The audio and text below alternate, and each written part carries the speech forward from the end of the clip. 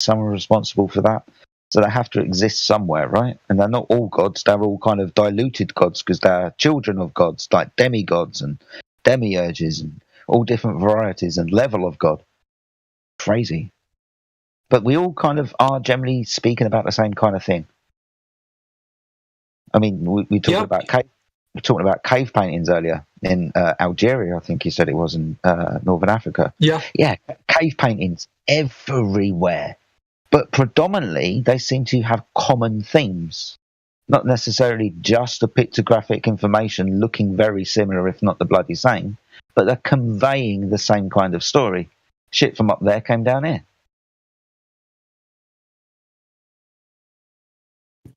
when you spoke about the gods in Hinduism, or let's say specifically Hinduism, like those Central Asian religions, it's this is how basically my explanation to it. It's very old religions and very old also scriptures. So imagine those gods, like as you said, many gods, and every god is responsible. Let's say god of the sun, god of the wind, god of the whatever, right? So Islamically, actually, I can relate to those as angels because we believe that there's a king of as angel, like the angel of mountains, the angel of wind, the angel of etc. Right? So it's just like because they had so much time ahead of, like currently we're living at some of them like 5,000 years old or maybe more. Those like angels with some maybe mistranslation or misunderstanding as like gods. I don't want to get into like the Bible and some translation of it, but basically, let me put it like this. So gods used to mean angels for them back in the old days, but now basically best example is like when Christians say the Father, right, in the Bible, the Father meaning the creator. We Muslims say Allah.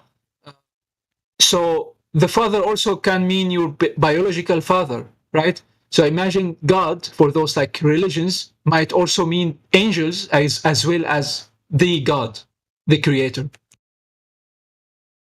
It's the term God with a big G and God with a little g.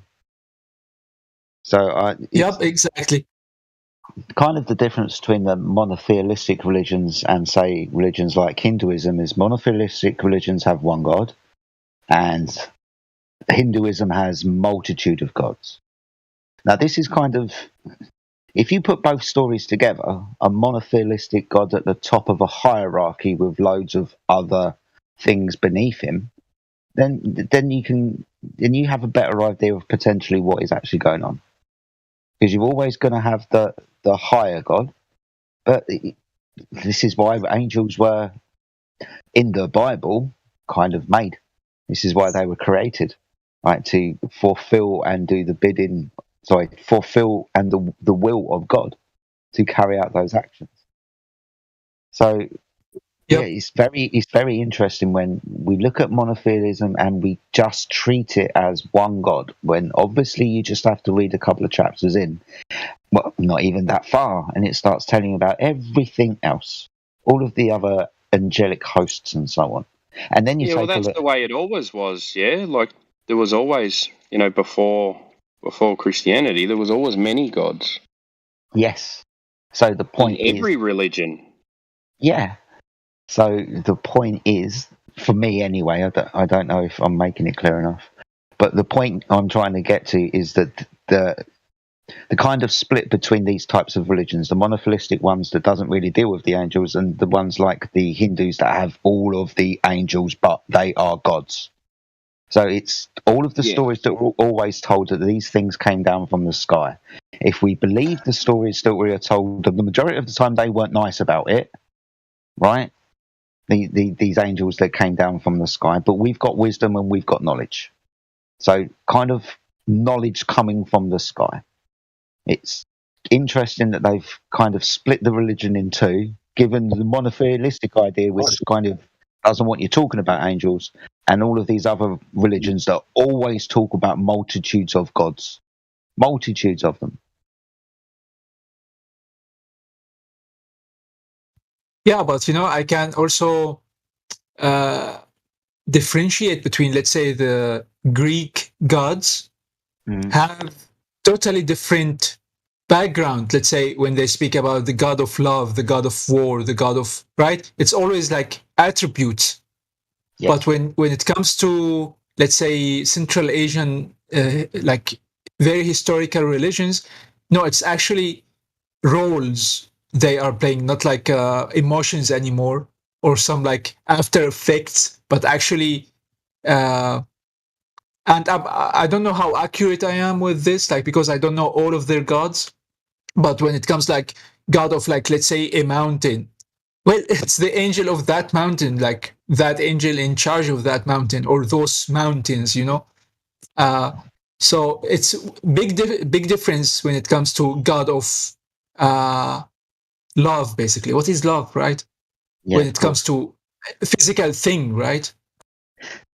I mean, so this is interesting. I don't want to bring it up too much because it's a lot of conjecture and it's relying on other people's kind of research and their ideas. But you remember I brought up this guy from Mud Fossil University when we were talking about biology in the sky. Yeah. Now, he's also talking about biology on the Earth, huge biology, for example. So when we have people, let's say, turning around to mountains and saying this is a god of this mountain, it makes me wonder if they're actually talking about, this is actually the fucking angel.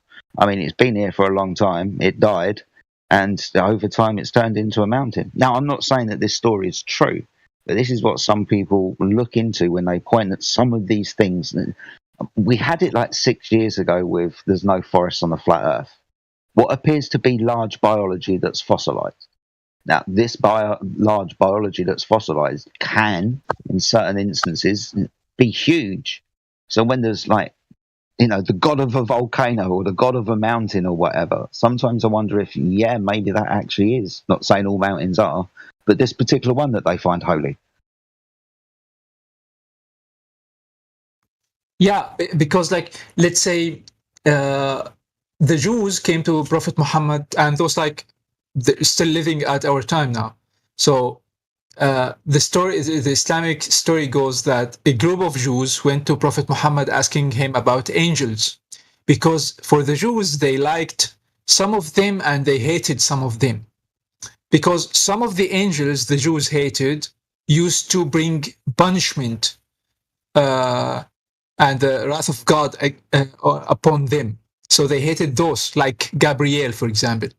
But they liked other angels who bring some goodness into the world, right?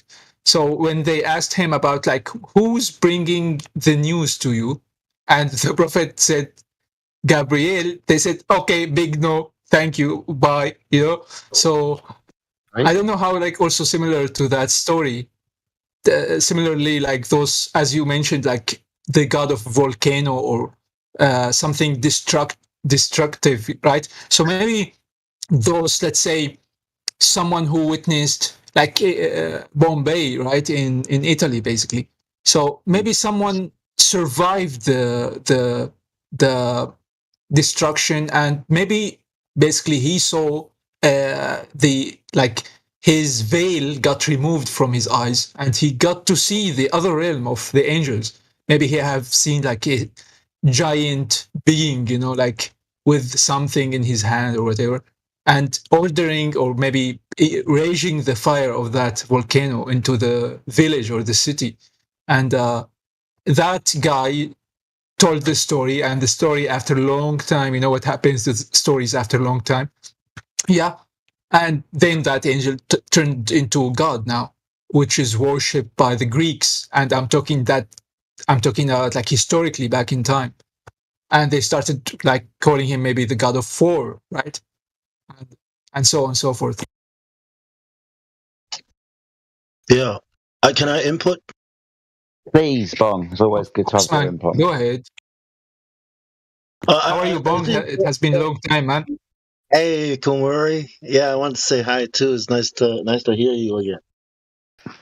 Thank you, man. Go ahead. I think those Jews that went to Muhammad are probably like Talmudic Jews. Like the kind that were swallowed up in the wilderness.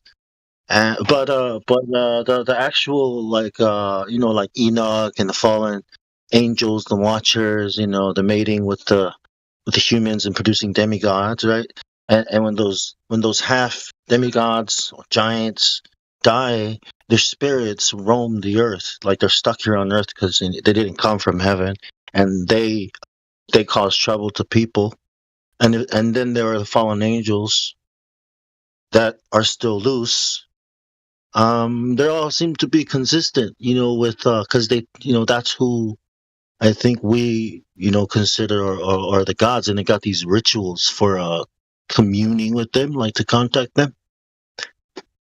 But yeah, so what do you? I think consistency. That's what I was saying. It seems to be, yeah. Uh, oh, and then there's the Testament of Solomon, right? He was talking to these demons. And they'll mention like one of them would say, "I am the son of this angel and a woman, and I'm this and that son, like Osmodeus, these kinds of names." But I don't know if the Testament of Solomon is true. But yeah, that's what I wanted to add.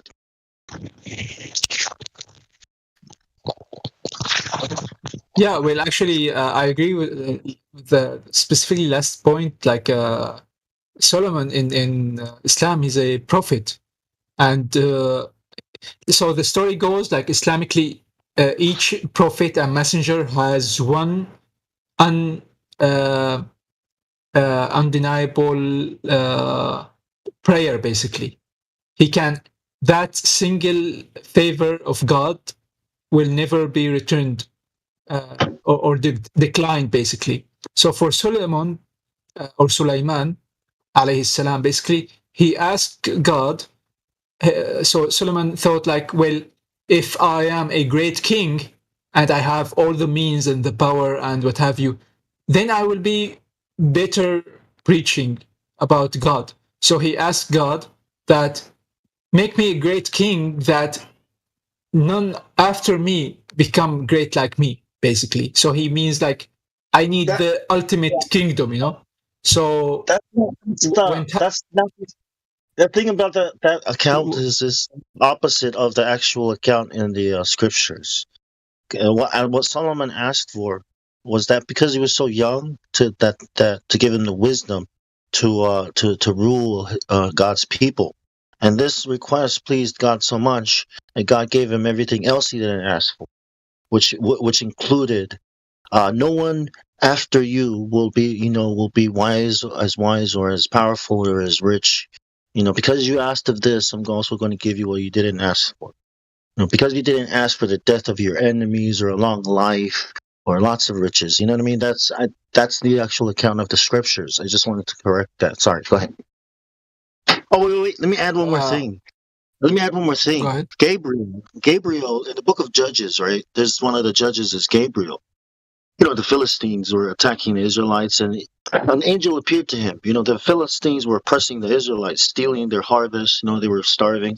And Gabriel was out in the field, like sneaking around, trying to harvest, a little bit of wheat they had, hiding from the Philistines.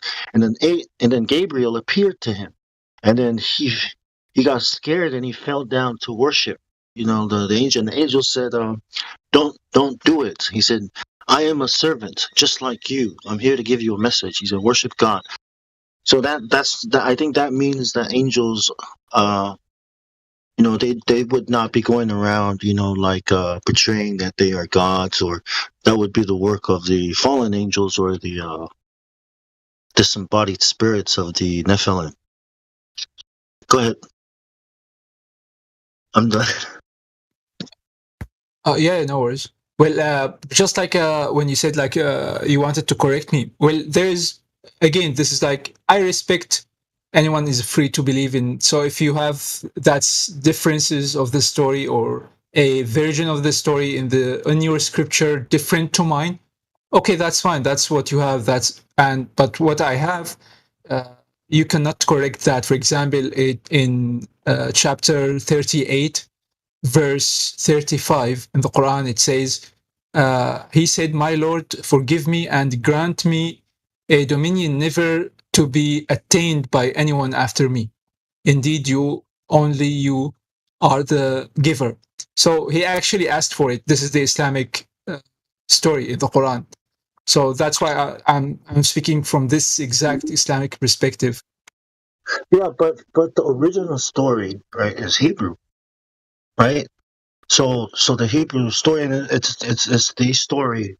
You know, it has the all the descendants, has all the names, the bloodlines, all the way down, all the details. I mean, that's the original story.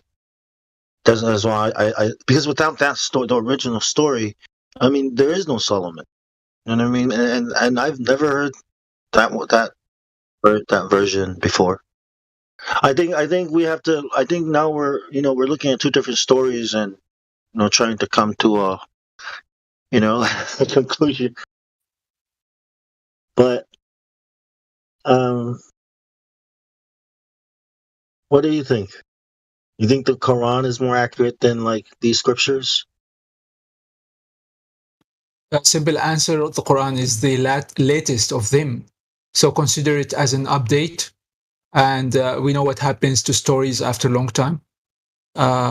So It is yeah, it's a totally different story. It can't be an update because it's a totally different story from the story and the story of the Bible, like with Yeshua, is actually complete. Like we're just waiting for if you read it, it says we're waiting for the return of Yeshua. I think that's where the story is at the moment.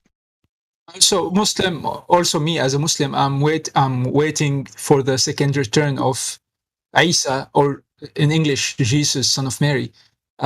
So yeah, when it comes, let's say, to Solomon, in the Bible, if you read it like at his end of his life, he became a disbeliever and seduced by women, right? So the Quran actually disagrees with that, as he's a prophet and he's a king as well, and he died as a believer. So that's when you have like different stories. And when I said update, I don't mean like actual update, like let's say a new intel into something. No, but it's just like more as a filtering, right? So anything that is correct in the Bible, we believe in it as Muslims. Like when it comes, for example, for Isa, Jesus in English, uh, his virgin birth, his like all the miracles he did, like healing the blind, etc. We believe in it. It's like part of our religion. So that's why also earlier I said like there's many of the Jewish or Christian beliefs that we inherited as Muslims. So it's Yeah. not like something to be completely separated. But also when it comes, let's say Solomon. So do I believe in him as like someone who's lustful and lost his faith to some seduction by women? Or do I believe in him, as Allah said in the Quran, as a great king, a prophet who fulfilled his role and died as a believer? No, I prefer the Quranic version. So that's why Yeah. Okay. basically a lot of I points when it comes to the Quran or to the Bible, it's like that. I think we're looking at two totally different stories with the exact same names, or maybe one story with two totally opposite directions. You know what I mean, that's what I think is happening. But wait, let me. I think we're getting a bit far from the word God. Okay, like the stars. Yeah, the Romans. We call the star. I mean, the planets.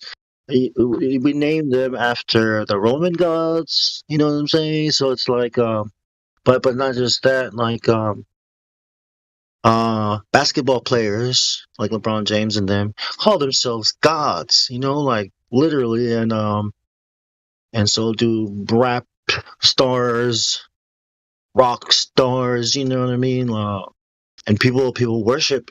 So I think God is like really vague. What does it even mean, right? Something people worship. Sorry, what's the vague part of?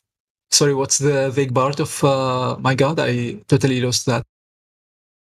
The English word God. Like it does it. Like Oh yeah, yeah. the way people, the meaning of the word God to people, right, is like well, check it out. In that movie Space Odyssey 2001, at the end, Kubrick says that an alien, or to us, is virtually a god.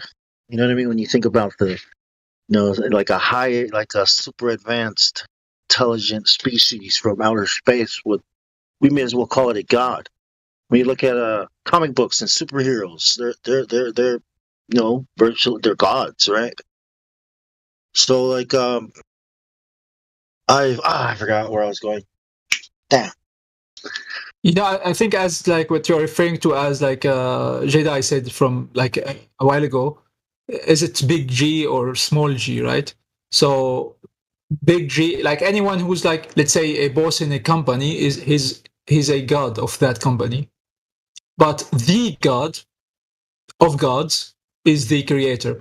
And God, I use it because I know like there is a lot of like controversy when it comes to God and its definition and its origins, and some people say its origin is very bad and whatever.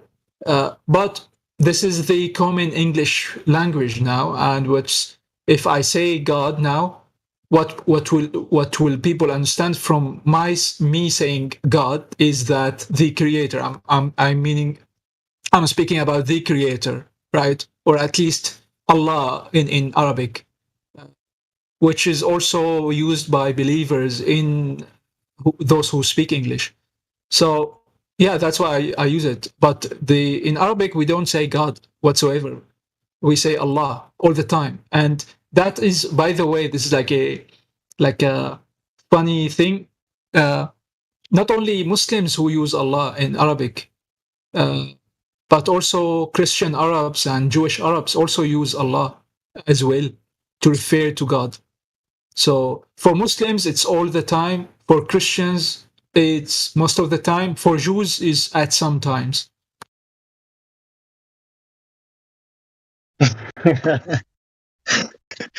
Yeah. Sorry to interrupt, guys. So, Komori, I posted in the live stream for you a sermon by Walter Vaith, the Islamic connection to Catholicism.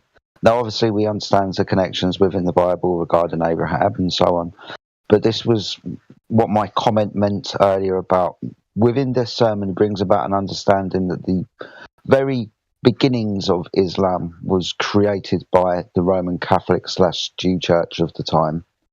I made a comment about a Roman Catholic nun, or a woman who was very, very rich, and she married somebody very important.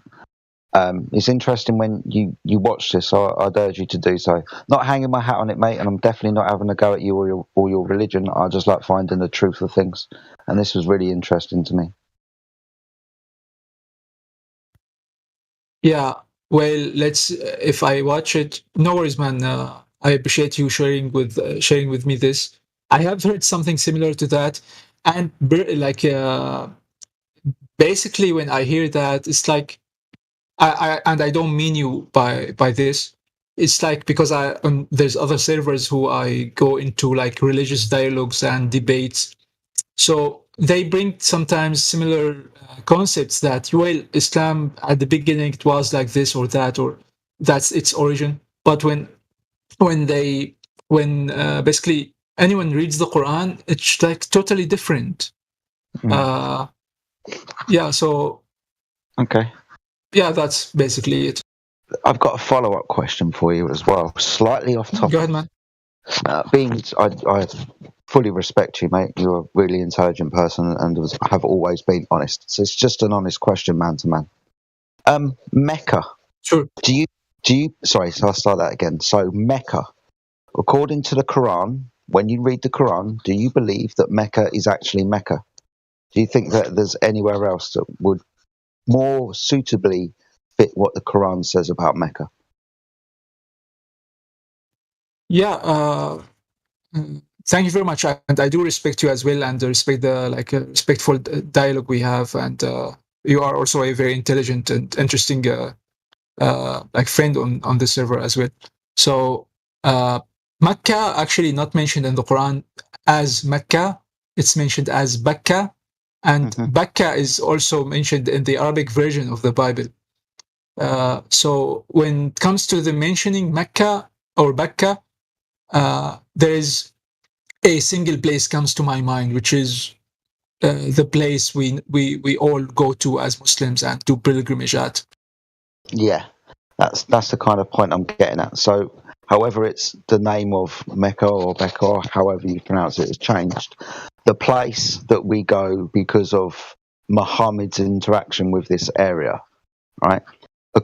So, what would happen if I was to give you information that suggested that, according to the Quran, to the best of everyone's knowledge, Mecca might not be Mecca. Mecca might be in Petra. Do you know where Petra is? Or the city of Petra? Yeah. So yes, and Levant. Yeah, I don't know whether you've heard this story before, but when people apply the Quran to this area, it more definitely fits than the place that we call Mecca today. That would be interesting, right? If they were proven to be true. Well, this is also like very weird. I don't know. I don't know even if it's correct to say story. It's just like better to for me to refer to it as a claim, right? It requires evidence because we have this guy who's like had some history in Mecca. Basically, he's a native to Mecca. He's a son of Mecca. Basically, comes from the tribe of Quraysh. He lived there his entire life, and he's born in Mecca as well, which is known to the Arabs, as Mecca. And the Arabs at the time didn't know any other place called Mecca. And this guy receives this book called the Quran, and the Quran also mentioning this exact tribe in Mecca, and also this exact city of Mecca as a holy place. Why? Not because Muhammad is there, but because this is the city built by Abraham and his son Ismail. That's why it's a holy place in the Quran, and I think it's an honor to Ibrahim alayhi salam, basically, that he built this city by the command of Allah, that he ordered him go to that place in the desert, and the angels helped him establishing the house, which this black cube, it's not really black, it's just a building, it has a cloth on it. Yeah, this is in the picture. So yeah, that's what it is. But if people wanna distort the image, introduce some new bag, noise to the Islamic story, so they confuse people. Yeah, they say no, it's not this place, it's that place. But yeah, by the way, I don't mean you, I mean the originals who made that claim. Of course, I hear you. Obviously, I do. What kind of struck with me then is, I get when people try to say that originally we were told the right thing, and these people who are coming along later are just trying to, muddy the waters. And can't the original kind of story not be necessarily true in the first instance, and over a duration of time be demonstrated not to be true within the first instance? That can happen, right? Well, I would have to say this. Yeah. Like, if we, because that's a different story too. Like Abraham and Sarah, when they had Isaac, had to send away Ishmael and his mom. because they almost died, and the story is God promised her, the mom, that he's going to turn Ishmael into a great nation or a great people, and that was the end of the story in the scriptures, right? So I have to, if you, I think if a person is going to believe the Quran, they have to actually believe and accept that the scriptures, this Bible story is false. And if you have to believe the Bible, you have to accept and believe that the Quran is false, because they're totally contradicting opposite stories. So, you know what I mean?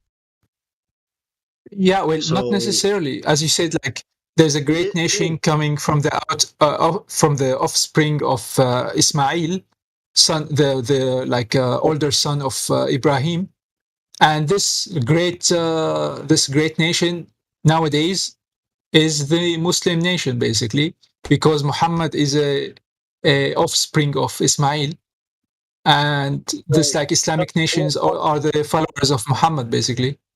But I'm saying, like, you have to, like, Abraham did not go with Ishmael to build anything, right? Because the story from the scripture, from the Torah, is totally different. You know what I mean? It's actually opposite or against each other. You know what I mean? Contradicting. That's what I mean. Like, either the Bible is totally false if the Quran is true, or the vice versa. The Quran would be false and the Bible would be true. Like, it's weird like that, eh?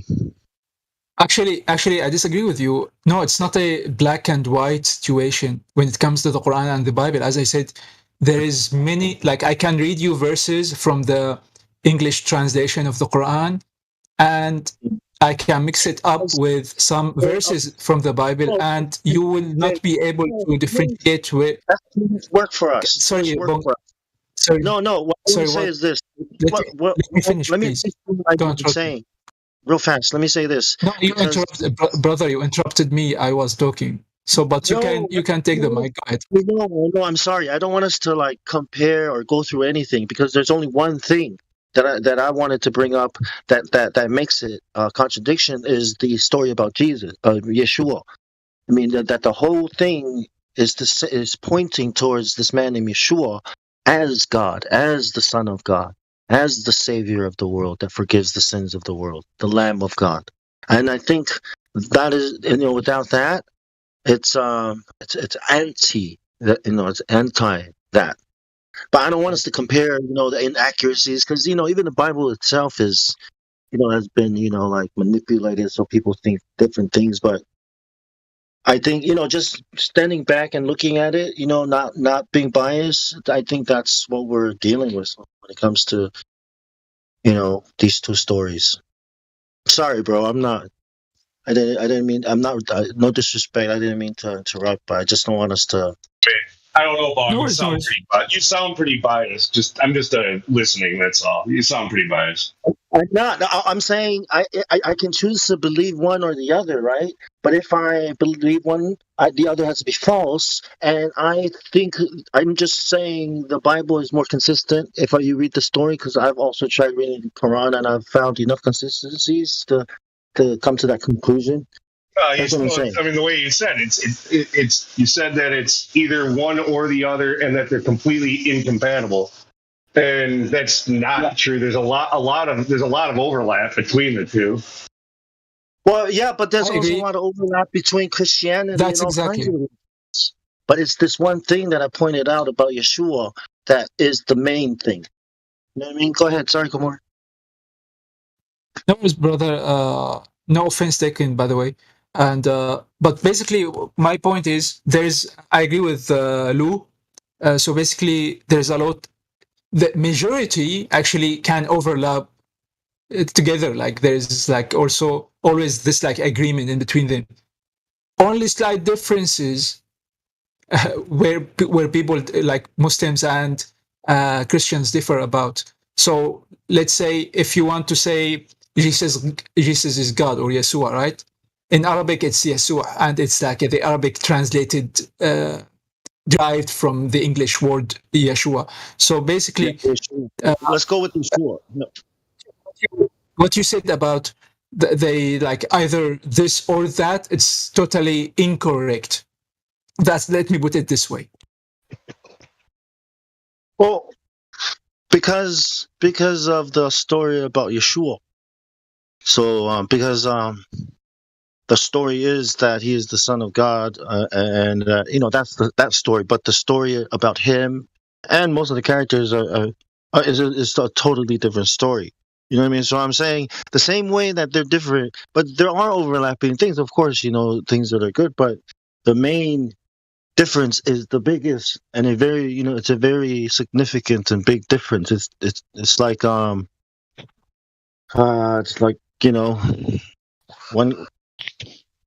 Yeah. One story is about this guy being God. The other story is about this guy not being God. You know what I mean? That's a big difference. Well, actually, no, actually, let me tell you this. You might get surprised. It's a definition game as well when it comes to Christianity and Islam on the agreeing on the terms. So if you want me as Muslim to believe in Jesus as God, as Son of God, I have no problem with that. If you mean God as this guy in charge, this prophet in charge of the children of Israel, and those in Arabic, still till this day, I can call myself God of the house, basically, which means I'm the man of the house. So if what you mean by Jesus being God, I totally agree. If by Son of God, sorry, one sec. And I'm also talking to you, by the way, and like all the Christians who are hearing me. And if you by saying Son of God, you mean this like mighty prophet who is from the family of the prophets of the like sent by God, I totally agree. I totally believe that. But when it comes that he's a begotten son, that's where we depart. When you say like he's the God of God, like God worthy of being worshipped. Even he, like Jesus, didn't claim that. When you read the Bible, that's a different story. But people, because he didn't see it as a thing to be grasped. His example was if you want to be great, you got to be a lowly servant. That was his story. But that is why they killed him. That's why the religious leaders of the Jewish people had him killed, even though he was declared innocent by Rome, the courts. They pushed it like, no, like, you know what I mean? They even offered to like, look, do you want me to release this rapist and murderer named Barnabas or Jesus? Choose. And they chose to release Barnabas, the rapist and the murderer. So like the story is about a man who went around doing things that only God can do. Even the claim to forgive sins. That's really a big claim. That's why they killed him. That's his story. That's what I mean. Like this guy was going around literally saying that he was the literal Son of God, that he is the voice in the burning bush that spoke to Moses. He said, "I am." They tore their clothes. We hear any more blasphemous claims from this man. You know what I mean? That's that guy. So literal. I know, right? It's crazy. That's the story. Well, with all due respect to you, Bong, and anyone who share that belief with you, when I spoke about those let's say gods in the old let's say Central Asian mythology or theology, and how I can relate to it Islamically as they misinterpreted or misunderstood something, or that something got lost over time due to many generations, right? That's exactly how I see Jesus being treated in Christianity nowadays. Because simply, if let's say to put myself in a neutral position, well, okay, let's forget about the Quran totally and never bring the Quran into the equation, right? So if I read the Bible, will I arrive that Jesus is God worthy of being worshipped, that he said, worship me, etc., so on and so forth? Never. Actually, you always see him referring to the Father. My Father is greater than I, etc. O children of Israel. When he said here, O children of Israel, No, my a lot God, of your Christians, God, my Lord, your Lord is one, right? a lot So of Christians fighting for that. suddenly, I know Christians are fighting. There is like some sects of Christianity who are, I think, called Unitarian Christians. They believe that Jesus is a messenger, which is, yeah, which is exactly the Islamic take on it, as mentioned in the Quran. And Another thing, the funny thing, do you know my view about go ahead. Christians? I'm not a Christian because Christian has nothing to do with Yeshua. You know what I mean? If you think about what it is, the word, the traditions, the doctrines, the churches has nothing to do with Yeshua. Everything to do with some savior of the world, the Antichrist, in my opinion. But this thing that's in this, these scriptures seem to be pointing to someone. That Yeshua, this guy. The actual story in the Bible. So it's like, well, there's something here. You know what I mean? And that's why I was like, this guy actually is claiming this. The claim is actually that he's God, that God became a man. It's like what? So a lot of claims like that too are out there about all these other gods. You know what I mean? Like demigods, like this, like Hercules is the son of Zeus. But like he's some dude that went around Well, killed his family. actually, yeah. Actually, I agree with you. You nailed it. Like, so there's a saying, I think, and I'm not quoting it like accurately, that when Christianity entered Roma, basically the Roma didn't become Christian, but Christianity became Roman. So Yes.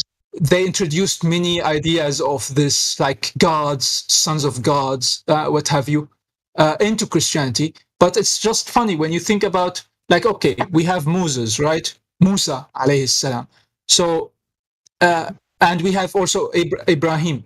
So those guys, totally monotheist, never said anything about like triune God or multitudes of gods or what have you. Suddenly, we have this guy in between, and I'm referring to Muhammad as the last one. So this in between, who's Jesus, suddenly claiming to be God according to the church, not according to him, by the way. And after him comes a prophet who says, no, he's not a God, he's a messenger, and he's a brother, and he's coming back again, right? So wait, like, the story is but not according. last one. One second, brother. So and the last guy, who's Muhammad, he's also monotheist. He's also saying like, okay, God is one and only, like those way before him, like Moses and Abraham. So don't you think it's like there's something weird in between happening? Like, so the original people, like according to the Torah, never said, like Moses or Abraham never said that God is multitude of gods. And the last guy, if we want to like involve him now, Muhammad, when you read the Quran, never said that God is multitude of gods. But suddenly there's a claim in between, like in the middle, that there is a multitude of gods. That's weird. Yes. So no, wait. So let me just clarify this first thing. Jesus said, I and the Father are one. Right? People say God is one. Jesus agrees. I am and the Father are one. That's what he said. Now, what these Christians do, going around saying there are three gods, I don't know what that's about. But that's what Jesus said. He didn't say that there are many gods. He said, that. So, anyways, let me just back it up to Moses. This Passover that Moses, established, right? It's been prophesied even in Genesis, right? That your head will be crushed, the snake's head will be crushed. A child will be born, from her seed will crush your head. You will bruise his heel, right? That's Jesus dying on the cross, but also destroying the power of sin. And then the story, that the lamb of the Passover, this is what Jesus is symbolized. So not only is it prophesied, right, and practiced and waiting for Messiah, when he actually did appear, people believed he was the Messiah, the Passover lamb. And then he fulfilled all the prophecies. And we look at how many prophecies that should be fulfilled, and the probability that any man could fulfill it if he wasn't God, like it's next to impossible. But he fulfilled all these prophecies. So even when you look at statistically speaking, probability wise of things happening and this guy being God, it's all, consistent. And that's what I mean. This other story is from the Freemasons. It's from the mystery religions, and it's from who knows. I think it's because the Kabbalah, these Talmudic Jews, right? The Kabbalah guys, the Judaism of today, are also the same kind of religion as Hinduism, which is also this where the model of the atom comes from, which is also Roman Catholic that brought us the ball earth model, which is also all these religions that are so-called Christian denominations teaching about a Jesus Christ that is born on the 25th of December. And they worship him on the Sunday, on the day of the sun, the first day of the week, not the Sabbath. And they got a halo around his head, you know what I mean? So that's what I was saying. It's like a totally different. It's an Antichrist Jesus, or it's some kind of What do you think? What's the last one? I think it's the Antichrist. This Jesus of the December, the Christmas Jesus. I think Antichrist. The Christians, all these Christian denominations, I think that's all Antichrist because it all came from the Roman Catholic Church. And if that's where Islam came from, I haven't looked into it. I got to watch that video and do my research. But yeah, go ahead. What do you think?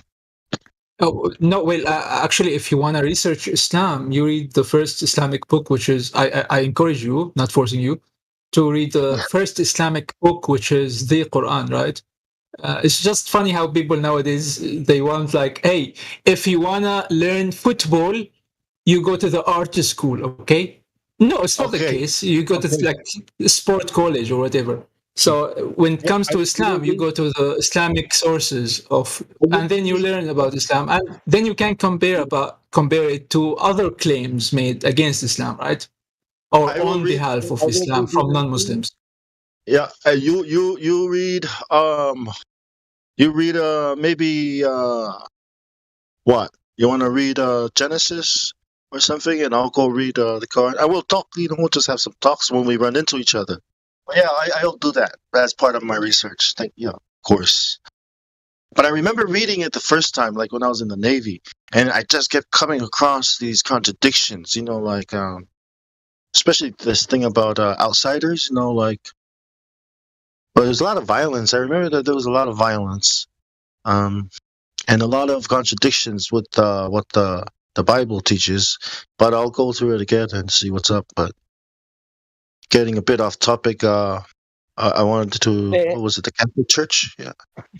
And the fake Christianity that's out there. I want to expose that more, the fake Christianity. I think it's interesting because this goes into my point that I tried to raise with Comer earlier. Whether he believes the information or not, if we're talking about the Roman Catholic Church setting up religions and, of course, fake Christianity, it's not going to take them too much to set up another religion, is it? Which is so it also stems from the same place. The roots there. Yeah, right? I agree. I can entertain that idea, Chris. As a is it a possibility? If you ask me, it has zero possibility. Why? Because if you review the Islamic history or the recent Islamic history, started or restarted by Muhammad, peace be upon him, he defeated the Romans, right? And his army, basically after his death, continued all the way until they defeated the Romans in the Levant, basically. And they, after many years or so, some campaigns, they didn't reach Roma, but we're close to reaching Roma. But this is it's just weird if you think it. Think No, about it. Go ahead, sorry. It's weird because that's information that is spoken about within the sermon that I gave you, or documentary, whatever you want to call it. So basically, because of the spread of things or peoples and religions and lands away from Rome, it became very, very hard to control these lands that were very, very far away. So within the sermon, he goes on to explain we'll just create something over there that can, take control of something that's over there and do our work for us. So that's basically the premise that's put forward within the video. Yeah, it was created to do the very thing that you just described. Take control of this land. Now, what we don't want as the Roman Catholic Church, because, we're Roman Catholic, is true Christianity. That's what we're fighting, and that's what you'd be fighting too, wouldn't it be? It's just, that's the story. I'm not saying that this is the truth, and I'm not challenging on you about it, but I'm just saying it might be worth having another look at again, being as we seem to be skirting around the same issue and possibly have the opportunity to look at things from the same direction. We understand the Roman Catholic Church is shit. Well, they fucked Christianity up. That took Christians a long time to figure out. Say the majority of people in here. So it wouldn't be too far of a stretch of the imagination to look at something else and go, well, this religious organisation was set up too. You understand, right? Yeah, I follow up 100%. But I just again, when I bring the what happened, the history, even by only reading the Quran, you can't even, and this is what basically, let me finish this. You can't even possibly link this or entertain that idea whatsoever. And I don't want to be ignorant and judge something I didn't watch, like this commentary or documentary you shared. But I used to listen to people like that before, and some of them they haven't even studied Islam, but they just know enough according to them to speak about it, or just to come up by those theories. And the when it comes, you mentioned, true Christianity, right? Well, Islam, if you start reading the Quran, basically the first Islamic book, or the only Islamic book, you will see actually it's addressing issues that is related against the Romans, not against the let's say, according to what you said, true Christianity. So there are I think 3 verses in the Quran against Trinity, or against Jesus being worshipped. So that's the fake Christianity, if you wanna address it as true or fake, right? So wait.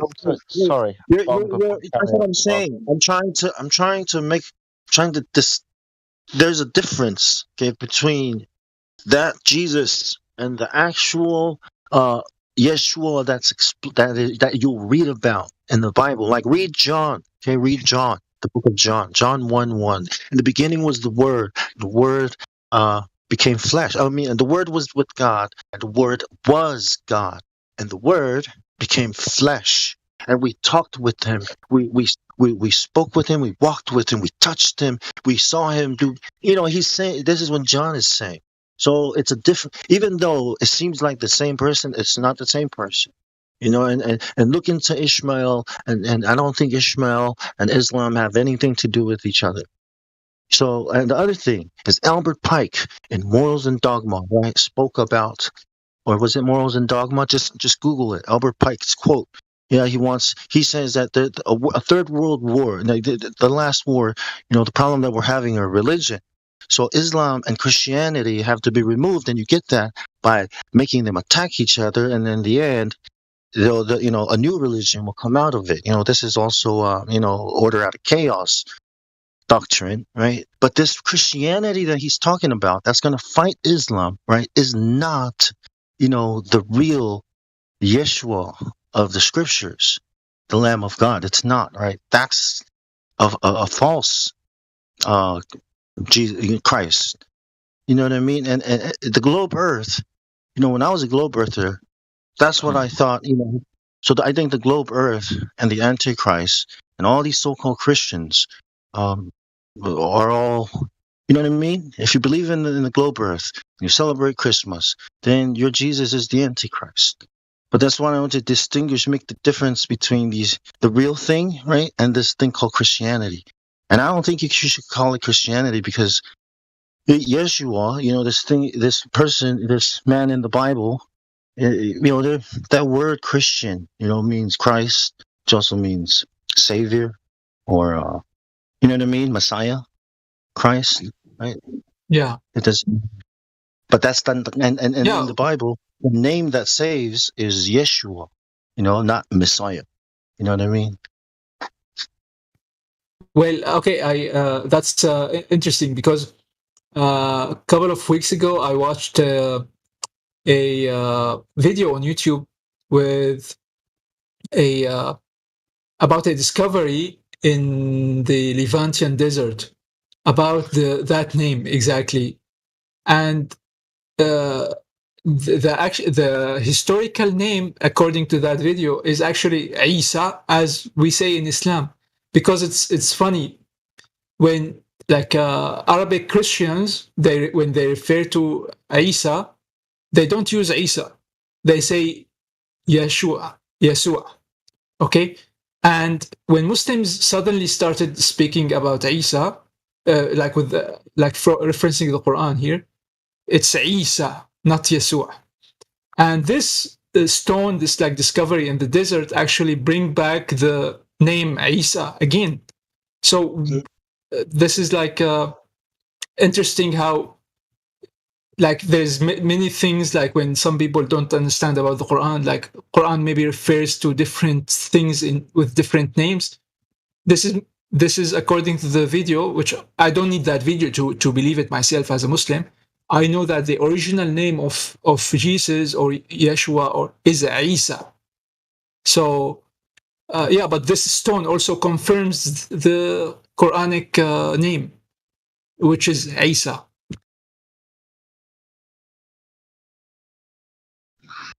But that's not the name. But the man you're talking about is not the same man that John is talking about.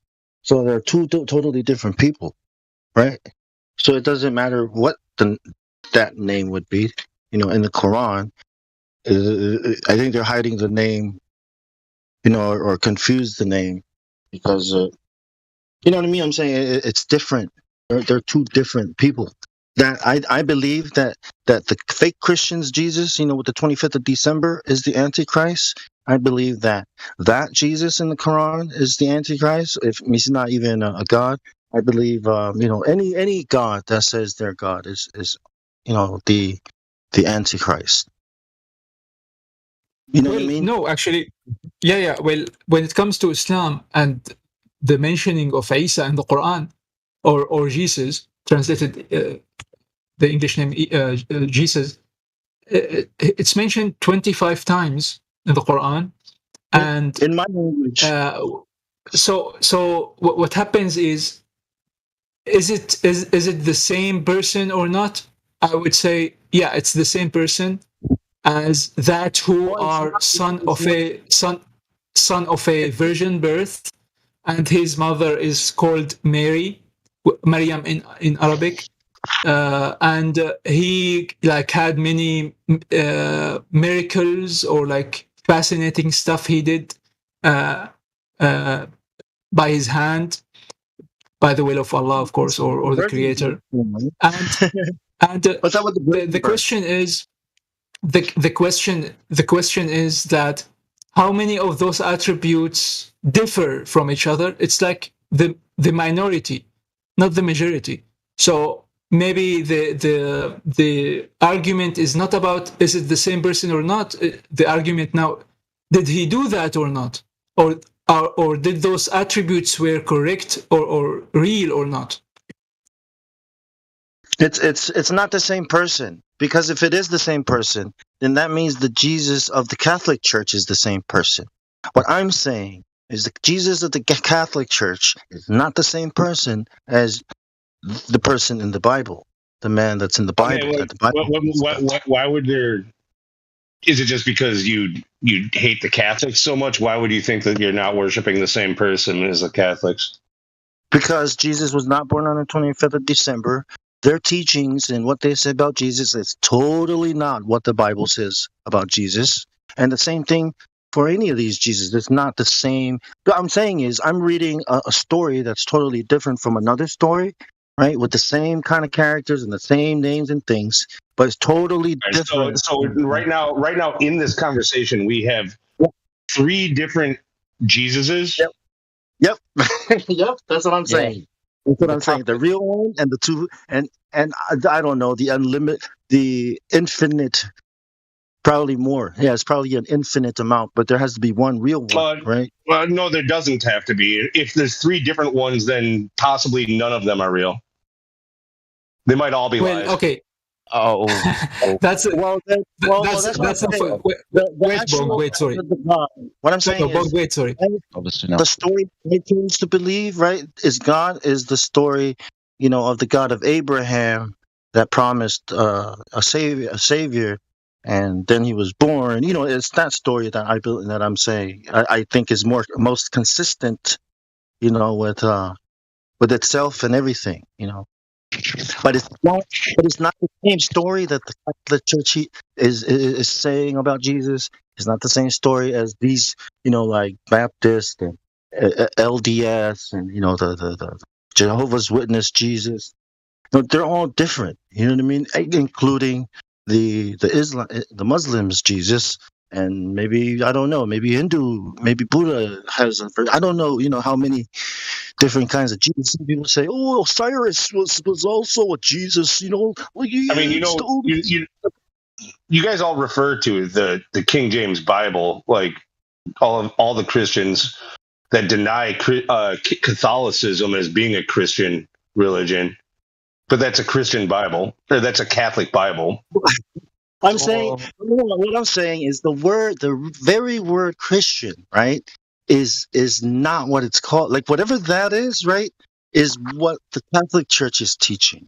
But Catholicism Catholicism in all of its denominations does not exist without Christianity. Christianity in its Bibles does not exist without the Catholic version of it.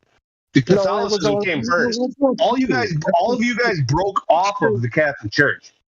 That's not true. Scripture was scattered. There's all kinds of scriptures.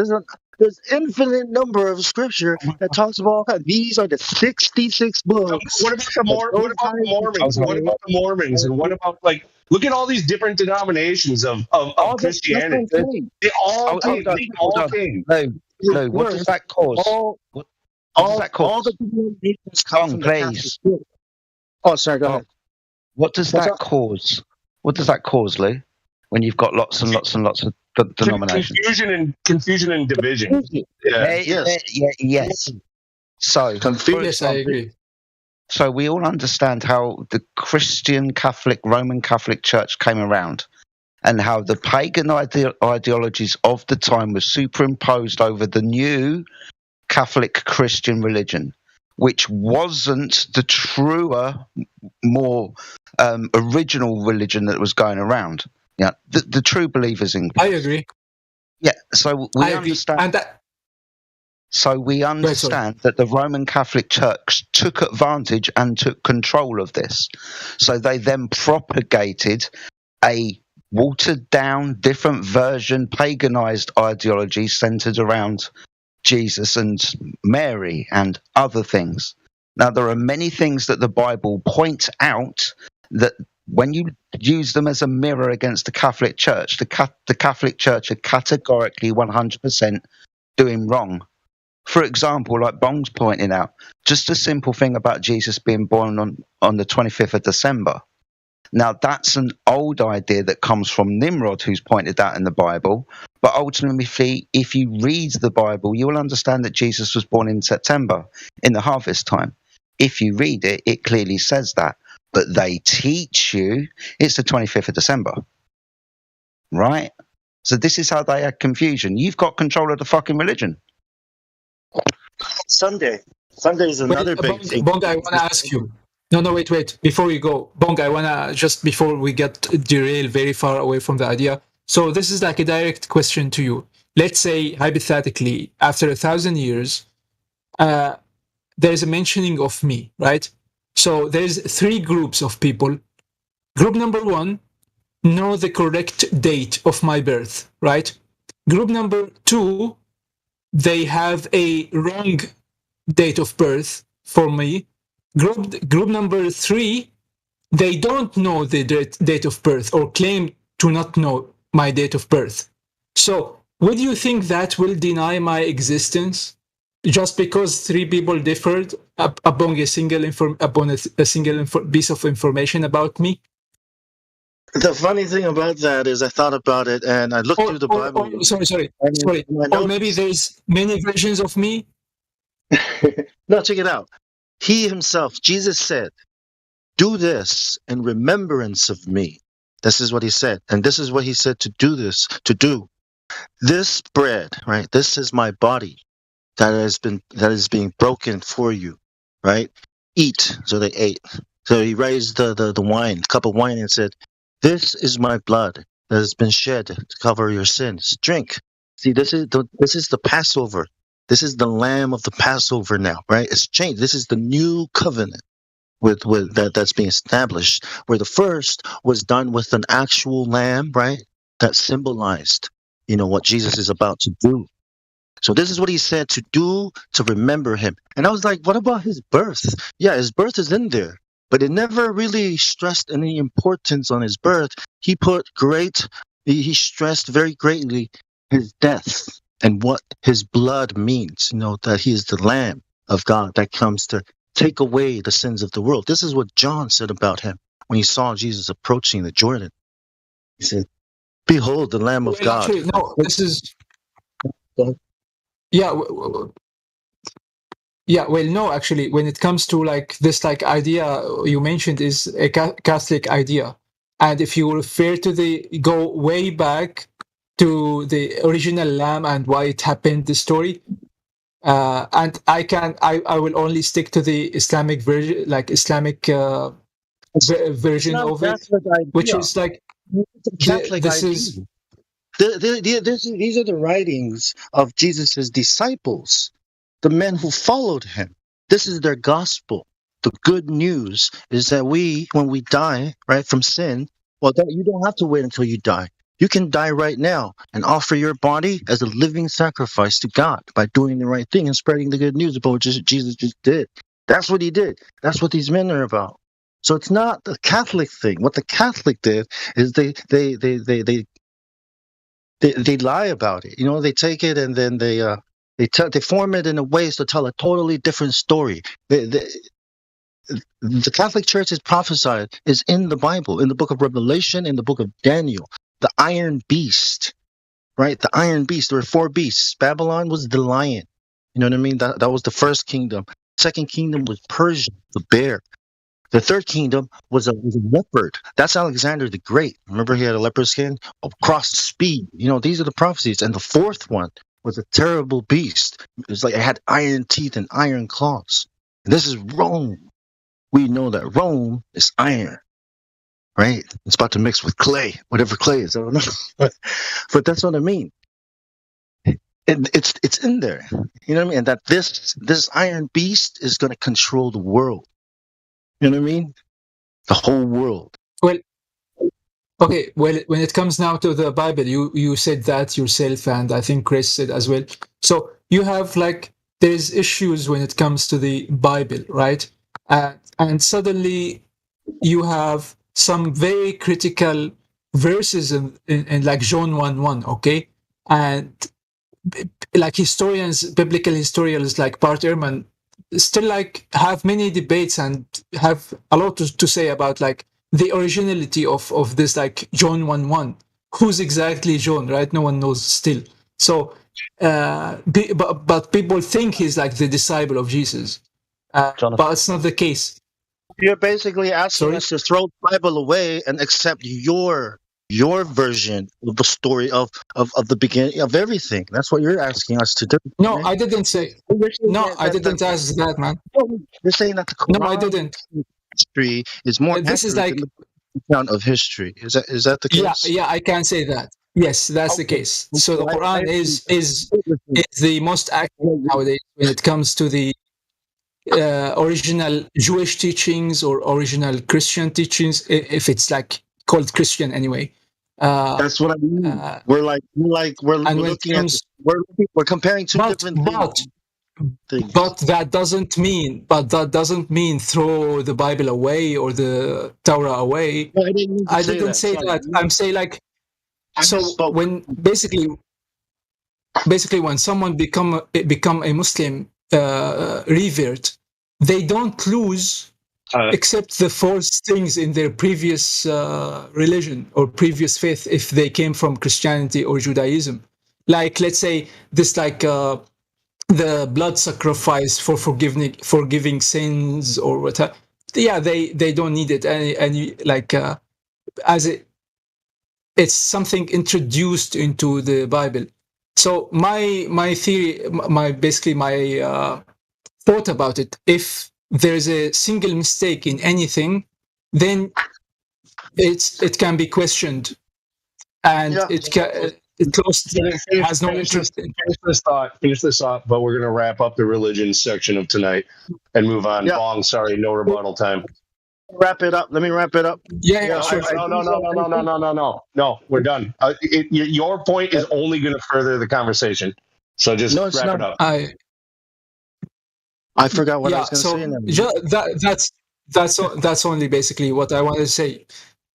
So just like read the Bible for what it is and read the Quran for what it is, and good luck. Okay, now, cool. Now let's move back to the Catholic. Bong can't.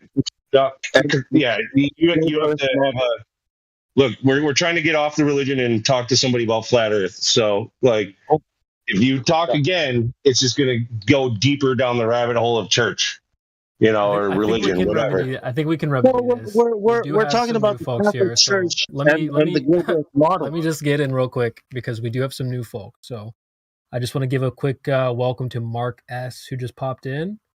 You should be able to say hello. We can hook you up with some perms to speak. Hey, how's it going? Hey, what's going on, brother? Not much. How are y'all doing? Doing well. Doing well. What brings you to thank the you. saloon, partner? What brings you in today? Oh, did you leave? Stimulating conversations, maybe. Well, I hope you didn't leave like that. Come on, we need somebody to stick around. Come on, at least for a little while. Yeah, I was please. about to ask you, what would you say what if I told you that the globe Earth model came from the Catholic Church? Sorry, go ahead. Fight. That's what we'd say. Fight. All right, Hold on, let me send him a message. Who's asking? No.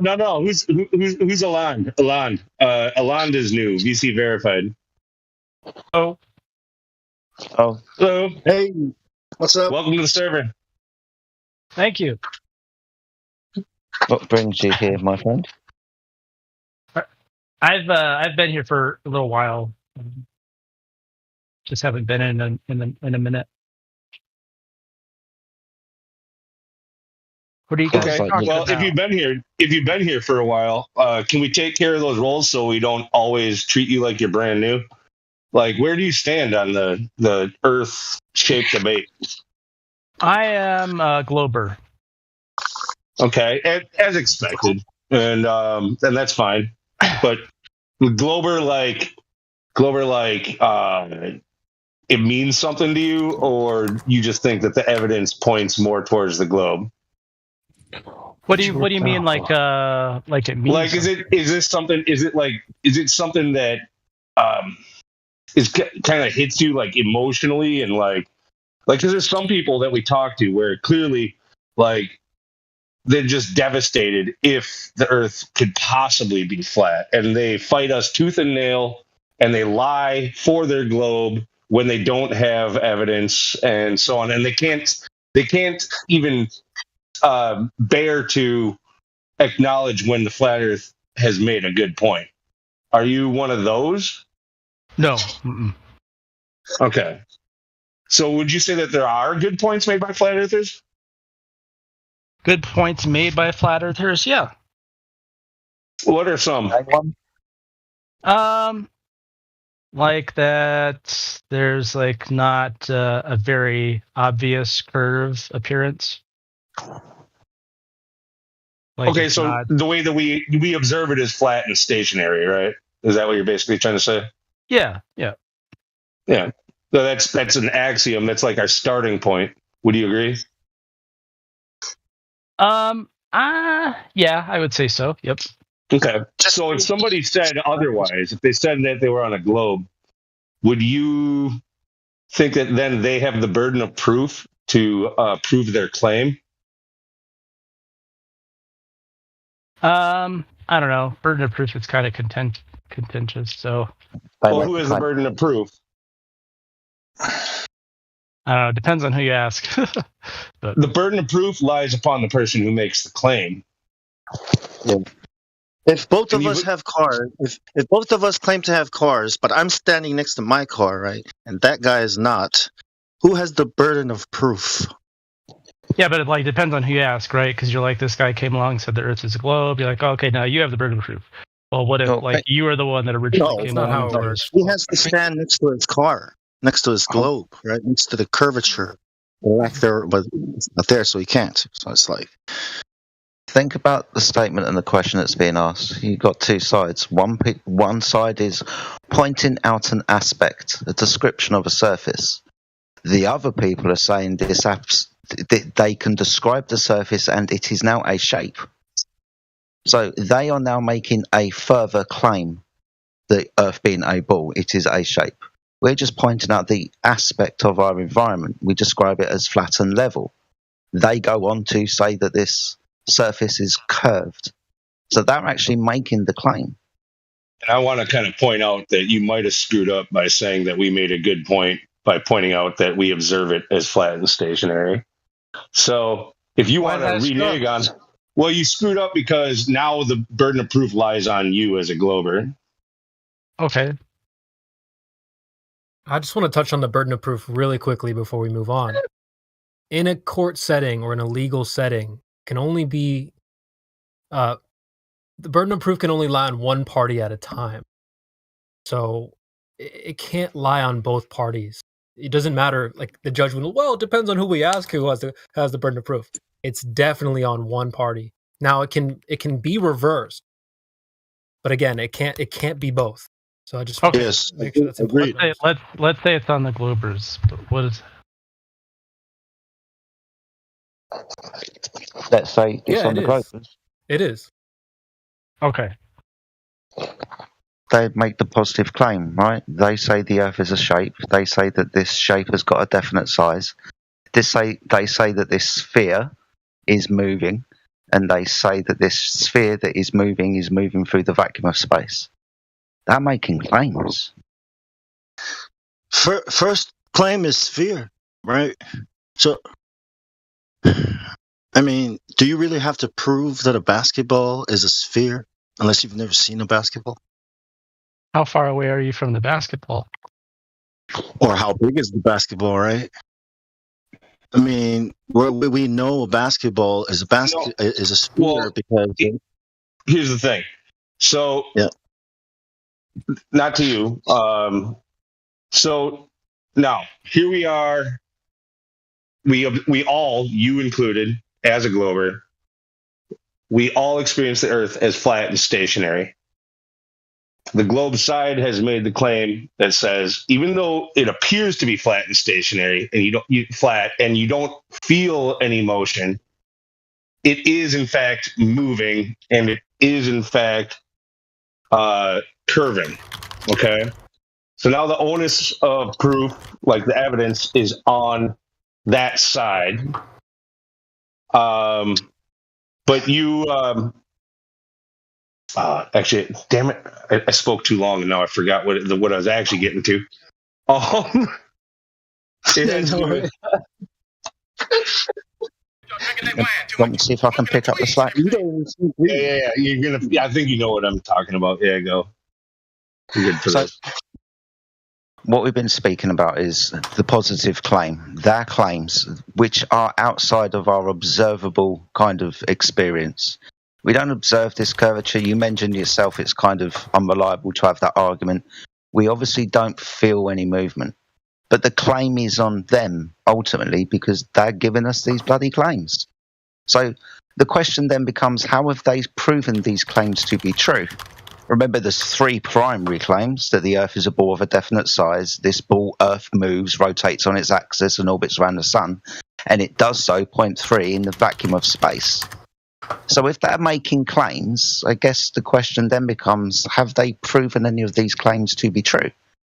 Have you got any first-hand knowledge of them proving these claims to be true? Maybe like the radius or the circumference or the Earth being a ball. Do you know of any time in history that they might have proven this claim to be true? There's a question mark.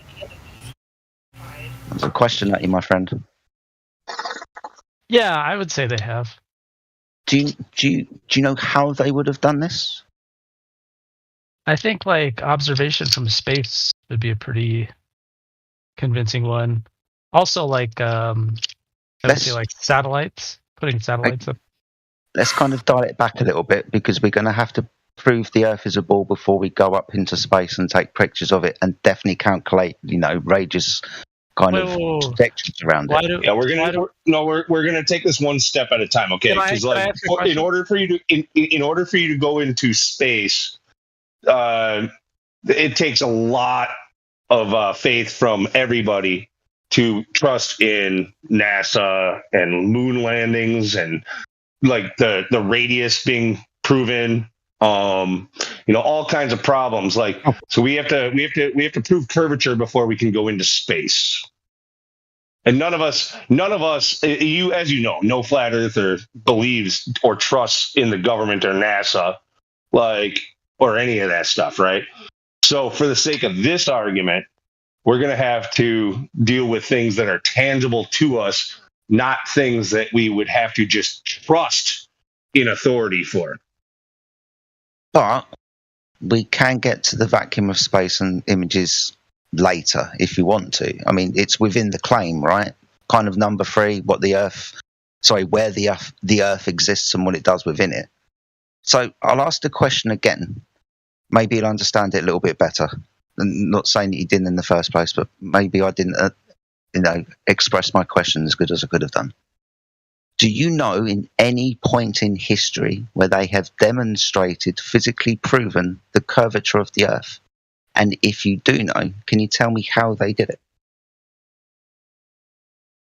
I mean, what do you mean by physically? Like tape measure, or in any way, shape, or form? If they could measure the curvature of the Earth, so physically demonstrate it to be true. Now, I don't mind if you turn around and you say that you don't know. Would you say that like math would physically prove it to be true? Well, it depends how you came up with the math in the first place. No, not really.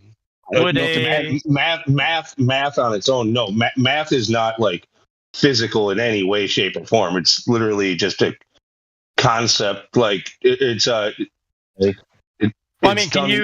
conception of man, like on paper and theory and so on. It's not physical in any way, shape, or form. Yeah, for sure. Would you say that you could use math to like determine like pretty practical, useful things? Yes. Yeah, but first you need measurements. You can't just use math without measurements of the actual thing. Yeah, for sure. But like, could you? Yes, as long as the math can be validated with actual physical measurements, then we're all good. But so would you say like we can't just agree on like a mathematical construct as reality and being physical because it works out mathematically? That will never happen. I mean, we can use it to like determine like the length of things, right? Like, yes. Okay. We can use measurement, but when we use math, sometimes it's not a good idea to presuppose your outcome. So if we say the Earth is a ball, for example, and start using Pythagorean theory, right? We can't presuppose with math. We've got to prove the thing to use to utilize the math to begin with. but we can use mathematics to discredit their claim of the ball. Because you're right. I mean, if we have maths, we can use it for measurements. So if we're told the size of the Earth, its radius, diameter, and circumference, for example, when we are told that 3,959 miles for its radius, then we can figure out a few things about, the curvature of the Earth, can't we? Yeah. Yeah. So if we put these numbers into calculations, there's two things that we can primarily figure out. One is the rate of descent between point A on top of a ball and point B somewhere descended on that ball below it. So that curvature rate is 8 inches per mile squared. We can also figure out, which is really handy, where the visible geometric horizon should be, the physical obstruction for boats. And you pointed out, the horizon's a little bit iffy. Flat earthers have got an argument about this. Yeah, this one. Because this calculation, when we run the maths for it of the ball with the size that it's given, if you know your altitude above it, it's just a mathematical calculation to figure out where the curvature of the Earth is, the visible horizon.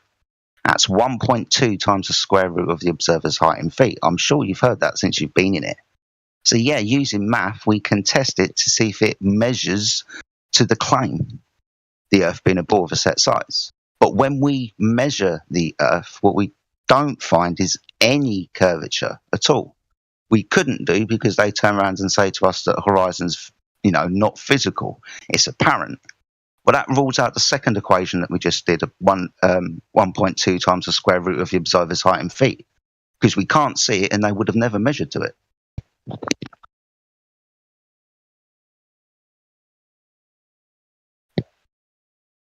Oh, but that would be my answer to how they determined the size.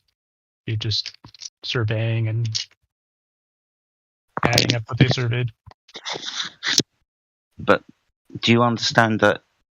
Okay, let me maybe ask this again. You kind of believe that maybe somebody somewhere done something? Yes. That's not true, because surveying requires, you have to assume that it's flat and motionless. Every profession, every trade. Neil deGrasse Tyson says you don't see the curvature of the Earth, which means you don't measure it. If you can't see it, you can't measure it. That's what he said. Oh, it has to be flat and motionless, you said? Every profession that requires you dealing with very large land masses, and you have to assume that the ground, the plane beneath you, is flat and motionless. Flat and level and motionless. I might be able to extrapolate a little bit on that. I might be able to extrapolate a little bit on that. So yeah, as you started out with this, you pointed out that we observe it to be flat and we observe it to not be spinning or moving. But that just so happens to be the case when it comes to aviation or navigation on the seas with ships and so on and so forth. Like they will tell you, we can show you government documents, many of them, at least 35 of them, that will tell you that in order for this to work, you have to assume a flat and motionless plane. Now, little caveat to that, like, they still want those people reading it to believe that they live on a ball, but in order for it to work, they have to assume that it's flat and non-moving. Now, what does moving mean? Like moving underneath them? Not spinning and not moving around the sun. Both. In the sense of this airplane. Yeah, pilots fly under the assumption that they're flying over a plane, and they don't take into consideration any rotation either. Yeah. In other words, assume it's not a ball, right? Assume that the Earth is not a ball and it's not spinning. That's what it means. But that it's a flat, motionless. That it is what we observe it and what it looks like. That's what they say. So if you say, I'm sorry, I didn't mean to interrupt. Someone talked about aviation. I'm a commercial pilot. My background, I fly C-130s, DC-8s, C-46s, DC-3s, Wow. 212s. Okay, this should be good. This should be good. Are you going to tell us that you guys do consider those things? Actually, we do. I'm curious on your aviation Really? background and your experience. Really, because we have met. I don't look. I have a drone. Hey, man, I have a drone I'm flying stoked. license. I do have an amateur drone flying license, but listen, being a drone we have pilot's not a talked real to pilot. no. I understand that. I understand that. But don't overtalk me. But, don't overtalk me. I want to make a point. I was in the middle of. You are not. You are not. You are I was not in the middle of my question. No, hold on. You are not the first. Sir, I was in the middle. You're not gonna determine how this conversation goes. Go ahead, Lou. You are Mark, not the first pilot. You are not the first pilot who has come in here. We have many pilots, commercial pilots, international commercial pilots, who have told us, who have confirmed exactly what I'm saying. So if you want to explain how you do consider rotation and you do consider curvature, please inform us. Are you done? Yeah, now I'm done, but you're not going to talk over me the whole fucking time I'm trying to make my point. Anyways, as I was saying before, I was rudely interrupted. I'm sorry, everyone. Could you explain? Rudely interrupted. You rudely jumped into a conversation that you weren't even in. I've been here for about 10 minutes now. So, anyways, first I'm sorry, everyone. That's what he was trying to point out. Yeah. Anyway, he just jumped into a conversation, not just share anyway. His point is kind of valid, mate. So maybe take a back step. We'll listen Mark to you. Speak, you fucking hold on, Prax. You guys are guests, so you don't need to moderate or anything. Mark, we're glad to have you. Welcome to the server. You've just got here today. Lou is a moderator. He just tried to moderate the conversation. So sorry to got off on a bad foot. Oh no, that's you're a all guest. Good, man. So just have some respect. You're new here. Nope. You know what? My bad. I'm sorry. Mark, you don't have to start every sentence with Mel. What's Mel? No, just Mark. It's cool. Like, we're glad to have you. Just no, I appreciate it. I'm sorry for the guy who got really pissed off. He's not pissed. Anyways, that's how he talks. So. Okay, cool. Anyway, whatever you were the one that seemed like you were pissed off. All right, guys, hold on. Okay, anyways.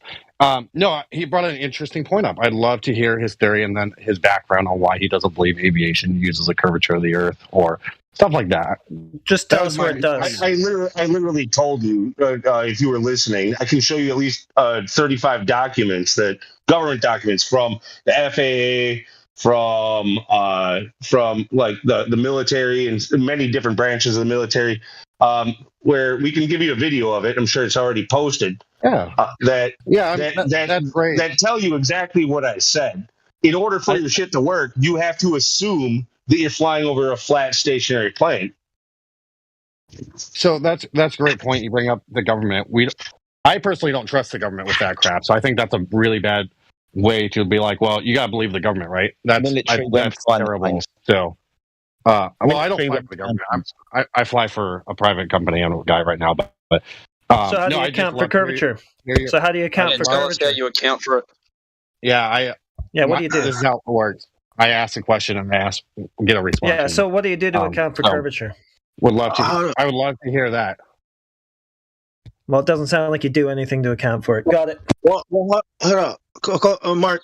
Before we even go to what you're gonna say, have you noticed like some of our arguments as we go up and then increase in elevation, right? That in respect to the radius of a ball you're on, right? The horizon should drop.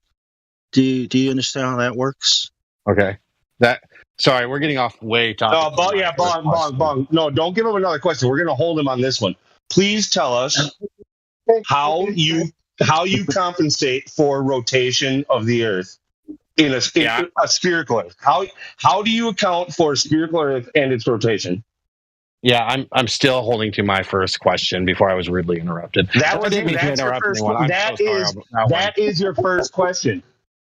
You're going to get muted if you don't answer this.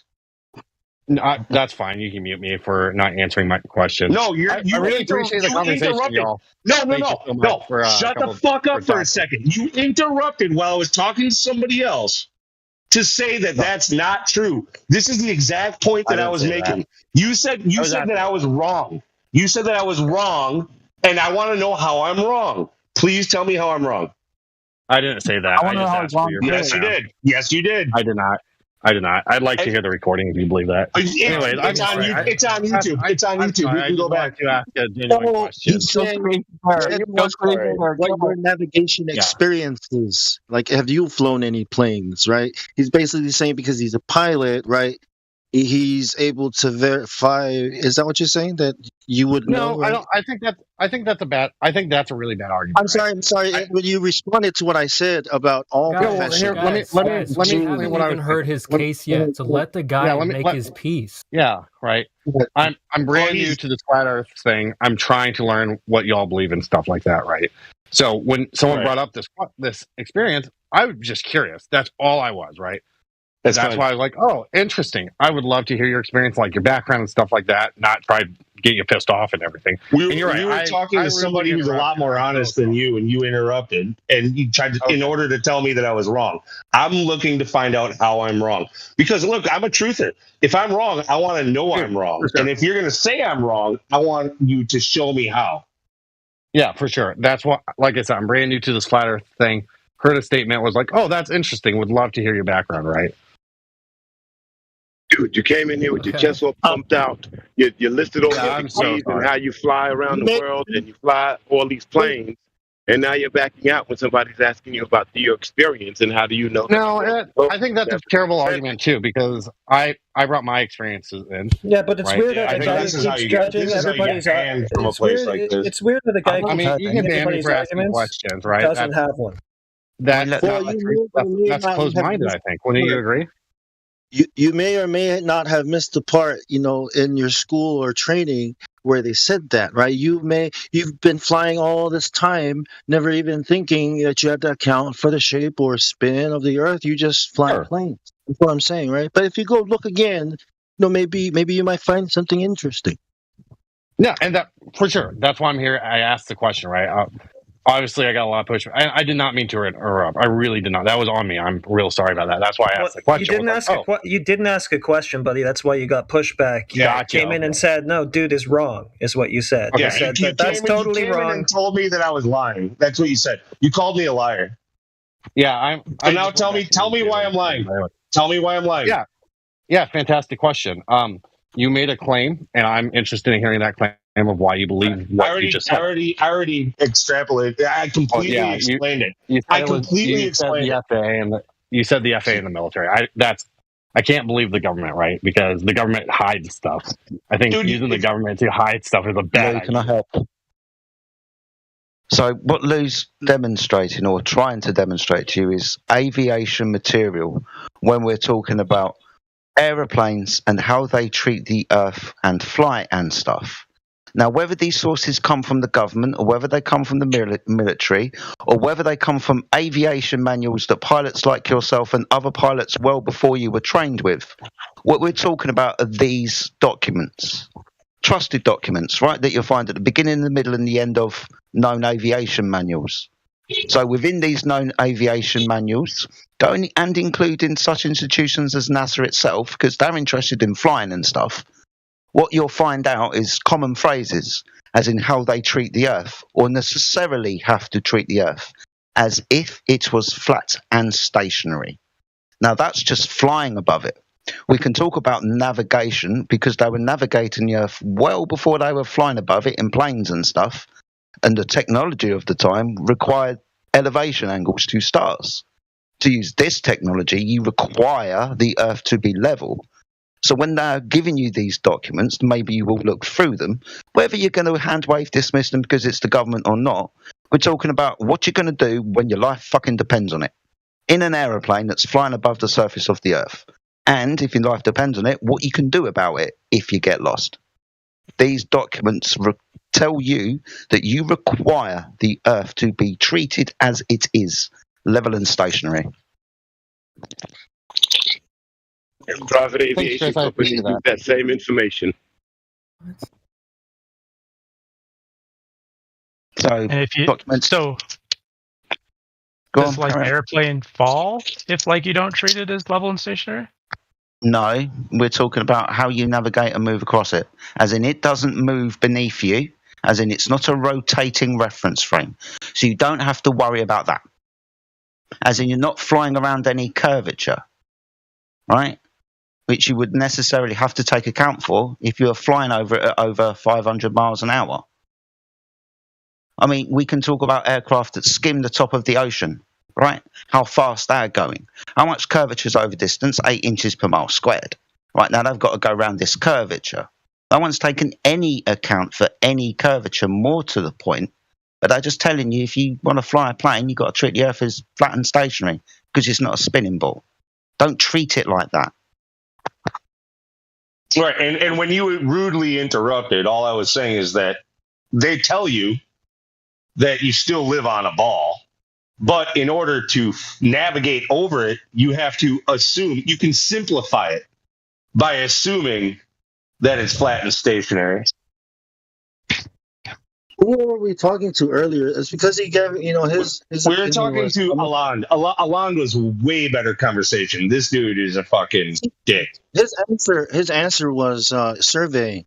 That's why I said, well, even surveying has this flat station. You got everything has to be level. Elevation, level it, elevation, level it. You know what I mean? So even that you have to assume you're standing on a flat, motionless plane. You got GPS, you got coordinates, all these, you got angles, you got all these pins. You got to line up. I mean, let's say we jumped ahead and we're like, okay, the documents exist, great. Okay, now what? What does it mean? Like, how does it rubber meet the road here? I understand. Well, it means you're operating the machine or the tool equipment on a flat, on not a ball, not a spinning ball. It means the Earth is flat. That's what it means. Locally here, right? But so because it says that it needs to be treated as a flat and level plane, it's translated literally into the entire Earth as flat. Right. So let's say there's a nuclear submarine somewhere in the ocean, right? And it has to launch that missile, right? Like thousands of miles across the ocean, over land, and then hit its target. You know what I mean? You have to assume, at that distance, right? I mean, half of the globe is covered, but you have to assume that you're shooting a trajectory, right, over a flat, motionless surface, and the computer, the software that's tracking all this has to bring the real world into its system, right, in order for it to do to communicate with through radio. So even look at that, how far that is, and you have to assume it's on a flat plane going up. You know what I mean? Yeah, you want to know how those manuals translate into reality. Well, in those manuals, it said treat the Earth as if it's a flat, stationary plane. At no point in that manual does it say, okay, well, now you can treat it as a curve. That means for as long as you're going, you're treating it as a flat, stationary plane. Could it have meant that your local environment needs to be treated as a flat plane and not the entire surface of the globe needs to be treated as a flat plane? That's why for as long as you're going, it's treated as a flat stationary plane for as long as you are traveling. And right, let's say you're shooting a nuclear warhead right from a submarine in the Pacific Ocean, and you're gonna shoot it across the United States the other way. We're gonna shoot it across Australia, right, all the way to Europe and hit it there, right? That's not local. Yeah. Right? That's not local. You have to treat to that distance, those thousands of miles, as a flat stationary plane. When that blackbird is up there, right? You know what pilots look down and say? Oh, they even have videos. They say you can see for thousands of miles. Someone in the middle of America can look down and see down to Mexico where the border is, like up there. I don't know, like 70, 80,000. I forget. I think higher. I don't know. I forget. But that's how far you see. So yeah, it's What happens when all your technology breaks down? How do you navigate around the Earth? What are you going to do? Oh, just whip out a globe and just start spinning it on your desk. Sorry. You take your geographical surveying device and hop in a boat. Geographical surveying device? What's that? what is it? That's not the sextant. The quadrant. Yeah, but pretty much an angle measuring device, right? Yes. Awesome. So we're going to be measuring elevation angles to stars and stuff, are we? Or topographical angles. Or topographical angles, yeah, absolutely right. But if we want to say know our location on the Earth, I mean, using the stars has been done for a really long time, hasn't it? Yeah. Yeah. So when your technology fails, what you're going to do is you're going to pull out your quadrant or your sextant, your glorified protractor, your angle measuring device, and you're going to be measuring angle elevations to stars at known times of year and day. Knowing this, you're going to be able to figure out your location. The thing with this is you're going to be using an angle measuring device. Can you tell me, can you measure an angle if one of those lines is curved? Can I measure 90 degrees if one of those lines is not straight? No. Nope. No. So this is the thing about, navigation and elevation angles.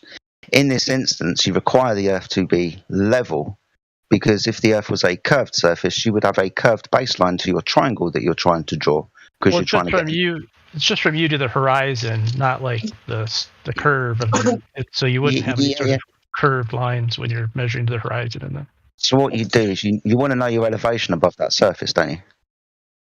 Yeah. So when you do this calculation, it takes you down to the ground level, doesn't it? Yeah, so to the horizon.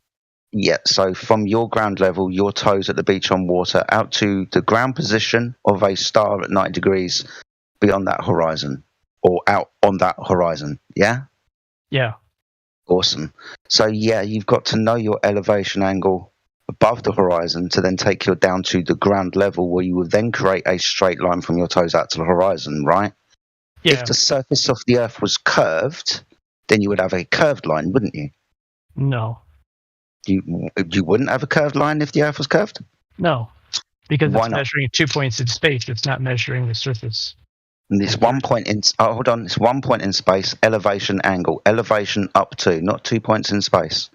Angles from each other, yes. Well, from you into the horizon. That's not a curve. That's a straight line. From you to the star is a straight line, and then from the star to the horizon is a straight line. 3 straight lines. Awesome. So if the Earth was curved, you wouldn't be able to get a straight line, would you? Why would you not be able to get a straight line? Because the Earth is curved, and you're taking your calculation down to ground level, and you've drawn a straight horizontal baseline on your triangle out towards the horizon. Yeah. Your baseline, your base angle is you looking at the horizon, and you have to assume that is a straight line. If it's a curved line, none of it works. Well, we established originally that it was a straight line, correct? From our eyeballs to the horizon is a straight line, correct? Yes, but the calculation then takes your eyeballs out to account. But it does. That straight line doesn't change into a non-straight line if we believe, another argument takes place. Whatever argument we apply to this known fact, it doesn't change its straightness. No, but what the calculation does is take you down to the ground level. So not your eyes anymore, because we're, playing with circles and whatnot. So ultimately, you have to view the horizon so you can then do your calculation to take you down to 0 degrees altitude to have your straight line across the surface of water or the Earth from you to the ground position 90 degrees underneath the star. Yeah, the way this works is under the assumption that the Earth is flat. Again, not saying that it is for the sake of argument, just even though it is. But yeah, you have to take into consideration your elevation and correct for it, because if you're on a ship or on a boat, you are elevated. You have to make a correction even still down to ground level and assume that ground level is flat in order to make these calculations. No, you don't. You just measure the angle. How do you measure an angle if the line is curved? And the line that we're measuring an angle from is the surface of the Earth. Well, you plug in the map. if that line is curved, how can you measure an angle? So hold on. Okay, I'm just going to jump ahead because we're stuck on the same point. Let's say, they couldn't do it. Didn't work out. Triangulation doesn't work. So they never got anywhere and they spun in circles. No, what I'm pointing out is they wouldn't be able to use this technology if the surface of the Earth was curved. But they did use this technology to map the stars, and they did use this technology to map the Earth, and then they used this technology to navigate around the Earth that they just mapped, utilizing the fact that the Earth is level, because it would necessarily have to be if we're going to be measuring angles, elevation angles up from it. We couldn't use a big circular argument. Well, basically it's the end of the argument. You wouldn't be using this technology if the Earth was curved. You're saying that it works because the Earth is flat, and if the Earth was a circle, it wouldn't work. Therefore, it's not. No. That's a circular. No, we're saying that there is no math, right? There's no math to calculate anything. Well, I know if the surface was curved. Everything all the math we ever used to do anything on Earth, right, is based on a plane that's not moving. Look, Alon, what you're doing is, let's go back to what, again, you first said when you joined this conversation, is that we observe the Earth to be flat and stationary, okay? So, just because you are trying to come up with a way where you could imagine that the Earth could still be curving and still do Euclidean geometry to figure out calculations for navigation, it's you're not proving your globe. What you're doing is trying to cast doubt in the flat Earth. So what we need is something solid, something that you can prove curvature with, and this is not it for you. This is something that is on our side. Math? Yeah. At least give us that credit, right? That we've also tried, right, to cast doubts on flat Earth, even on ourselves. Like, what if I'm wrong? What if no curve is wrong? If it's no curve, it's no curve. You can't be wrong. How can you know what I mean? Like, we've done it. Like, we've tried many times. So what we're saying, look. As far as navigation goes, and using this geometry and using triangles, Euclidean geometry. This is how it works. Like straight lines, triangles, trigonometry. Like this all assumes straight lines, planes. So this is not a globe argument. You got to come up with something better. Other than saying, just because it works doesn't mean it's flat. Because that's essentially what you're saying. You're saying just because it works doesn't mean it's flat. Hello? So because triangulation uses straight lines, it can't be used on a curved Earth? Yeah. You need a curved adjacent. Like, what? How can you triangulate something on? Triangulation is a better proof. Triangulation is a better proof for flat Earth than it is for a globe. Right. Let's just say that. Angles, and you can't get angles if you're on a curved surface, right? Unless but what if you simply measure 2 points in space irrespective of the curve? It's not in any relationship to the curve. We're talking about stellar navigation. And yet in stellar navigation, we can locate the 2 points, the two stars, and that angle between each other. But what we also do is get elevations up from the surface of the Earth. Because at particular times of year, stars will be in different locations in the sky, right? Lower on the horizon, higher on the horizon. Why will they be in different locations? Because they move. This is constellations every year. They go round. Is there a predictive cycle to when they return? Yeah. And we notice this cycle and we map this cycle using this very technology. The Earth is flat and stationary, so this Saros cycle and other cycles goes way back before people thought the Earth was a ball. So they assumed the Earth was flat and level. And what they did is they measured angles to stars and obviously the distances between stars. Yeah. And this is captains navigated the seas. Captains navigated the seas for at least hundreds of years, probably 1,000 years. So we can at least go back to 1780s. Assuming that the Earth was flat, and that's where they developed this shit. Yeah. So that's where it comes. Polynesians, ancient navigators, Samoans. That's what I am. That's what we do too.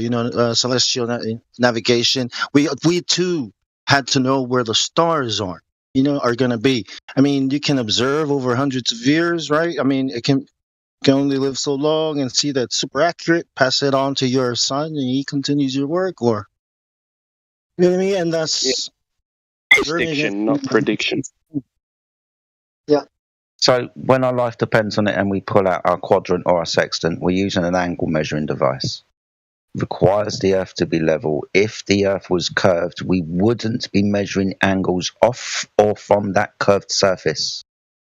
You got to remember how many boats are at sea at any one time, and if it all goes wrong, they're all going to pull out their sextants.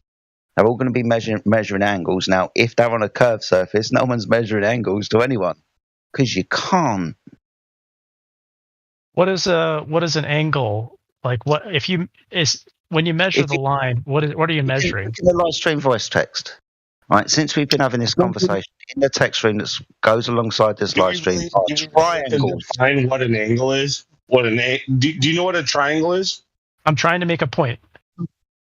I was asking. You're measuring from the angle from the horizon to the star. Yeah, the line consists of 2 points. The form of straight. A line does consist of 2 points. Yes, and a line between two. The shortest distance between 2 points is a line. Okay. No. The line from the horizon to the star. That's the line. Okay, those are the 2 points: the horizon and the star. Okay, you point the bottom of the sextant points to the horizon, and the top of the sextant points to the star. Then you got your angle. Then you write it down, right? And then an hour later, you take another reading. Same star. You write it down.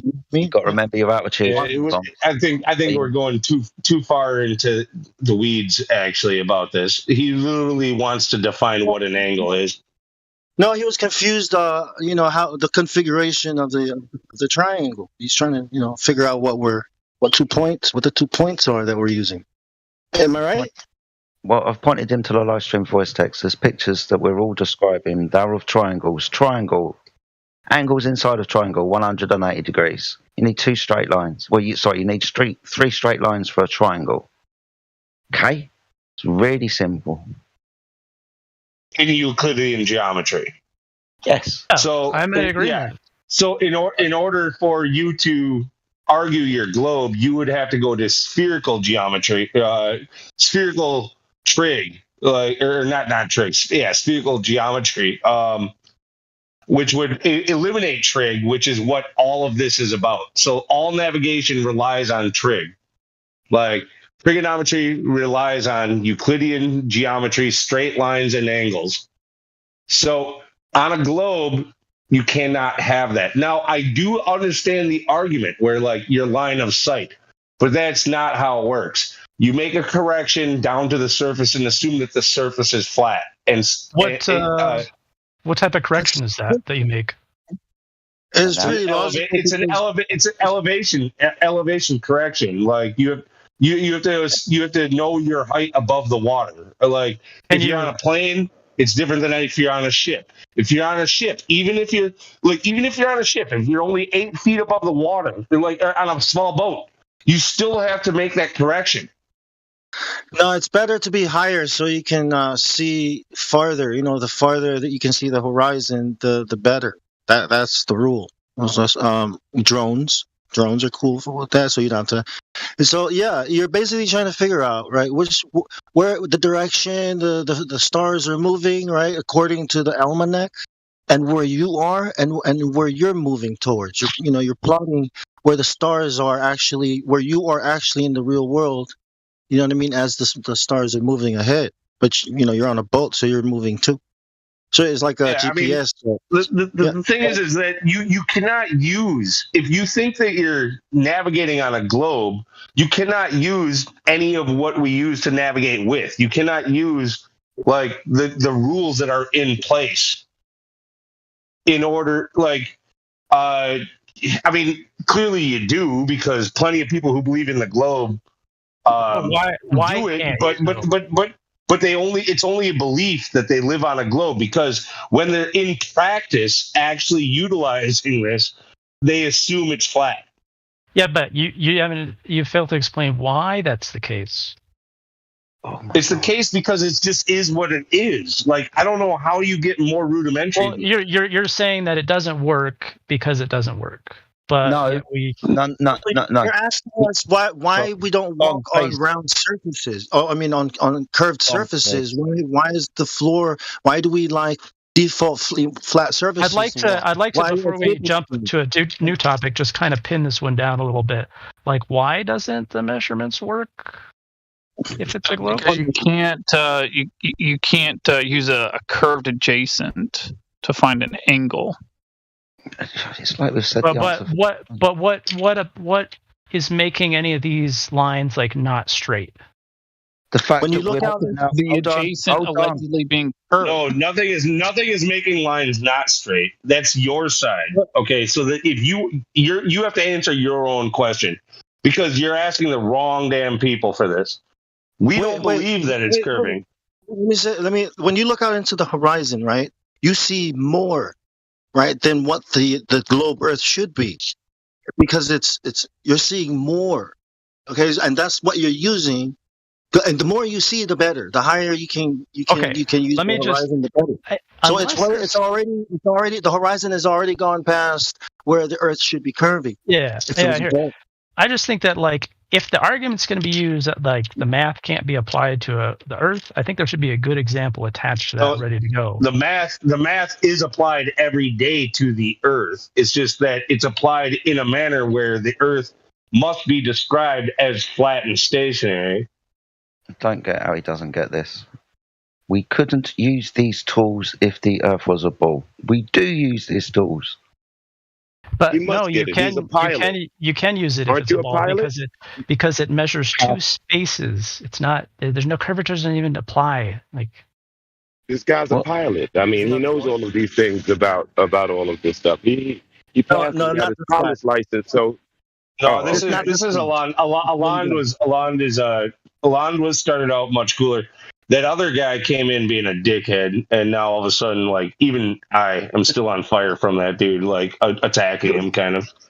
Like, where's your pilot license, Lou? Yeah, I've got an amateur fucking drone license. It took me 5 minutes and $5 to get. Okay, like, that's about it. But like, I've been around these conversations long enough to know them. You know the arguments. And like the Globers, most often the Globers come in just assuming they're globe and they think it all works, but they really don't know how it works. And unfortunately, it works. Unfortunately for them, it works as a flat Earth. Yeah. You know, this math that they talk about, okay, you only see that on paper, you know, when they try to talk about these things. But the actual people that have to work with the Earth, they don't use. They have to assume it's flat and motionless. Like, you might be new to this. That's why it's hard for you to kind of accept it, right? It seems like we have a lot of information on what they need to do, but we lack kind of the specifics. Well, give an example, like pick a profession. What do you mean? I mean, let's pick a profession. Let's learn about somebody's job. Come on, let him talk. Well, you're saying that they need this or it wouldn't work. I just don't. I'm just like, it's kind of easy to say it. It's like they need it. They definitely need it. For sure they need it. But what if they like don't need it? Yeah. No, look, in the live stream voice text chat. Look, so like I hope you've been there. Levelist posted for like the second or third time a video that you should watch. In fact, if you want to go away and watch it for like 10 minutes and come back, you'll see what we're talking about. Like all of the documents coming from the places that build these aircraft, that use these aircraft, that for even for intercontinental ballistic missiles and shit. Like, they have to fucking assume that the Earth is flat and stationary in order for them to work. It says it in the documentation. Bridge construction, railway construction, canal construction, everybody is assuming a flat, stationary Earth. So you, why don't you present to us who is using globe maths when they're using it in the real world? Maybe that will be easier. I was a radio man in the Navy, and when you open the book and to use the equipment, radio, you have to assume a flat motionless plane. A lot of radio manuals have that. Yeah. If you want to get a radar, if you want to get a radar ping. Where does the rubber meet the road here? Like, is there like? What do you mean? Well, once it sinks into your head, maybe then you'll realize where the rubber meets the road.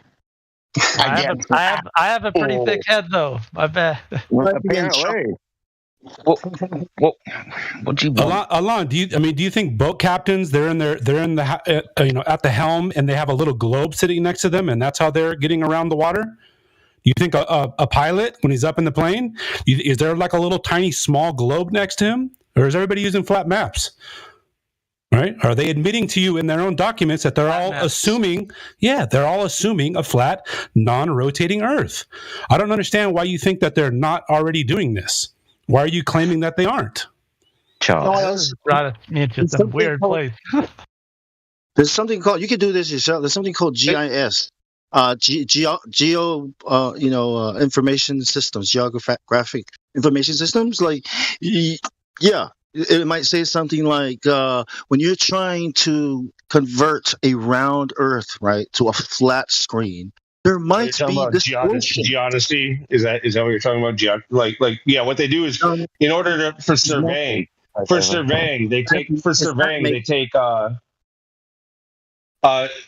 surveying they actually take flat.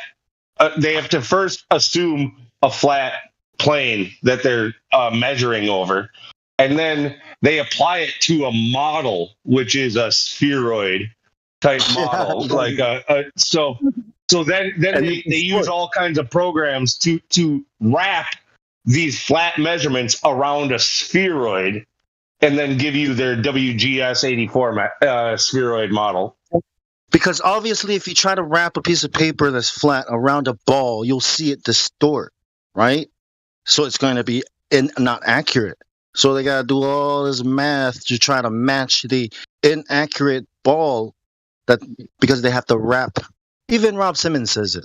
He has to take strips of a big and wrap it around the ball.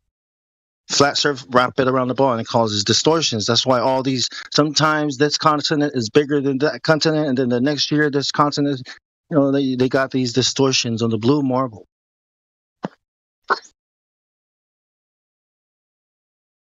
And what you see on TV?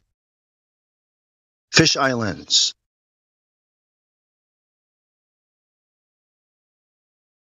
Man, I mean, dude, like surveying. How does surveying work? Line of sight, straight lines. Like down on the ground. They don't find curvature on the ground. They have to apply it to a model in order to make it curve. What if you add up a bunch of like triangles over a distance? Like you map like an entire continent, for instance, and then you put those triangles together, and then you realize that it forms like a partial glove when you turn it on its side. You got angles. Now you got these sharp edges where the triangles meet, like polygons. I know what you're saying, like in Blender, or how these, how they create the 3D. But now we're gonna have edges, right? Now we're definitely gonna have like small triangle flat surfaces, and then there's this sharp angle. I mean, right? he said, what if? And look, what I'm telling you, like literally what I just said, is that's what they do. Like they take straight lines, a whole bunch of it. They basically treat everything as though it's flat, and then they assume that it has to create eventually a circumference of 24,900 But what is it? 2490, you know, whatever. 20. Why can't I think of it? 24909, 901.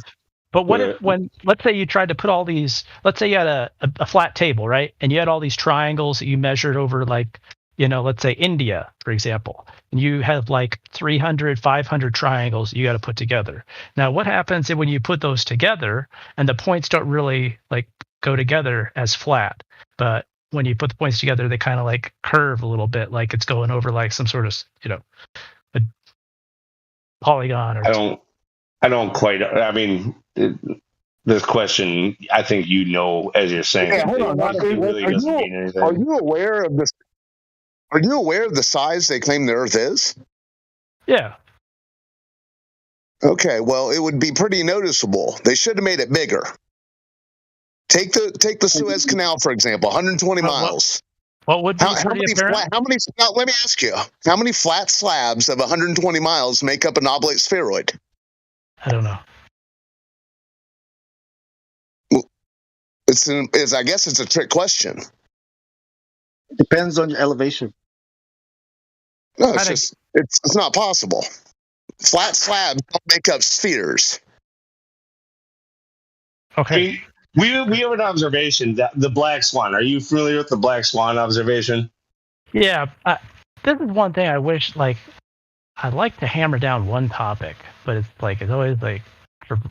Well, no, but this is we hammered down the last one for quite a while. We're moving on. Curvature. Are you familiar with the black swan? You said yes. So we're seeing at least 10 times, but I will argue that it's more like 30 times farther than we're supposed to be seeing, based on the video. Given 10 times, the radius of the Earth doesn't become the 3959 that they tell us. It becomes more like the size of Jupiter that they tell us. Actually, no, 6 times that size. It's six times the size of Jupiter. Yeah. So the Earth becomes almost the size of the fucking sun on a good day. Pretty sure it's 600. There are some where it would have to be 4 times the size they say the sun is. Like there's a black swan where the horizon is 30 miles out from a 1.5 foot height. So it'd have to be like a 1.8 million mile radius for that. Okay. How about 666 times bigger because at 120,000 feet it still looks flat? No, it's looking like 60 times bigger in the black swan. Is there anything that could have influenced this measurement to explain for it, or? Yeah, no curvature. Are you suggesting refraction? Because if you are, then you're going to have to present the instance of refraction that would have to be in place to create such an anomaly. And hold on, that's why I mentioned the Suez Canal. You don't get to chant refraction there. It just is 120 miles. At sea level. No locks. One ocean connected to another ocean. Do the refraction chant there. So what's the problem with the black swan observation? We're talking about what could influence our observation. Well, that's the very thing. That's the very thing that we're pointing out. Right, so this is what we're demonstrating. Here's the horizon. There's the horizon. It's not where the geometry says it should be. Now, you understand that, right? If it's moving around, it's not physical. Yeah, but like, what are the other ways that could account for that? What are the? What do you mean? So the horizon moving around, well, it's optical, isn't it? The atmosphere that you're looking through on the day. So make the same observation from the same altitude down at the beach a few times a week, over a month, over a year. Horizon's going to move around, depending on the atmospheric conditions of the day. Yeah. Yeah. Okay. So that's what the black swan demonstrates. Yeah. Or in other words, it doesn't have to do with the geometry of a sphere. It has to do with what the atmospheric conditions can do to your visibility over a plane. This is the kind of plane, right? Hold on. As Tyson says, you don't see the curvature of the Earth, right? All these manuals are telling us to assume a flat, motionless plane. I think you should just take their word for it. You know what I'm saying? If you want to fly a plane. It's like the one time the government told the truth. Like the 35 times the government told the truth. It's why the argument's called the Black Swan argument. You understand why it's called that, right? Really don't. You don't? It's because it comes from like a kind of a premise or a logical question. I'm not quite sure what it is, but I'll explain it to you. So if you may have a theory that only white swans exist, you just declare only white swans exist, then it just takes the observation or a demonstration of a black swan to prove your initial premise incorrect. Not only white swans exist, right? Okay. So if the Earth is a ball of a radius of 3,959 miles, then every horizon distance will be no more than 1.2 times the square root of the observer's height in feet. So if the Earth is a ball, the horizon will be here. The physical obstruction for stuff to hide behind. If the Earth isn't a ball of this, physical limitation, then it can't be a ball. That physical limitation, it doesn't exist. So if all horizons are curvature, well, and we demonstrate that the horizon moves around, it kind of throws the whole argument of the physicality of the curvature of the Earth, doesn't it? Yeah. And that observation is not anomalous. You'll find you'll be hard pressed to find any observation that matches the 3959.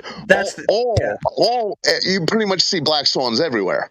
That's the interesting part. It's the 3959 horizon that's anomalous. Exactly. Like you could go out 365 days a year, and probably like 3 days a year, you'll find something that matches the radius. Otherwise, you beat it every day. Every day of the year, you will beat it.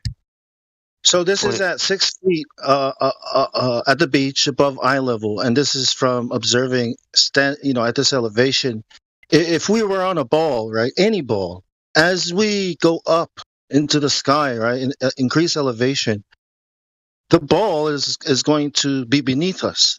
And therefore, in other words, the horizon will start dropping down like the ball that it is beneath us, right? As we increase more, look, it's all the way beneath the horizon. The ball is showing itself. In other words, the horizon should be dropping. I got its radius as we increase in elevation. Go ahead.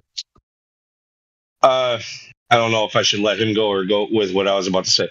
So, you have to understand, this whole argument from your globe comes from this idea of ships disappearing bottom up over the horizon, and that horizon is the geometric curvature of the Earth blocking your view. Okay, and this comes back to what is it, Copernicus, or who the fuck came up with that? Aristotle, Copernicus. It was one of these old fuckers, Greeks. No, it wasn't him. It wasn't him. They came up with what?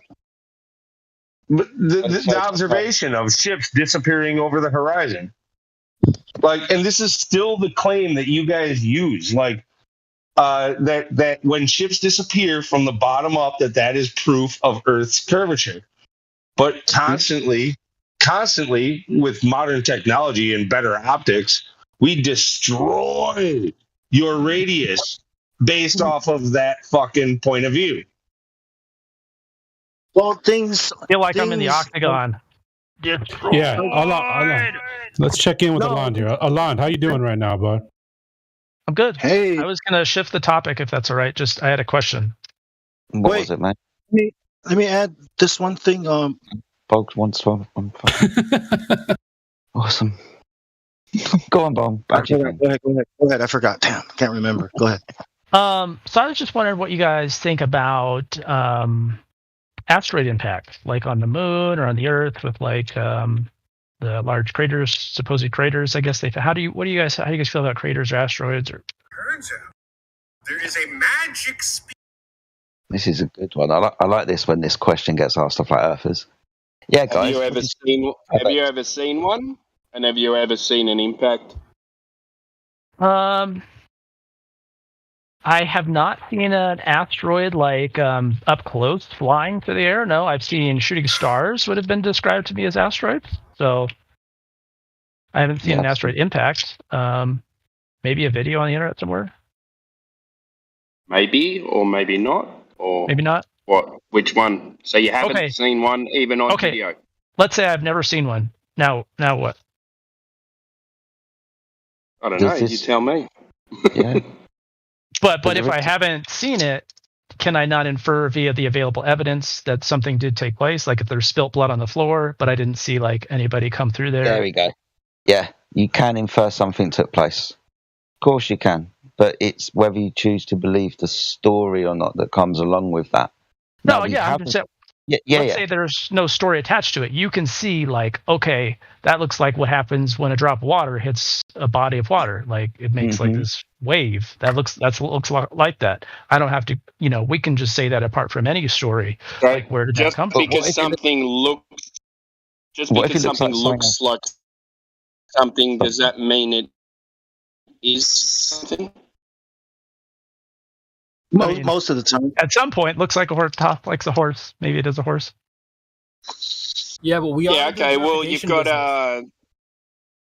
yeah, that's right. So you've got trees that have fingerprints. They look like fingerprints from humans. Are they fingerprints from humans? Probably. Like, just because it looks like it, then possibly not. Is it? Give us an example. How do you verify whether that's an impact crater? Bro, mountains are giants that are sleeping. But dude, if you don't agree, could the impact crater throw debris up into the air into a predictable pattern that would land outside the impact crater? Predictable pattern. What? Yeah, like additional debris, like flung from the center of the explosion out past like the ring. I mean, what if the explosion was from underneath? Yeah, so let me get this straight, Alon. You're saying that you see holes on the Earth with no asteroids in the center of them, and you're making the claim that these are perhaps caused by asteroids? Is that what you're essentially trying to say? You have no proof of it. Nobody's ever seen it. Nobody's ever seen it. Moon. On the moon? We've witnessed a crater impact on the moon? No, I'm just saying the Earth or the moon. I was just wondering.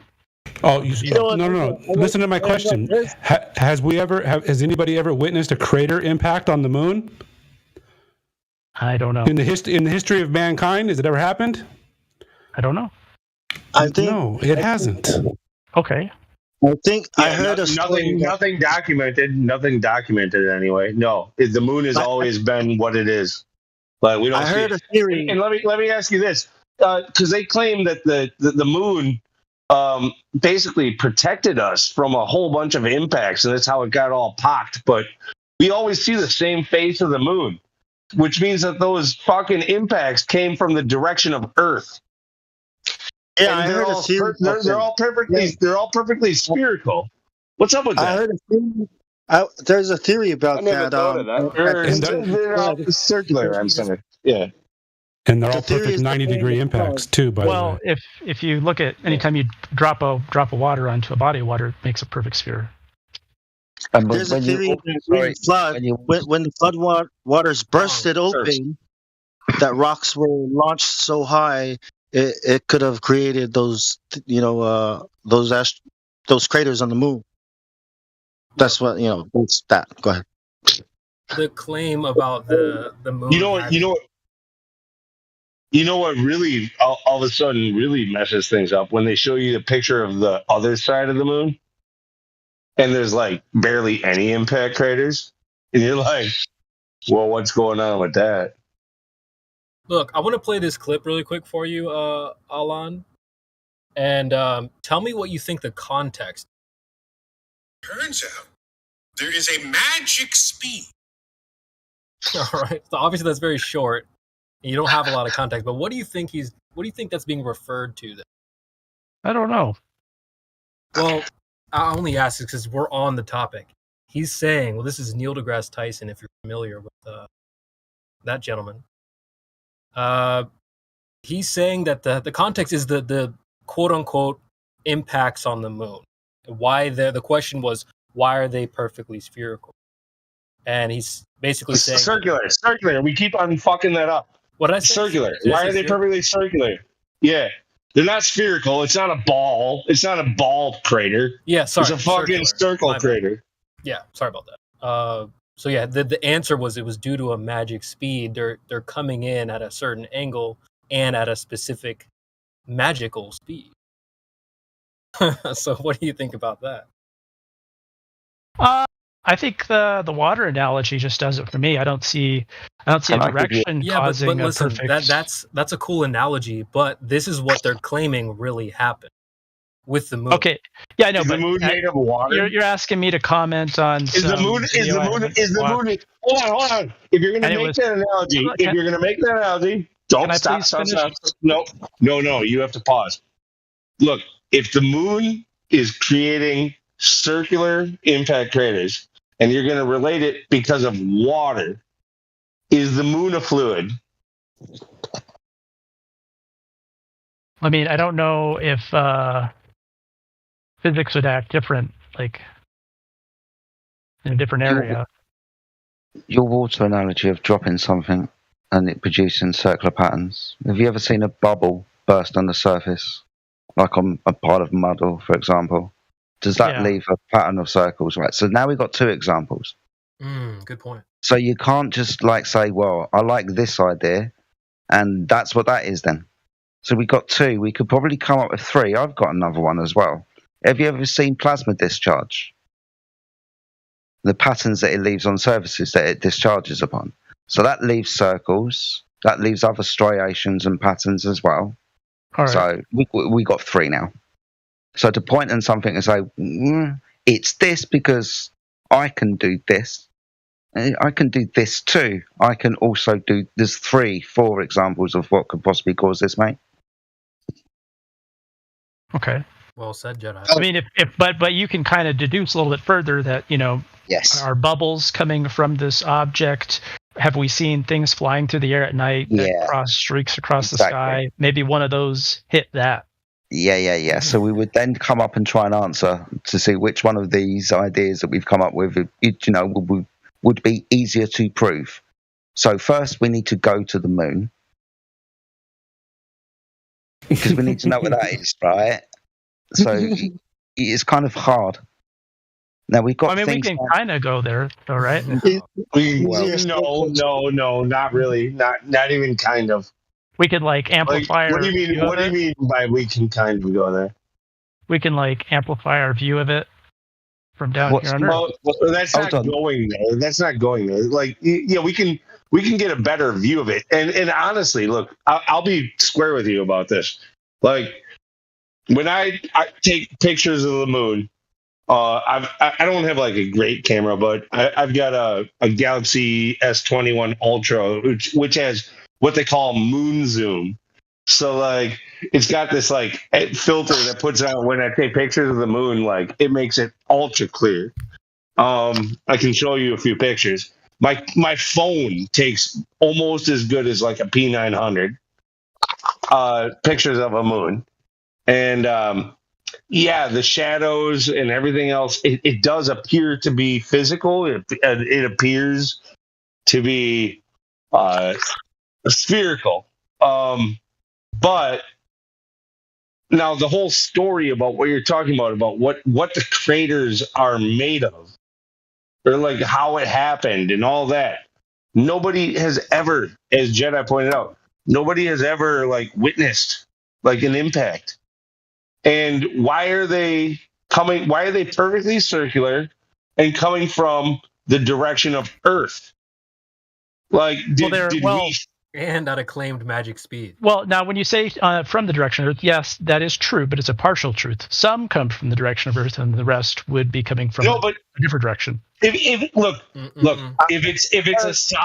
it's a solid sphere, right? If it's a sphere made of dust, we can test this. We can do it. We can miniaturize it. We can take a kitty litter box and we can start throwing rocks at it, right? If I throw a rock at an angle, it's going to create an oval-shaped crater. But a spherical crater, you did it. Yeah, you did. A circular crater can only be done from directly above. So basically, if you have a good explanation for something, right? That's proof. Wait, no, it's part of I the want to highlight Lou's point, though. Yeah, it is. Go on. Alan, did you get that? Like, do you play golf, or have you played golf before? You understand this coming in at an angle, creating a non, more of a elongated type of divot. Do you get this point on that? I totally dragging. Saying, but what I'm saying was, when you look at the sides of the moon, right, you're not seeing a whole bunch of that, right? You're seeing half perfect circles, right? So right, that would be the issue, because if they would be coming in from all different directions, as you would expect, you've got this object in space, things would be coming from different directions. So you would expect to see divots, different angles going basically like golf. You take 50 golf shots, the ball's going to land different types of ways on the green. So it'll form different types of divot. They shouldn't be all exactly the same. Would you agree? I guess it would depend on the angle of attack. They all appear to be the same. This is the point. The angles that these impact craters, if we are to believe that impact craters, appear to be at the same 90-degree angle tangential to the surface of the moon. Well, right? If you've got things flying around at all different angles, you're going to create different angles of impact. I think that also depends on the order of magnitude. But if the moon is a sphere, then wouldn't the impact circles conform to the sphere, or does it look like? So I think the order of magnitude of mass, as if it's flat. Go ahead. So, like, if you throw a baseball, in some sand, and it shoots, its impact off in one direction, it doesn't make a nice circle. I think you'd expect that from an object that size, right? But what if you have, an object the size of the Empire State Building? Does it do the same thing? Does it launch a lot of matter in that one direction? Now you scale it up to, you know what I'm saying? So is it always going to throw that same pattern based on its mass? All of these objects. Sorry, Jedi, go ahead. All I was going to say, all of these objects apparently have different sizes and different dimensions, right? So it's only because you brought up throwing the Empire State Building. Imagine throwing the Empire State Building at the moon. What sort of impact crater are you going to create? It's going to depend on your angle, right? Yeah, exactly. Yeah. But wait, and wouldn't it throw off more debris? So it would be more visible. Well, I think I don't see where you're going with that point. I think we're scaling up a small concept to get those perfect circles. We're scaling up a hypothetical. We're scaling up a hypothetical. So, where are you going to get your answer from? But do the circles appear like they're on a flat surface or a sphere when you look at it? The craters. Yeah, because they're all facing you. Right. I'm asking for reals. Like, what do you guys think? Does it look like it's on a sphere or a flat surface? I don't know. Neither, maybe. I don't know. But the thing is, though, it's like made it a good example with the baseball, throwing a baseball in the sand. Look. I've made observations, and a lot of flat earthers I have to disagree with all the time. Like, when people claim that the moon is flat, I gotta disagree with them. The moon, it's. I personally. I don't know what you were talking. I personally say that the moon. The moon. No, hold on. Shut up. I'm gonna finish my point. Go ahead. The moon is made of something solid. It's up there. Okay. And wait. No, dude, look. I don't care if you disagree with me. This is my personal point of view. You can disagree with me. That's fine. But I think it is something. I don't think it's just like any. Look, it's got a lot. It's got too much charisma. It's got too much definition. Too much definition to be something I mean, if you want to say something otherwise, then it's then we live in a simulation, and I know you're not going to agree with me on that. No, Lou, you had me at the start, right? You're like, I don't agree that people would say it's flat, but I don't agree that when people say it's physical. No. What we're seeing might not actually be physical, but it is that like that. But that's still a stretch. I mean, I don't think so. But I think saying it's a rock is a stretch. There's a rock ball in the sky. Well, because it's again, it comes to the apparent moon and the apparent sun, right? We're not really seeing directly the moon and the sun. We're but this is a thing with physical characteristics. It's got shadows. It's got depth. It's got fucking like there's no, it has nothing to do with it. It doesn't. I don't know why you guys want to jump on me because what we see in the sky has nothing to do with what we live on. Everything above us could be spherical things moving around. It could be. I'm not saying they all are, but the moon, I think, is. I think the moon is. Look at all the definition on it. No, the sun, what about a new moon? It looks like it. What's going on with the new moon? We do have a guest here, but well, but what the hell? I'm talking about the moon. When it comes to the sun, like you really can't get much definition or anything from it. I'm not going to make a claim on it. Yeah, but when it comes to the question was, what about a new moon, Lou? What about a new moon, dude? I've got total questions about that. Like, how does it disappear? Like, I want to see baseball just disappear every 3 days and shit. So I don't know, man. I want to just address the point that we were on with the divots and he said something about Alon. Yeah. Said something about throwing baseballs in a sand trap. Let me address that real quick. So this is a good point. You said, like, what if I throw a baseball in a sand trap? That's exactly a good point. Now, if you threw let's take different size balls. We got a golf ball, softball, baseball, lacrosse ball, like different size balls, and we throw them into the sand trap. We wouldn't expect all of the quote unquote divots or craters or the impacts to be the same. So that's part of the issue we're trying to highlight is that they're saying but I think I think there could be an argument for mass though, because I think the small localized event might. I don't know if it's going to act the same if you scale it up. Listen to what you're saying though, like, oh well.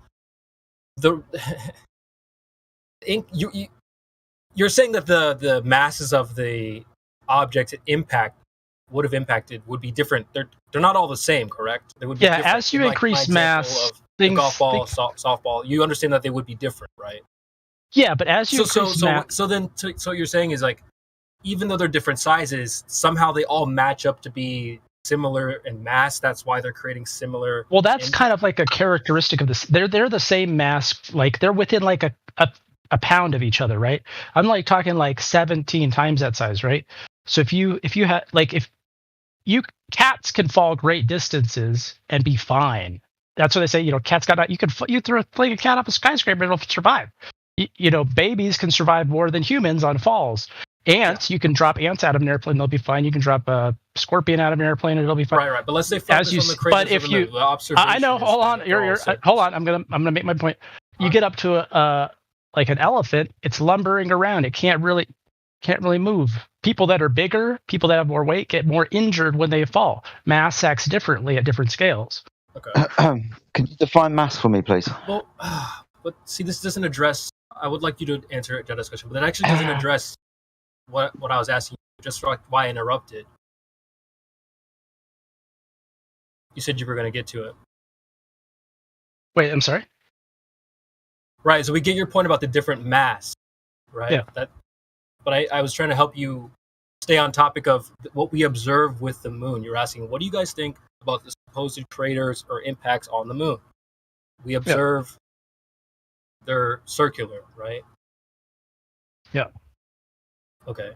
What makes anyone thinks they're impact craters? I mean, have we seen impact craters like we those? We can just rip the Band-Aid off and make our position known, but I want to address what's being said with this quote-unquote crater impacts. It just doesn't Doesn't make sense. If you have objects coming from different directions in outer space, impacting at different angles, you wouldn't expect to see what we see, regardless of mass.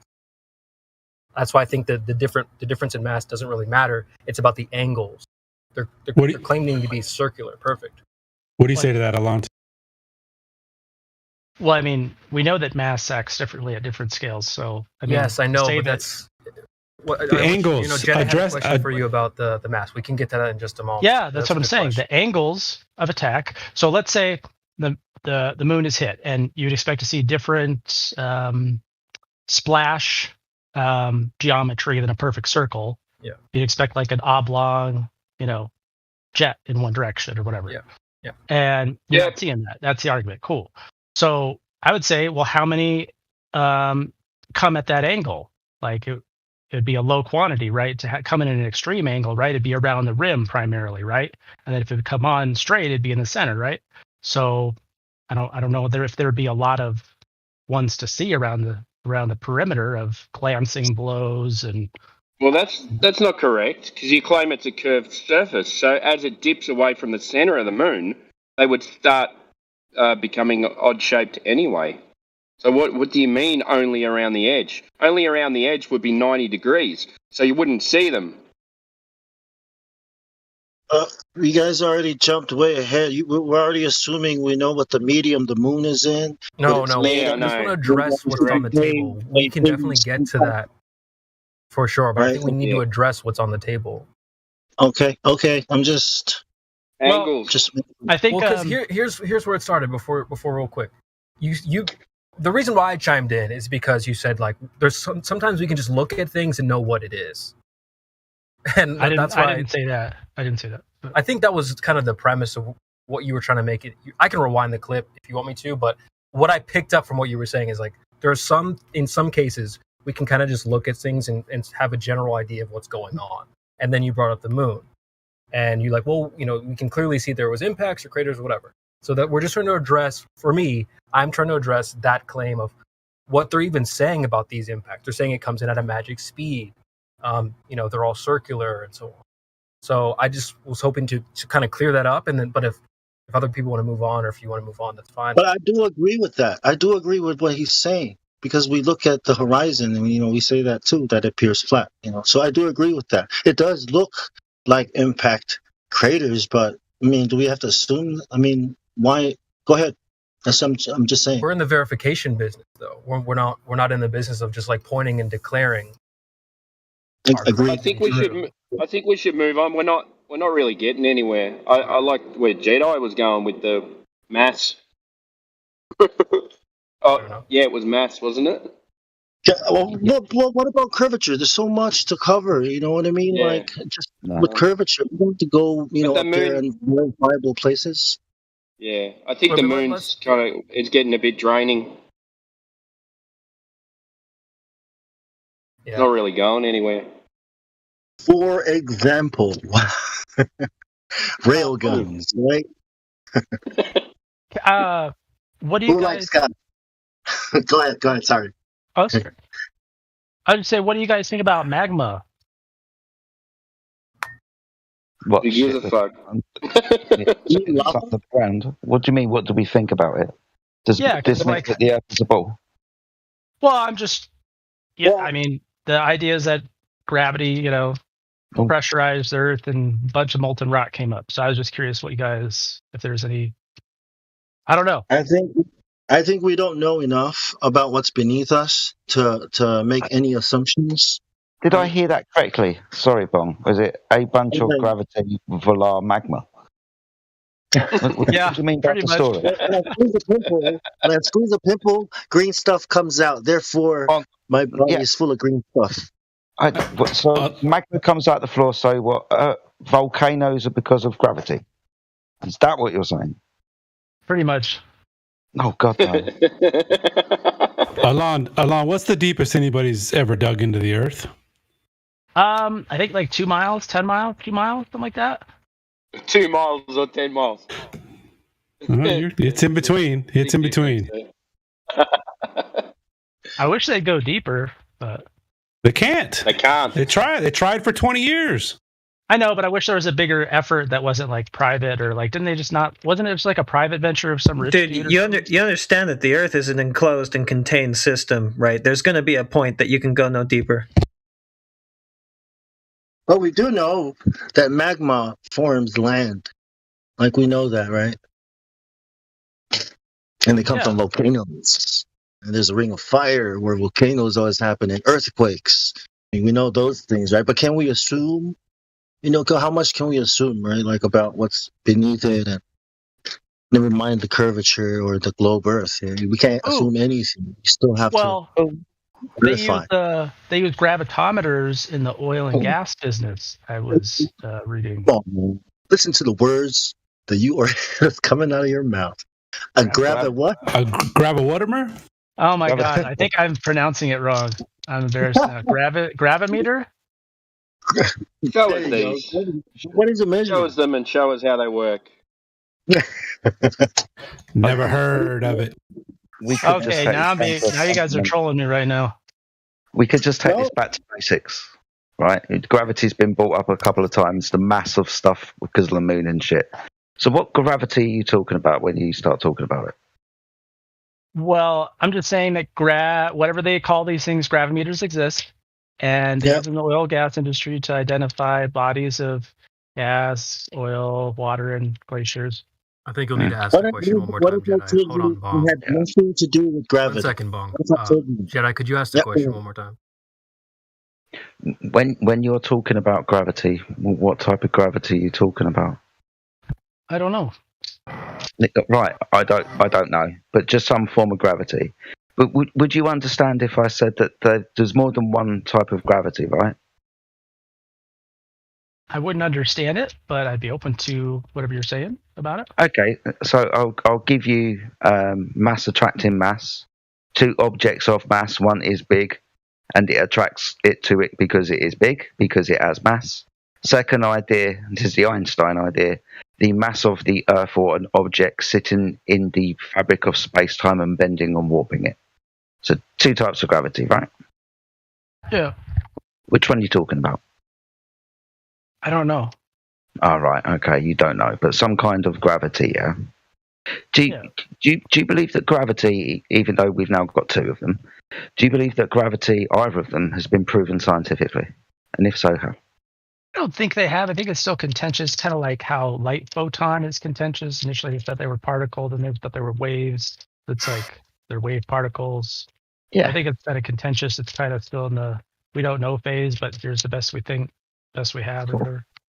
So the we don't know phase, I'll give you the we don't know, and they will openly turn around to you. Well, I say openly. They will turn around to you and say, we don't know what gravity is. And all of these type of sound bites that we like to play out, yeah? Because ultimately there is no scientific experiment that proves any idea of gravity. What it is? I don't know. Yeah, but also I think like you don't necessarily need to prove like the air mathematically to know that it exists, right? Like you can use the air. This is the issue, right? So we can vary and manipulate the air in which we breathe, right? Of course we can. But can we vary and manipulate gravity? Yeah, you can put yourself above it from a lift creation device, an aeroplane. Manipulate gravity. No. With a plane? Hold tight. So this would be the observation of a phenomenon, wouldn't it? Something falling. Yeah? Yes or no? Observation of a phenomenon would be something happening, right? So you've picked something up or you've dropped something and it goes down, yeah? Yeah. Awesome stuff. So that's just the phenomena. So we want to figure out the cause of the phenomena. So we want to be able to, in science, vary and manipulate what we presume to cause this to happen. What are we varying and manipulating? Remember, I'm doing science right now, trying to build a hypothesis, and they haven't got one and they can't do it.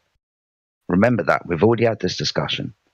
So it seems futile, right? I'm going to try and apply the scientific method to it, and we ain't going to be able to. If we were, they would have done it. We'd be having that conversation, wouldn't we? Yeah, I posted some links I'm just about to post this other in a field model. Rather than two particles attracting each other, the particles distort space-time via their masses. In other words, there's some kind of force between two. I don't know what space-time. And this distortion is what is perceived and measured as force. Okay, so we're not talking about mass attracting mass, right? We're talking about something that is more like a field rather than two bodies attracting each other. What else do you know that is more like a field, right? The electromagnetic field, electricity, magnetism, right? Go ahead. I just wanted to add that.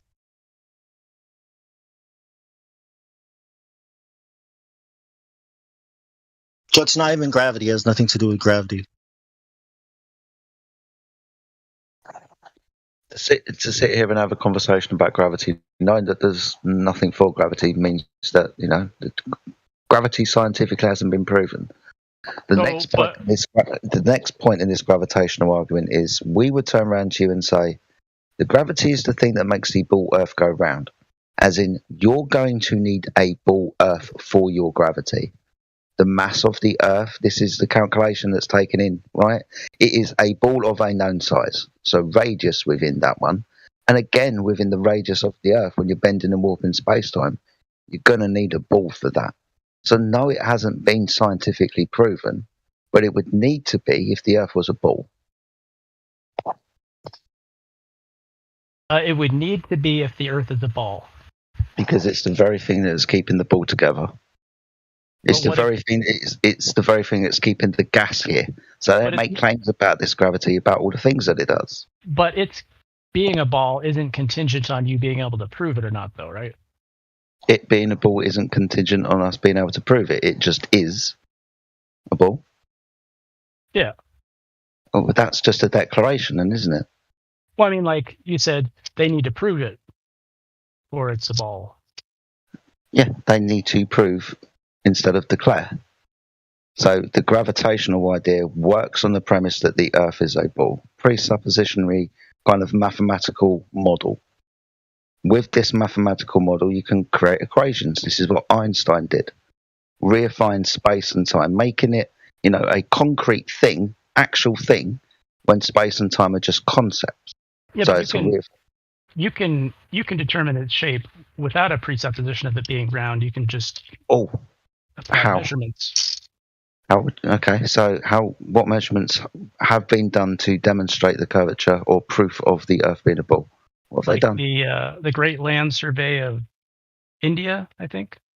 Trigonometric Land Survey of India. Okay, so is this what you were talking about earlier with your triangles? Yeah. And within this, the triangles were a little bit off. Yeah, so like if you tried to put them on a piece of paper, I don't know if they would necessarily line up. Okay. When was this done? I think it was like 1890, 19. Yeah, he's right. It's a surveying. It's the history of surveying, but it doesn't prove that the Earth is a ball, because if it did, like if you look into it, you're gonna understand that it's flat. You know what I mean? It's just propaganda. Yeah, nobody but uses that as so let's say you have an octagon, a polygon, a huge polygon, and you take a bunch of triangles off of its surface, right? And you took like a quarter of its surface off, and then you put it on the table, like it's a shell of an egg, and you tried to smush it flat. Like all those triangles would then separate. Octagons, the faces of an octagon are flat. All the faces of octagons and the shapes you're talking about are flat, and they all meet at edges. They're very, edgy.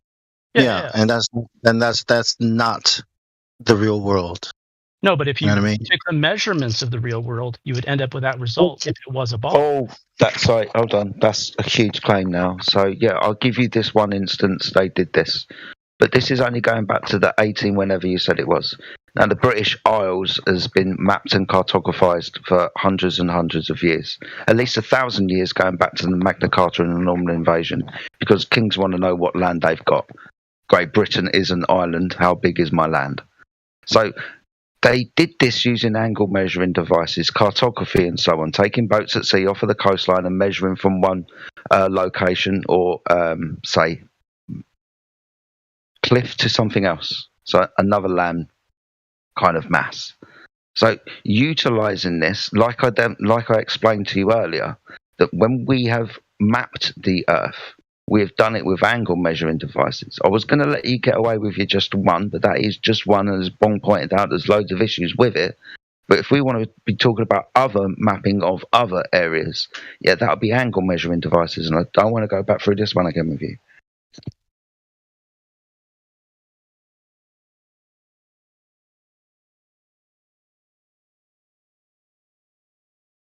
And when there's a gap, I'd love to talk about the measuring to know the shape thing. So let's put a pin on that. So Jedi's done.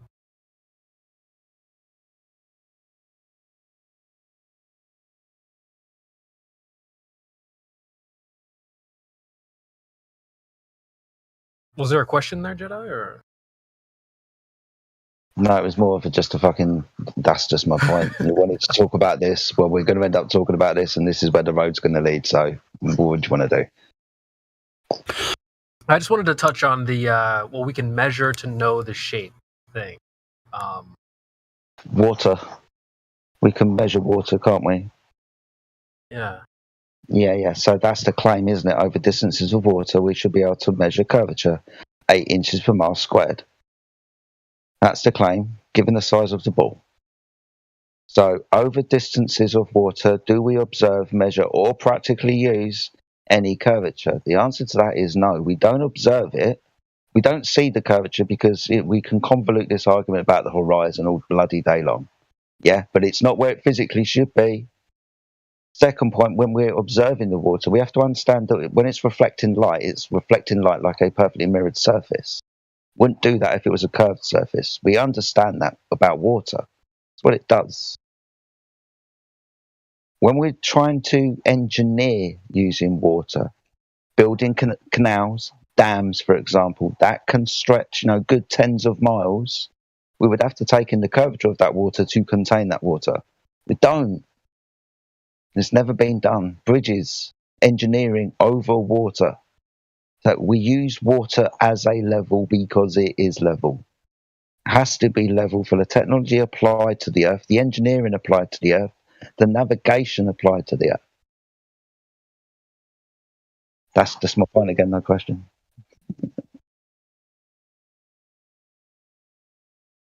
I've heard people say things like, oh, well, we can just measure things above a lake and then we'll know what shape the lake is. You can measure how long your hair is, but what shape is your hair? Same with like your heart. There's a lot of things. I'm just going to make the point of there's a lot of things that are irregular. So even if you did measure how tall I am, what shape am I? So I'm kind of irregular too. So yeah, you are. So I just wanted to correct that statement. It's like, oh, we can just measure and then we'll know the shape. I would disagree for the reasons I just made. You're saying that the irregularity of the Earth's surface would throw off the measurement and... No. What, like I usually ask people, like, what shape is a lake? I don't know. Yeah. It doesn't really have like a cute little name, like a shape, like a circle, square, triangle. It doesn't have like, you would agree, like if you were for a bird's eye perspective and you traced around that lake, any lake, you would agree that's probably going to be irregular, right? Not like a perfect circle or square or triangle or whatever. Yeah. So you were like, well, we can just measure and then we'll know the shape, right? So it's like you can measure, like for example, like Jedi said, over the surface to try to detect any curvature, but that's not going to give you the shape of the lake. Does that make sense? Yeah, I see what you're saying. I think this is a bit of a different like application than that. Like if you add up a whole bunch of 1 mile triangles, right? its accumulation of those triangles, maybe a 5-mile triangle, 10-mile triangle, whatever, will eventually produce a shape as you place them together. Yeah. So this is what boats at sea do when they navigate. Yeah. Let's have how many boats at sea do you want? Let's say 10. Well, theirs would be a little bit different. 10 miles apart. No. Because what we're doing is we're not utilising any curvature. We're not measuring any curvature. And what you're saying is, 1 mile triangles. Yeah, this is what boats do. They navigate using triangles. Right? And those triangles match to stars in the sky. You can also plot where they are and have been. But if the Earth was curved, we couldn't measure angles from it. Couldn't. This technology wouldn't apply. These hypothetical 10 boats are at sea measuring angles because they want to go somewhere. Right? They couldn't be measuring angles if their 90 degrees were all off from each other. They couldn't do it. It wouldn't work. The tools they would use would not be applicable to the surface of the Earth. I hear what you're saying. I don't see any specific examples as to why, you know what I mean? It's just you're saying it wouldn't work on a flat Earth, but it's you're not breaking it down like I'm a 5-year-old, because I kind of understand why it wouldn't work, you know what I mean? Why wouldn't it work? Why do you think it wouldn't? I got one. Because the configuration of things seems to be happening on a flat motionless plane, and the way we do things is as if we are on a flat motionless plane. That's why, if you try to do something as if you're on a ball, it won't work. I mean, you can try it.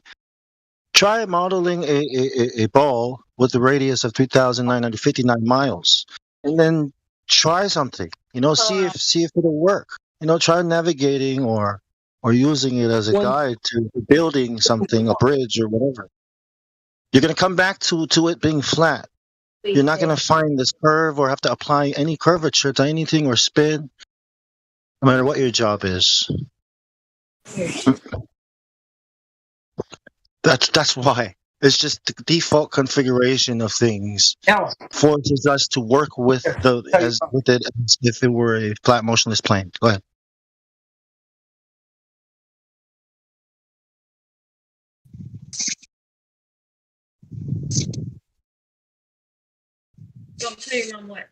I gave him. Somebody hot micing.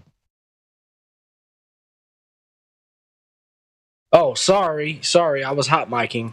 By the way, the internal combustion engine requires a container. Thank you. Good point. So does breathing air. Lungs. Ooh, I grow weed for a living. Do you grow it in a container? Yes. Cool. But when you plant seeds, all the taproots point downwards. Oh God. Are you going to say some other kind of gravitational idea is making the seeds know which way to point? They call it gravitropism. Yes, they do. Spot on. Well done. Couldn't remember the name as soon as you said it. Yeah. But I'm pretty sure they wouldn't grow up into the air where there's no food and they're going to die from the sun, right? Where else? Yeah, but they also have they also have gravity bongs, which have nothing to do with it. I know the food's down here, guys, but freaking gravity is holding us down. We could be up there with the, conquering. We're roots, man. What are you talking about? Oh, so the argument is that the plant can sense the gravity and then it grows in that direction through hormones being displaced, I think, within the cell, causing it to physically grow in the opposite direction. Do you know that if branches there's no and food in trees the are soil, anti-gravitropism? So what you're saying? did you know? Did you know that if there's no food in the soil beneath, it'll grow sideways to look for food? Did you know that the roots do that? Has nothing to do with gravity. It's going sideways because it's looking for food. Because if there's nothing down there, it's going to go sideways until it finds something. Yeah, it'll search for moisture. It will look for That light was just source. a cool heat story, source. dude. Someone told you, bro. It will look for. No, I'm farming. It will I look grow for wheat. light source, heat source, and food source. Water, right? Now, heat source and light source are primarily what above the ground that the fucking seeds in. Seeds do amazing things, but to then assert that there's this gravitropism, because what's happening here? What gravities in this gravitropism? Is that mass attracting mass, or is this seed bending and warping space time because of its hormones? What's going on? Or is it sensing the bending and warping of space time because of its hormones? Is that's what's going on? They can throw as many stories as they want when the Earth is a ball and gravity makes things do this. Yeah. And then the seedling defies gravity. What happens when they take these seeds up into fucking space? Oh, come on. I mean, they're just seeds. They do amazing things. Let's just add more assertions onto them. Gravitropism. What a great word. I don't think it's I don't think it's a theory. It was a cool story, dude. It's not a scientific theory. Nonsense. Yeah, I think it's like I mean I don't think it's like in contention. I think it's established that it. Gravitropism. You've obviously never had a garden. You're right. Your roots grow in every direction.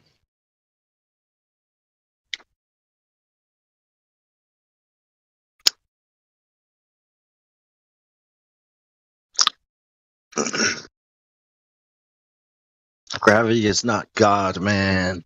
It's not the reason for the season, bro.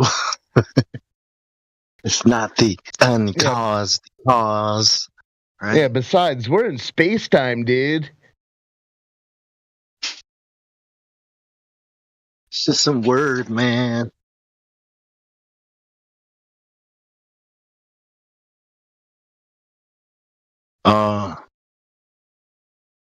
Are you surprised? Alon, are you surprised that we figured out that the Earth is flat? No. You say, yep. But why? If you're not surprised, why do you seem to doubt it? Well, I was surprised initially, but now I'm no longer surprised. I should say I've changed. Yeah, cool. I noticed that younger people, right, are not as surprised as older people because they haven't lived long enough with the belief. You know what I mean? That's why I think it's cooler to reach younger people, because they're fresh. Like, it is terrifying to think me at half the age I am now. Well, I don't know. That's not fair because I knew the moon landing was a fraud at that point. I guess the point is, it's tough to imagine that this is the big lie that they come knocking on first. You know what I'm saying? I mean, there should be decades of observing other things that just don't add up before this one. But it is, you see it, you come across it when you come across it. That's a good point. Alon, do you agree with most government narratives? The status quo? Most, not all, for sure, not all, Yeah. but most. That's a good point, Old Haas. I mean, this one for the breaking down your first wall, flat Earth, that's pretty difficult to do. Yeah, it's massive because I realized that the whole, what was presented to be the moon landing. I realized it's not an opinion that's farcical. It is farcical, but I still believed in outer space.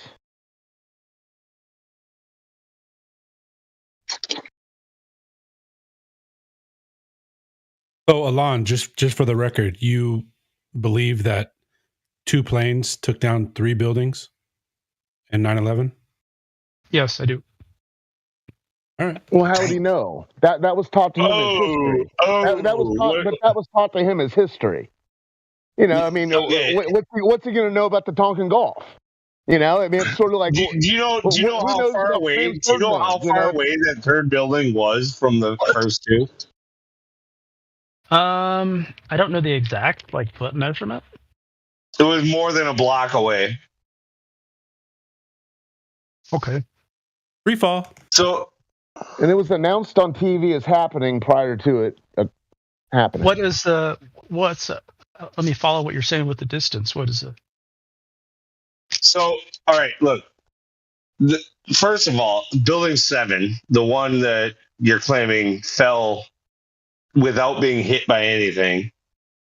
Except for there's video of it coming down, and it has a classic crimp collapse, controlled demolition style. If you look at any controlled demolition, it looks exactly the same as all of them. And it was also announced by Silverstein, the owner of the property, that they decided to pull it, which is a term used in demolition when you are going to drop a building or pull a building. But it was more than a block away. It had a small fire that could have easily been contained by the fire department, but yet they decided to pull the building, and then a demolition, classic crimp demolition, happened, which only can happen if there are explosives already planted in key support structures. It was an implosion, as opposed to the explosion that happened on the two Twin Towers. The implosion is what happens when you drop a building with, just like what happened in Las Vegas with the sands and so on and so forth. Yeah, it does drop straight down. Yeah. And all this stuff was, and they even reported it falling before it even fell. Dude, what the fuck? Well, do you have an explanation for why they would report it falling before it fell? Well, watch it yourself. I just posted the video. No, I'm just saying, we're kind of we have this conclusion, right? That they said that it fell before it fell. Aha, what's that about? Someone got their storyboard mixed up. Someone got their storyboard mixed up. Yeah, I'm just saying this is a talking point, right? In this argument, right? So I think it's not a very, it's not a talking point. Reasons. It's not a talking point. It's what happened. Yeah, I know, but I'm saying it's kind of throwing some. Well, this is all I'll say about it. But that was the third building in history, third steel structure to collapse from fire, and the other two happened that morning. So. Yeah, the way those buildings are built are so it can withstand earthquakes, all kinds of crazy impacts to the building. But the way it burned, when you look at the ground level, right, only thermite, something like a thermite-controlled explosion can melt it like that. Not an airplane, not jet fuel hitting the top of the building. If that's the case, why do they cover the steel in fire-retardant material?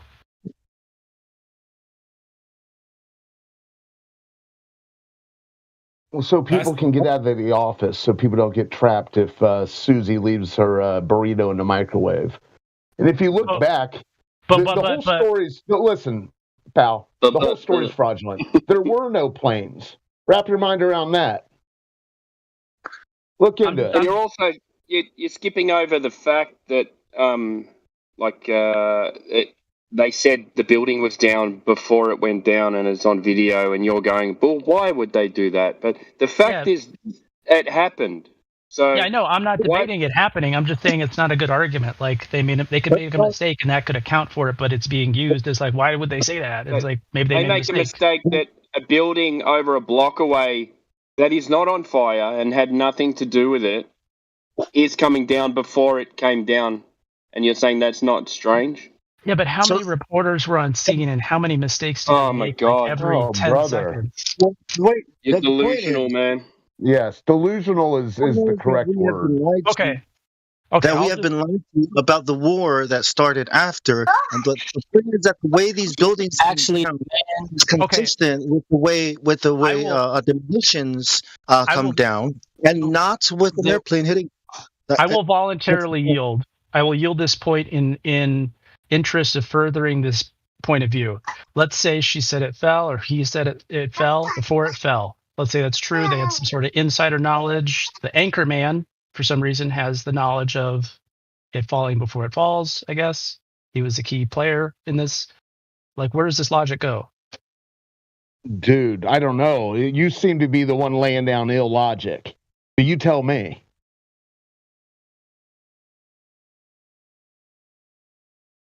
Anyways, you should look into it. I know it's been presented to you as the Vietnam War was presented to me. You know, you can look at that for 30 years and not know what the hell's going on. You can watch hours of interviews. You can watch the McNamara film. You can find anything. And the guys who were over there can't make heads or tails of it. But there was something called the Tonkin Gulf. Look into that. And then, World War I, World War II, the Civil War. Dude, we get it. There's a story that's been told. They've made narratives. They've presented photographs. But, you can't believe everything you see on TV. I know. I'm just like, this is kind of like them that's what I'm saying. It's heavy. For you to come knocking at flat Earth as the first time you've discovered that something isn't what it was, I mean, you handled the Santa Claus thing pretty well, I'm guessing. What are you saying? I don't believe in flat Earth. No, oh brother, do you believe in Santa Claus? We've gone to a weird place now, my friend. I don't know where. No, do you? It's not a trick question. I said you probably handled learning that Santa Claus wasn't real okay, correct? Yes. Okay, well, that's the first one, and the Tooth Fairy doesn't exist either. But there's a whole bunch of stories that have been told that just don't add up.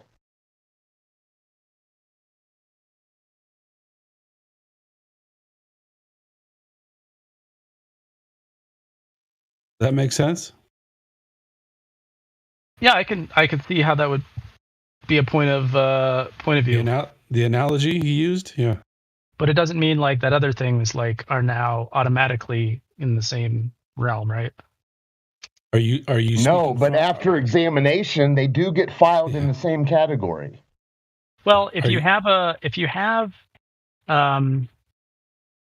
game plan on what you want it to look like, right? Or trying to make it look like No, time out. I could show you photographs presented to be exposed on the lunar surface that are darkroom creations. They are more than one negative. That's not my opinion. It's what they presented. It's what they printed in life. It's what's in the archive. It's full of it. You have to look at it for yourself. That's it. I don't know anything about that topic. Well, it's filed in the Santa Claus department. It's a fairy tale. It's a myth. And the same with the globe. They told a story. We all believed it. We all were told the same story. We're flying around the sun. It's a myth.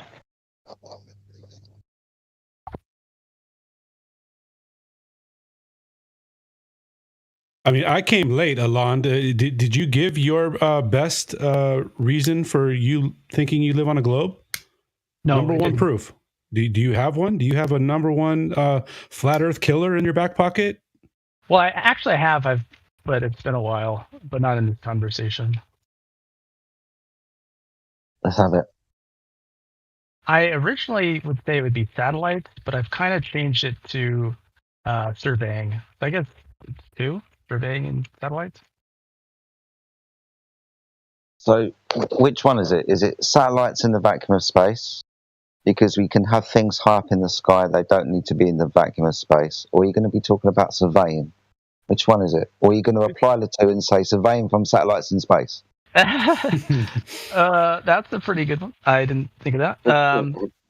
But we've already kind of covered surveying, so that's kind of old news. So I guess satellites. Only one thing that anyone uses a satellite for. So no flat earther would deny that they can put technology up into the sky, right?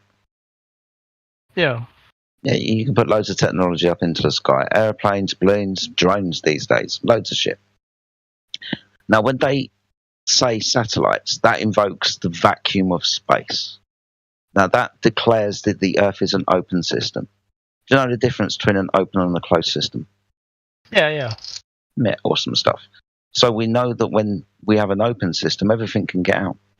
When we have a closed system, everything can stay in apart from heat. So we're talking about physical matter when we're closing systems. Now, when we contain in the physical matter, what we're also doing is containing the gas of the Earth, the atmosphere that we're breathing, right? Now, the consequence of containing gas is that we have gas pressure. We have gas pressure, right? We're breathing it right now. So within the idea of the Earth being the Earth being in a vacuum and open to this vacuum means that the gas wouldn't be here according to the second law of thermodynamics, and because of antecedent consequent relationships, we wouldn't have gas pressure. So yeah, satellites from space, but this place can't exist in the way that they say. But that so why can't we have satellites? I heard your argument for gas pressure, but how does that tie into satellites? See, this was the thing about satellites. So satellites in space, well, this can't be true because of what I just said. But things up in the sky, that's fine. But what's the problem with things in the sky? You give us satellites, okay, so we can look at the floor. Or are you going to invoke satellites in space that turn around and try to say ball? If it's those ones, then I'll refer you to my last answer. Well, you can't say it's a closed system, therefore no satellites. Like, you have to say why satellites can't be up there. May I, real quick? Because it's a closed system. That's why I asked earlier, what you mean by satellites? Because when people think of satellites or say satellites, right? What are they talking about? Do they think that they're using the GPS using satellites, right? Or do they think do they think their satellite TV is talking to a satellite that's floating around in space? When we say satellite, right? Like, think about your cell phone when you use GPS, right? It's connected to something, right? But you know it's getting you around. But when you could even say it's connected to the satellites. But when you actually look at it, it's connected to a tower somewhere that's connected to a really fast cable called fiber optic. You mean, so that's why I said, do we really use anything? Like, is there a place or something where we can use, where you say you're using satellite? And I think, like being out in the ocean, right? That's where a satellite service, might actually be utilized. But then what are they connecting to, right? Do they have to connect to something that's in space, or do we have planes? They have upload stations for satellites to receive the data from the ground. Right, transponders all over the world, that connect and we're communicating to. So when you think about a satellite in space, right, and how useful it really could be, when you look at science, when you look at how fast radio signals travel through a medium, how far they have to travel, and what kind of latency you would have. We understand by the speed of our technology, right, that we use fiber optic and we use very high frequencies and powerful transmitters. We're about to get to the less than 1 millisecond. How does this tie into the satellites? Not. Well, that's what I mean. It's impossible for a satellite to exist and us to utilize it for anything that this fast-paced world is moving at. It's like there's something out there or a service. It's probably a plane, and we don't want to use it as much. Only if we need to use it. We use the technology down here on the ground. Does that make sense? You can look into it. You won't find any use for it. I was in the Navy. I was taught satellites, SATCOM circuits. It's just connecting to an antenna that's pointing to another receiver somewhere. That's all I know about satellites in the Navy, and you're the radio man. You're the guy that sets up the SATCOM circuit to talk to whoever is receiving your signal. That's all you know about satellites, and you're the guy. I just want to know how they can't be up there though. They can't be up there because the place that they are in can't exist. So yeah, they that's circular reasoning though. That's the logical fallacy. You can't. No, it's not. No. Listen. All right. So So we can have things high in the sky. We can have things that are so-called orbiting, but your idea of an orbit would have to be different, right? Balloon. But they cannot exist in the vacuum of space. There is no such thing as the vacuum of space. This is an old, predated ideal from your heliocentric model that has been replaced on your side. Like they claim that it's no longer a vacuum. It's a near perfect vacuum. It's no longer a perfect vacuum. It's a near perfect vacuum. But the whole idea, it just can't happen without the evacuation of atmosphere here on Earth, or curvature of the Earth, or a radius, or all kinds of things that we have falsified. You guys have to go back a whole bunch of steps. You have to rethink your whole idea and start rewriting your model, which is going to cast doubt on all of the people who have believed in it for all of this time. Using the presupposition as a reason for it not existing isn't a good argument. Using the presupposition, we're using natural laws, so things that apply always. Right? The second law of thermodynamics and entropy. Right? According to those laws of nature, this place couldn't exist.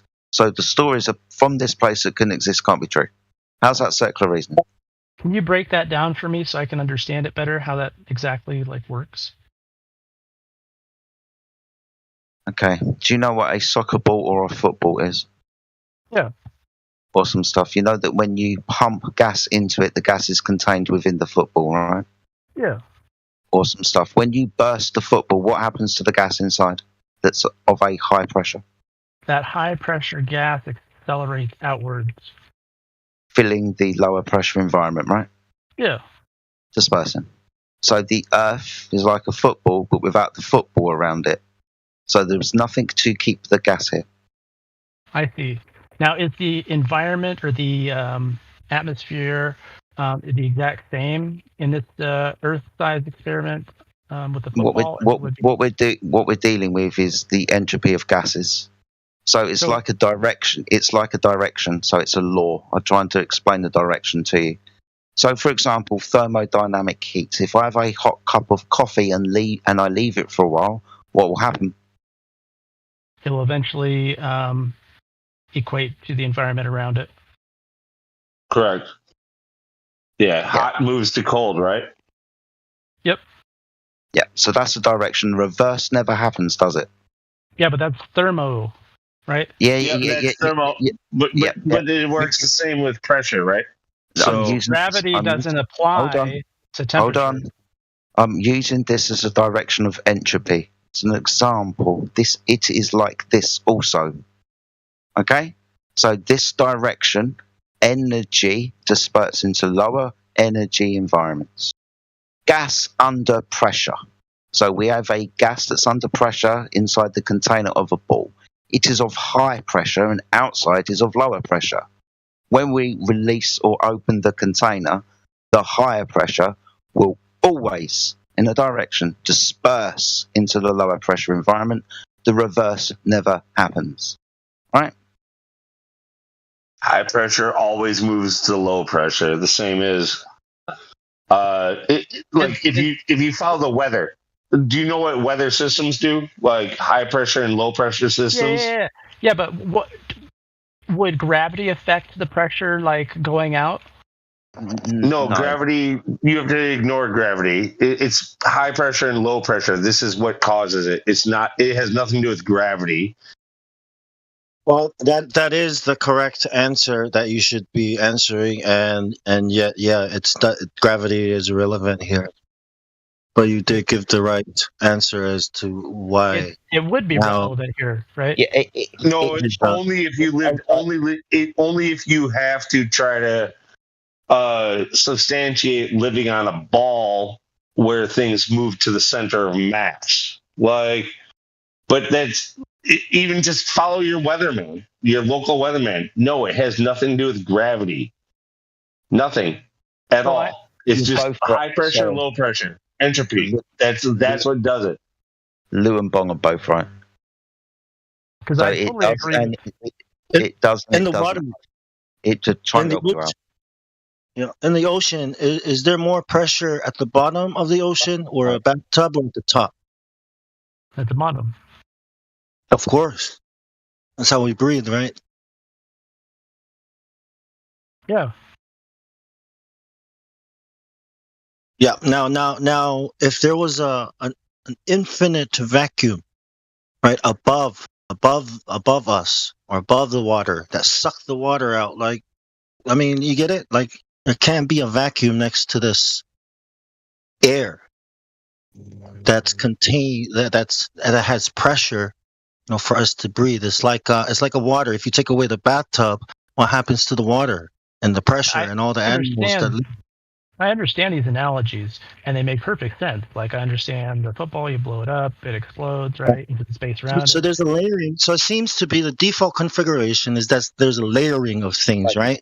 Like heavy things, dense things, objects are always down here, and it seems like less things are up there. Who knows what the lines are made of? It probably isn't made of the same things down here. Right? And now this won't answer all of your questions, but Archimedes' principle, like essentially, like things they sort themselves naturally into a density layer. Are you familiar with this? Right? Yeah, that makes perfect sense. Yeah.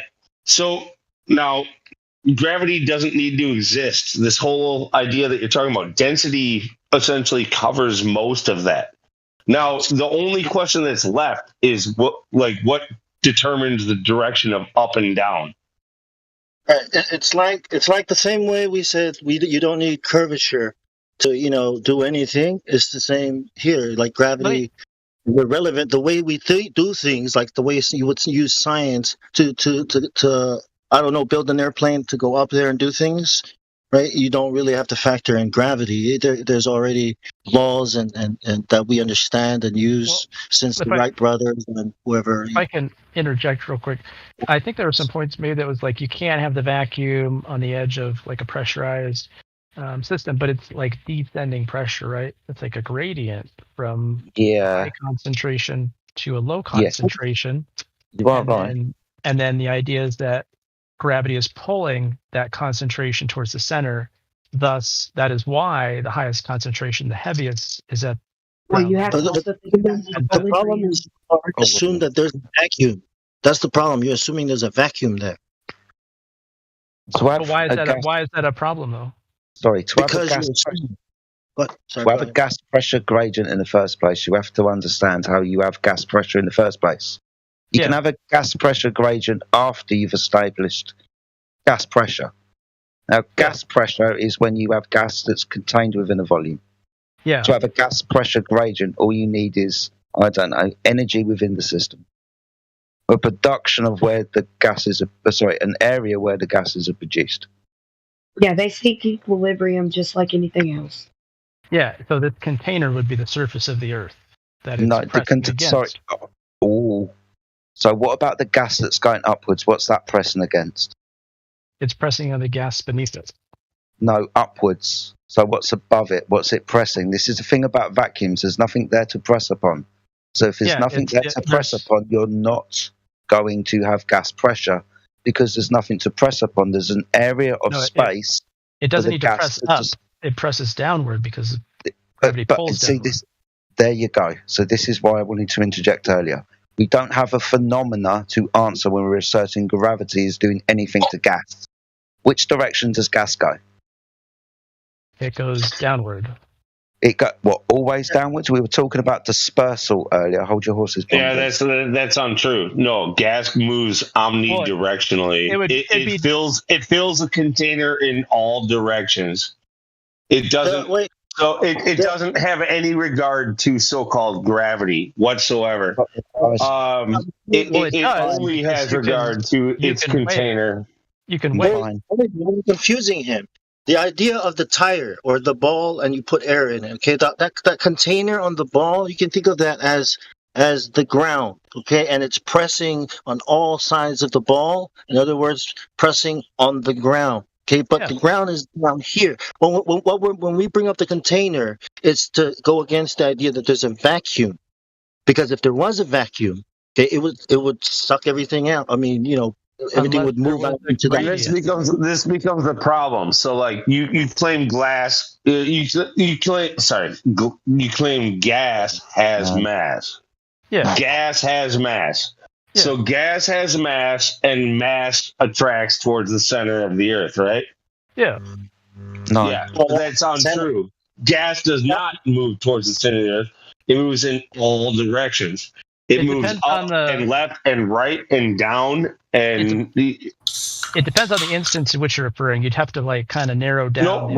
How does it depend? It depends on the medium that it's within. So let's say you have a molecule of steam, or you have a molecule of hydrogen. You put it in a vacuum. Where's it going to go? Yep. It's going to go straight down.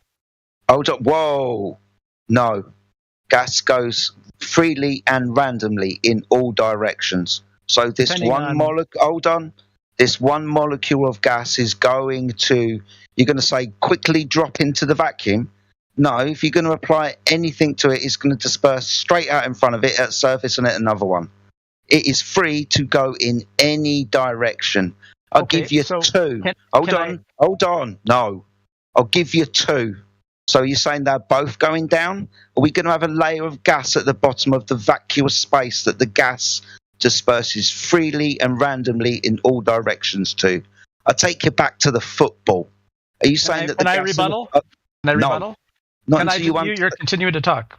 Yeah, because I got a fucking point, because you said something stupid and you clearly don't understand this. To say that gas falls in a vacuum, like downwards, is attracted to gas, goes against all observations of all gas laws ever. Okay. So there's different concentrations of different gas at different layers in the atmosphere. Yeah. It's not in contention, by the way. So I'll give you a heavy gas in a vacuum. Which way does the heavy gas in the vacuum go? Based upon their mass. Which way does the heaviest gas that you've got in a vacuum go? It goes down. Can you demonstrate this to me, please? Or can we show you every single instance of gas everywhere, freely and randomly move in all directions, and the only thing that will alter its course is the thing that it's pressing upon or hitting. Why don't we have having. Oxygen at the top of Mount Everest? Because that's a different argument you've brought now. No, different things into because in the first in the first instance we just had a vacuum, so no other gases. In this instance now we've got oxygen in the atmosphere, which is primarily nitrogen. We've also got other influences on the gas environment. Heat, for example. The production of gases down... nitrogen? No, listen.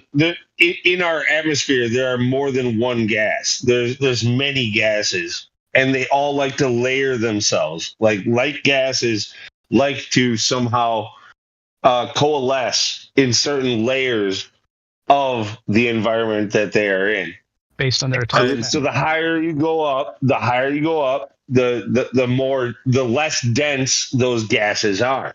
So things like helium, hydrogen, nitrogen, they float up. You know, you could create man-made gases like what's the one that Glovers like to use? Yeah, where these things like to sink down. Okay, but given. So it's just a density layer, all right? Like it's still just the density within the density ratio within its medium. So you could take these things. It's similar to, we can show a GIF where you can take an anvil and you can float an anvil in a liquid. Guess what that liquid is? Mercury. That's absolutely correct. Yeah, because it's denser. Steel is lighter than mercury. just to assert that.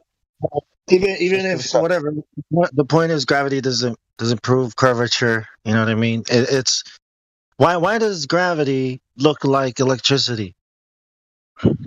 I'm just saying. You know what I mean? So the F equals ma squared. Like that's so. Even it still doesn't prove that the Earth is a ball. No matter how, we know that science is lying to us. So what we do know is electromagnetism is something that we really work with, that we actually work with and build things with, like electromagnetism. Well, I don't know about. I'm not a nuclear physicist, so I don't know about the small and the weak nuclear force and the strong nuclear force. And then there's gravity, but none of those three really affect us in the real world, does it? I mean, look, I mean, we made fun of this, but I called it Lew's Law just for fun. Like Lew's Law, up is up and down is down. And up for me is the same as up for you. I don't care where you live. When I point up, you're pointing up. We're pointing up. We're both pointing in the same direction. Like, there's no such thing as somebody pointing up and up is down and down is up. Like we're not Lou. We're not standing opposed to each other. My brother Lou. Come on, man. This is not an argument, brother. No, he's just stating our position. Seeking equilibrium can absolutely demonstrate the density gradient. It doesn't matter how it's contained. If it's in a vacuum, it's gonna. Here's the thing. When you have a vacuum next to gas pressure, it does disperse in all directions. We don't have gas coming from up to down. We have gas coming from the earth up, and it seeks equilibrium. Yep. There's nobody standing. There's nobody standing upside down from you.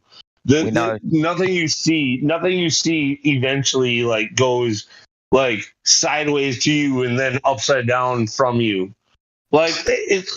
Jesus Christ! To imagine such a thing.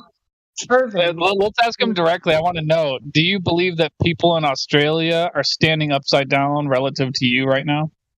I think that it is it's kind of like a talking point that's used, but I don't think it's an argument, really. You know what I mean? No, it is. No, do you? Yeah. All right. I just want to know that.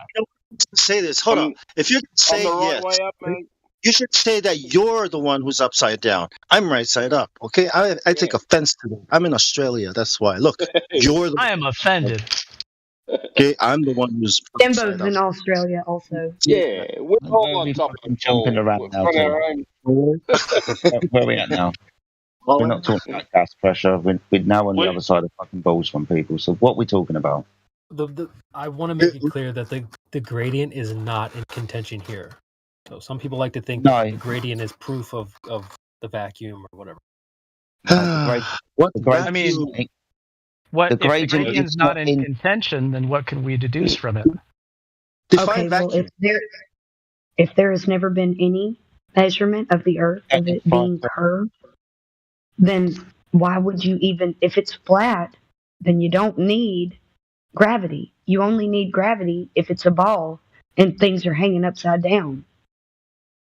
Even there's a contradiction because astrophysically, Mount Chimborazo. I just really his silence. I wanted to hear the answer. He was reluctant. He was reluctant to answer. Are people in Australia upside down from those who are in North America? I'm trying to answer. It's like you phrase it in such a way to where it turns your argument kind of into the same, you mean to tell me you're upside down? What an idiot. What? It doesn't. No. It's a relativity question. So you could be the ones who are upside down, but are you the one who's upside down? Let me ask you that. Are you upside down from somebody in Australia? Well, for one, nobody's upside down. Then you answered Lew's Law correctly. Welcome to Planet Earth. When I point up and somebody in Australia points up, are we pointing in the same direction or not? No. Well, look, man, you're starting to sound like you're starting to make the ball sound ridiculous. Like, you know what we're saying, right? Like, my feet are pointing, or my feet and Lou's feet, right, are touching, are facing each other. Okay, because I'm in Australia, and let's say somebody who is in England. That's what I mean. You know, Alice in Wonderland. I think he gets it. Yeah, I totally understand. I'm just saying it's like it doesn't do. I don't see it as a positive. I would tell you that me and Bong are pointing parallel to each other. Yeah. I'm just saying I don't think it's a good argument for flat Earth. It's not an argument. Just stating a position, my friend. It's not an argument. It's not an argument for flat Earth. We're just joking around. These are memes, man. Like, we're saying, you know, how ridiculous it is. Okay, that's what we're saying. What became the argument for flat Earth is your embarrassment to tell us that that's what you thought was going on. Oh, I think it's worth pointing out. Wait, guys, we need to point out this is technically not an argument. This is technically part of a base axiom. Correct. That up is up, like Bong pointing upward and Lou pointing upward, them pointing upward being parallel. That's actually part of a base axiom. It's not even an argument. It's much more important and powerful than that. So guess what? They absolutely hold a compass parallel to the ground to use it. And here's another meme. If you were another axiom, if you were on a ball, up would be out and down would be in. Like, seriously. Well, up wouldn't be any direction. Up would be outwards. That's what he said. Yeah. All right, let me ask you this. If you and 20 friends are all holding hands in a line, and you all decide to stop holding hands and you point straight up, are you all pointing in the same direction or not? I'm sorry, I missed what you said there. Can you say it again? Okay, a chain of 20 friends are all holding hands. You stop holding hands and you all point straight towards the sky. Are you pointing in the same direction or not? Yeah. All right, now here's another example. Without holding hands, just 20 random friends. You just call your friends and then point out. Stop, CB. He said yes. He said yes. Everybody in the same direction. No. God. Be like forward, back, left, right, out, in. Get it? Okay, no. On in your model, on your ideal, you cannot be pointing the same direction. You're all living on a ball, a sphere. Yeah. So every one of you has a different up, no matter how close you are to each other.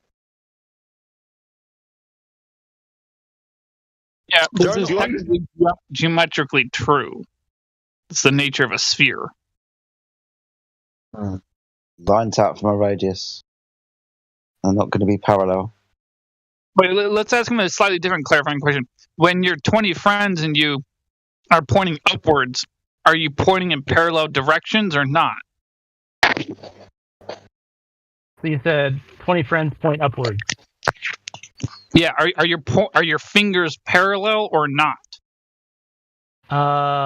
If me and 20 friends are standing around pointing upward, yeah, they are. Cities, like spread out in different cities. That's what I was going to say, Bong. Different cities. Okay, yeah, no, we're not pointing the same direction. No. All right, well, if you had a direct measurement of curvature, that would mean something to us. So, okay, have you ever, researched who has directly measured curvature? Ever? In here. Yeah. Okay, who? And can we replicate it, demonstrate it so we can replicate it?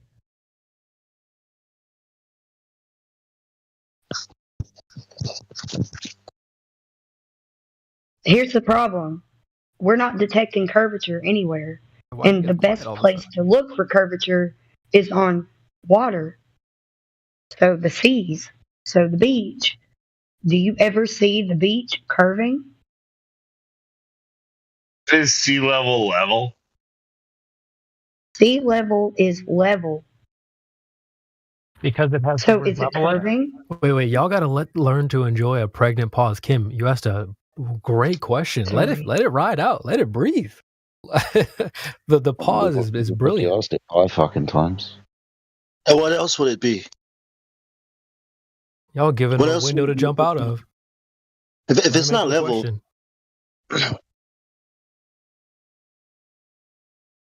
like, or get quiet all of a sudden. Why do they a call similar it question is why do they call it salt flats? Because it's flat. So wait. Let's just do the scale up method. Is the surface of a glass of water, is the surface of the water level? Yes or no? Yes. All right. A swimming pool, is the surface of the swimming pool level? Yes or no? Yeah. Surface of the ocean, is the surface of the ocean level? Yes or no? Visibly for. Let's do the canal. Visible. I mean, they do, after all, call it sea level, do they not? Yeah. So is it level? Yes or no? It's level in some sense and not in others. Well, all right. Ooh, he's gonna say that. No, we're gonna pause there. So is sea level is level curving? It means You're using semantics against yourself right now. No. Yeah. Wait, no, that's a good question. Let's answer that. Is level curving? Yes or no? You're using the definition of the word to reach your goal. No, it's about the That's what you're attempting to do. Position of what's going on in the reality, not just the words themselves. What's really happening? I could say to my friend, look at how level the shoreline, look how level the horizon is. Does that mean the Earth is flat? What is your position? It means it can't be a ball. Or I can't detect the curvature. And I might... Here. Well, let me just ask another clarifying question just to drive it a little further forward. So if you're going to claim that, or observe that a glass of water and a swimming pool, the surface of the water is level, but you're going to claim that the oceans are not, then my question to you is, over what distance is level water no longer considered level? And do you have any evidence for this? I would say the surface of the Earth would be a good example. Oh, okay. You're saying that the surface of the Earth, you would have to. That would be like the worst example. That would be like the worst example you could say, because like we're talking about the water finding its own level. So the surface of the Earth being the land, like the land has topography, and flat earthers don't deny this. We don't live in a 2-dimensional world. It's a 3-dimensional world. Let's say you just had like a perfectly flat sheet of water, like 10 miles square. That'd be a good place. Okay, well, go to here's any the ocean, thing. any lake. One question at a time. It's supposed to be curving at 1.225 times the square root of observer's height. So if you're looking at a horizon, you should be looking at a curved horizon. Doesn't matter how slight it is, it should be apparent. Sky should always be a little bigger than someone else. Let's bring it backwards just a little bit. So you're saying, again, you agreed with me, you acknowledge just as I acknowledge, surface of a glass of water, level. Surface of a swimming pool, level. Now you're claiming that the surface of the ocean is curved. So do you have any direct measurement to demonstrate this or something? Like what do you have to demonstrate this to be reality? I mean, I don't have a tape measure, if that's what you're asking. Well, a tape measure bends. You would need a straight edge, I think is the word you're looking for. I don't have like a 10-mile straight edge, if that's what you're asking. All right, so you got no demonstration of this. You're just asserting it. You're just adopting the belief that you were taught, which I don't blame you for. I mean, I did the first 24 years of my life. Do I need a 10-mile straight edge to come to this He's not conclusion? limiting you to a tape measure or... You'd need to directly measure it and detect curvature in order for it to not be a baseless claim. Well, more specifically, it's about like the surface of the water. So you agreed that the surface of your glass is level. Do you agree that that is straight, or is the glass curving? I mean, it's locally level. It's for all intents and purposes in any argument or discussion. No. I'm talking about at the most minute level. Is the glass curving or no? It is curving. It is. Okay. So Does anyone ever measure this? What do you mean local? How big is local? Well, if you and me are in a room and you hand me a glass of water and you say, is the surface of this water level? I'd say in that context, yeah, it appears to be level. But is it curving? Is it curving? Is it curving in agreement to the surface of the Earth of a 3959 radius? Does your glass curve equal to a 3959 radius? Can we measure this curve? I'm sure. Have you ever seen a prison? Wait. I can't answer One at a 12 time. questions. Yeah. Okay. Is it detectable or measurable? Hold on, Kim. Is it detectable or measurable? On the local level, I can't think of any. No, it would be too small of a sample. It would be too small of a sample to say. But let's move on to like a pool or a pond or even a lake. Like, and I'm gonna talk about it like a regular lake, not like a Great Lake, which I live near. But so does a lake? We should be observing 8 inches per mile squared. We should be able to observe a lake curving with the optics that we have in today's day and age, the technology that we have. He thinks it's curved, so just ask him. Yeah. Well, is a lake curving? Yeah, to give some numbers, a swimming pool that's 100 feet long, it would curve the thickness. Matthew, we're not talking to you. Paper. Matthew, we're not talking we're not to interested in your numbers here, okay? And I you've already never asked you, seen Matthew, a how big a curving swimming pool would I lake have to build either. until the water started spilling out the middle of it? And then you said that wouldn't happen and didn't need to worry about it. How big of a distance is it, Matthew? The thickness of a piece of paper. Yeah, and you can't even prove that, by the way. So what about my my local lake? My local lake is Lewis Smith Lake, which is the biggest lake almost in America, and it's a man-made lake. No, I'm like 12 miles from the Lake Michigan, like one of the biggest lakes in North America, one of the biggest lakes in the world. Superior is bigger, but that's Have you ever to heard my of north. Lewis Smith Lake?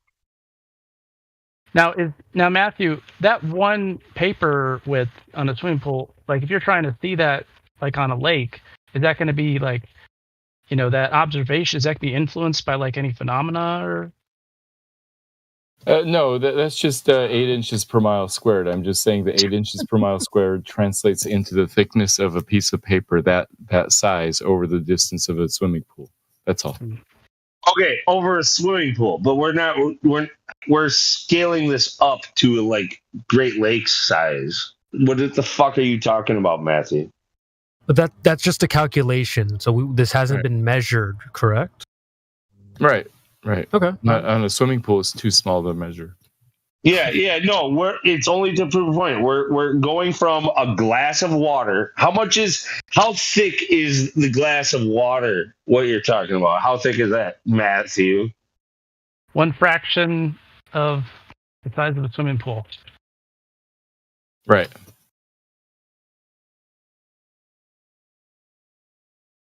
All right. He was talking about the curvature, but if the Earth is curving, and glasses of water are level, and pools are level, and ponds are level, and small lakes are level, what about when we get to something like the size of Lake Michigan, Lake Superior, Lake Erie, Lake Huron?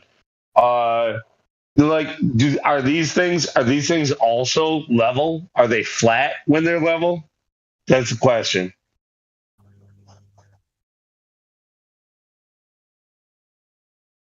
Or another way of asking it would be, how big does a body of water need to be before it will demonstrate measurable curvature? At what point can anybody measure if the fucker's curving or not? Is what we want to know. Where's the delineation? I guess Bong, let him answer. I guess it depends on the size of the object the body of water was resting upon and your vantage point of observation. It'd be rather difficult the closer you got, and rather, increasingly easier further you got away. All right, let's get into some specifics. So let's get into some numbers. So he asked, at what point, at what size? Let me ask you this. I'm going to use like real life. So like I'm in Wisconsin, and I can go to the western shore of Lake Michigan. On the eastern shore of Lake Michigan, in say, there's a ferry that goes across. I forget where it goes. The lake ferry goes from Milwaukee to Muskegon, Michigan. So, like in Muskegon, on the other side of Lake Michigan, is the water level between Milwaukee and Muskegon?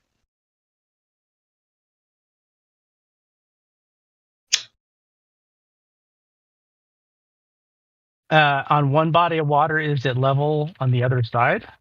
Yeah, is the water level between Milwaukee and Muskegon?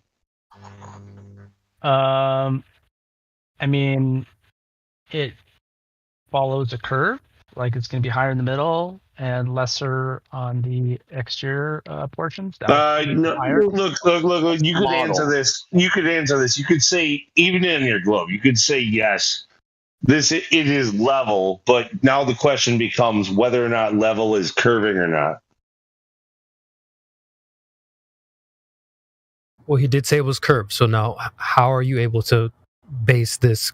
What are you basing this claim on? Is this a belief based, or are we able to measure this? How do we detect it? Here, yeah.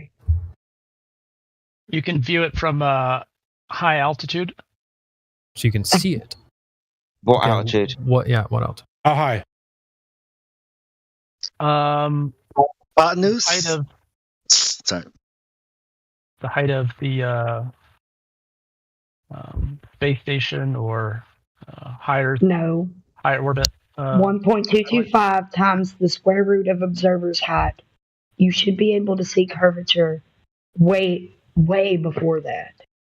Wait. Well, I'm saying so. We gotta pin the claim here. So you're saying at the altitude of where the ISS is claimed to be. Is that what you're saying? Yeah. That's the minimum. I'm saying it. You could observe it there. I don't know what the minimum number is. I don't know. Well, the radius is I've got a rebuttal to that. 3,159. Sorry, go ahead. I've got a rebuttal to that.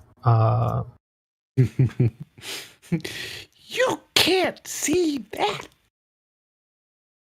Do you think you could work out a minimum for us? I'm sure I could, given enough time. But like, how much time? Have you ever seen water curving? Have you ever seen water curving? But hold on, Kim. It's not an argument, Kim. What? How is that not an argument? Armchair minimum number. Let's hear that.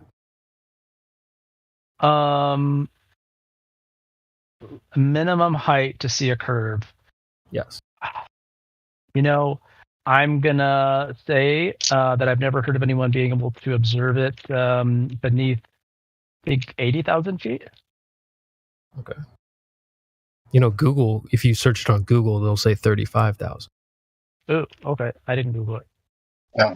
And the Red Bull jump was 120,000 feet. And Neil deGrasse Tyson responded to the Red Bull jump by saying, at that height, you do not see the curvature of the Earth. So, 225 miles.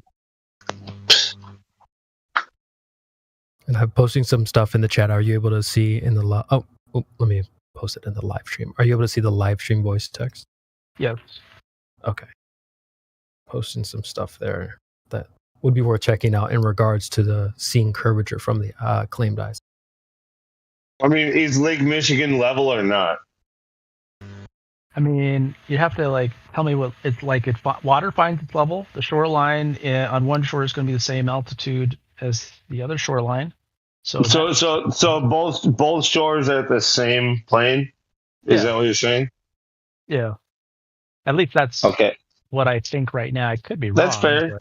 That's fair. That totally destroys your globe. That's fair. I agree completely. Don't move, right?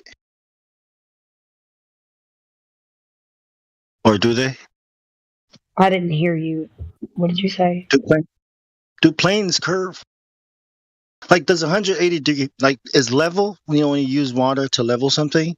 Is that 180 degrees? Is that a straight line? Come on, guys, we're circling here.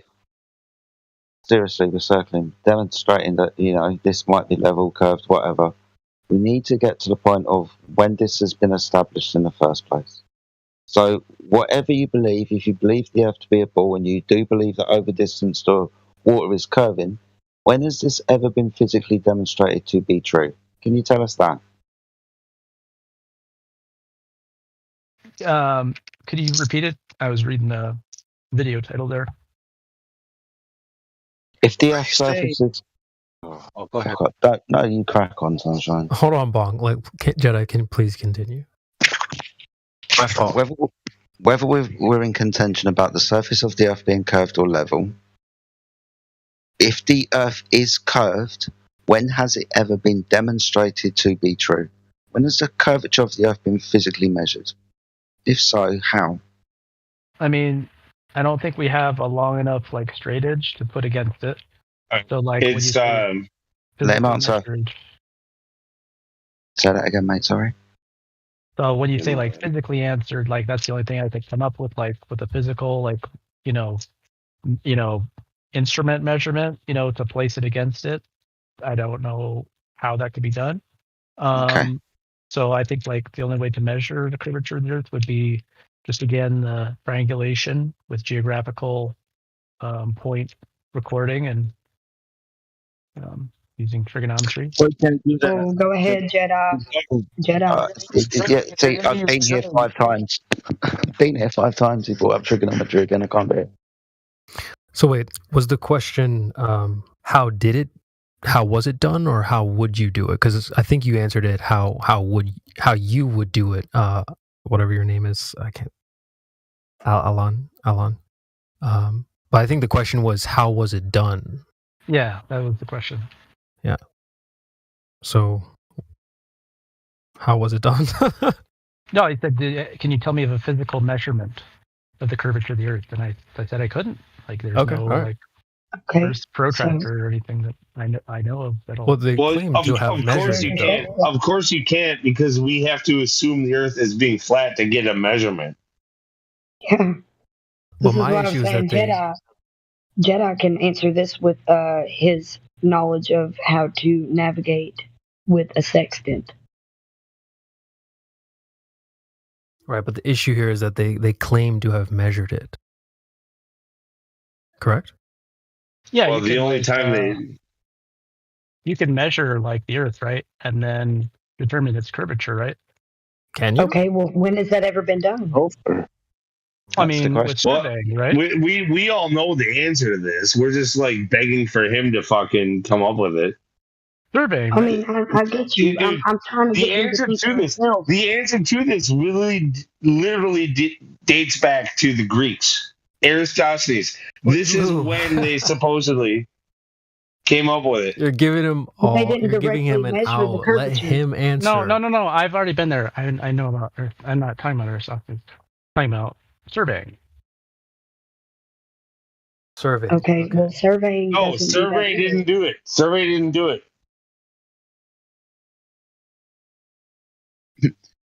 Are we going back to India again, or are you going to show us another surveying demonstration? I guess I could try and find another one. Here's the problem, buddy. Here's the problem. So when Aristophanes, whenever they came up with that story of him calculating the curvature of the Earth, he didn't directly measure it, he calculated it. The 3959 that you get for the radius has never changed. It's the same. They use that radius for supposed rockets shooting off. This is something that's established. So you can't change it now. It's too late. It's there. It's not even. It's our out. Honestly, this is the way that we are able to debunk the globe. Yeah, can I get one thing in? I gotta go after this. Yeah. So earlier you're talking about gas, layers of gas, and you were thinking gravity's pulling the denser gases closer to the center, which would be like the core of the Earth. But there's and you invoked Mount Everest as having a lower oxygen level than anything below it. But the problem is, astrophysically, Mount Chimborazo is further from the center of the Earth in the globe model, but it has more oxygen than Mount Everest.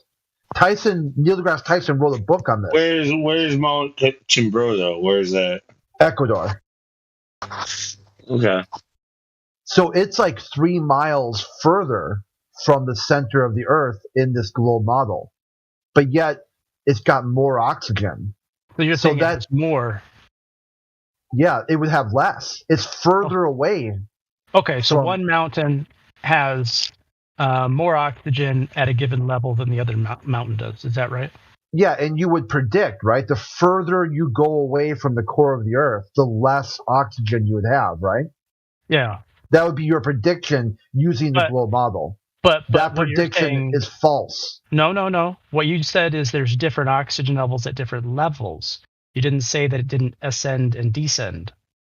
Yeah, elevation would. I don't think you followed it. I was totally following. I don't think you were following along. Yeah. So if you take the height of Mount Everest, it's not the tallest mountain in the world.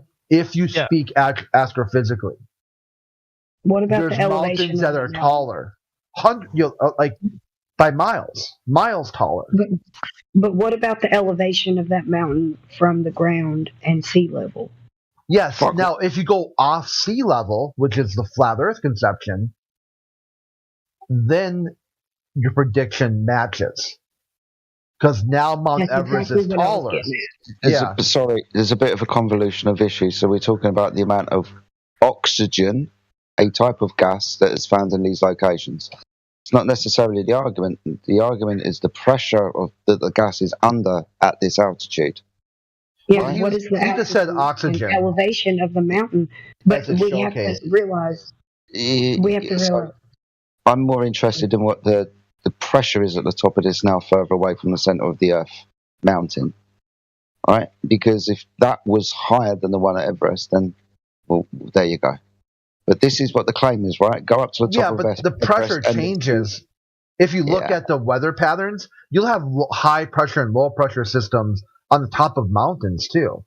Like Mount Everest is not a static pressure. Oh, mountains are great for that. Like they catch anybody who's lived or vacationed to the mountains for skiing and snowboarding. Like weather systems get caught on, like literally get caught on mountain ranges where they get stuck over the top and they'll just sit there. They don't move.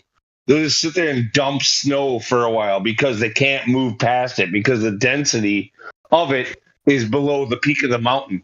So it literally follow the weather, how weather works. It's high pressure and low pressure systems and the density layers of the air, and the altitude of the land that it's trying to go over.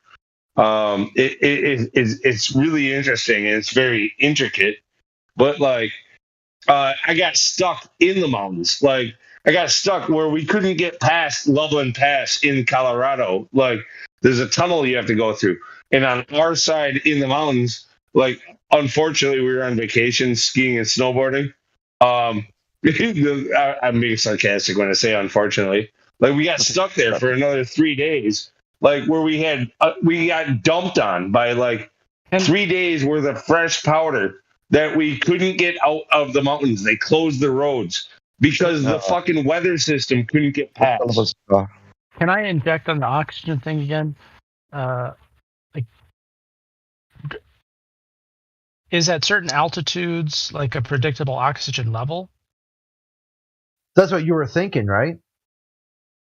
I was thinking that even on a flat plane, that the elevation from the mountain, at the base of the mountain, what is the elevation from sea level?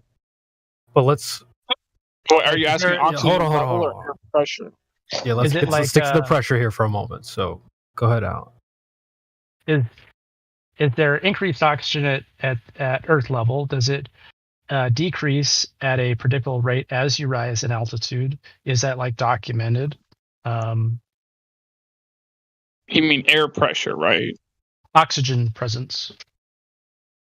Oxygen presence. Okay, Where's well, oxygen? that's what we're talking Hold on. Where's oxygen produced? Well, I don't think its production facility is contingent upon its presence at a given altitude. Yes, it matters where it's produced. Hold on. Yeah, it is. So if you've got a dense rainforest, what gas is being produced in a dense rainforest, as akin to somewhere else? So if there's lots of stuff being produced somewhere, you're going to find it there. As in, if the gas is produced on the surface of the Earth in the chemical and biological reactions down here within the Earth and within the seas, it's quite clear to understand there's going to be less of it the further you get away from that production area. Yeah, but Jedi, I got to point out to you, it's important to point out to you, it doesn't actually make any difference where it was made. It doesn't actually make any difference if it came from the ceiling, came from the sides, or came from the ground. The fact that there's X and delta X, X being gas pressure, delta X being the gas pressure gradient, the same thing still happens and applies regardless of whether the oxygen came from the ceiling or the ground or sideways. It doesn't make any difference. It does make a difference if there's a lot of oxygen produced in that one area. Well, in a temporary sense, it does over the course of minutes and hours. No, it doesn't make any difference. Like the same gradient and the same pressure will still form regardless of wherever it came from. It's going to be produced. I think I agree with her, Ryan. I think I do. Yeah, like overall, it's going to average itself out. But like, so you might have dense pockets, and you might have like low pressure pockets. Depending on where it's being produced and with the weather systems and so on, but overall it's going to average. And all these gases, they will eventually equilibralize at certain density layers. I agree with that, but it also has. We were talking about the amount of oxygen somewhere. It all ties. Let's stay on topic, folks. That's just because he's getting so confused because we're talking about air pressure and somebody was talking about oxygen or something like that. That's one of the 8 gases that make up air. We're talking about air pressure, which is 8 gases. Yeah, the atmosphere. Yeah, the atmosphere isn't just oxygen, right? It's filled with tons of shit. Tons of shit. Why? Jedi, go ahead. Jedi, go ahead. I want this point of gas pressure to be made because it is the more important one about where and talking about where oxygen is or isn't. The gas pressure thing is the more salient argument at the moment. So, CB, take it away. Ryan, whoever that was, please. Sirius, I think you were trying to get in. Go ahead, brother. I just said I was just trying to say, don't trees make oxygen and carbon dioxide?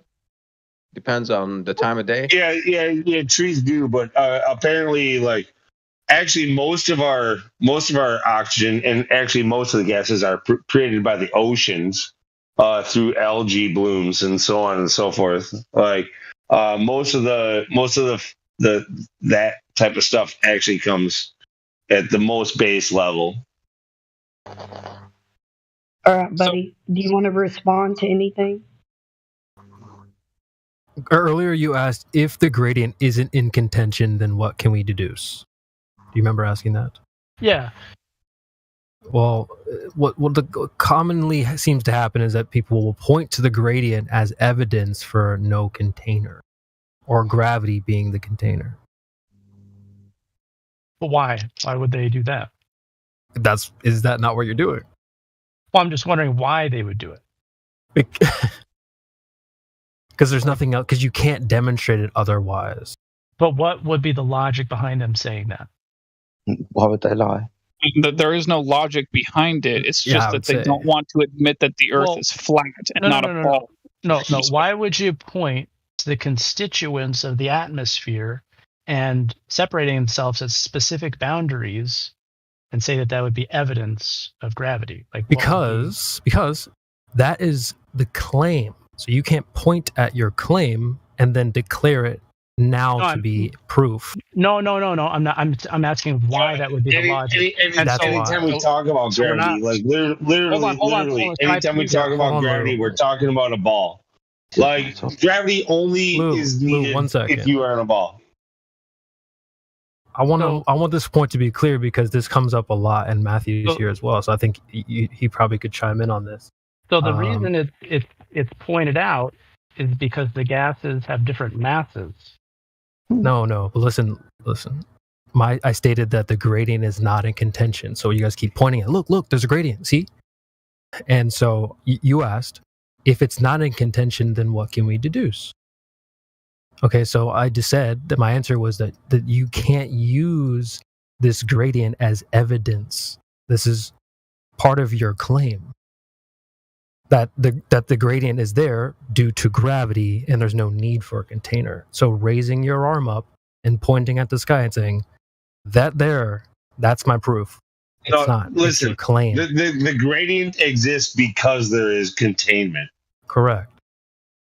So then why are they organized in that way?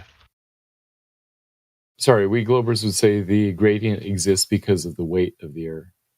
No, it exists because there is containment.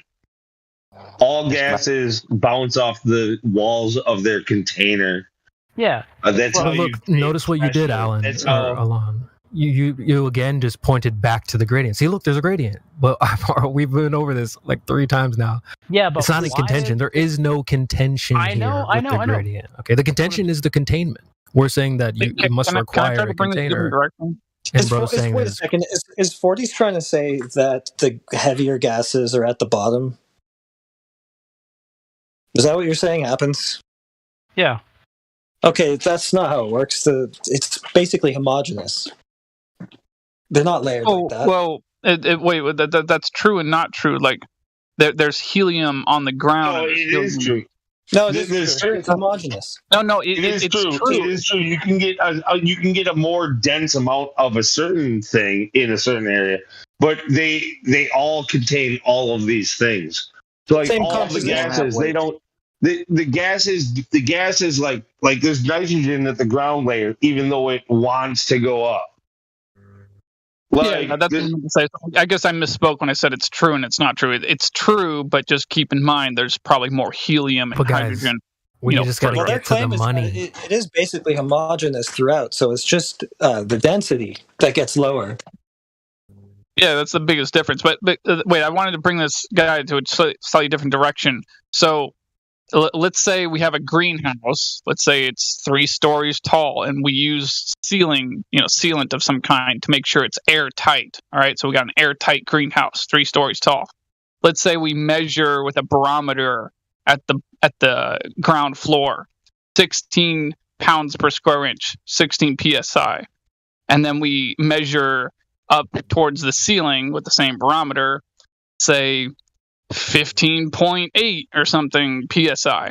All right, so we've clearly established we have an X value in the greenhouse. That's 16 psi. We have the gradient, which is delta X, that comes after X, that is above that. So we have X and delta X, gas pressure and the gas pressure gradient in the greenhouse. Now, you and I, we observe this, and we step out of the greenhouse. We observe 14.7 psi X value at sea level. We observe delta X as we climb a mountain. The air gets thinner. So then the question I have for you is, what reason do you have to assume that you're not inside a container when you step out of the greenhouse? So because you observe a container, you must be in a container? No. Okay, so let me sum this up again. Inside the greenhouse, we observe X, 16 psi. We observe delta X, the gradient of the 3 stories inside the greenhouse. We open the door and step outside of the greenhouse. We observe X, 14.7 psi. We observe delta X, the gas pressure gradient above our heads. Now, with observing X and delta X inside the container and the fixed volume in the greenhouse, when you step outside of the greenhouse and observing X and delta X, what reason do I have to assume that I'm not inside a container? What's funny to me is that it's not a question about Globers and Flatter. Like, Please let him answer. Yeah, you're right. I'll let her answer. But I really would like to point this out. Hold the thought, Lou. But not. He's got a short-term memory or whatever. Just hold the thought. Yeah, I don't think that I can really track this example. Well, can I help?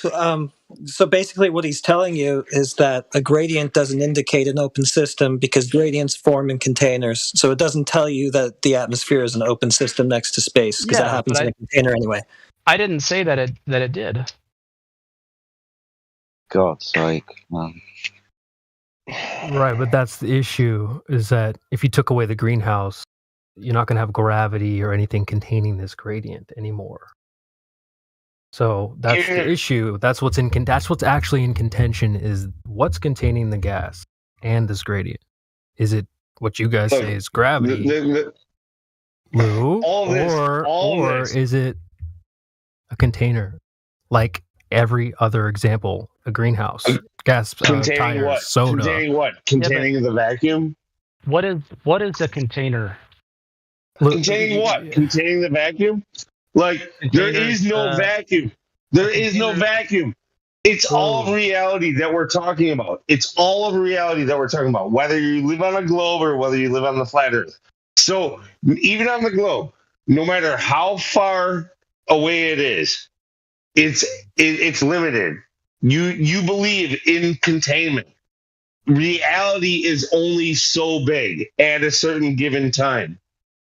Okay? So even if it's light years away, or if it's 100,000 miles away, it doesn't fucking matter. It's contained.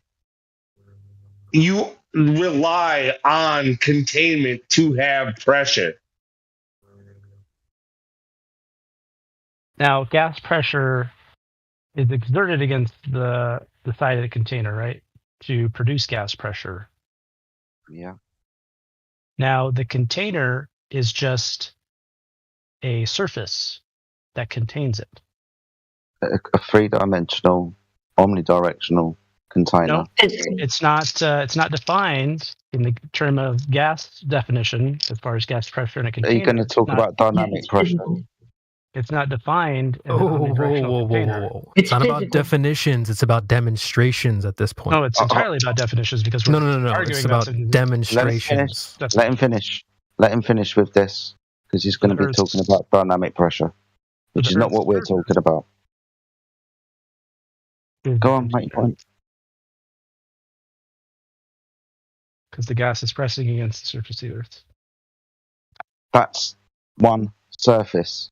That's not a containing omnidirectional 360-degree container. That's just a surface for gas to press upon in one and only one direction. Yeah, that's the definition. No. Definition of gas pressure is the force that the gas exerts on the walls of its container. Walls. Yeah. More than one. Containing. Do you understand the definition of container? An open I do. and closed. It's something that contains. Okay. Hold on. Answer me this question: is the Earth an open or closed system? You'd have to define open and closed system. Oh my. So, thermodynamic. You're an intelligent guy. Yeah, those are very well defined. Those are very well defined. We shouldn't have to go over this. Okay. No, I think it's only a few words. So an open system is a system where matter, light, heat, and energy can go in or out. That's an open system. That's the claim that they say the Earth is, adjacent to the vacuum of space.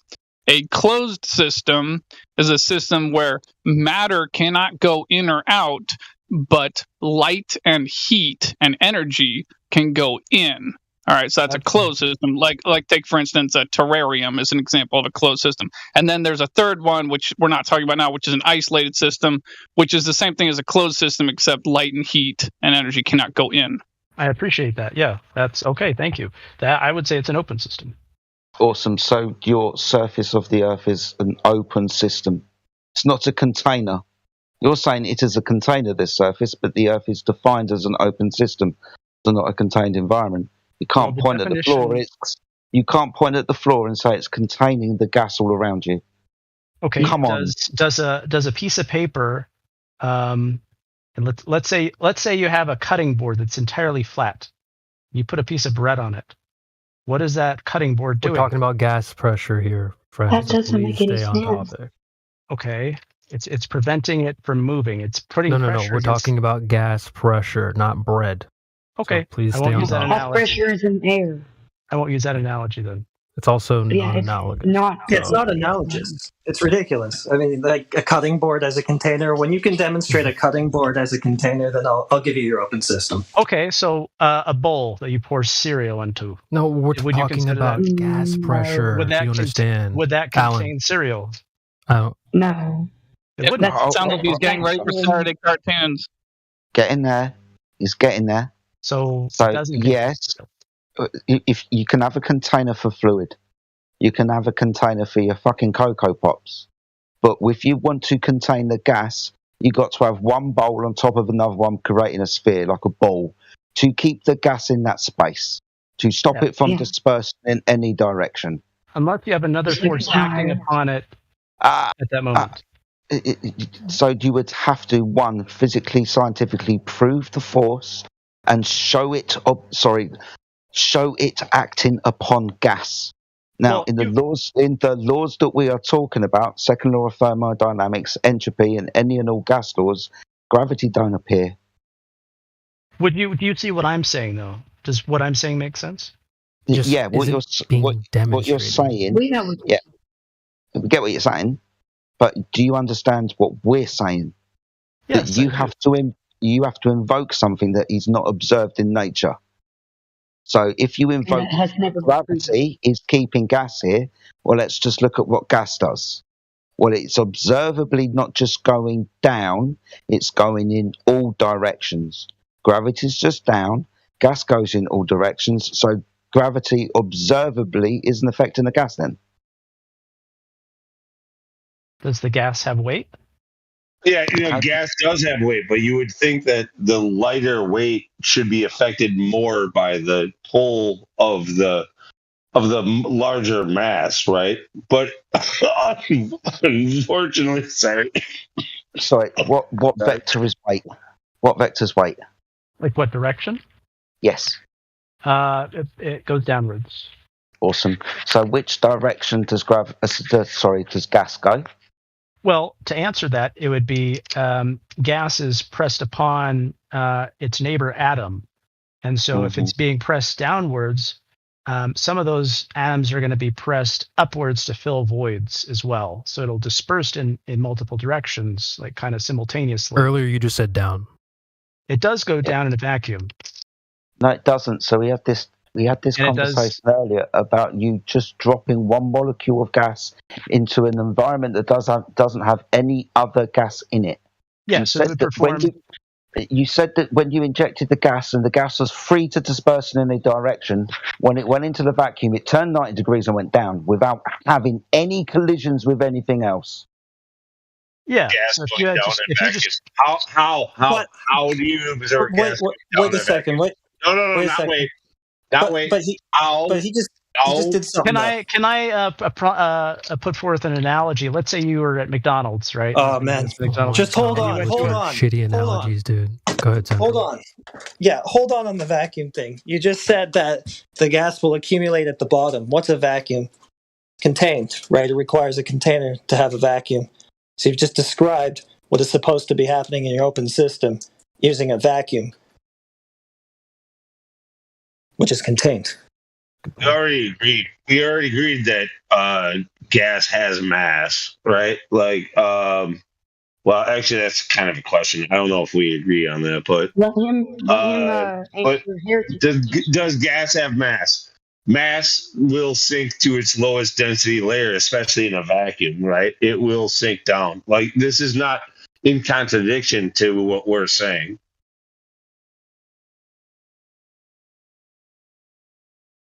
So mass affects the gas. Mass. Yeah, but you were trying to prove an open system, right? And your demonstration used a container, so. But you can use a container. Let's say thought demonstration. But anyway, try again. using a container doesn't disprove, I don't think. Which pressure vector is the gas going in? Lose law. Surface of the Earth. Lose law. Up is up, down is down. Now, can we determine what causes up and down? I don't think we can. Yeah, we're not even there with this guy. I know where you are, and I understand why you bring this up, but this guy's not there. I'm trying to get him there.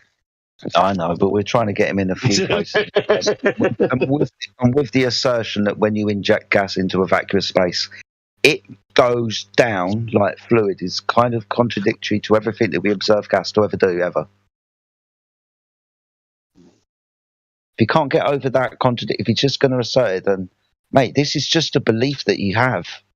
What are you talking about? Gas pressure exists. Like, I'm not talking about gas shit. pressure. No fucking shit, Sherlock. We're talking about you dropping an individual molecule of gas into a container that hasn't got any gas in it, like a vacuum chamber. Yeah. One, you've got to have the container to separate the two dynamic environments, otherwise the gas is going to fill the fucking space. I agree. But primarily to that, you said that when you put the gas in, it's just going to go down. It's not going to do, as it is described in gas law, freely dispersing in any direction. This one gas molecule is going to go down. By other actors, like if you drop a single bouncy ball in a bouncy ball pit, it's going to go down to the bottom. If you fill it, Good thing gas doesn't behave like that. You actually think that gas acts like bouncy balls? You actually think that gas acts like bouncy balls? Yeah, it presses against its We neighboring literally have a molecules. meme. It's not even in contention.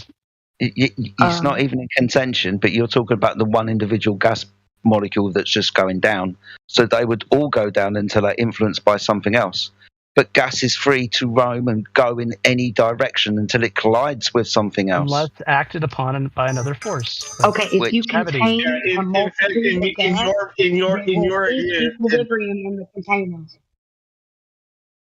Just in your ideal, in your model, like gases literally appall each other. Like they hate. They don't want to touch each other. They're looking for the most free space that they can absolutely have. Like so there's already a group of people over here. I'm going away from them. Like I fuck that. That's gases. Yeah. So if a multitude of gas is in a container, it still shows pressure, but it seeks equilibrium in the density gradient that you would think it would, that you would know it would, because it does what it does in a density gradient. So if you have one gas in a vacuum, it fills all spaces. It can't because it's only one molecule. It presses. Gas pressure means that it presses up against the container. So like if you have, sorry, go ahead. No, Kim, I rudely interrupted you. You carry on. Well, if you have a gas, like in a container, like, let's say propane, if you just release the nozzle a little bit, what happens? It evacuates. It goes in all directions, right? Yeah. It just disperses in all directions rapidly. Almost violently. All space. It fills the available space, which would probably be the best way of putting it. So, but it can't fill the available. It just disperses in all directions. There's not enough of it to fill a space. If you do it in the open it does it equally. It will spread omnidirectionally to try to equally fill the available space. Right. Yeah. Exactly. So if you have a contained system of multiple gases that are different in density, then there will be a density gradient in that contained gas, regardless of what you think, what we say, it's going to happen. That's the only thing that's ever been observed. Well, he knows that. He already said that. He said, I'll drop some gas in a vacuum chamber, it'll all go to the bottom, and boom, there goes your gradient as a proof of an open system. That makes no sense because it would just seek equilibrium. But I mean, even his own claim is defeating his other claim. Yeah, I mean, exactly. we can just go around with cups of fucking gas in this instance. We don't need lids on anything now. What claim did I make that was contradicted? Jesus fucking Christ! Just said it twice. You said you drop gas in a vacuum chamber, it's going to go to the bottom, right? What's the chamber? It's a container, right? You were trying to use the gradient to try to argue that demonstrates that the Earth is some kind of open system, and then you start talking about the exact same thing forming in a closed system, so that kind of defeats the whole thing. The very definition of an open system means that the gas is going to fucking escape. The Earth is defined as an open system. That means the gas is going to escape. To have a closed system, you need a container, not just a fucking surface. Well, it can escape, but unless it was acted on by another force, right? Well, why don't you demonstrate this to us? No. Gravity isn't even a force anymore. It hasn't been considered a force for over 100 years. If you want to give me a reason for why gas is fucking coming back, you need to bend and warp space-time. Have you got a scientific experiment for either of these two gravities, but specifically the one that is the common scientific rhetoric of today? Not mass attracting mass. That's old school bollocks. I had to come up with something else because that was shit. Why don't you bend and warp abstract concepts? That's what gravity is in today's It's funny. time. The Globers like to pretend like it's still Newton's law. It's still mass attracting mass, but yet it's no longer that. It's an effect. So Newton is literally just an effect of the bending and warping of the space-time. Hey, do you believe that time is in a clock? The clock is measuring time inside of it?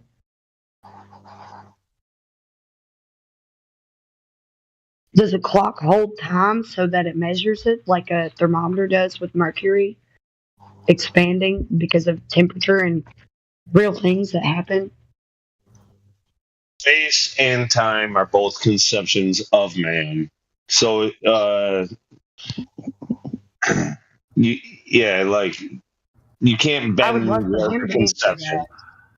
I would love for him to answer. Not a real question. What do you think? It's absolutely a question of your gravity. What is clocks contain time? Like, can you give me a beaker full of time? Where are we now? We're in. Does a clock contain time?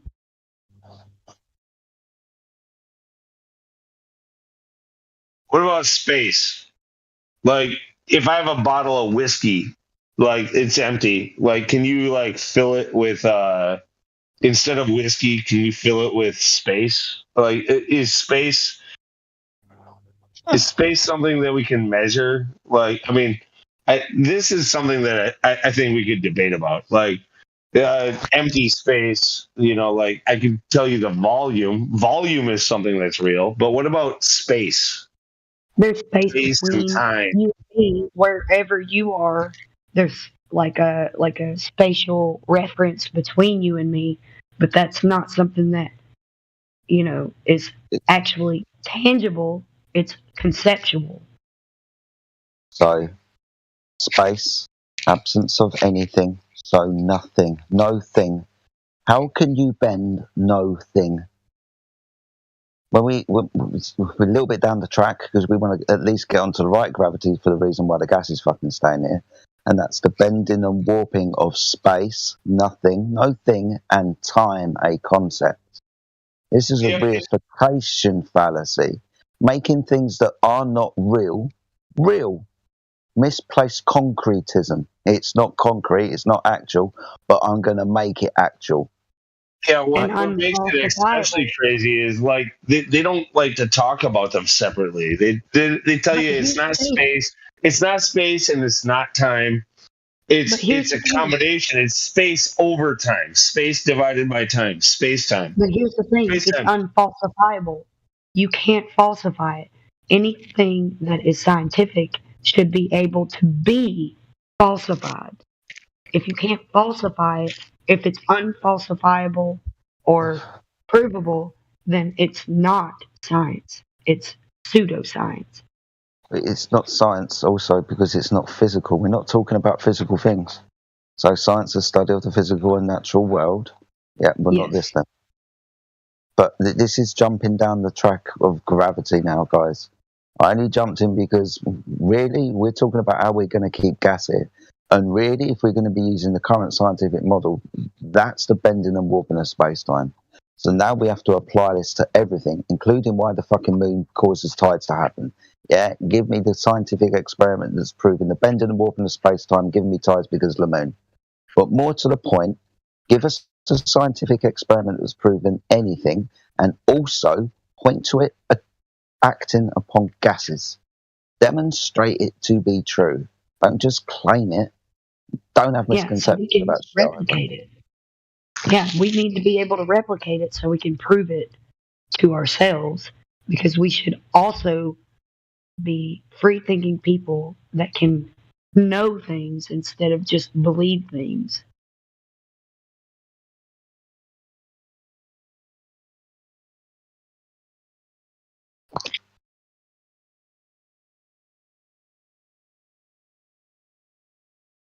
Any response? We've covered a lot of ground there. I mean, I don't know what is, you keep invoking gravity, right? So the question then becomes, which gravity you're talking about? Do you have a scientific experiment? Jedi, actually, he hasn't spoken for a while. I kind of want to hear what he's about to say. I was just rounding off there, Lou. That's where we fucking got to. I don't know. There's a lot to cover. Yeah, well, I would love to hear your response. Do you know it, or do you believe people were talking, and it was like many topics in between each of those. Someone said that you can't prove any scientific experiment doesn't prove it. Hold on a second. We have to evaluate what a scientific experiment is. You have to be able to falsify it. It's got to be repeatable. It's got to be empirical. You have to know it before. You can't just believe it. What are the elements to the scientific method?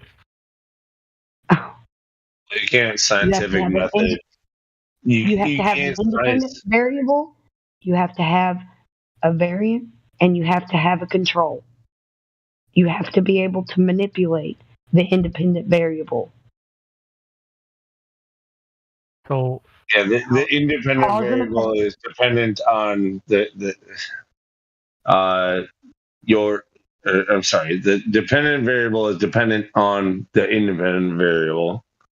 So what you manipulate, it's a cause and effect relationship. So when you get into the scientific method, you observe a natural phenomenon and you say what causes that to happen, and you try to isolate what it is that is the cause of that happening. So you come up with a guess, an educated guess, the hypothesis of, if I manipulate this, then I would predict that such and such would happen. So dependently, the dependent variable depends on the independent variable, the thing that you get to manipulate. So and with a control, because there could be multiple independent variables. You use many experiments, and you manipulate many things with one control that never changes. It always stays the same. Control. You're trying to prove a cause and effect relationship. So your hypothesis should be like, if I do this, it's an if-then statement. So if I do this, then this will happen. Cause and effect. And you can't do that when it comes to anything having to do with space, because you can't go there and you can't do anything. To the point. Gravity, Lou, that's what we're talking about, yeah? So we Yeah, can't. or even with gravitation, yeah, like you can't manipulate it. You can't. Supposedly it's unfalsifiable. It's something that's just always here that we're just gonna have to deal with. But it's No, only because of an assertion that cannot be falsified. Look, if you have gravity as your independent variable, you have to have a dependent variable and a control. Control being something that's constant. So the independent variable has to be malleable. You have to be able to manipulate it. And gravity is the thing in question. You cannot manipulate that. You can't do anything to It's it. something that you can't test. Yeah, you can't prove it. So it's a concept and it's unfalsifiable. And it's something that absolutely needs to be there to keep the sphere of the earth a plausible explanation for phenomena. So it's never been proven, it's just been a concept. And we're exposing it now because I don't know why, but somehow in this era of time, people have realized this.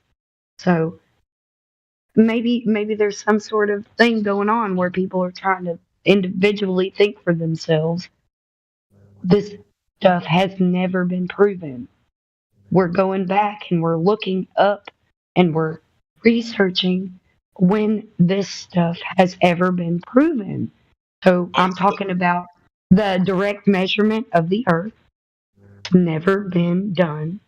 So we have to go off of the stories of what they did to come up with the radius of the earth.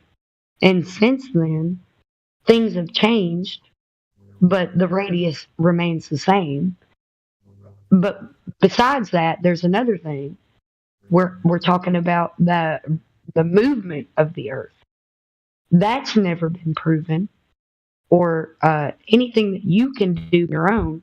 So you just have to believe it, just like the calculate. Okay, so we're going off of people who are saying that, oh, it has to be moving because of relative motion. So we're going to Einstein's special and general relativity. Okay, you can never detect the motion of the earth from the earth. Okay, so third point, you can never have any kind of air or gas pressure without containment. It's not demonstrable, it's not provable without containment. It doesn't matter how many gases or one gas or whatever. It all presses up against the container and it seeks equilibrium if there's multiple gases. So, whatever, it doesn't matter. It's never been proven.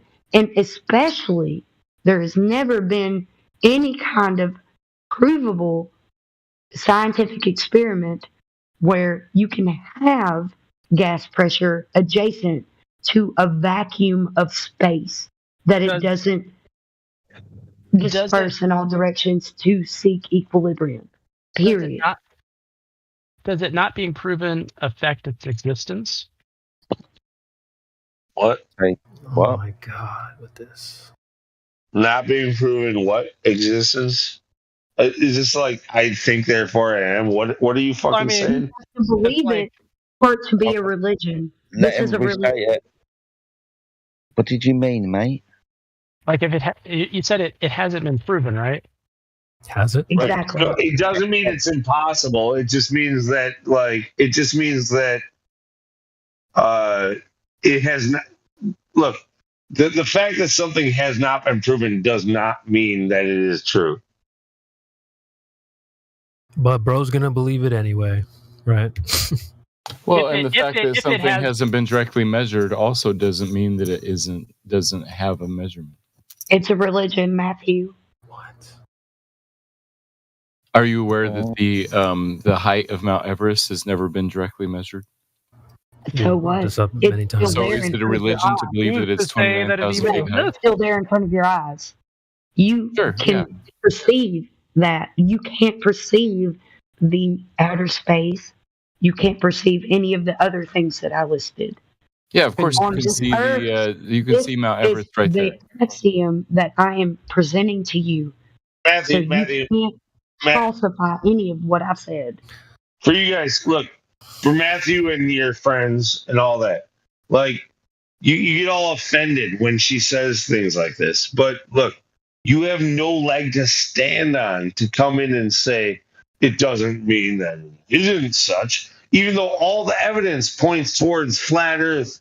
Like you say, you just casting that doubt. You're saying like, but you can't prove what I'm saying, even though I have no evidence. You're just These saying excuses would never fly in the classroom. If you're an educator, you would never let your students come in and make these kinds of excuses. Well, you can't really measure Everest, so I can't make this measurement. You should give me an A. Like, it's Yeah, like, no, well, I it mean, doesn't work like that.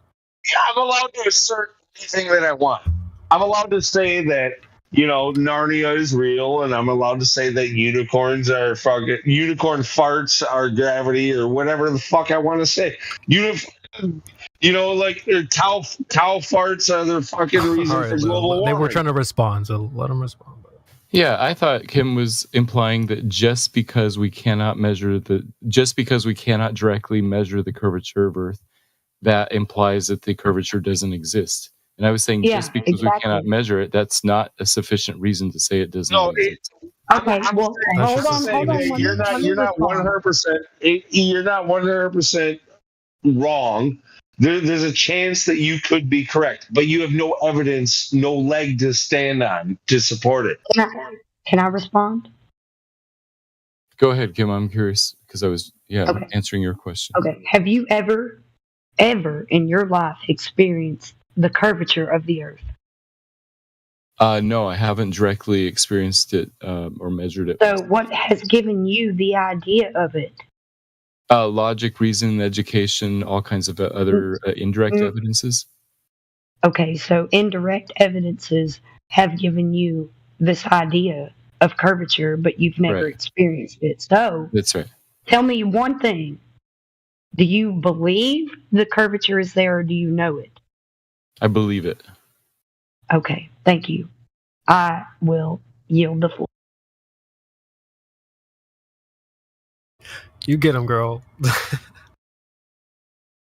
Yeah, that's great. But no, Matthew, I mean, they just sound like a little bit like excuses, right? We're trying to drill into the claims and like, well, we don't really have what you're asking for. Yeah, but I mean, somebody who denies the height of Mount Everest or denies that Wi-Fi signals exist could use the same tactics against me saying, oh, but you've never directly measured Mount Everest and you've never directly seen a Wi-Fi signal. And that's true. That matters. But if you can't do it yourself, if you shouldn't believe anybody. It shouldn't be part of the argument. Would you admit to being it just a belief?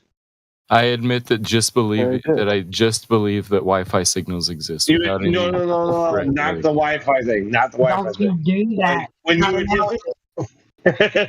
When you admit to your whole cosmology being just a belief. Of course. Here's the thing. You can do like thousands of miles of direct radio signals. They're not bouncing off of anything. They're direct. Yeah, but nobody's ever seen a radio signal. Or bouncing. No, they have. You've been given the evidence. Did you evaluate it? Sure, evidence and evaluation, that's fair. My point in bringing up radio signals is that human beings are not built to be able to directly sense certain frequencies of radio signals. So what you're saying is because we have been wrong before, we're probably wrong in every instance, and everything that you suggest as a possibility is could be factually true and should be taken equally as a possibility. No, I'm pointing out that we can know things beyond our human senses. That's all. We're capable. So if somebody if somebody intended some direct radio signal from one place to another, it wasn't something that they were presupposing a ball or curvature or anything, and they succeeded. Yes, you're bringing up trying to radio come up with an signals. alternative? You're bringing up radio Yes. signals, which is not what we were talking about at all. We were talking about whether or not you. That's what I brought up. And then it went off. Yeah. Yeah, new topic then. Sure, radio signals can sometimes bounce off the ionosphere. Some signals can. Some signals go direct. Yeah, so direct line of sight. What's radio your claim, signals. Kim? What's my claim? It's not my claim. You brought up radio signals. So what are you claiming about them? I was talking about what Jedi had presented to you. The direct radio signals.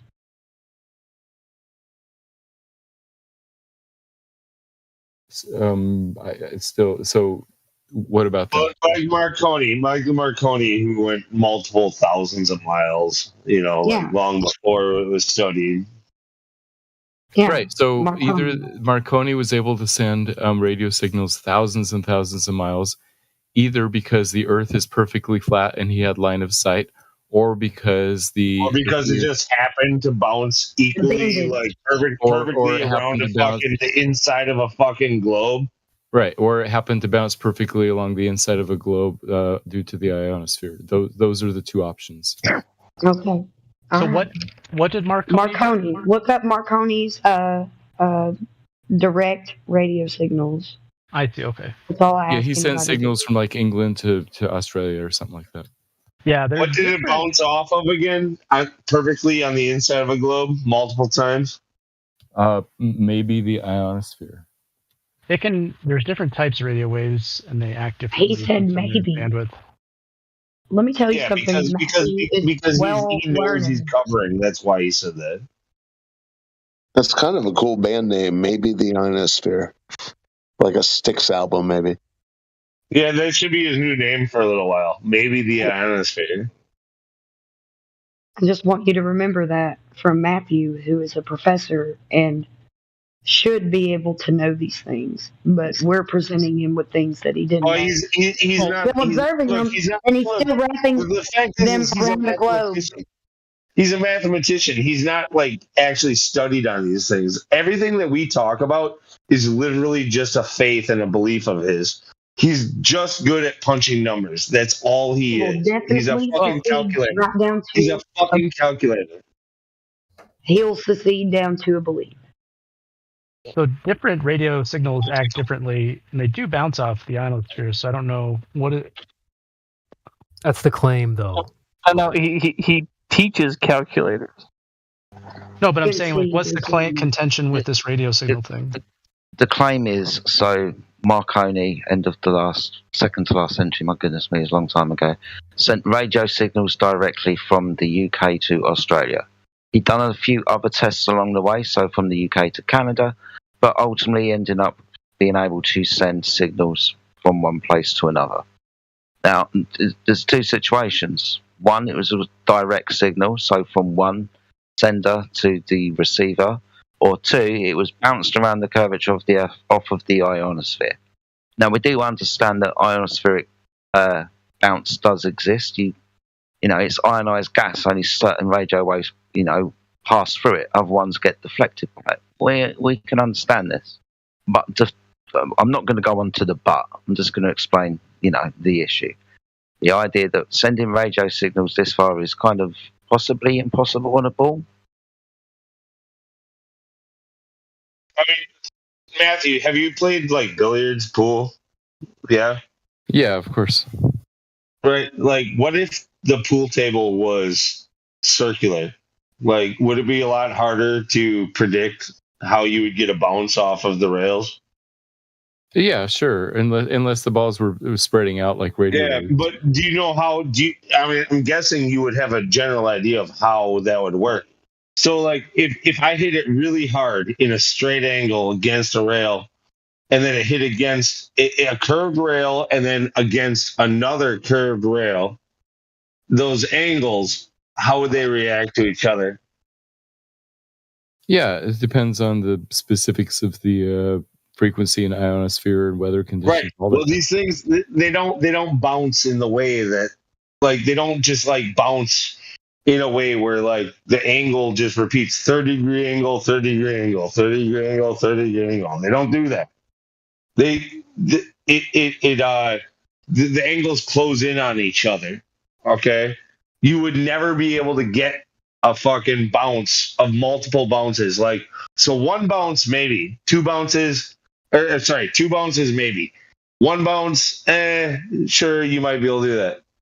But when it comes to like 3 or 4 bounces, it ends up spiking itself in its fucking teeth. It doesn't get there. It's the way that it works when you go around a fucking globe, like on the inside of one. This is a huge problem. Lou pointed it out really, really well. Thank you for that, Lou. The other problem that goes along with this is every time a radio signal hits the surface, it disperses in a lot of different directions. So when you finally get a signal, it's really, really, really weak. So how many times are you bouncing a signal off the ionosphere and off the Earth, off the ionosphere and off the Earth? How many times are you doing that? How strong are you expecting the signal to be? And as Lou pointed out, you ain't going to get a signal round to the other side of the Earth. The angles don't work. Do they not work because we say they don't work, or? No, that's why they have repeaters everywhere. Yeah, so you think it doesn't work? They didn't have repeaters when Marconi did this. They didn't have any repeaters. Yeah, I understand that. I'm just saying now. I mean, if things are just bouncing around, why repeaters? Yeah, I understand that was not using repeaters.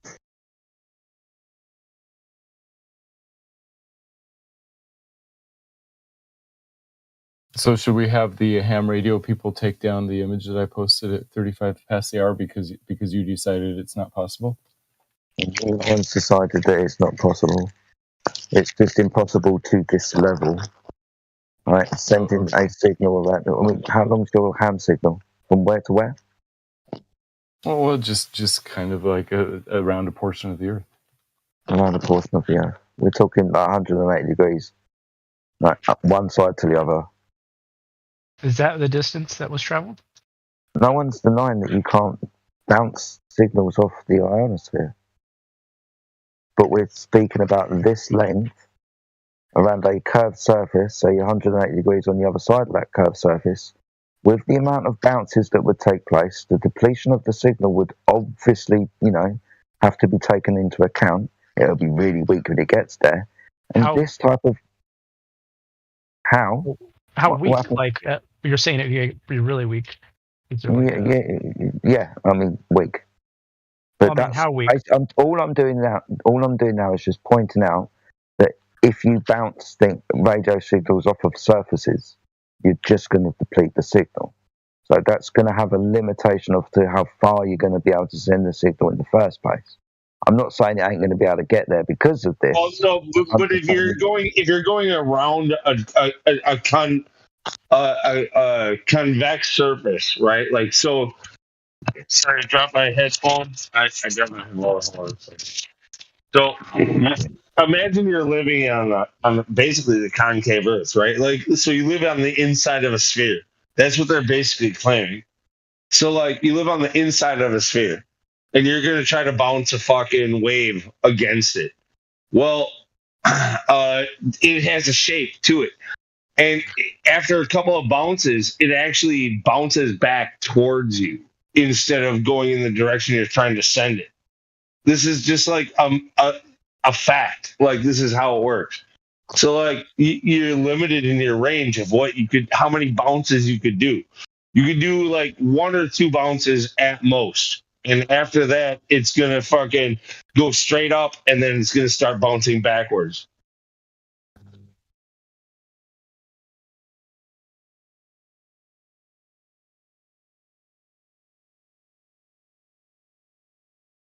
Like, if you're on the inside of a ball and you shoot a super ball in one direction, what happens to it?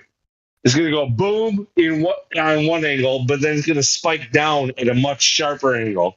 Then it's going to hit the ceiling at a almost straight angle, and then it's going to come back at the same angle that it went into at, and then it's going to fucking bounce back to you.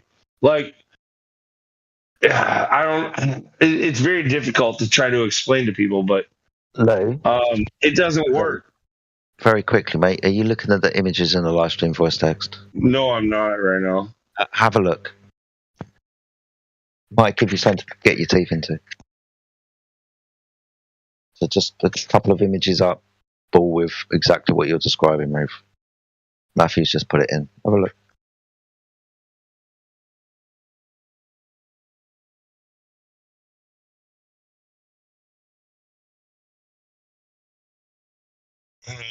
I'm in voice text now, but I don't see any images. 38 past the hour.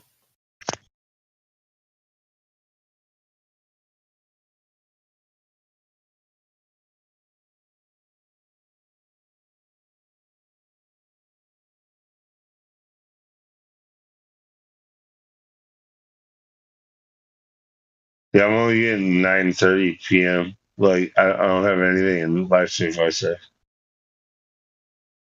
God. Okay. Oh, hold on. Wait, maybe I'm in the wrong channel. Hold on. Oh, that's VC check-in. Sorry, my bad. He's on the planet with Helio tonight.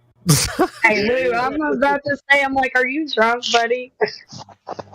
No, I was in the lobby before, Oh, and so I'm wow. trying to find the channel that we were in. Oh, wow, my bad. Lou. Are you drunk? Yeah, I am. Yeah. Don't fuck yourself. Somebody's Hey, I'm not judging. I'm not judging. I was just trying to make an observation. Shit, I sent a message to you like 30 minutes ago. Here's what I say. He's on a roll. Look, I'm pretty good for being drunk. Like, you know, like Helio can't do this shit. Find the But images. you're also not self-aware like Helio can be, but you're more self-aware than Helio is. I'm scrolling down. I'm in the right channel. I'm scrolling way down. All right, here we go. Just looking for a drawing of a circle. Yeah. There you are. Cool. So you're saying that these angles come back on themselves, aren't you?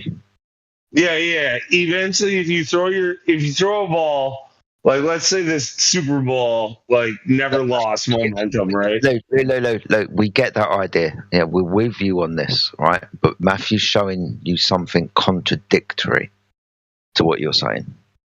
So look at the image. He's not showing you what you're putting down. He's showing you something else. Am I doing you a service here, Matthew? Yeah, that's helpful to understand. Yeah. So with reference to that, Lou, that's what Matthew's saying. I need to look at it a little bit closer in order to have a proper rebuttal to it. He's basically drawn out and demonstrated that these angles aren't coming back on each other. So this image, like the one that he has where he's got the purple and the blue, or the purple and the green and the yellow and all that, is different from his one below it that's all in black and white. And he's got these perfect geometric angles. That's not the way that things would work if they were bouncing. Not even close. But Yeah, it's more like a shotgun. It's scattered all over the place, and only one bounce has to get to the right spot for the receiver to hear it, right? So I don't know how to respond to that. I mean, I didn't make these images. This is just from like ham radio people that this is the way they explained it. Yeah, but it's wrong. It's wrong. So this is impossible, the way that they explain it. Yes. Okay, so Alan, there's your answer. What are they claiming? They're claiming that this type of bouncing is impossible, and the only way it would work is if it's on a flatter. Well, that would be the only way that you could predict it. The only way that you could possibly actually and more in factual, they're not bouncing anything. Like there's no bouncing going on. They're literally just sending it across a flat plane. When I look at this diagram, I have to think about how high the ionosphere is off of the surface of the ball Earth. Now, I don't think this is in proper proportion. So how high is the ionosphere? About 60 miles, something like that, off the surface of the Earth, so we're told, maybe further? Something like that. Actually, no, I think it may be. Whatever it is, I don't think this is in proportional relation to it, mate.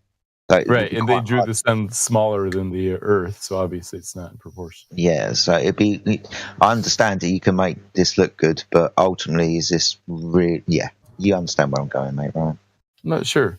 Yeah, and as far as like predicting the exact path, I would say you could say something similar about my local radio station. Like there is a very direct path from the radio station to my car that the path has to travel in order to get to my car. However, But that's they local. broadcast it all That's over local. the place, and it spreads out No, all that's over local. the place. That's right, true. right. It's local. My point is that it doesn't have to, the radio station doesn't have to know exactly where my car is. It could just broadcast and scatter it all over the place. Yeah, but somebody can pick up your radio station somewhere with the right frequency that's way too far out of range, given the right conditions. So your radio station is local. I have a question. Has the ionosphere been demonstrated to bounce radio signals at a specific distance? Well, I think it has, but Well, I mean, like, is there like, let's say, like a much shorter distance where, let's say, there was a mountain in between the radio transmitter and the radio receiver, and it was demonstrated the ionosphere was able to You reflect. can't have anything in the way of something like that, for real. I don't know. This is something you'd have to ask like ham operators.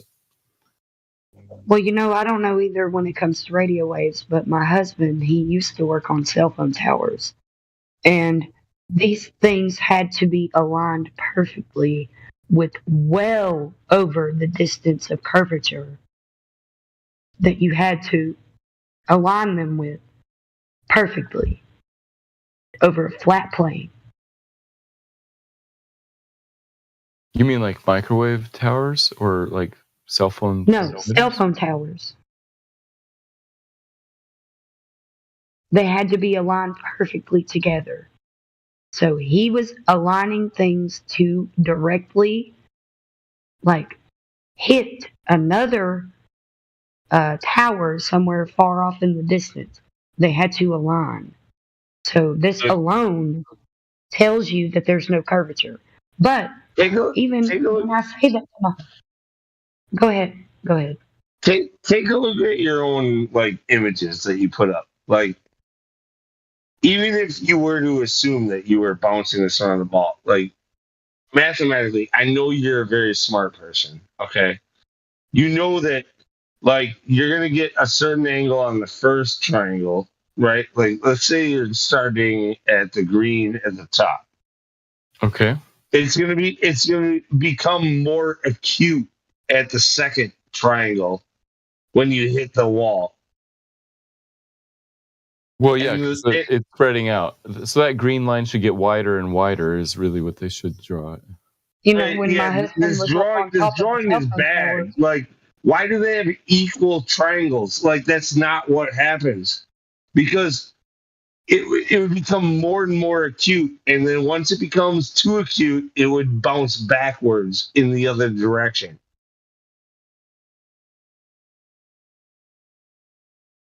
So when my husband was very, very far up, like to the tippy top of a cell phone tower, he was able to tell if something was obstructing it, like a tree in the way, because it had to be direct line of sight to the other tower. And he was able to predict that when he came down, because they told him to just come on down, that it should be fine. He was like, it's not going to be fine. They're going to ask us to come back and adjust it or something. They were like, no, it's fine. No, it's fine. So he came down because he used to climb all the way to the tippy top of these towers back in like maybe it was when I was not dating him, but like we were like together very freshly. Okay. We didn't date before we got together. Okay. Anyways, he was still climbing towers. He was telling me while he was up on the tower, because he was on the phone with me because he had to wait for the signal to go through and whatnot. And he would send pictures to me how far he was up above the earth. Okay?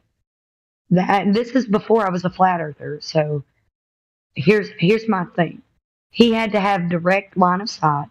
He knew that the tree that was in between the tower he was like climbing and the one that he was supposed to point it to, which was like over 10 miles away, by the way, which debunked curvature. He had the direct line of sight, like point it to that tower, and he could tell that the tree was the reason why they had interference in the first place. And they were like, no, it's okay. So he climbed down and he had to go redo the job when they cut off the top of that tree. Wait, how does 10 miles debunk anything? So you're saying that direct line of sight, Yeah, 10 miles away. Yeah, 8 inches per mile squared. You take 10 times 10. I don't know if it was 10 miles away. I don't know if it was 10 miles away. I just know it was he higher really than far away. 66 feet? He was really high, so. Okay, so he's probably higher than 66 feet. So. Well, how tall are cell phone towers normally? I would say 2. Let me go ask him. Let me just go ask him. He's right here. So hold on.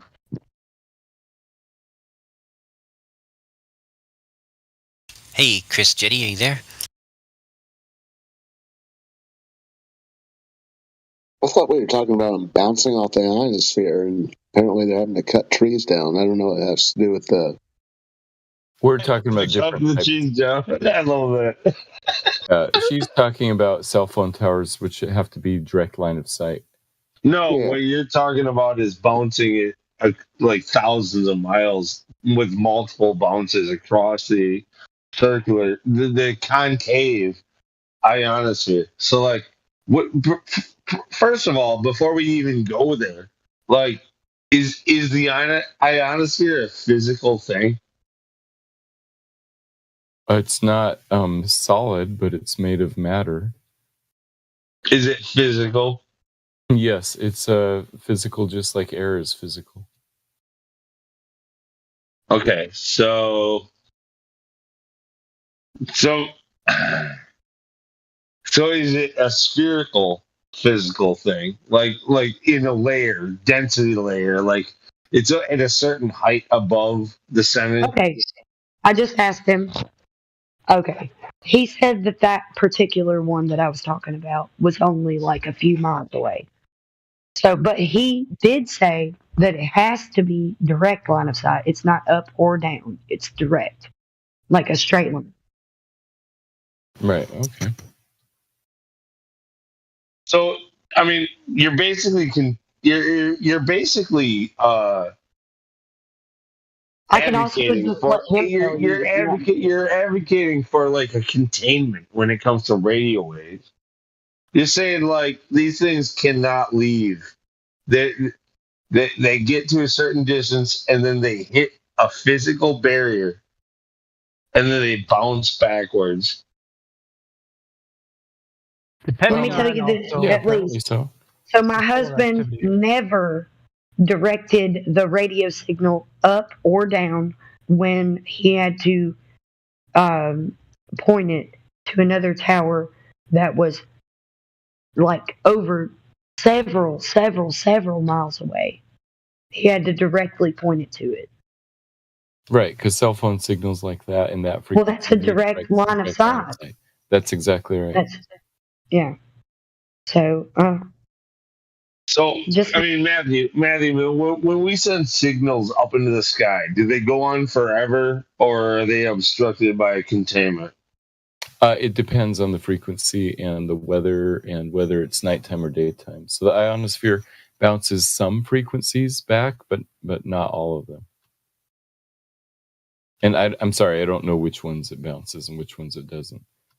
So obviously, radio waves that are in the visible spectrum don't get bounced because we can see. We can see stars. I mean, you're basically saying when you say that you don't know which ones, you're admitting that like it requires containment, but in order to believe in your model, they must also not be contained. There is a very specific curvature of the Earth. You cannot do direct line of sight over that many miles. Period. Right. This is. Do you understand the contradiction in terms that we're talking about? I don't see a contradiction. I do understand what you're saying, and I'm just saying that there are certain kinds of radio waves that the ionosphere bounces, and other ones it doesn't. Well, if they were depending on bouncing it off the ionosphere, why did he build it so tall? Oh, I don't know. It might have worked if he were lower. I don't know the specifics of what he was doing. That's not true. No. If it was lower, it would have to be over more of a curvature.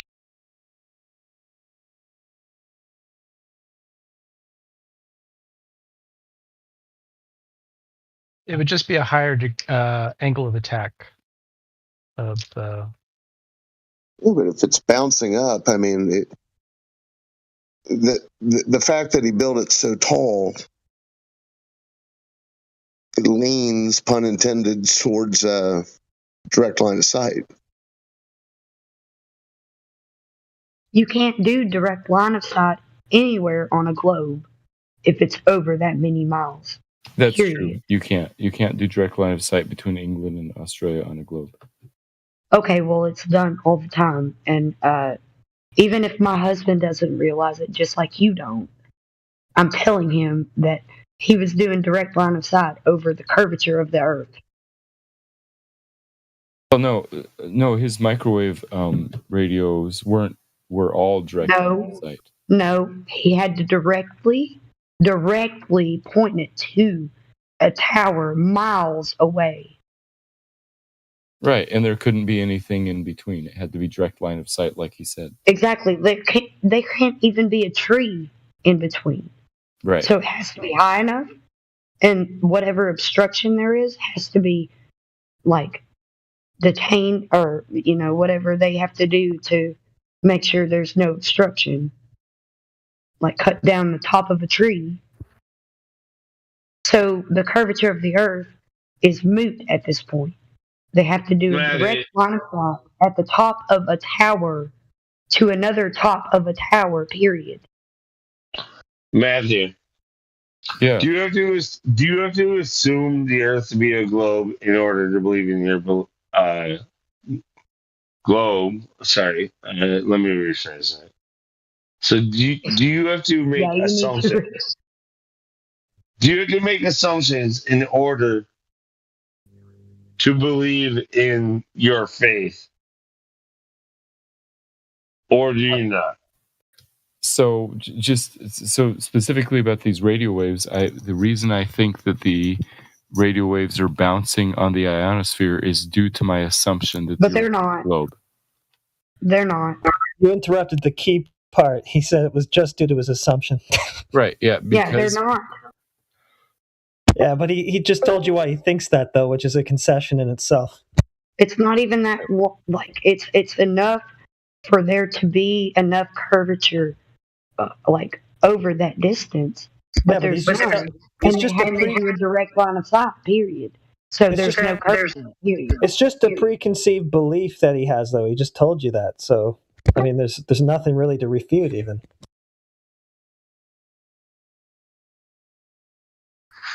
To be honest with you, I would just love to hear what he has to say. Are there different types of what he said. Cell towers? What are you talking about? Is there like multiple types of cell towers? Yeah, of course. I don't know. But there's still like from the ground up, right?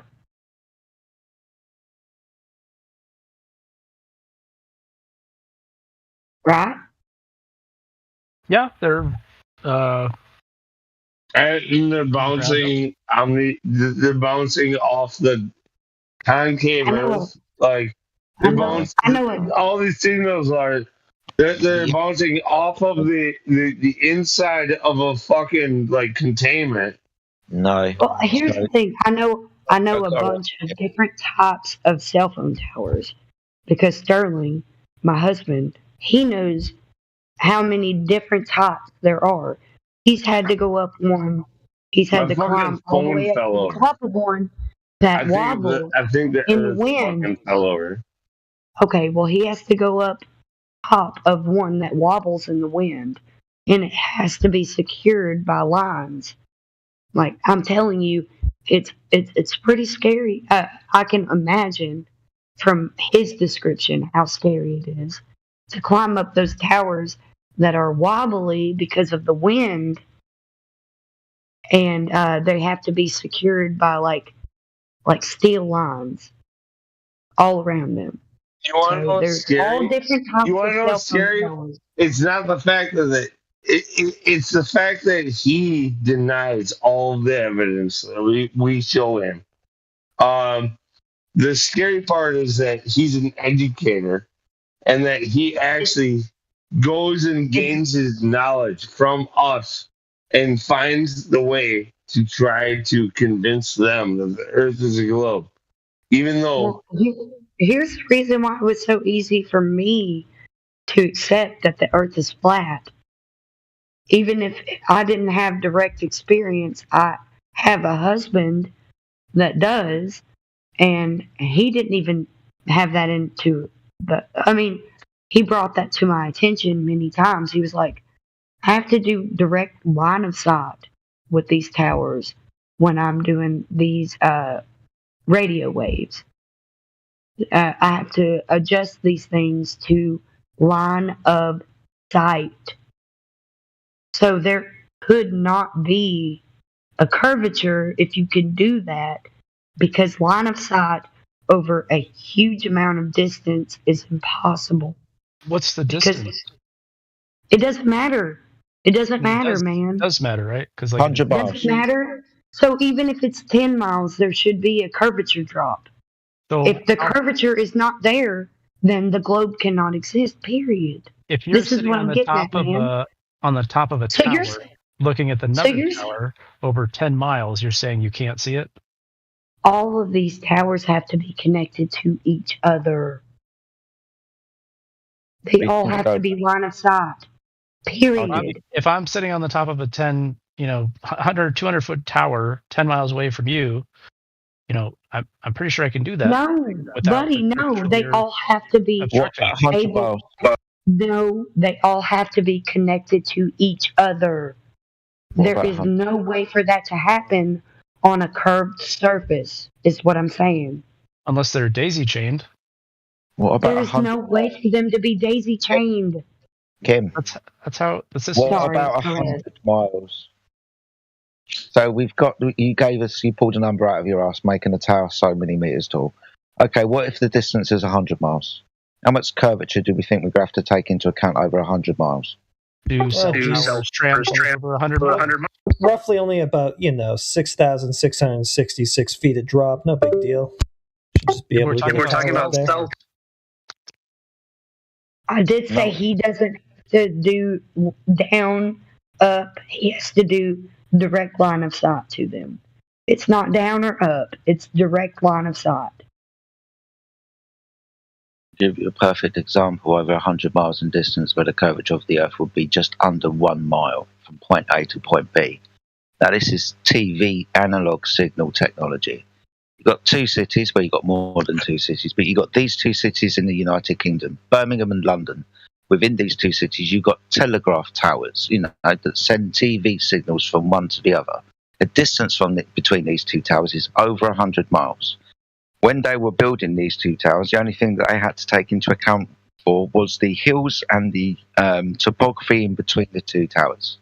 They wouldn't necessarily have to take into account the curvature of the Earth, which was, as I have stated, just under 1 mile. But the thing is, they do actually require a direct line of sight because they line the two towers up. They even cut the trees down at the top of these hills so you could have a direct line of sight.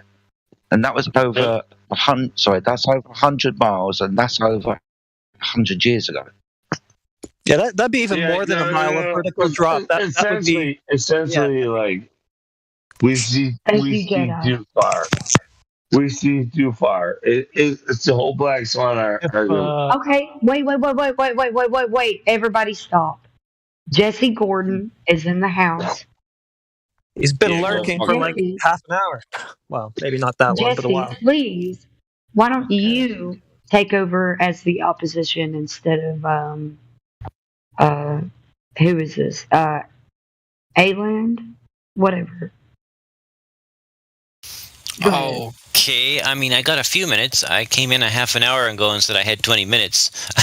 I called out in the in the VC and everything. Anyway, so I'm not sure exactly what that conversation was all about, but I used to actually work installing antennas for a small local wireless internet service provider, doing microwave point-to-points, and we never did anything. Deal. My husband worked on cell phone towers, so go ahead.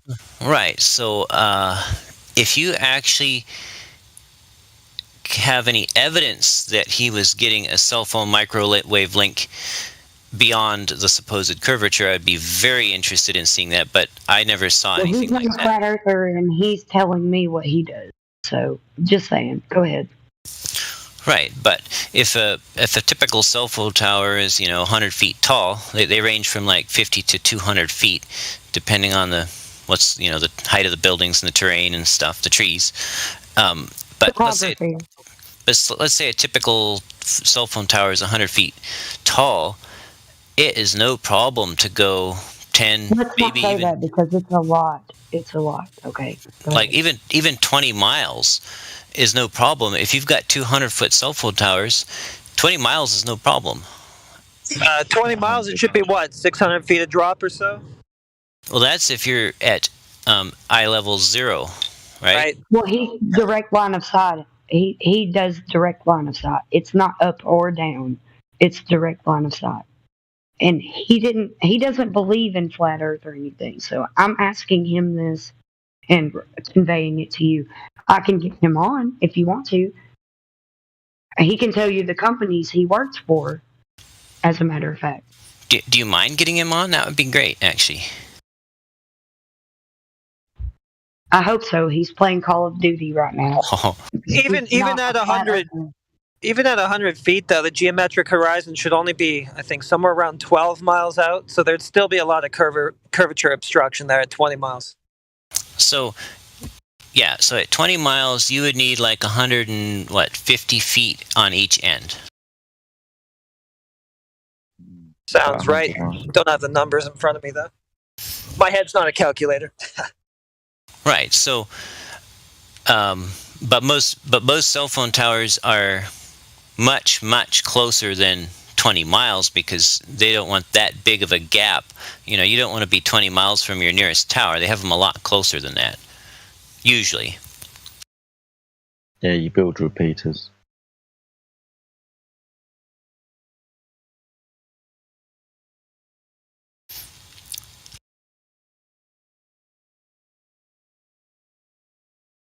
All right. Well, I can't get him to even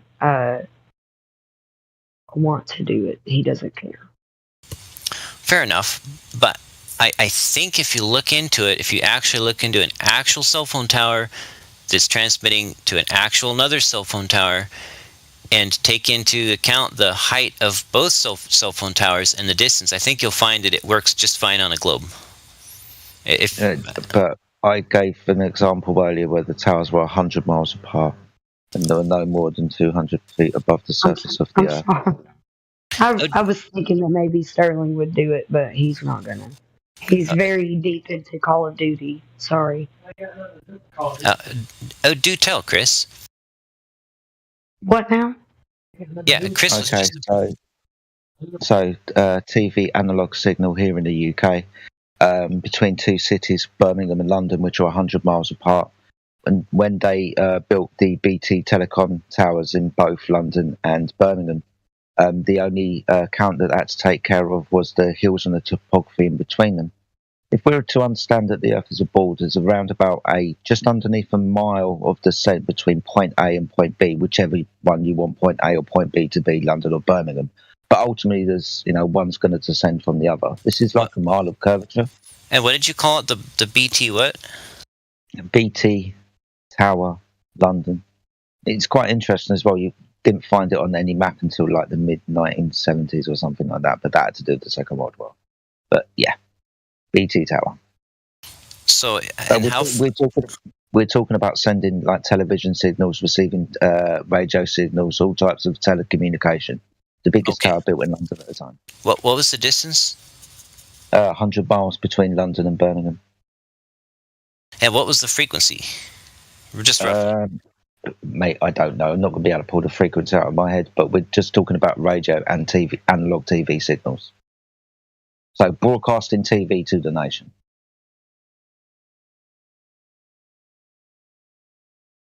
I vaguely remember looking into this, actually.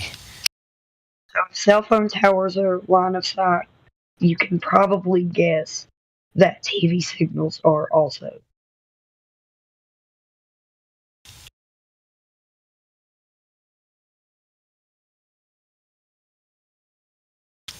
Well, I don't know how long you've been listening to the conversation, Jesse, but we've basically been talking about sending signals around the Earth. Is this it? I just dropped a map. Let me scroll.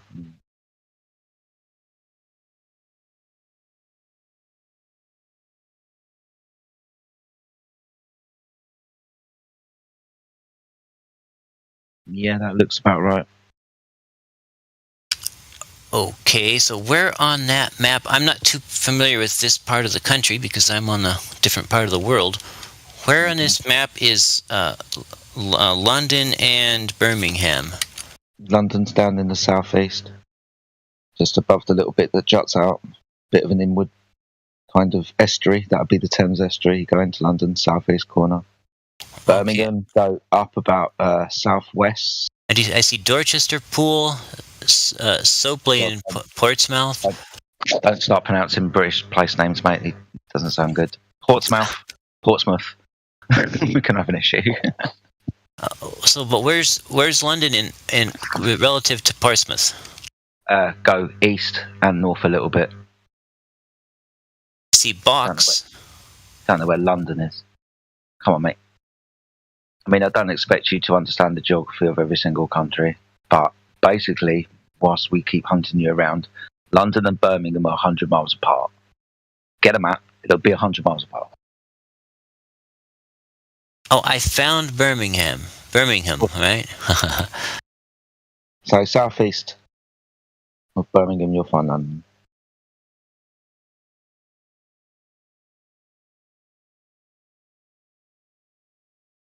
I see Sharwelter, Bedford I got right? Or is it Bedford? I mean, look, just keep going until you get London. It's going to be on the coast, southeast of England, mate. Down near Chichester? That would be Chichester. Keep going east. What's that? Keep going east. Lewis, Brighton, northeast now. Dover. Oh, bloody hell! You've gone too far. So you're now on the Kent coast. Follow the Kent coast north. That would be the Thames estuary.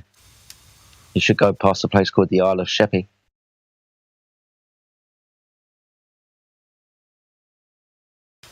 Southend? Yeah, Southend-on-Sea. So that's on the end of the Thames estuary. You now want to go west, follow the water inland, you'll find London. Highgate? You're in London. Okay. So, Hertford, yeah. Hertford. Okay. You're in and around London, so you're just going to be giving me places in and around London now. I mean, maybe zoom out a bit. Got it. Well, I'm looking at the map of the backbone links for the network that I pasted a link to. the British Telecom microwave network. So it's looking like they actually have 1, 2, 3 hops, 3 or 4 hops on the primary between Birmingham and London. Does that sound right? Yeah, that's right now. So now, yes, they do. But when these 2 towers were built, there was just the 2 towers. They didn't have the repeaters in between. Now, it will take me time, Jess, and I will afford you the kindness to do so. But I can go back to a BBC documentary about these 2 towers and the time of their creation. And they're talking about sending and receiving signals between the 2 towers and not having them repeated in between. I know you've brought up the network, that's been developed over time. But the 2 towers were the first 2 towers. Right. This one's from 1956, it looks like. Yeah, you might need to go a little bit further back. I will give you the BBC documentary. There is this infrastructure that was around before. We built upon it also as well. But the documentary does take you into the time frame of the 50s and the 60s. Is that the one with that lady narrating? What was her name? That lady narrating, what was her name? Sounds like you've watched it before.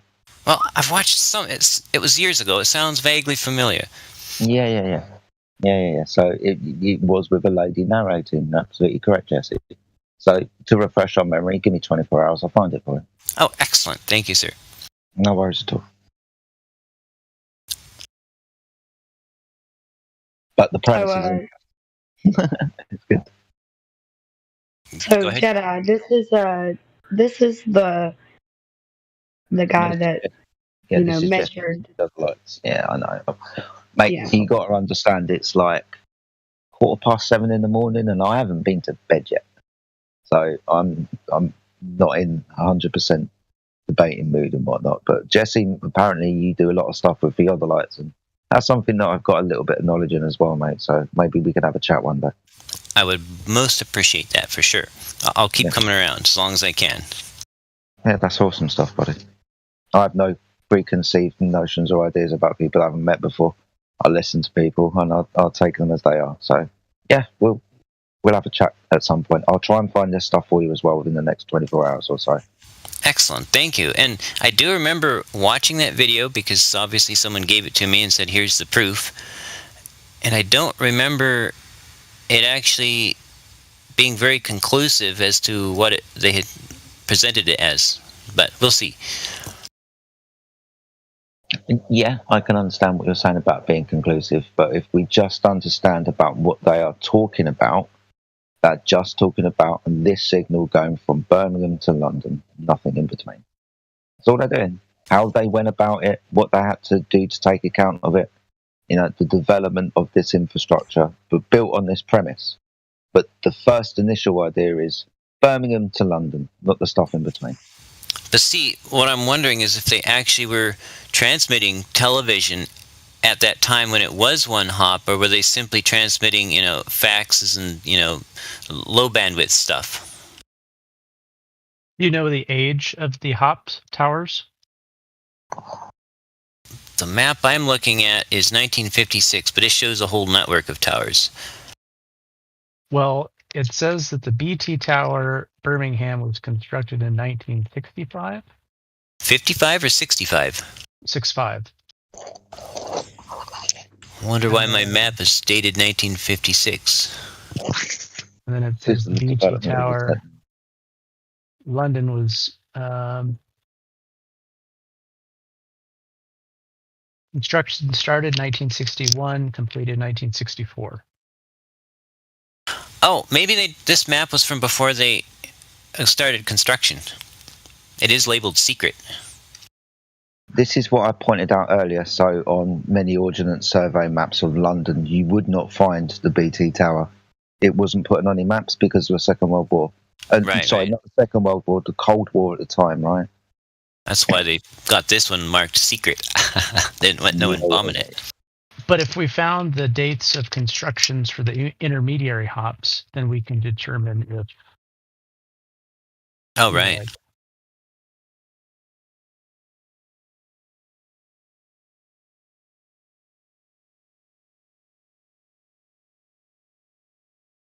England or Great Britain's quite good for these types of things because you've only really got a small area. I mean, America's vast swathes of land, right? But Great Britain, yeah, we're just kind of practical people, so we kind of use what works, Industrial Revolution and all that kind of fucking jazz. So these things are really interesting to me, especially when we're talking about like early radio signals. We started off with Marconi, for example, and sending signals to Australia. But even just the usage of, sending signals from one place to another. We understand direct line of sight technology exists. The idea that direct line of sight wouldn't work over a curved surface, that's obviously understandable for people to get. Surface of the earth would fucking get in the way. They're taking into account the hills and mountains in between and trees and stuff, then they're definitely going to be taking into account the curvature of the earth. So it's an interesting argument within like this kind of debate because ultimately, signal technology does exist. And we can talk about a lot of different signal types. We can talk about, old Second World War nickel bind technology when we're crossing, two signals like 500 miles away so the Luftwaffe can bomb Germany. It's debatable whether that's going to work on a curved surface. We can start talking about radar, for example, that requires two travels over a curved surface, one out to the object and a ping backwards from the object. It kind of starts having convolution when we're talking about it going over curved surfaces. So I just find this subject really, really interesting. Yeah, me too. I'm actually a licensed ham radio operator. Yeah, I haven't had many conversations with ham operators. They get brought up within this argument quite a lot because obviously they're utilising the environment around them and they can send signals quite far. They often use very low frequencies, though, to send signals quite far.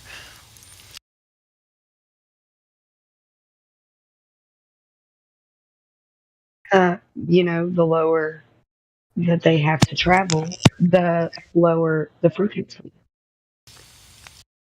Well, lower frequencies can diffract around surfaces and edges better. Okay, well, tell me how you can prove that, please. Well,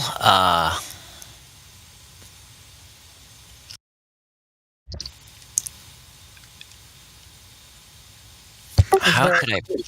Yeah, go ahead. Sorry.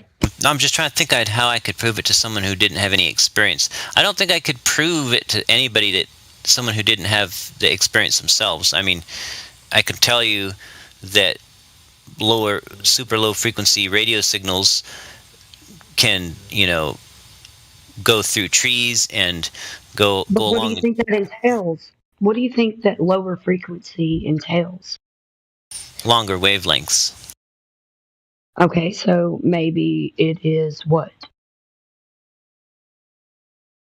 Are you familiar with edge diffraction? I just want to know what that would entail if it's lower frequencies.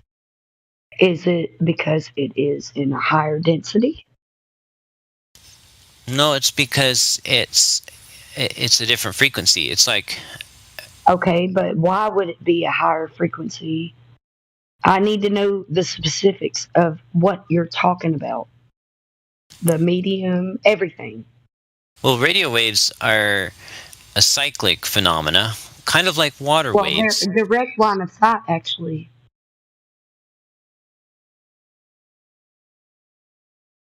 Let's see. Have you ever noticed how water waves can diffract around the end of the breakwater? Kind of. Okay, well, explain, please. Let me get you a picture. Hold on.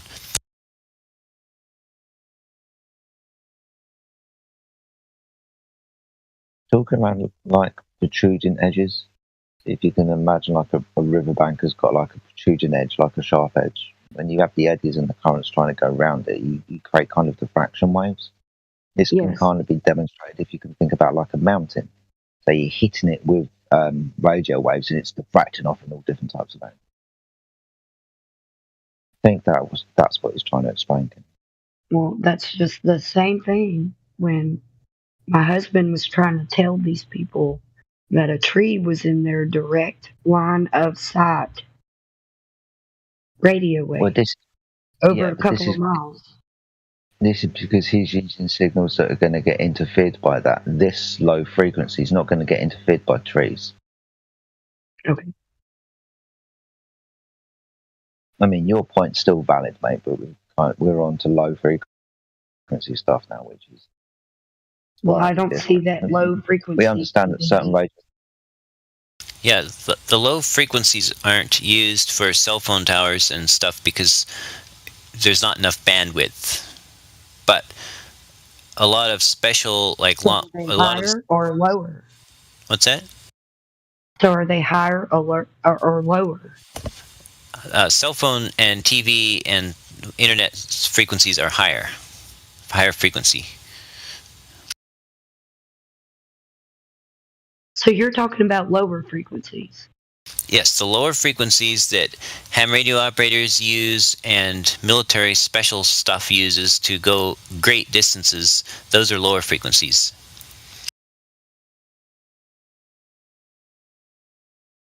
But that couldn't be translated in a higher frequency medium. Let's see. I'm not sure how to explain that. Well, I'm saying if you're closer to the Earth with those kind of frequencies, just because they're lower doesn't mean that they're traveling through a higher frequency of medium, but the lower frequency of medium at a lower rate. Well, it's the same medium. It's just that the signals are different frequencies. That's how you can have like different TV channels. That's what I'm saying. So it's a lower frequency through the same medium or a different medium? No, the same medium, just a lower frequency. It's just like sound has frequencies. There you go. That's what I just said. Yeah. Yeah, if you've got the big guy singing bass and the gal singing a high note at the same time, the air is the same medium, but you have a high frequency and a low frequency. So you're using a lower frequency through the same medium? Yes. Okay. That's what I was asking. What is it about a lower frequency that helps you send signals further? Is it because, like you said earlier, it distorts easier around surfaces? Like if it comes up into an obstruction, it's going to refract around the back end of it more, for example. Right. I just posted a picture. It's not a very good one, but you can see it's at the top end of the Panama Canal, and there's ocean waves coming in through the gap between the ends of the breakwater, and you can see that they lose their parallel nature, and then they fan out inside the breakwater area, right? Mm-hmm. Yeah. If they were super high frequency waves, then they would diffract a bit at the edges, but mostly they would just come in as one parallel beam, basically. It's just the bigger ones seem to be parallel, but the little ones seem to be slightly different. No, all the ones you can see are very large, because this is a picture from very high. Okay, well, I'm seeing different sizes. Yeah, you can see some different sizes, but the ones that are 1/100th this size, you don't see. So are they deeper in the ocean? Or are they at the surface? Well, there may not be any out there that day, but I'm just showing what is going on. I need to know what's going on with all of these that are orange and all of these that are white. Are they lower in the water? Or are they higher? What are orange? Are you talking about like the air or water? I'm talking about the ripples in the water, the waves. What about that? Well, I'm showing how they change direction when they go around past the edge of the breakwater. That still doesn't prove your point. Well, let's see. It really doesn't. They all seem to be going relatively the same way, but in a trajectory where they're nonstop, which they're not going to be, they could diverge in other ways, but otherwise, you're seeing them go in the same direction. You know, water is kind of like elusive to many people, but above the surface of the water, which I can see right now, the surface of the water that you're projecting is straight, parallel, or flat.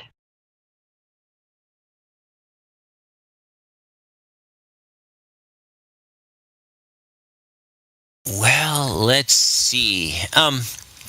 Refraction. So what is the stance of this? What's the stance?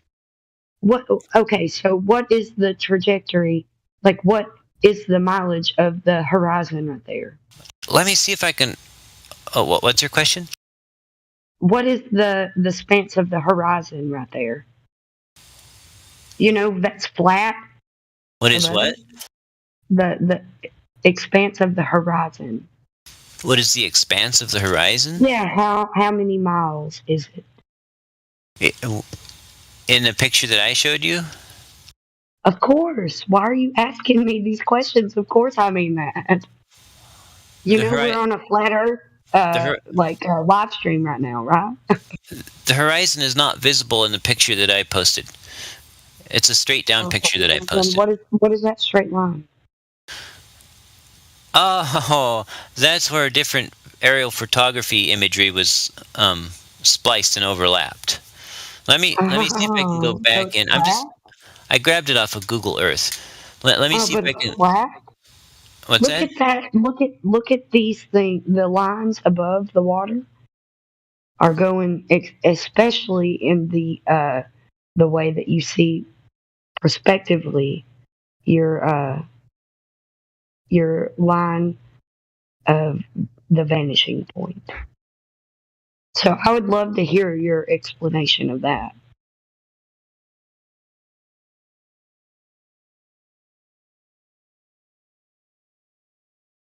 I think I got a better picture here. Hold on. Okay, bring it.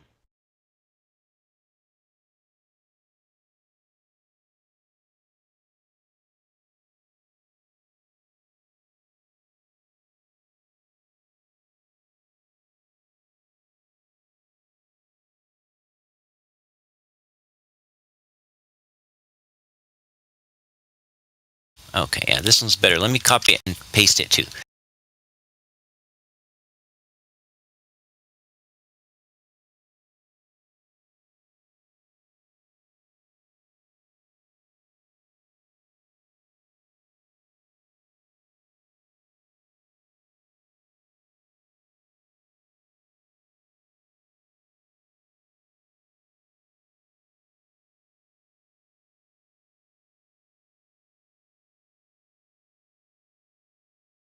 Okay, it is uploading as fast as my internet will carry it.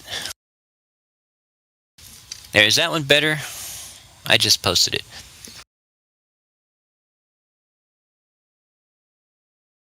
Much better, thank you. Yeah, I'm sorry about that. This is the one I think I had seen before, but then they updated their imagery and I didn't realize it, and so I was looking at something like that wasn't as good, but you can see how outside the breakwater. What's that? The ripples of the water are affecting the the trajectory of all of these things. Well, the breakwater is affecting the direction of the ripples of the water. You can see when the outside the breakwater, all the waves are kind of parallel, kind of running in the same direction. Like yeah, but look at where the trajectory is in where it's contained, and the ripples are more effective in the contained area is where you see the trajectory being altered more. I wonder. Do you see that? Well, I see the picture. No, do you see what I'm talking about? I'm not sure what you mean by altered more. Okay, well, think about where it's contained, and you see the ripples, and you see the trajectory being changed where the ripples are more prevalent. And you see how they're being affected in their trajectory because of those ripples being more concentrated.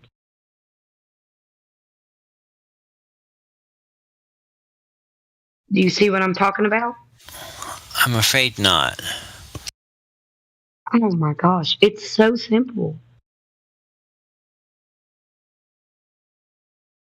Let me bring up a screen share. If I bring up a screen share, was that convenient for you? It doesn't matter. What you just showed me is exactly what I just described. But do you see where the direction of the waves is changing drastically around the corners? It's concentrated. It's concentrated. So the trajectory of the objects are definitely going to be, judged by, however they go from that trajectory. Well, anyway, you asked how a wave could bend around an object, and that's what I'm trying to explain. No. This is all level. This is all at a level point. What you're showing me is where you let the waves in, and you isolate them and let the trajectory go with the waves in an isolated point, and see how it affects whatever you're propelling out, and whatever trajectory you are, and whatever is being opposed is being affected, and whatever isn't is not. Well, okay. I actually have to wrap it up here. Would you like me to finish my point with this picture, or do you just want to leave it where it is?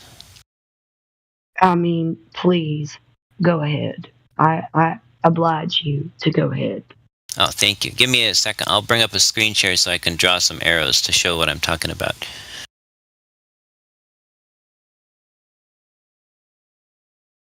Assuming I have screen share permits.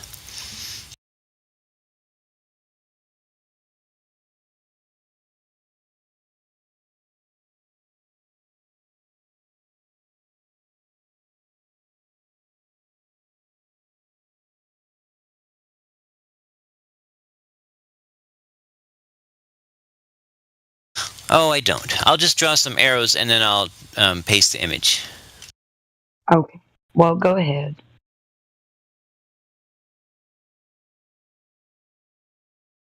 I'm just saying that everything that you're saying doesn't make any sense. Doesn't what? Doesn't make any sense. Ah. It doesn't prove a globe. Why does this apply? Maybe I'm just a little lost, but they're nice photos and all, but what does this show about the structure of? Or is this something? Well, I don't know. You explain to me. It's just one of those divergent fallacies that you're used to when it comes to globe Earth versus. I don't know. The flattened station. I'm wondering what it is. It just is. That's what it is. Explaining the propagation of low frequency waves around objects, or attempting to. In the water. In the water, where you He's can using clearly the water see as an example where the to waves show you what a wave is. It's through the air. Yeah, so it's like an analogy to radio waves using water waves. Okay. Hey, can I please note that those are not the only waves that are coming through? There's another opening in the barrier. So don't forget the opening in the barrier, please. over there on the right. You can see it. Yeah, they're don't forget. diffracting. They're diffracting there too. But do you see the picture I just pasted in the text chat with the red arrows on it? Yes. Okay, so the waves are starting. They come in at the angle of that upper red arrow that's pointing down into the left, and then they diffract around the end of the breakwater, and they're literally traveling at 90 degrees from their original direction. Does that make sense? There are like a It bunch of doesn't, waves because coming you in. don't know the origin of their trajectory. You cannot see their origin of trajectory, and you see an opening of another wave barrier over here on the right. So it's not definitive. Whatever you're saying doesn't make sense. Okay, let me see if I can find. I mean, I'm not making any of this up. The diffraction of waves around corners is something that's well documented. I'm not making any of it up. I'm just trying to illustrate it. Let me see if I can find a better picture. Where is the origin of trajectory? Well, to me, it looks like they're coming in as depicted with that top red arrow, but evidently you disagree. No. So No. you don't You can disagree? tell. Looks to Look me like they're at coming in all from of a lot of them, directions. and you can tell that they're all coming from different trajectories.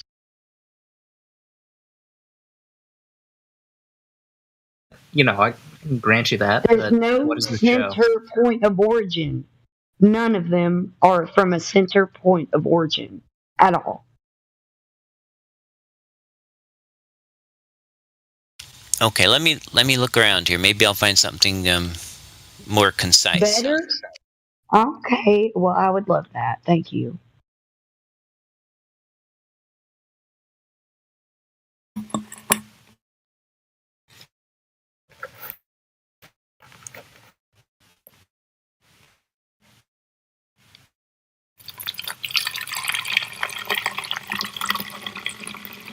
Nice flush.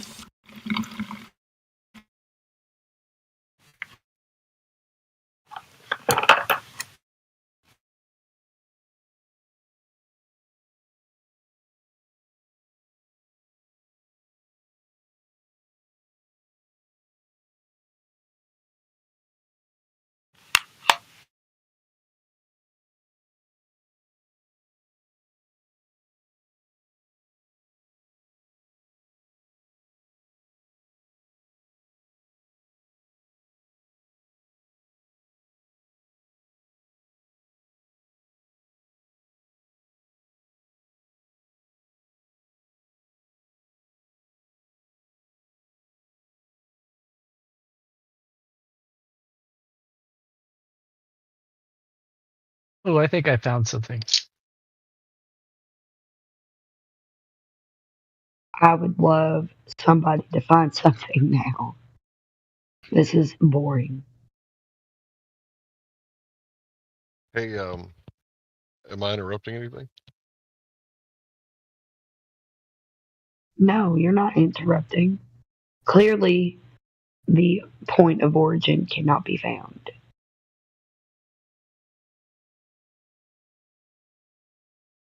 Well, I was looking at some stuff about the cosmological constant crisis.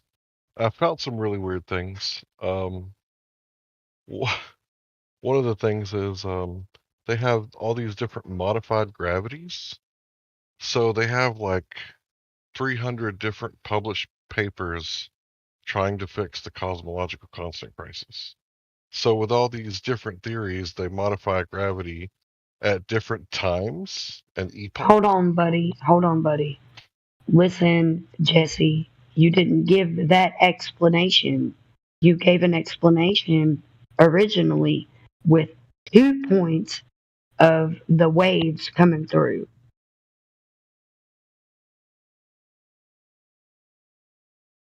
I just found an even better one here. It's not as clear. Well, I want to see the demonstration like you did with the original one. Well, this is the closest. Not a cartoon. Okay, well, not a cartoon. I don't want a cartoon. No, this is a wave table. It's not a cartoon.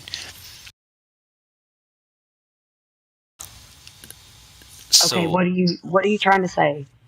So this shows waves that are parallel and going in a straight line, refracting around the edge of an obstruction.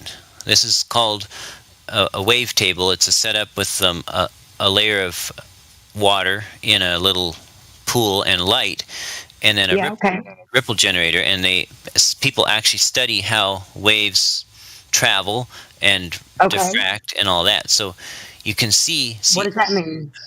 So this shows how these waves are bending around the end of that black obstruction. Can you see that? That black bar that blocks off the totally see that, yes. Okay, and so the amount that of the waves that can diffract around that is inversely proportional to the frequency. So the higher the frequency, but your initial like observation showed 2 instances where these things were occurring.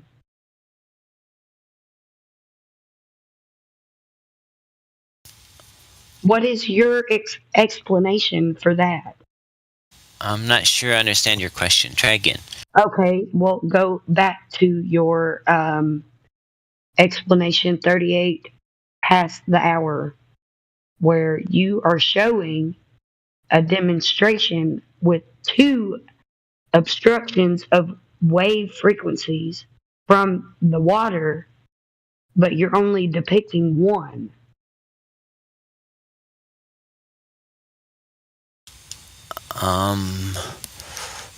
Right here, 38 past the hour. You see the other obstruction right there closest to the right of the screen. Right. That was the best well, that is another thing that you have to take into account. And you're talking about something that doesn't have that now. So please verify that you're doing that. That doesn't have what? That kind of obstruction.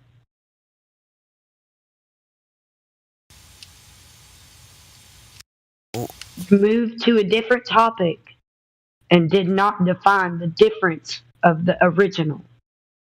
Well, the difference is the picture from Google Earth on the ocean waves. The waves are a mishmash of a lot of different waves, possibly with different angles. That's why they're all kind of chopped up. And it was too confusing because we've got diffraction happening in a bunch of different places at a bunch of different ways. So it's not confusing. It's not. Well, it's all one way. Anyway, the controlled wavetable videos are better because they clearly have only a single wave source and the direction of it is clearly visible, right? I can see that, yes. But your original example had 2 differentiating trajectories of waves. Well, can you forgive me for using a confusing example originally and look at the less confusing example? Absolutely, but you have to say that first. Yes, the ones I've given afterwards were better. Please disregard the one I gave before because it wasn't as better. Okay, thank you. So this last one, it looks like they actually start out with a lower frequency. And you can see... Perfect. What's that? I said perfect. I love that they did that. And you can see that the waves, if you watch carefully, bend all the way around and are literally going 90 degrees compared to their original direction on the right side of that vertical black obstruction. But you can see... Are you looking at the same thing that I am? I'm looking at a video titled Ailing Film. Loops 80 to 244, diffraction and scattering around obstacles in a ripple tank. Did I post that? Oh yeah, I posted it at 43 after the hour. I tagged you too.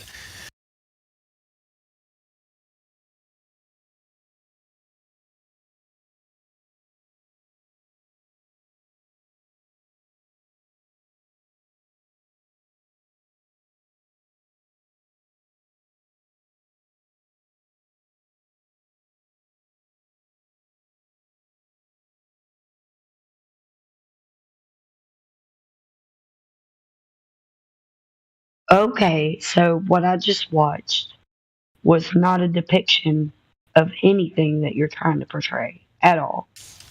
But it was water. There's an obstruction.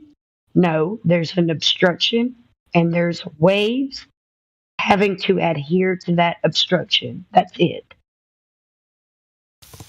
But did you notice that as they increased the frequency of the waves, they adhered less and less?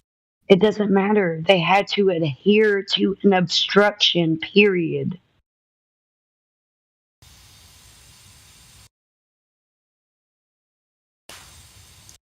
Point is invalid, buddy. Well, I mean, at least it's valid for water waves. You can see that they diffract. No, it's not. Because if there's an obstruction in any kind of water flow, you're going to see some kind of effect of the obstruction.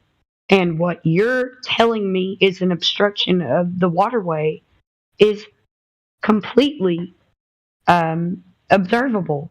Yeah, it's not something that happens on a curved surface at all. So what if that black bar that came down, then instead of just being a single black bar, it continued, but it turned to the right and curved back up, so that the waves were actually following a curved surface? Couldn't they adhere to a curved surface also? Are you kidding me? Are you trying to make shit up? You're making shit up. Show me. I don't want you to make shit up. I want to know. What you showed is absolutely observable in nature. Well, anyway, I think that pretty well illustrates the diffraction. What's that? It doesn't. It doesn't It doesn't illustrate the diffraction of waves around a corner. Oh, well, yeah. Well, because a flow of water has to deflect around an obstruction. Oh, that water's not And how does it flowing. do that? Oh, is it not flowing? It's not flowing. It's not flowing. It's just got waves on it. Oh, so that means it's not flowing? The water is not flowing. It's got ripples on it. It's just waving Right. because it's not flowing. Right. Waving water means it's flowing. The air isn't flowing, but the radio waves wave through the air. It's always flowing. It's flowing if it's got waves. Well, but doesn't it You've shown that on a globe Earth. Period. It doesn't matter what you say. It's flowing if it's got waves. Then does that mean moving in a consistent direction, or just moving forward and back a tiny bit, but never actually moving? It doesn't matter what your depiction of flowing is. It matters that it is flowing. So there is waves. Why couldn't you have waves without it flowing? You wouldn't have waves without it flowing. Oh, sure you would. Have you ever seen, like, when a bumblebee... No. How about a fly? Have you ever seen a fly... No, I've never seen waves, period, with my eyes without it flowing. You can sit here and you can depict other things. I'm not somebody that's going to tell you something is what it's not, or something is what it is. I'm saying if you see waves in the water, it's flowing, period. We're not going to go around that definition, period. Well, could I just ask you one question? Sure. Have you ever seen a fly stuck in a pot of water, and his wings are vibrating, and there's little waves, but the water's not flowing? Are you kidding me? The water is flowing if it has waves, period. Okay. Can it flow without waves?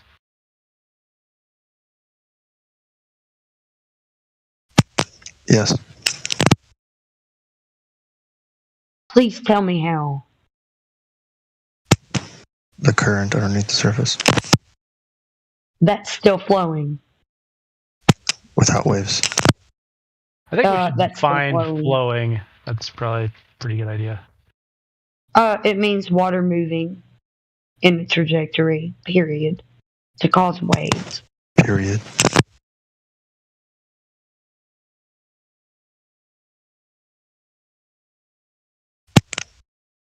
Question mark? I'm not question marking anything. Exclamation point. Yes, I'm exclamation pointing all the things I'm saying.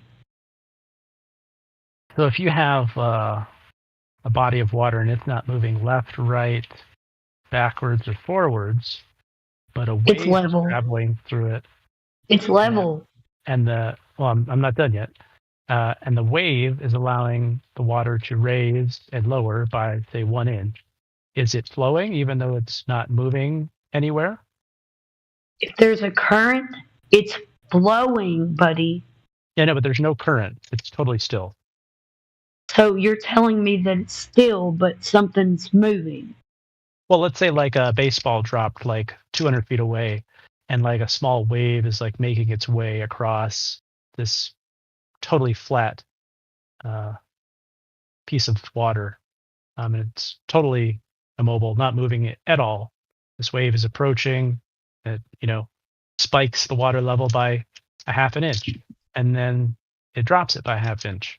Then it passes. Is the water flowing? What you're asking is so stupid. Yeah, you're kind of trying to paint someone into a corner. Hold on a second. There's a Kelly's. Let me tell him something. You don't have to like conceive of it. There's a Kelly Slater wave pool. A wave comes through. Yeah, water sloshes around off the side and blah blah blah. But once the wave hits the end of the pool, it sloshes back. Yeah, the water's sloshing around.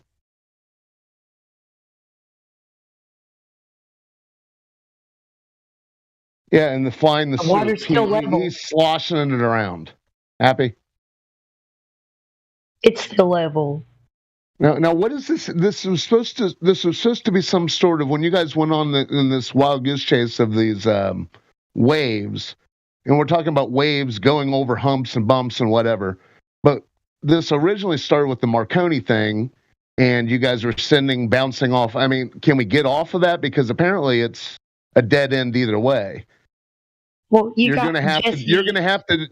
not talking to you, but you're going to have to just accept that the whole Marconi waves going up into the ionosphere is just a story, when chances are he built the tower so tall so he could get it that far. But the water underneath remains level. I mean, is there any curvature? Because in order for you guys to be talking about these waves going around curvature, you'd have to have curvature in the first place, right? Yeah, especially water curvature. Yeah, the Earth curvature, the 3959 ball. Water. Can we get proof of that first before we talk about the waves going around the Earth? You don't this need globe? to you can demonstrate waves bouncing off the ionosphere. Yeah, okay. Yeah, sure. Can you demonstrate waves going over an Earth curve or around an Earth curve or doing whatever in relation to Earth curve? Yeah, please demonstrate that. That's what I'd like. Well, and that's what I was demonstrating with low frequency. No, it's not. I said Earth curve. Oh, hey, it is actually midnight here, very close. Wow. Yeah, no, hey, look, I said I had 20 minutes and I gave an hour and a half. So, but it is midnight. That isn't what you were demonstrating. Just to be clear, you were showing some waves in the water. And I completely destroyed your argument. Period. You did. I agree. Anyway, it has been a pleasure. Thank you all so much, and I look forward to it again. Have a good one, Jesse. Okay, I thank you for not demonstrating direct measure. Yeah, anytime. Okay, thank you. finally got that full circle. Wow. I'm not complaining. I'm not complaining. I mean, I was along for the ride. But... I think it's funny. It's funny. Anytime, I'm happy to not demonstrate curvature. Sorry, Jesse. I know that's what you had to. I mean, what is you diffraction? But you're right, Heretic. It always should go to direct measurement. Yeah. Or else what are we talking about? Water waving around or, But I can dissect whatever this guy is trying to portray.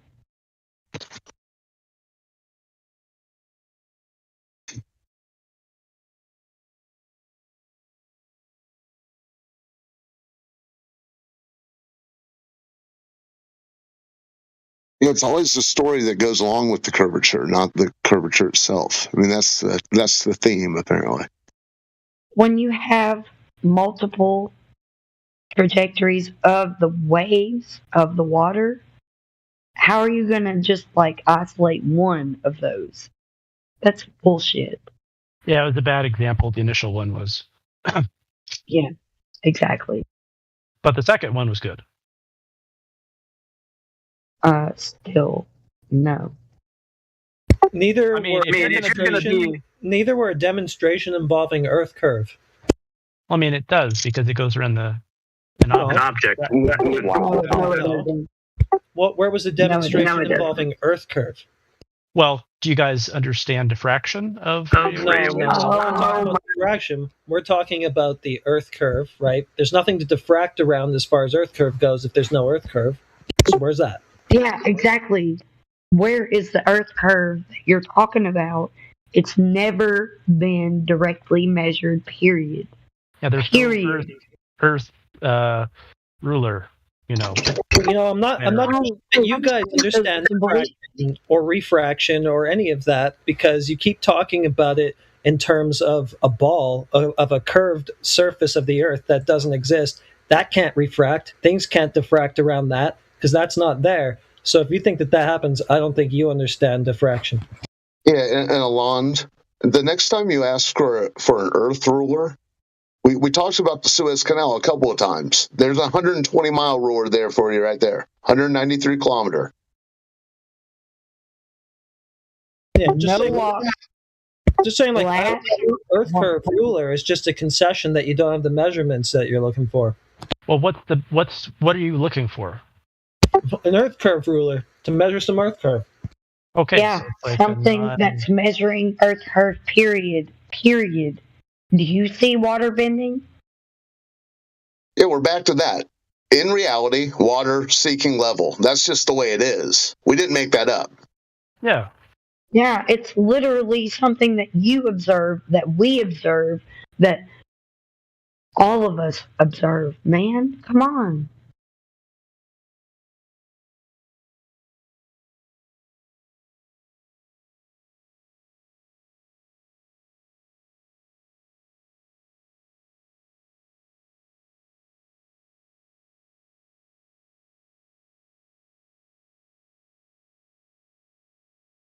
That didn't stump you, did it? No. Well, then please respond. For what? There's no response to it. There's no response to it. What do you want me to say? Well, it's just a fact. See, the model claims we're on a water-covered sphere. In reality, you can say it with me, water is seeking level. What does that mean? 75% of the Earth is water. Now, there's your ruler. Figure it out. You've got your ruler now. How many flat slabs of 120 miles make up a sphere? Oblate spheroid, if you will. Thank you. That was 3 hours ago. I think it's 18. Thank you. Mate, surely you know I jest. You cannot make a sphere out of that many flat surfaces. It has to be there, buddy. Your dimensions have to be there. I don't even know what you're saying at this point. I How do you not know what I'm saying? If your radius is 3,959 miles, the drop rate has to be there for it to be a sphere, period. Period. Okay. It has to be there or it's not there. No hablo inglés. Okay. Lo siento. I follow you. I agree. Okay, it's not there. It is there. It's not there. That's what we're saying. It is there. That's what I'm saying. It's not there. That's what we're saying.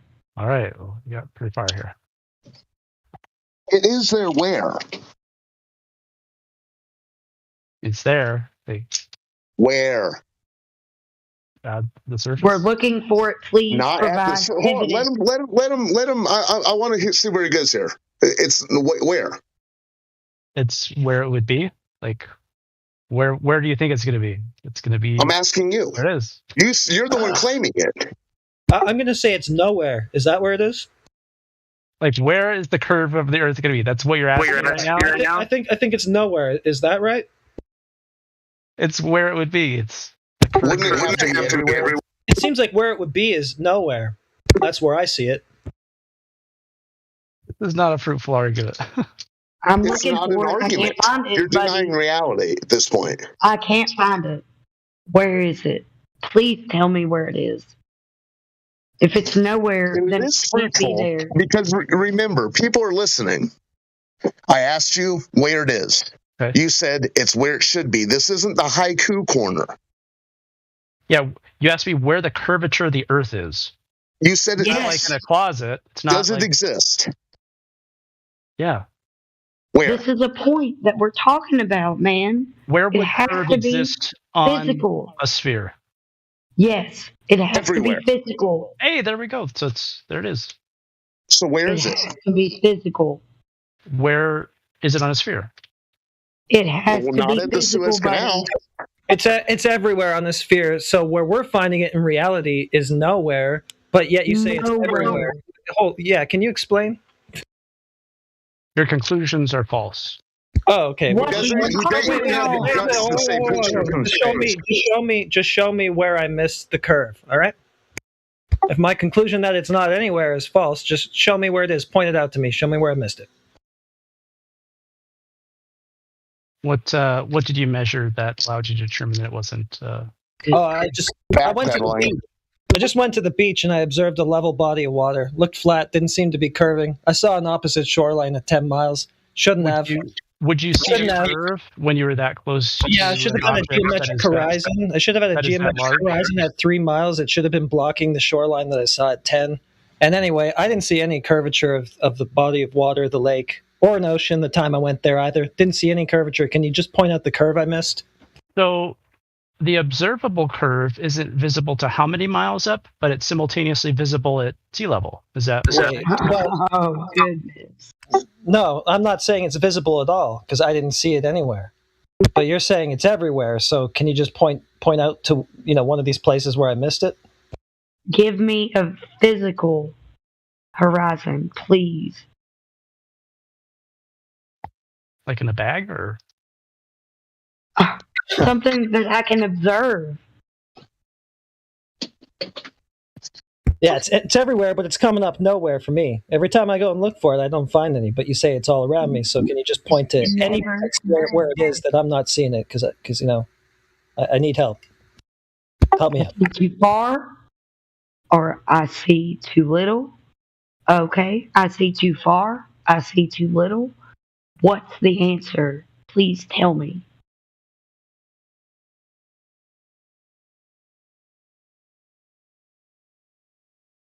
I should have seen the globe geometry kick in at about 3 miles. Exactly. It has to be there. Yeah, It Alon, has to be there. But then when you first got into looking into this, I don't know when or why or how much, but when you found out the limitations that this geometric 3959 is supposed to present, what were your thoughts on it? Did you realize how small the ball was that they're telling us we live on? How small or how large? How how relatively small it is. Like compared to. Well, compared to a trip to California, I can. If I go across the country, I can clip off. I can almost get to the center of the Earth. BS.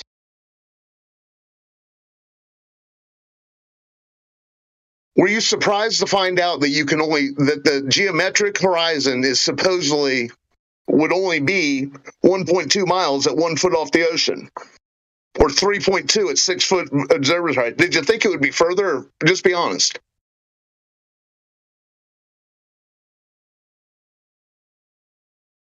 Does it surprise you the limitations that this globe has given you to argue with? Also, they use this radius. No, to shoot rockets off. It seems like you're telling us that we won't see the curve anywhere, but it's everywhere. I still don't get it. You'll see it it'll become apparent if you reach a specific altitude. Okay. Which specific altitude? Which one do I have to go to? Probably above 80,000 feet. That's did you 80,000 feet? Did you take any pictures when you went up to 80,000 feet? Well, now you're kind of changing the. No, you are. No, you are. It's just a line of questioning. You said that. Yeah, and you gave me a specific height above 80,000 feet. Neil deGrasse Tyson disagrees with you, but whatever. We'll just go for the ride with you. So, did you take any pictures when you were up there at 80,000 feet to prove this curve that you saw? Was I at 80,000 feet? Well, I would suppose so. If you're saying that, that's the specific altitude that curvature. Could I repeat what a pilot that went to 80,000 feet said?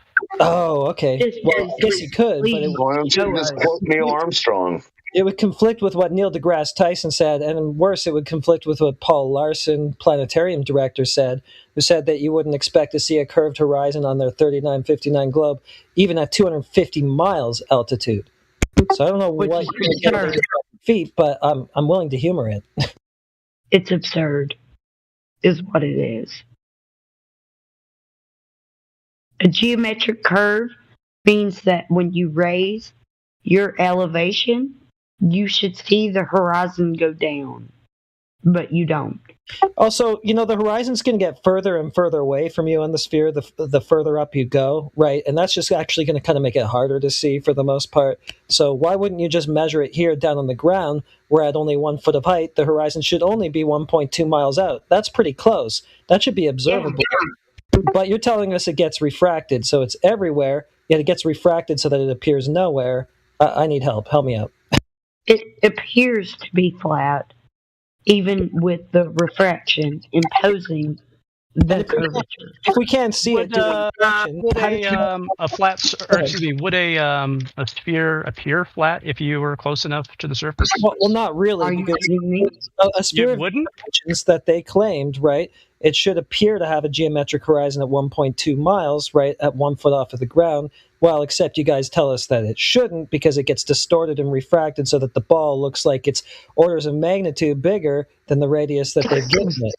You're saying that if you do not, that if you're on the surface of a very large sphere, 3,959 miles is the radius, buddy. The proximity to the surface is not going to alter your perception of if it's a sphere or a flat. Oh, it's not? Okay, well then refraction can't do anything to alter my perception of the sphere, so if it's really a sphere... No, what? That's what I was saying? That nothing can alter the perception of the sphere? Does your height, does your vantage point on a very large sphere alter your perception if it is a sphere or if you're on a flat surface? Well, it'll increase the distance to the horizon the further up you go. It's a yes or a no. Do you see that there's curvature with elevation? Or do you see that there's more land that you can see? Do you see more land the more you get up in elevation? Do you see more or less?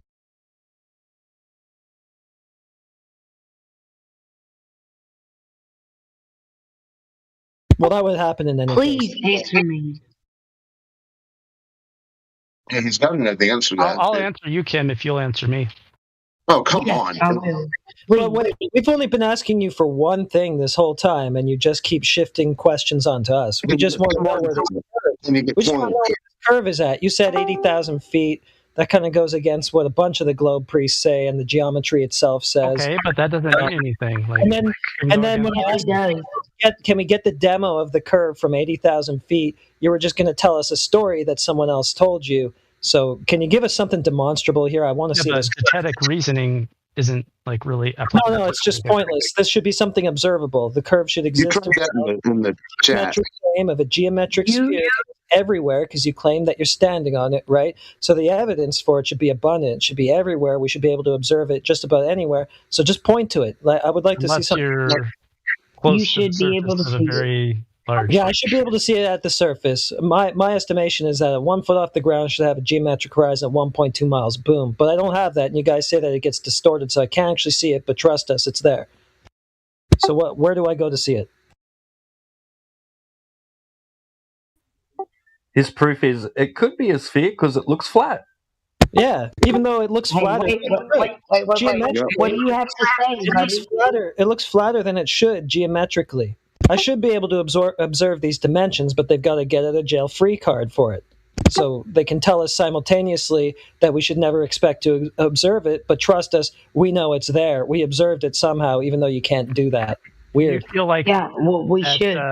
That's a yes or a no, you think, Heretic? So what was the question? No. So the closer you get, or the further away you get from a very large sphere, is that going to influence your ability to determine if it is a sphere or flat? I would say that it would be the easiest to determine it's a sphere at the surface, where Globers claim they determined that in the first place. But now we're told that. Yeah, no, I did answer the question. I said, yeah, it would be easier to determine it's a sphere closer to the surface, where you can directly measure the curve of that sphere. It will be easier to determine if it's a sphere. Yeah, right at the surface, right where you can directly measure the sphere that you think that you're standing on, not hundreds of feet up in the air, thousands or hundreds. It takes more resources to do such. Isn't it funny that all that footage is and other things to do so, but you can directly measure the curvature of the Earth from the Earth if it's actually curving. That's where Globers say that they did it, right? They don't claim that they were measuring, sticks and shadows, wells and shadows, whatever you're going to say, obelisks and shadows, from 80,000 feet altitude. That was done on the ground.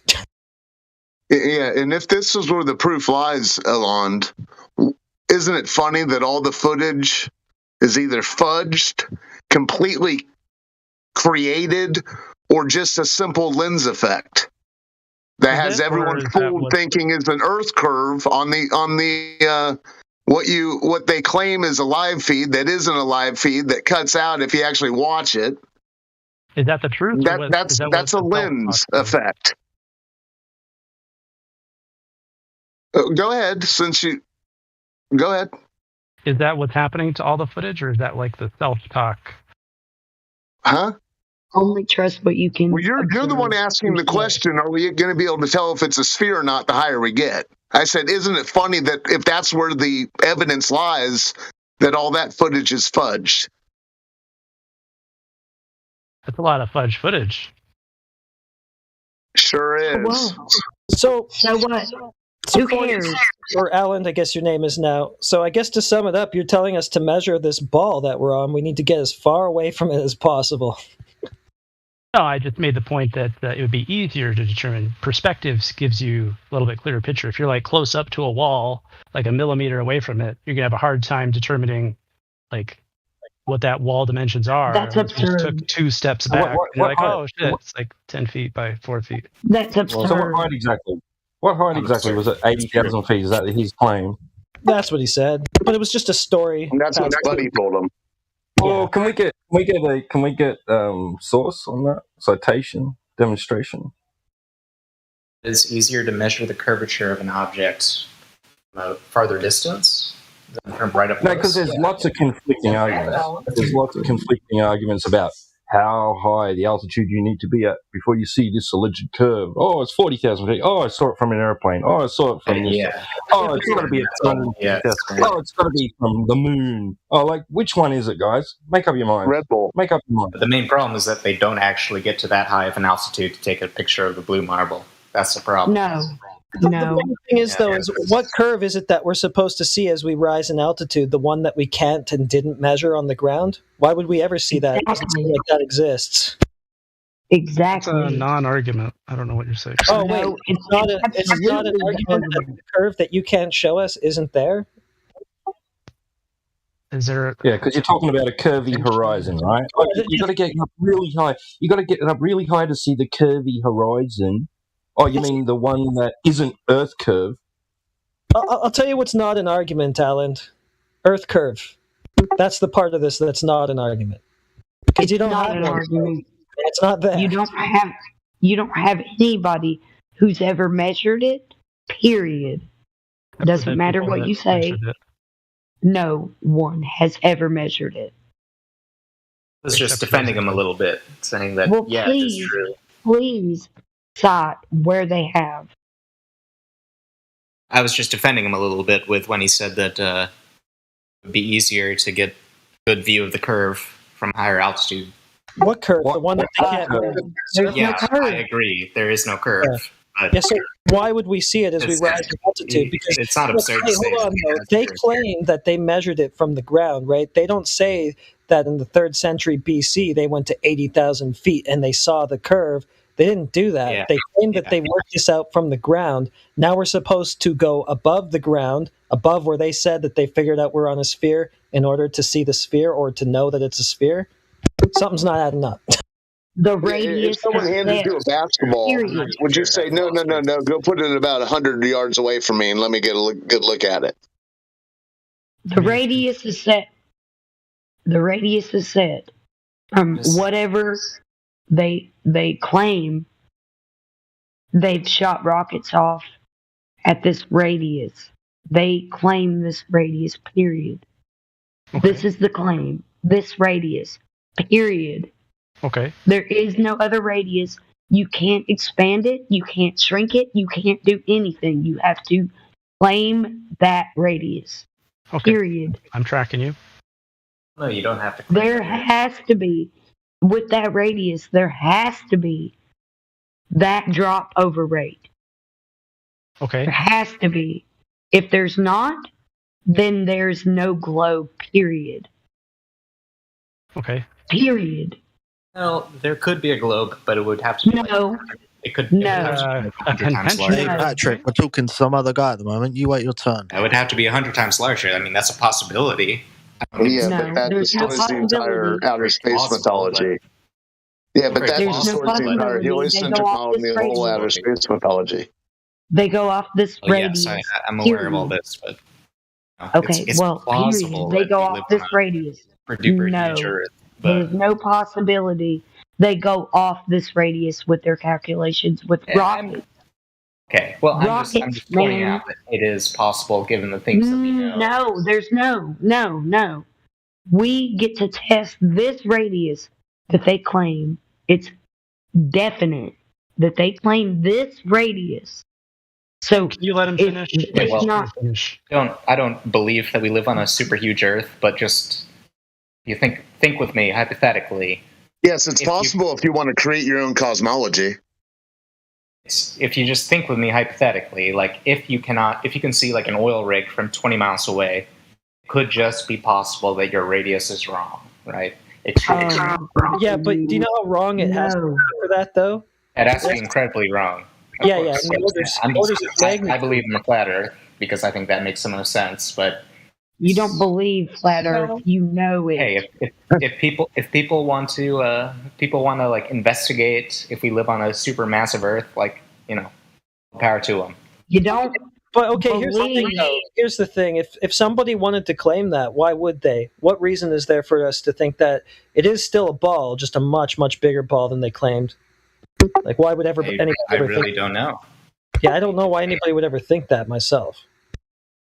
I mean, if somebody was like really did not want to let go of the globe thing, then they could claim that. Yeah, well, their astronauts Is there a way all to- go off of that radius. Is there a way to disprove it unequivocally? Like, there's no way this is possible, the mega Earth, because of... There absolutely is a way to dispute that, yes. You can dispute it, but, like, is there a way to disprove it? No, their own scientists do. Supposed science, alleged science. Oh, yeah, the most of the mainstream says that the radius is, however, 80,000 miles long or something like that. No, it is what it is. Kim, I got a question for you. Have you ever been like super sure of something, but like we're kind of open to some additional information? This is dumb. Yeah, this is getting really weird, and that's some sort of weird logical fallacy you're dancing around. I was just bringing up an interesting possibility. Dickhead. Okay, let me tell you one thing. Possibility. I I'm not believe saying that the Earth is please stop talking. Mate, shut up. It's not helpful, you dick. What? Okay, what do you mean helpful? What are we trying to help? Can I please answer him? I'm just saying something that I found interesting, but you guys don't find it interesting. Okay. It was at this moment that Sir Patrick Spence realized that not everybody's after the truth. I'm after the truth. What's the truth? I like an axiom. Have you found the axiom? The axiom is that the Earth measures flat. You cannot have gas pressure without it's axiomatic, because nobody goes to the beach and says, "Wow, look at that curved ocean," right, Aland? Or 40s or whatever. They don't. But that doesn't. But what are you saying? Yeah, so axiomatically, right? So the burden of proof would lie on the person who claims that reality is a sphere, even though that's not what's experienced.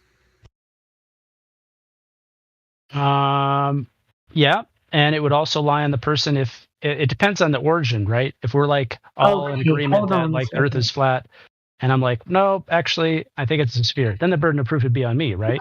So you just went to straight to a burden reversal. You agree with me that we don't experience a sphere, that it's not axiomatic, that axiomatically, large bodies of water don't curve, they don't rotate, we don't see it doing any of that. Yeah, but because you don't experience it doesn't mean it's not. Yeah, but the point is that makes it axiomatic. Great, buddy. That's the baseline, right? So now what you're saying is contradictory to what both you and I experience and observe directly, right? So that obviously carries a burden, right? You want to say, no, it's not what we see and observe it to be. It's not the way we're experiencing it. It's something else. So what is the evidence to support that claim, right? Yeah, exactly. This might be business, doesn't invalidate anything. It doesn't shift the burden of proof onto us. Well, it might be a ball, therefore you've got to prove it isn't. That's just dumb. I think the burden of proof thing is kind of like a speed bump in the whole thing. Like, it's a bit of a speed bump. How convenient. That's that. I mean, it's like saying, well, they have the burden of proof. Like, they need to prove blah, blah, blah. It's not doing anything. They do need to prove it. You could say there is absolutely the burden of proof on the globe. Okay, we do not have anybody who has ever directly measured the curvature of the Earth. The fact that he attempts to write off the burden of proof should tell you everything you need to know. Okay, I'll accept the burden of proof. The globe has the burden of proof. You guys are right, for sure. Yes. So yeah, you want that in a bag? Want Fries to go with that? Somebody needed to dispute this back then, and I'm sure they did, but it was suppressed throughout history. So here you go. We're the people that are crazy going against the grain, and these stupid flat earthers don't know what they're talking about, but nobody's challenging this crap. There is no curvature. There is no curvature. Go against the grain and test it for yourself and find out for yourself. Don't let us convince you. Go find out for yourself. And we're waiting. We're waiting for somebody to come back with the proof of direct measurement of curvature. Please. Please. Yeah, now, to your point, Heretic, go ahead. You're saying that it wasn't experiential. We don't experience it like that. Do you feel like there's other examples of that, through time that we haven't experienced to be a specific way, but ended up being a specific way? So with this, you're basically telling me that no, we don't experience a globe. And now you're trying to put it in the category of things that are not experienced. I don't see how that's going to help you. Well, you're making the argument that, forgive me if I misunderstand, that since we don't experience it that way, then that would lend some evidence to it not being that way. Yeah, axiomatically. It that way. Axiomatically, it makes no sense to conclude that we're on a ball. And I don't think that any of us ever would have done that if it wasn't told to us, right? But go ahead. All I'm saying is that I think that there's some other things that we don't experience to be the way that they are, like such as bacteria, bread mold. Yeah, but you can see the effects of those things. Bread mold is something that you can see and experience and observe, right? But you can't see it flying through the air. You can't. Well, you can see it colonizing a loaf of bread. Yeah, but that you could have been like, that's God, punishing us for, not praying. Yeah, then you get a petri dish. Yeah, you get a petri dish. You can cultivate it, right? You can culture it. You can do these sorts of things. Yeah. You can look at it under a microscope, right? You can study it, right? So there are ways to quantify it. What ways would we use to quantify the globe? Observe the globe. That'd be one example of one thing that we don't experience. We do. Example. Dude, the tap dancing. But we do experience it, though. I do experience bread mold, like a lot. Exactly. Yeah, you experience the effects after it's been colonized and it's eaten on its food source for a while, but you don't see it floating through the air. I do see it growing on a loaf of bread. Like if I told you like 500 years ago that if you wash your hands, you're going to have a lesser chance of dying because there's bacteria crawling all over you, but like, what are you talking about? Like, well, I probably would have had some concept of staying clean to stay healthy. Like it's not great to go around being dirty. That's just that's kind of axiomatic too. Yeah, but you wouldn't have any context. You wouldn't have any understanding of what causes the diseases, what transfers the diseases. Not the minutia of it. No, not the fine details. But you know that the disease is there to begin with. In this case, we don't even know that we have the globe to begin with, let alone the minutia of it. Yeah, and so another example would be like electricity. Back when electricity first was being installed in houses, people would walk around like, put the cap on the wall outlet so the electricity doesn't flow out under the floor. Like they had no understanding of what electricity was, how it worked. You couldn't see it. Yeah, I'm sure a lot of people were running around saying, "Put the cap on the thing because come on, dude." That's what they said. Like, look it up. Okay, well, I'm sure somebody said that somewhere in some riddle book. That's great. So what you're saying is like we're in the so we're in the times now before we're able to harness electricity. But it's that for your globe. We still have to draw parallels to the argument that you made, saying that we don't experience it as a globe, therefore it adds, weight to it not being a globe. So the parallel is the globe is out there, we just haven't figured out how to experience it yet. Because we're past proving electricity, but what you're telling us is we're in that phase still where we haven't proven electricity, right? Am I just purely experiencing water seeking level, or is it actually seeking level in reality? I'm just saying that it sounds like the globe. I want to finish this up. It just sounds like he's saying that, he's giving us future proof, basically. He's saying that we're still in search of the globe. It's out there somewhere. We're just not at the stage yet where we humans can observe or demonstrate such a thing. No, I'm just drawing parallels to things that are not observed as they are, because we don't have the senses to sense electricity. We can't. Oh, so our reality is not our reality. So we should question our senses. So are you 100% sure that you're right now, like on Discord? Are you familiar with a straw man, Kim? No, I am familiar with the straw man. I'm asking you if you think that you are on Discord right now, 100%. I mean, I want to hear his answer, but I also don't totally want to move on from what we were just saying. I'm sorry, I didn't mean to do that. No, I to hear his answer too. He won't answer. He was hoping this didn't come up. Well, I mean, there's like 14 left turns to that. I don't even know where it went, to be honest with you. Yeah, but the thing is we just weren't done, right? Because you keep trying to tell us why it's not possible to experience our globe, right? It is possible. But you just spent all this time telling me how it's not immediately obvious, and it's not something that we can go around perceiving, and it's the equivalent to, like, you know, people 1,000 years ago not knowing what electricity is or something like that. But right? So you can't. How do any of these arguments actually demonstrate a globe? Because all they do is tell me that, well, it can't be demonstrated or experienced. So where are you going here to get? Yeah, we all know what spheres are. Yeah, what reason is there to think it is a spinny ball?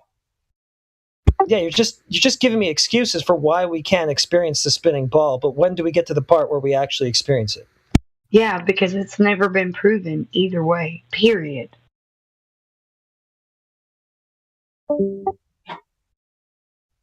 But you mentioned bacteria on your hands, right? Some guy, you know, a couple hundred or 100 years ago, whatever, said, "Oh, look, wash your hands; it'll decrease infection, death." And they all laughed at him and stuck him in a mental institution or whatever. Okay, it was a claim he made, right? Can that claim be tested? Yeah. There you go. All right, so there's a claim that we live on a spinny ball in a vacuum. Can it be tested? Yes. Oh. How? You can go up in space. You can go to a specific altitude. You can send satellites to go up for you. You don't have to go up. You can send an amateur balloon up. Most of those methods of testing it are things you can't actually do. I mean, you can. They're taking up a number of individuals. What is this private company that just took up some huge? Like, they're taking up more and more and more. Sir Richard So, Dawkins. do you believe everything you see on TV? I don't disbelieve everything I see on TV. So you believe the space travel shows you've seen? You believe the golf on the moon you've seen on TV? The golf on the moon? Yeah, Alan Shepard, the golfer on the moon. Did he do some putt-putt up there? No, it was more of a sand trap shot. Oh. Yeah, I don't see any reason to disbelieve it. Dune buggies on the moon. You believe that TV show? Would dune buggies work on another planet? Another planet, huh? The moon's another planet now. Another large sphere. Yeah, dune buggies work in dunes. So you believe that TV show too? So all these images from space of sphere are all fudged, created on a Hollywood set, or just lenses, sir. Oh. Yeah, you mentioned balloons, right? People have sent up balloons with rectilinear lenses and haven't observed any curve. All right, then you mentioned satellites and going to space. You realize you realize that requires a measured radius, right? No, it doesn't. Oh, so they just shoot and hope and pray, you know, like. If you say that it requires radius, or if it doesn't, they're still shooting up there. So they have something to work with, right? No, they need to know what they're doing, so they need to know what they're doing because someone's life could be at risk. They could just hurtle off into space and never return. They need to know about orbital mechanics and escape velocity, which requires a measured radius. You need to know the distance between the center of two masses. What radius are they using in those calculations? The radius of the Earth, the center of two masses. So is their radius like not working, or are they crashing, or? They haven't been if they haven't measured a radius. If they don't know what they claim, and it's never been done, then they can't do what they're claiming they are doing. So, like the rockets they launch, they're not working, or? No one's played golf on the moon. No one's played golf in a violation of natural laws. Well, what do you mean not working? They leave the ground. What more do you want?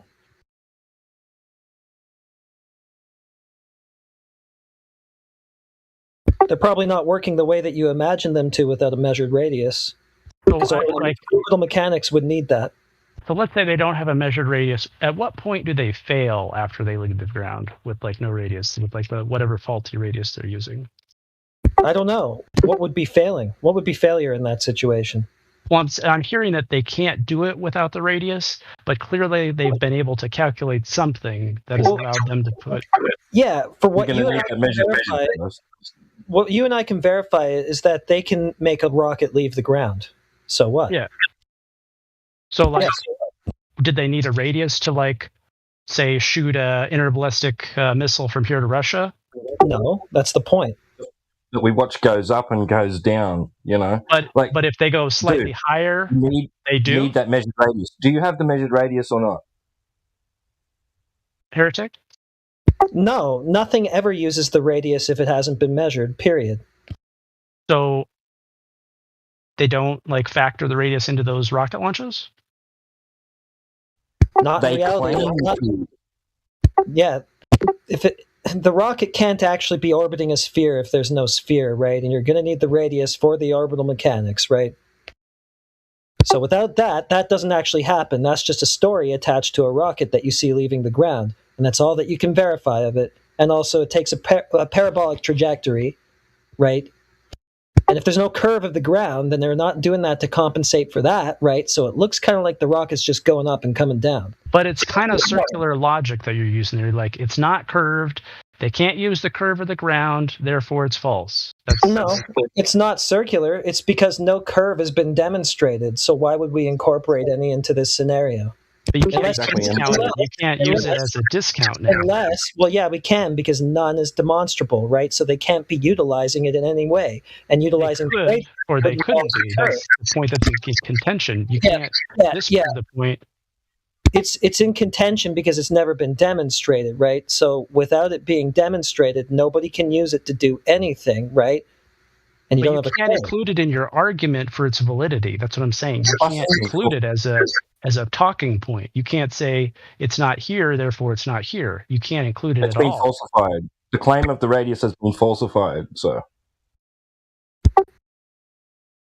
Yeah, no, it's not here because we're not observing it and we're not measuring it anywhere.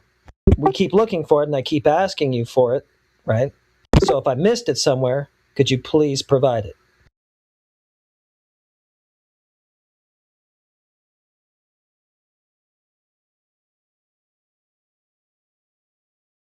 Crickets again. I mean, I could Google it. Yeah, I've never done that before. Earth radius 3958.8. He said he knew it about 2 hours ago. I've heard it many times. I don't know it by heart. It's taking its toll on him. So I gave you the radius. Yeah. Hey, look, I didn't ask for the number. We all know the number. You just said, what's the radius? Please give it to me. No, I didn't say that at all. I said, how was it determined? They would have to divide this diameter. No. How would they get the diameter? That would have to be measured. Based on the circumference. That would have to be measured. Yeah. So how was any of this measured? Surveying. Okay, can you get more specific? So topographical surveying, as far as like ocean, like what are the guys that go on the ocean and measure? It's not gonna be me. Sounds like a pretty detailed argument. Don't know if I'm equipped to follow. Okay, so it's the ocean version of topography, like the surveyors. So would surveying get you an understanding of their geometry? Well, okay, you're saying that it would? I'm asking you. Well, I'm asking you for that. Okay. Understanding of its geometry, which you say is spherical. So why ask me about your argument? That's true. That's a good point.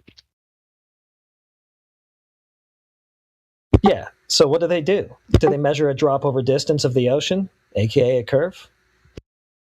You don't need to do that. If you can establish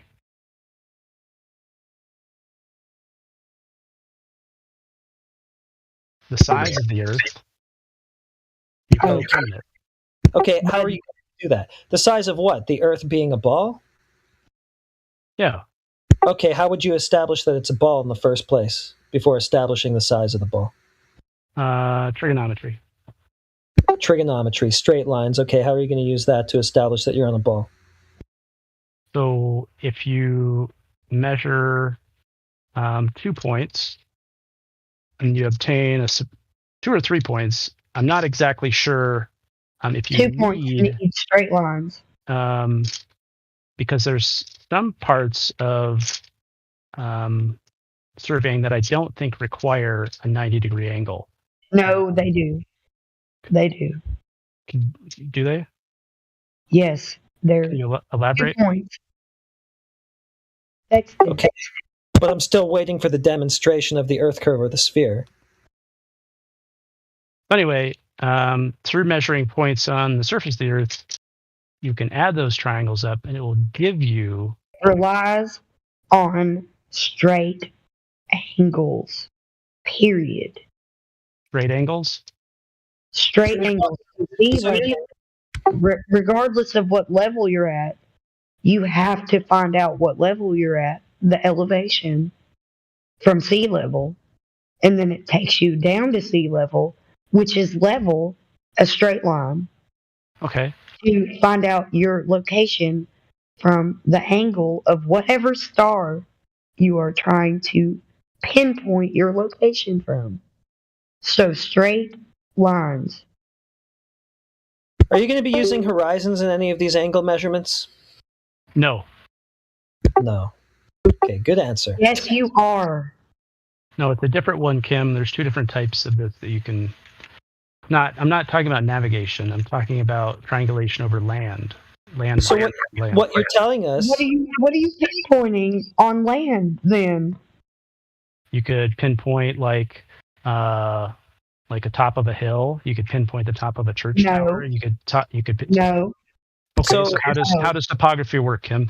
So are we talking like Al-Biruni method here? No, Kim. You're saying no. Help me understand. A sextant has to pinpoint your apparent horizon and the elevation for you with a star in the sky. So what are you actually measuring? Tell us what you directly measure. Takes you back down to sea level. Tell us what you directly measure when you're surveying. You're measuring the angle between 2 points. Oh, okay. And you're measuring the distance between 2 points to determine like the third leg. And then you're inferring a curve between these 2 points. Not between these 2 points. You're not inferring a curve. You can't get it from one triangle. Well, wasn't that wait a minute. This was the whole purpose of what I asked you, though, was to get to the curve, right? Yeah. And now we're not going to get that out of this? Not out of one triangle. If you add the triangles, you take a lot of triangles together and you put them together, it creates a surface. You get a lot of flat surfaces. You get a lot of flat. Have you ever played Dungeons and Dragons? I like your interpretation of a bunch of angles that you measure, but do you have something more direct, right? Something that might corroborate your interpretations, like, say, a direct measurement of drop over distance of the surface of the Earth, which necessarily must be there if your conclusions about the angles are to follow. You understand what I'm saying? Yeah, but you're saying that necessarily those angles that you ended up with and what they amounted to is all due to the Earth having a convex surface. So why not just measure that directly? No, it's not. I'm not saying that. I'm saying that's what you. Okay.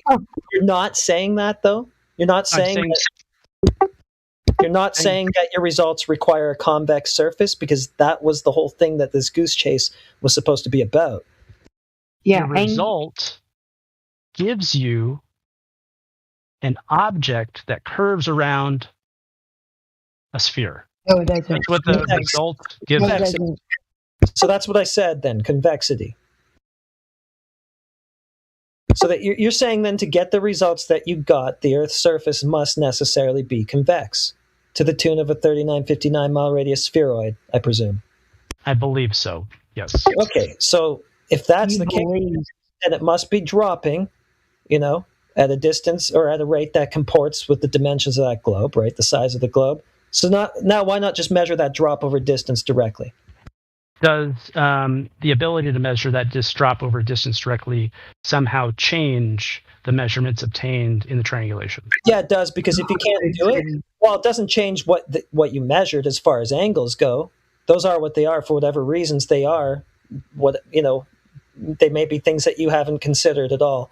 But what I'm saying is corroborate your conclusions about them by directly measuring the thing, i.e. the curvature of the Earth, which you say caused those conclusions.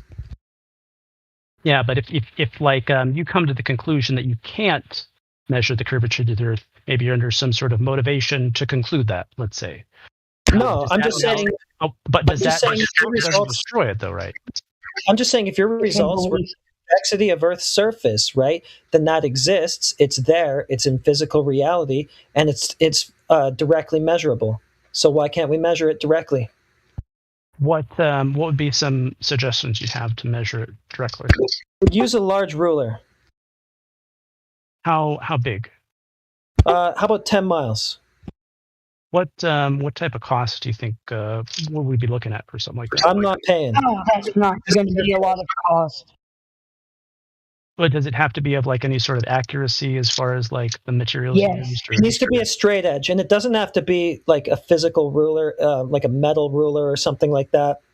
Use a laser if you want. You guys will probably complain about how those diffract and refract and whatever, but just use whatever you need to as far as a straight edge goes to directly demonstrate this drop over distance, which you say necessarily, absolutely must exist if the conclusions that you drew from your angles are true.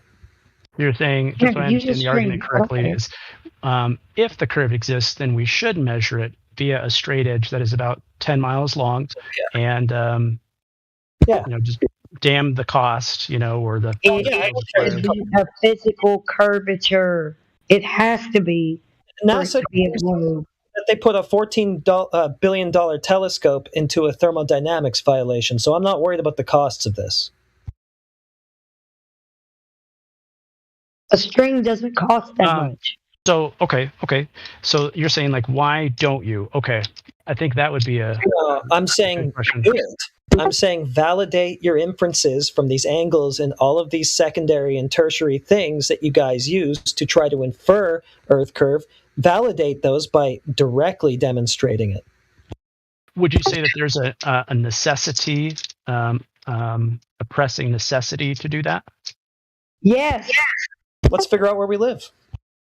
I mean, would you say that some people are under the impression that we know religion? They know what? They've reached the conclusion that it's sufficient to them to make these Sure, that's their. If you've done it the way he's talking about, then you wouldn't need to have this idea of, it's sufficient. You would know right to the exact everything. If you did it the way he's talking about, direct measurement, you wouldn't have to it's close enough. I'll go with that. No, you could actually measure it and actually figure out exactly. It's like if I had a builder's level and I walked down the beach, I shot a grade where I was standing, okay, and then I went down 100 yards, shot another grade. I could tell whether I was 1 or 2 inches above or below where I first took the first shot. Then I would do the math and say, okay, that was 2 inches lower. Then I would go another 100 yards, take a shot between that one and the next, and then it was another 5 inches below. Okay, and I would add, that means I'm 7 inches below the first one. Then I just keep doing that, walking down the beach. I guarantee you, if I did that, when I got to the other end, I wouldn't be more out than 12 inches difference after I walked 500 miles. Guaranteed. So Heretic, you're saying why hasn't it been done, or why don't people do it? No, not really. What I'm saying is that if your extrapolations from various angle measurements and so forth are correct, right, and that those angles are actually a consequence of the convex surface of the Earth, right, then that convexity should be directly measurable. So, can you cite any time that that's been done? Yeah, we agreed upon the straight edge, but I'm failing to see what other events would qualify for the criteria that would be acceptable for what you're asking. Well, it's already been done. It's just a matter of whether you're going to accept it. Okay, what is that? Help me understand. We could give you John D, or we could give you FE core, various laser tests. Is there any phenomenon that we're aware of that would influence the results of those tests? Such as? They're all post-dictions. Humidity in the air. Yeah, humidity, pressure, temperature, right? These things are accounted for. I can give you the FE core paper, but I'm sure you've read it. Are they pretty rigorous tests as well? Like pretty repeatable? They're rigorous, yeah. Yeah, they paid attention to detail. What school did it? FE core. Field engineers. That let me see. Or we have John D. Various laser tests. Scientific consensus only means that science is lobbied. What we're told, usually, the typical comeback is that the laser isn't really a straight edge, right? It must have been bent or refracted or diffracted too much or whatever had to happen in order for it to not reveal the curvature, but curvature to still be there. We're usually told that we can't directly measure it, right? So I don't know. I'm not going to speak on your behalf or apply those sentiments to you, but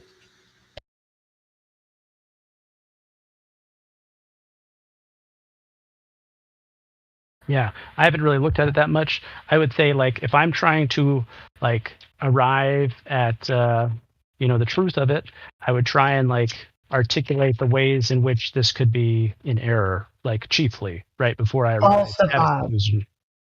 Falsified. You want to be able to falsify a claim, is what you're saying. That's exactly what you just said. You want to be able to falsify a claim, right? So that's kind of the right mindset. You do want to look at what might be wrong with this, right? So how come it doesn't seem like you use that mindset with the globe claim? Yeah, you should scrutinize the globe claims. Which one, for example? The flat Earth. Well, the radius claim, right? Okay. How would you apply this same scrutiny to that? So they could have reached the radius in error. Somehow we have the wrong radius. Hold on. I would go quite a bit further than that, though, and say that they don't have grounds in the first place to even suspect a radius. How do they know that there's a ball in the first place? That's really step one.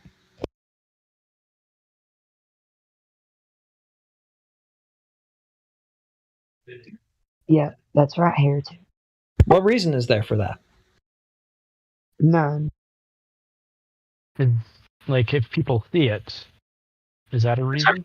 They see the radius. Go ahead and tell us. Excuse me, can I suggest a way they might have assumed it? Yeah. I think it's due to observation of other celestial bodies out in the solar system and observing them over time and seeing that they could possibly be spherical and not just a disk or a circle, hence assuming that the current place we live on is spherical. Then making the right assumptions, doing the right mathematics to calculate the radius.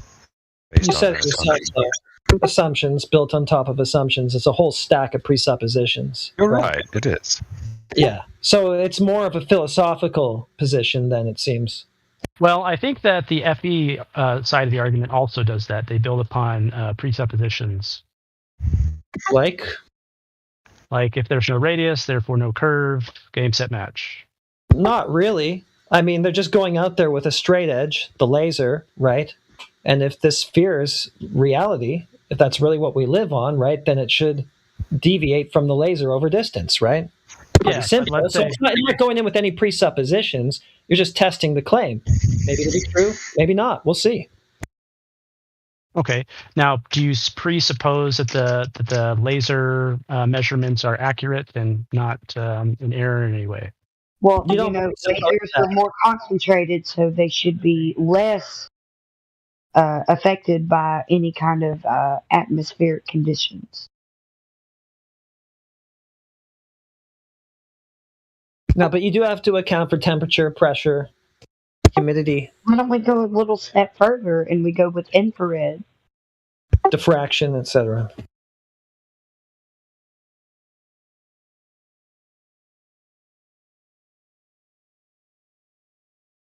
Have you guys seen the infrared photos from altitude? Oh, yeah. Have you seen what happens when you put them into like Adobe After Effects and constrict the transverse? I like direct line of sight when it comes to proof. I don't know what you're referring to. Essentially, they reduce the pixel size in a photo program of equal quantities from the left to the right to reduce its width. And when you do that, the non-apparent curve becomes readily apparent. So you're telling me that these people that use infrared actually do something to their lifetime action, like portrayal of whatever they're viewing? Yeah, they take a picture, upload the picture on your computer, put it into any photo editing software. Have you done this? I haven't physically done it. Okay, well, I would like for you to be able to physically do it before you say anything. Hold on. You're Does that failing mean to that other people realize. haven't done it? Hold on. You're failing to realize that these pictures, as you're calling them, what they're demonstrating is the lack of curvature looking outward. Okay. Which is what we experience on a day-to-day level. Yeah, and it doesn't appear that there's any curvature. But upon further inspection of the picture that they provide of no curvature, Yeah, you're talking about squishing together. We're not talking about the horizon. You're talking about the horizon being curved. Yeah. Yeah. Well, so be it. Well, looking out that distance, the long distance observation shows no curvature that way. Yeah, I don't know what you're talking about. I can put a smiley face in Photoshop and 3 hours later show you the Mona Lisa. It's not a parallel. Yeah, well, you need to be able to falsify claims. That's the thing. Yeah, but the thing is you don't seem too interested in falsifying the globe claim. It seems like you want to falsify absolutely everything else, so I'm just saying apply that same level of scrutiny to your globe claim. I just tried. I was trying to falsify like how they got the radius, and then you said falsify. Oh, great. Assume that there's a globe. Or... Okay, well, no, it's falsified. Well, and beyond falsifying it, how was it ever demonstrated in the first place? We never even got to that. Yep.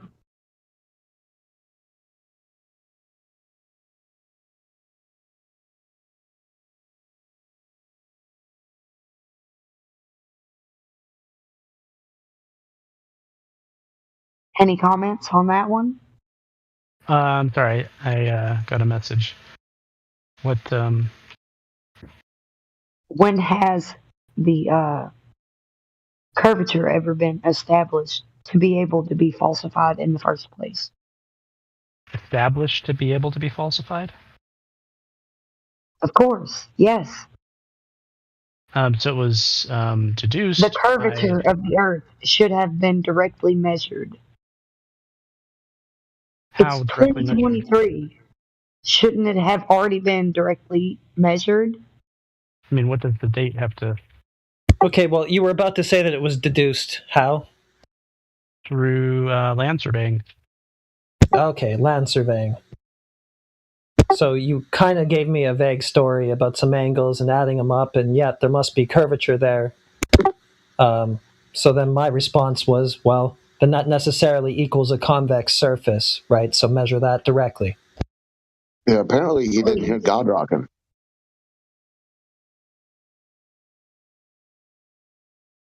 So if I observe a convex result, I now have to make an additional measurement of the surface. Is that right? No. You have to measure a convex surface to begin with. Oh.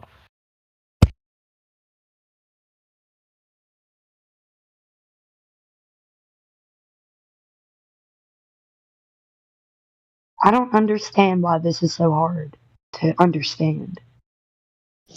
For who? Anybody.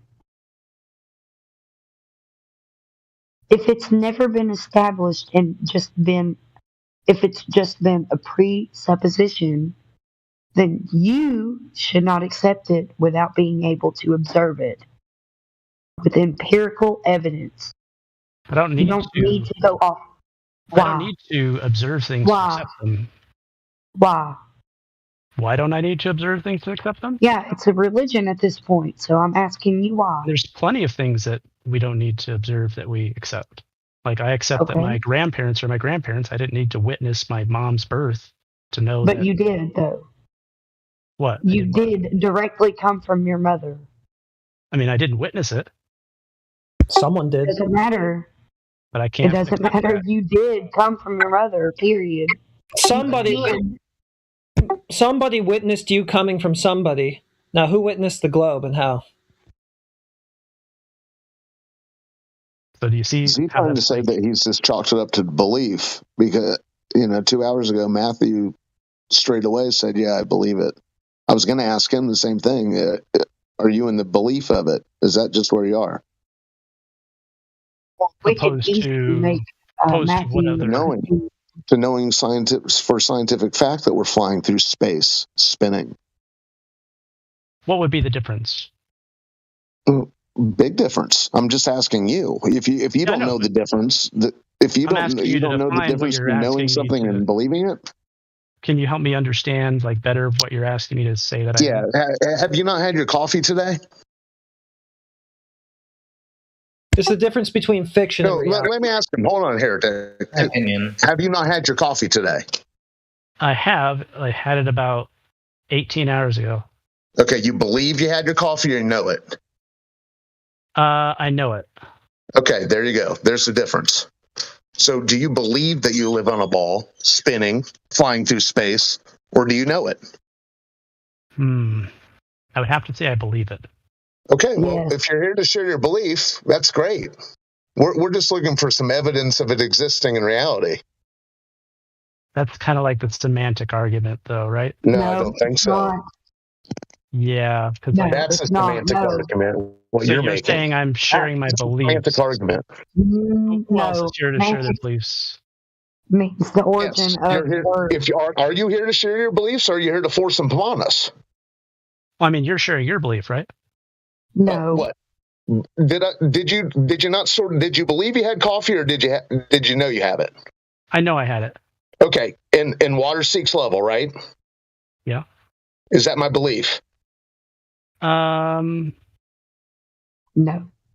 I don't think it would be in this context. Okay, there you go. No, it's not. So no, I'm not sharing my beliefs. So I'm acknowledging reality. You're dismissing it. You're reifying the globe every time we say it. You agree. You say, yeah, water finds level, but it's going around the globe. So your only shared knowledge here is that water finds level, and you have no other claim. I have a claim. Lighthouse on 10 miles, and then it's lighthouse on 10 miles. That's my claim. Lighthouse on 10 miles. That's my claim. Yeah, I'm not chanting here about water, sea level, things like that. I just acknowledge them for what they are in reality. So if you're here to share your, what are you, just telling us your belief or trying to force it on us? Because we all used to have this belief. Semantic You understand, we all used to have this belief, right? The heliocentric belief, we all had it. The linguistic argument doesn't really serve your argument. Okay, the globe, we all believed it, correct? You understand that, right? I don't know. Did you believe it? Well, of course. Hook, line, and sinker. 45 years, I believed in globe. Yeah, it's not an argument of semantics either. He's talking about the difference between observable reality and fantasy. Belief. The globe being a globe is observable. You don't like that, though. So I'm sorry. When did I not like that? Hold on, Kim. I've been asking. Where? Wait a sec. I've been asking you where I can observe this all night. I don't. You can. I don't not like observing it. I just don't observe it. So I'm trying to find out from you. You reject the available evidence. Would we agree? No, I'm still waiting on it. I've been asking you for it for a couple hours now. Would you say that viewing the Earth from space is evidence? No. Have you ever been to space? It's not verifiable. Alan, let's say it is. And now let's go back to the ground when we find out that from the space it's curving. Okay? Actually, yeah. It is falsifiable, actually, because those pictures from space, right, if those truly represent the thing that we're standing on, right, then it has to curve at a rate, right, that comports with a 39-59-mile radius ball that they claim that they took a picture of from space, right? So we can go and test that on the ground, right, and the means that we have available to us to test that image, right, the image fails. Exactly, so the story from space fails. So the presupposition that your measurement is correct now destroys so-called evidence, and now that's no presupposition on our part. So evidence destroys so-called evidence. Yeah, sounds about right. No presuppositions on our part. Are you calling measuring presupposition? I'm calling inaccurate measurements presupposition. Inaccurate. Okay. Can you tell us where is inaccurate? In which part is wrong? The failure to discount like refraction, right? Okay. Refraction. And what refraction is doing? It's hiding the curvature.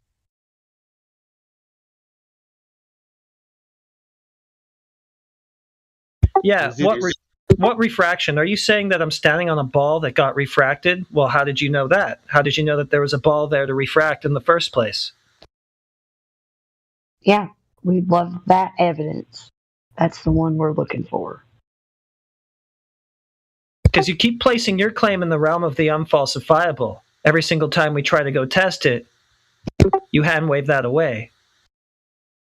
Alan, do you know that is flat Earth claim? There is a refraction there. Say again? Do you know that refraction claim, it's our claim? Okay. Well, why do we need to go into that, right? He just said that we have a refracted ball that we're standing on. Okay, now we're back to the beginning. How did you know that there was a ball there to have a refracted ball in the first place? Exactly. If you measure refraction, right? Can you? No, you have to know that there's a ball there to begin with. Wait a second. We have to measure the ball first to know that there's a ball to refract. Can you do any experiments to determine the rate of refraction over other objects? No, you're putting the cart before the horse, right? Refraction, that applies to objects. That applies to things that are in physical reality that you can have a distorted image of, right? So to have a distorted image of a ball, a refracted ball, that ball has to be in reality. So the first thing you have to know is that there's a ball there, right? And then when it's distorted, you know you're looking at a distorted ball because you already measured the ball and knew that was there. That's the first thing you need to do. So when was that?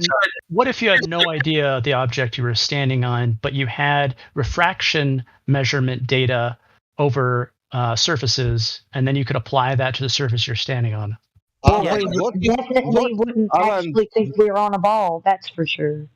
Alan, what if you have object on 9 miles and refraction is happening, but that object it will be on 9 miles ever, forever, and it's still there, and it's always there, and whatever is happening in the air. What do you think about that? I didn't follow. What do you think? I see the object on 9 miles, and whatever atmospheric, things happening will not change the distance to that object. Maybe you will not see that object because of fog or something, but another day you will see that object. But for example, on the globe, you cannot see that object. Not because of atmospheric things, because of curvature, you cannot see that. Yeah, drop over rate has to be there. Yeah, I'd need to see an experiment. So you're telling us that due to refraction, right, we're not going to observe the globe that a minute earlier you said is observable. That would be a phenomenon that would cause error in your measurement method. So it's not observable then? You can't find the physical horizon. This method of measurement could be fouled via this phenomenon. Okay, so you're saying that if we go out and take some pressure measurements and temperature and stuff like that, measure the atmospheric gradient, right? And then we apply that to your sphere, right? We're going to find that, we do have a refracted sphere here. It all matches up. It all adds up. That was the right amount of distortion given the atmospheric gradient. And this is what we should have seen on the 39, 59-mile radius sphere. Is that where you're going? No. Well, then where? I was just answering the initial question. Okay, well, the initial question was, where is this ball at? You're saying that we have a refracted ball. Well, how do you know? Where was the ball demonstrated in the first place to know that there was a refracted ball? Then you started talking about atmospheric gradients and stuff and how it distorts the image of things and presumably how it distorts the image of the ball. Now you're saying no. Now you're just talking about weather?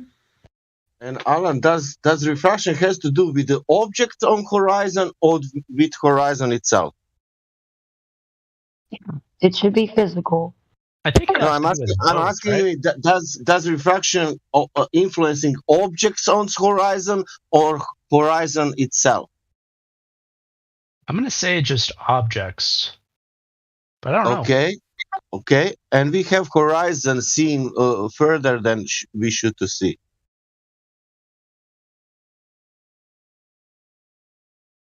Way beyond. Not objects, horizon. That geometrical things on the sphere. Way beyond we should see on a sphere. And let me add that the drop rate has to be there for it to be a globe. It cannot just not be there in some phenomenon or a bunch of phenomena. It has to be there always. What has to be there? The drop rate. Do you know what is drop rate? Yeah, we're not going anywhere. Let's do a new topic. I don't understand how you don't get what you're saying. I get what you're saying. It's not going anywhere. It's like so the drop rate, a bike that has no chain. The drop rate due to curvature has to be there for it to be the sphere. Okay. It has to be there. Okay. It's not there. Right. It's not a sphere. Tim's got it right. So the drop rate, it does have to be there in physical reality. I think we all agree on this point, right? So where you go next from there is to tell us that it's there, but refracted. Is that it? It's there. Yeah. It's where, Alan? Where? Please tell us. Alan, where? Can you tell us where? It's on the surface of the globe where it would be, right? No, precisely where. We can precisely show you where it's not. It's not there. So we can precisely show you where it's not. Can you precisely show us where it is? Is there another topic? Is this just spinning? 24/7 topic. Alan, do you want to see precisely where it's not? Okay, do you not understand this is not getting anywhere, Sasha? Yeah, but do you want to see precisely where it's not curving? Okay, great. You don't want to see so that. you're just going to hand wave dismiss the fact that we don't have a drop rate to make your globe that you believe in. That means I will tell you a story. You don't have a drop rate, and you told yourself you've measured this. Yes, we have. Do you want to see? Do you want to see? Wait, what about measuring lack of drop rate? That's what you're asking us to measure? No, we already talked about this. I'm not asking to measure. Okay, but you just said, how did you measure that? You must be talking about flatness, right? No, I said they say they've measured it. Oh, they've measured the sphere. Sorry, I misunderstood you. Okay, when have they done that? Please tell us. You said you have measured the absence of a drop rate, right? Yes. It has to be there. The drop rate has to be there for the dimensions of the globe that they give us. It has to be there. There's no other exception. Period. Okay, it has to be there for there to be a sphere. Period. So that's the baseline. We all agree. We all agree it has to be there, right? Yep. So we're saying that it must not be there since it's not observed. You're saying it's not observed because it is there, but it's distorted. We see a distorted image of it. So how do you know that it's there to know that there can be a distorted image of it? How do I know it's there, that there can be a distorted image of it? How do you know that the curvature is there and that you're looking at a distorted curve when you see the flat horizon 10 times further than it should be geometrically speaking on the sphere? I guess that's a good question. Mm-hmm. That's the main question. That's the main question. I guess I don't know enough about refraction to make an informed argument. Alan, if the Earth is not curving, what is it? All you what really is the Earth? All if you it's really not curving. Hold on, Kim. All you really need to know, Alan, is that refraction doesn't apply to ghosts and fairies and elves and Earth curve and things like that that aren't in physical reality. That's all you need to know. You don't have to be an expert. Is that what you just said? Like, is that really what you wanted to say? Yeah, because that's about the category that the globe is in. That's the way that you've been speaking of it all night. You've told us openly that it is a belief. You keep trying to tell us all sorts of reasons why it's not observed and experienced, right? So that is... Yeah, go ahead. You said refraction doesn't apply to ghosts and Earth curve because the point is that refraction doesn't apply to things that aren't there in physical reality, right? You can't have a refracted image of a ghost or a thing that isn't there and doesn't exist, right? And it would seem that's a non-argument in the Okay. So it's a non-argument. So there must actually be some Earth curve there that can be refracted that I missed all those times I asked you to show me that, and you didn't show me anything. So I guess there's Earth curve and Narnia. Yeah. So point out the curve I missed.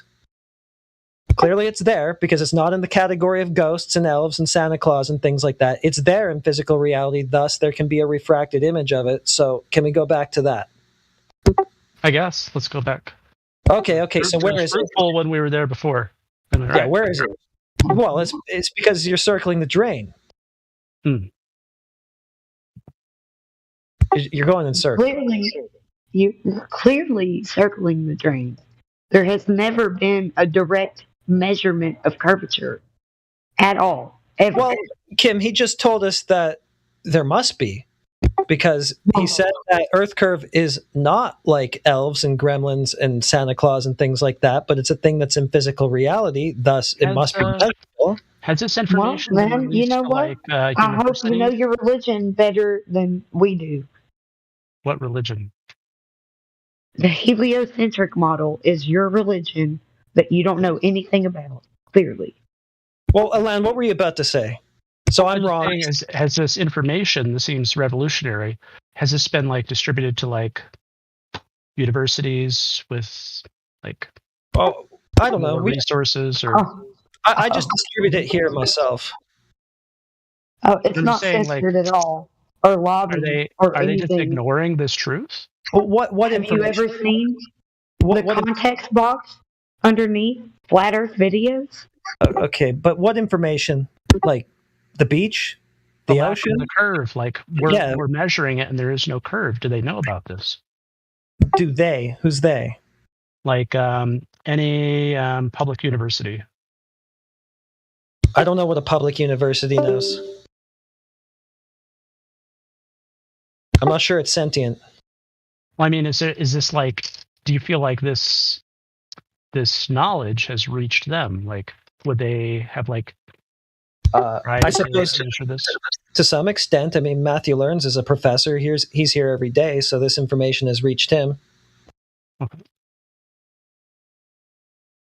But I mean, what would that matter? We're talking about information that reaches all of us all the time, because again, we're talking about the same reality that you experience, that we all experience, right? Where we don't experience any Earth curve or rotation. I'm just trying to see if there would be any sort of like rigorous experimentation that could be observed. Well, Matthew Learns. Why do you want to get all rigorous about what you directly experience and observe, right? When you're not willing to get rigorous at all about what you just believe for no reason at all. To falsify it, right? Yeah, I mean, rigor. Forget about even falsifying the 3959 mile radius sphere. Why don't you go back to where it was established to begin with? It doesn't even have that, does it? Unless I missed it. Would you say that a rigorous experiment would be more beneficial than a non-rigorous experiment? Yeah, so let's apply some rigor to the globe claim. How did we come to the conclusion that we stand on a 3959 mile radius ball? We're kind of adjusting topics now. I don't think so. This has been the same topic for hours.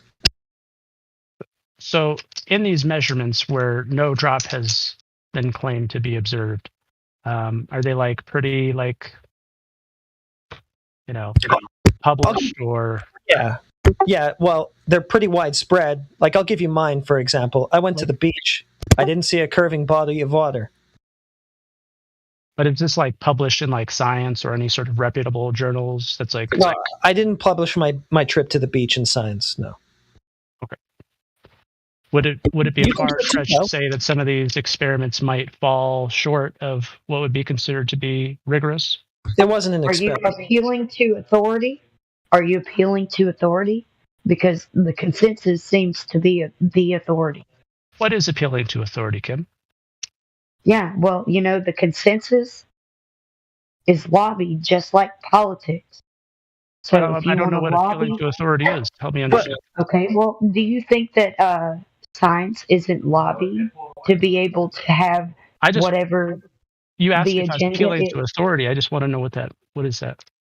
The scientific consensus. Okay. Well, do you actually know what she's saying, or do you like? Yeah, I do, but it's not appealing. Yeah, I to thought authority. so. I thought so. So you don't think that the scientific consensus can be lobbied? If it's going to be a consensus at all, it shouldn't be lobbied, like as in like influence via money, like. Well, sure. you know what? Science shouldn't be a consensus at all. Period. You know what? It should be something that's challenged all the time. Just and because an instance of it takes place doesn't mean that is the entirety now. Just because it has been lobbied in some instance doesn't mean science is now. Look, I don't know why we got into the weeds here. Why don't you just show us the curve, bud? Yeah, we're off on another tangent. Exactly. Back to the curve. I'm trying to show it right now. Right, but you're talking about, science journals and stuff like that. We're not going to see it in there because those are books, right? We'd see it on the Earth itself. I mean, if there was a credible, verifiable experiment, you would assume that it would be published in any one of the tens of thousands. Yeah, that's a good point. You would think if there was a verifiable, credible test or experiment, as you keep putting it, right, that demonstrates this globe that we're on, and be published far and wide in all these peer-reviewed journals, and you'd be here with it. You would have been telling us about it for the last 3 hours. So, yeah, what happened? It's not there, and I haven't. I noticed that. So you think you're on a globe again? Why? It's funny. He's so quick to respond, and he's so direct when he's talking about other things other than the curve. Yeah, I noticed that too. He takes every chance to jump right into the weeds. Well, the conversation is usually funneled to appealing to authority and science journals and the corruption of peer review. You want to talk about all those things at length, but the one thing that we're actually here to talk about, you seem to want to get away from that, right? Yeah, no, it's a sales funnel. It's a FE sales funnel. It's like, let's go to the curve of the Earth and pull out the measuring device that measures it. Well, what does that include? Well, it would need to be a 10-mile long straight edge. Well, how are we going to do that? I'm not even going to make.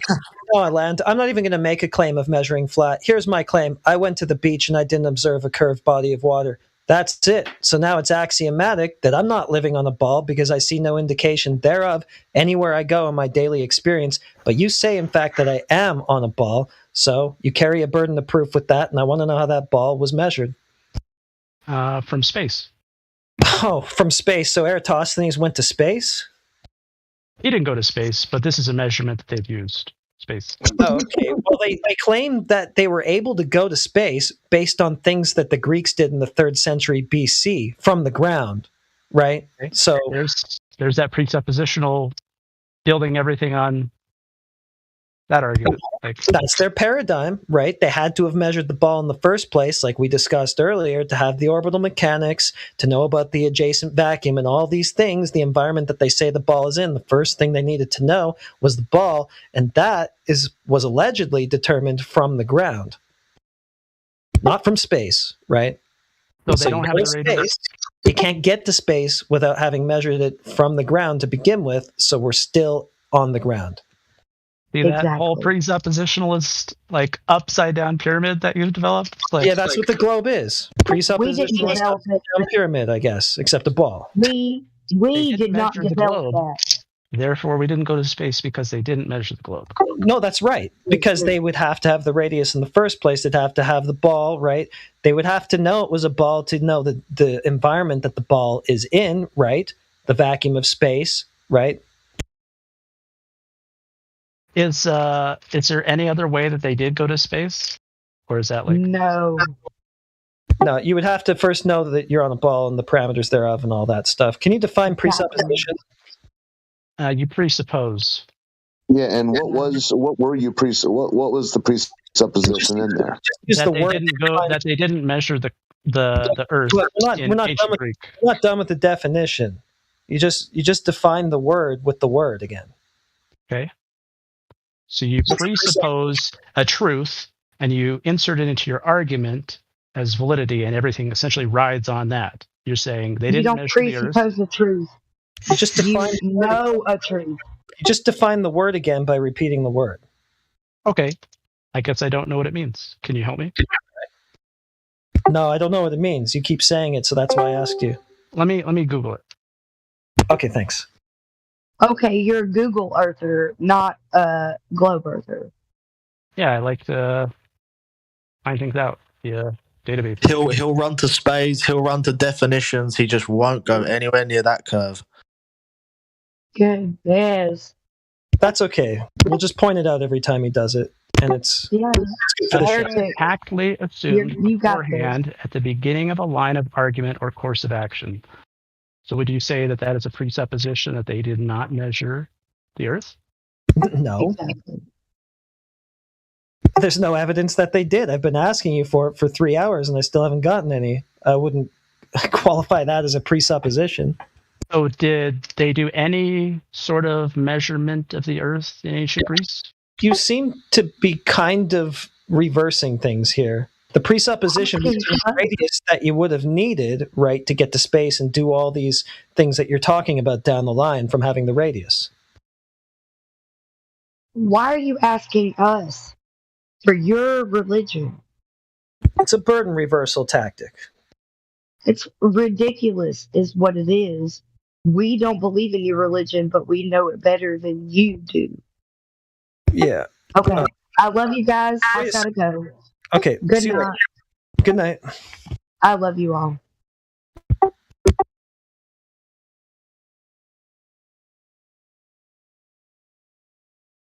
Okay. Yeah, so the presupposition would have been the radius that they would have needed to have the trip to space and all that stuff that you're talking about. Yeah. Right. So you're kind of projecting. Well, you're saying that they didn't have it, right? You're presupposing they don't have it. Therefore, we never went to space. No, you're presupposing that they have it. Therefore, they went to space. It requires the radius going to space. Your argument hinges on this assumption. Your argument hinges on the assumption that there's a radius and it was measured, and the people that went to space know it, right? Okay. Never mind. So, yeah. Keep reversing it onto me. So we're back to the radius. How was it measured?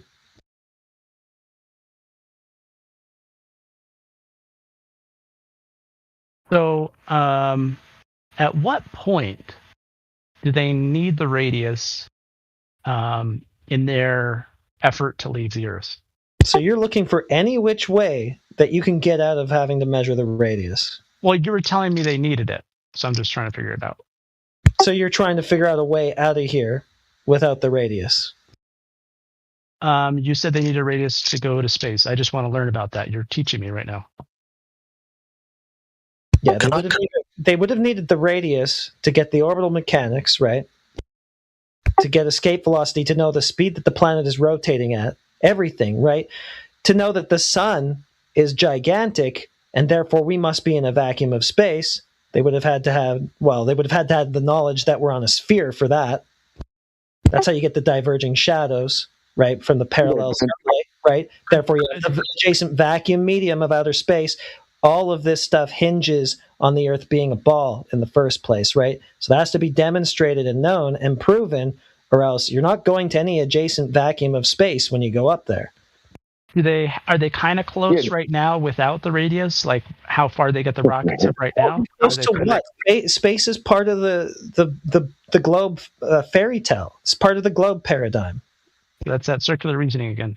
No, it's not. It's part of the globe story. Objectively, there's no reason to think that that's what the sky is without the globe story. So if we can validate the globe story, then okay, I'll go with you on your trip to space.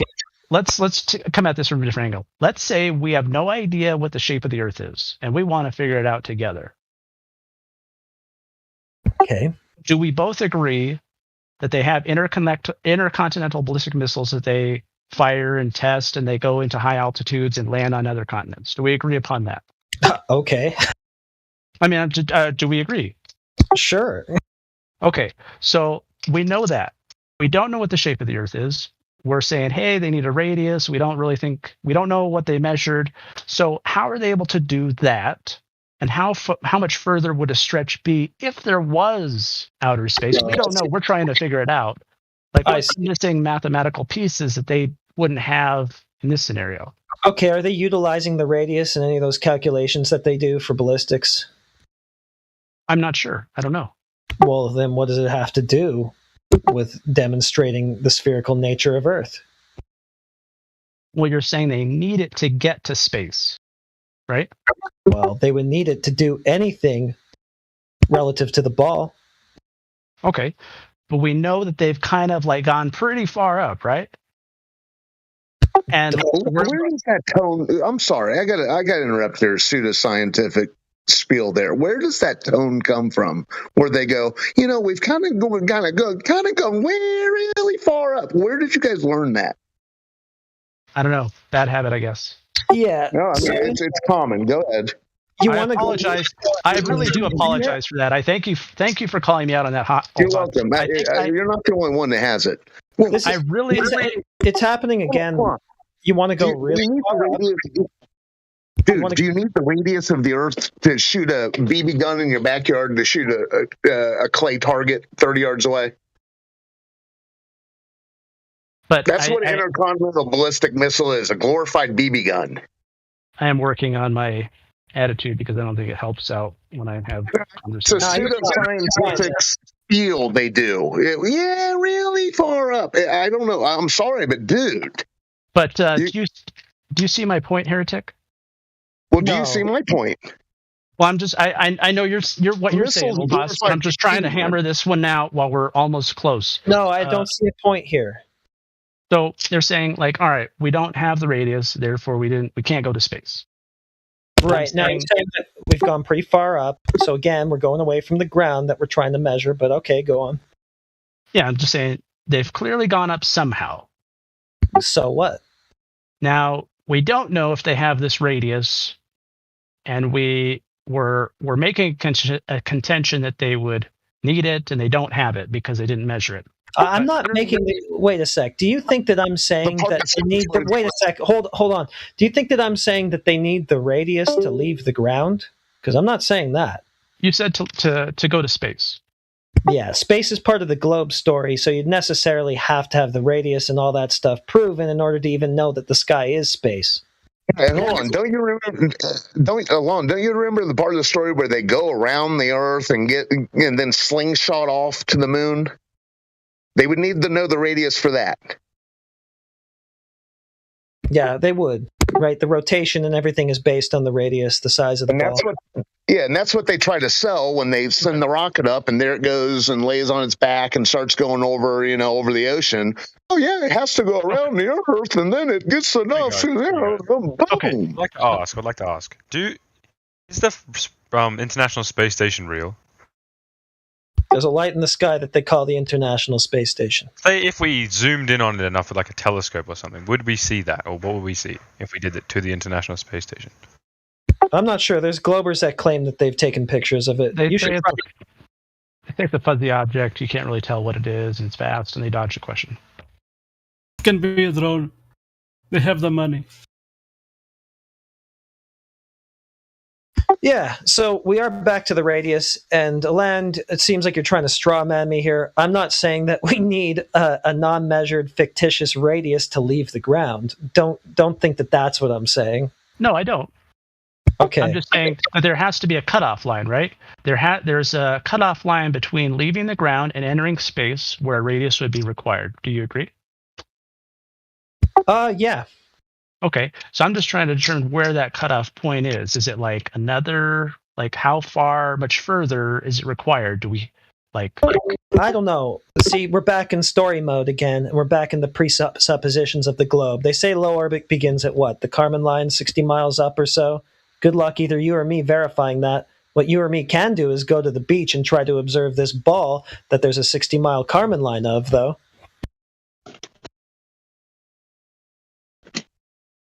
Yeah, you have to prove first space. How can you have a gas pressure without a container? Give us that experiment. You are talking about experiments. Do it. Oh, we already. It's just a fairy tale. You believe it? Aland, are you getting paid to waste our time? No. Oh, you had to think about that. I didn't know if I was getting paid. Anyway, that's an aside. Don't worry about that.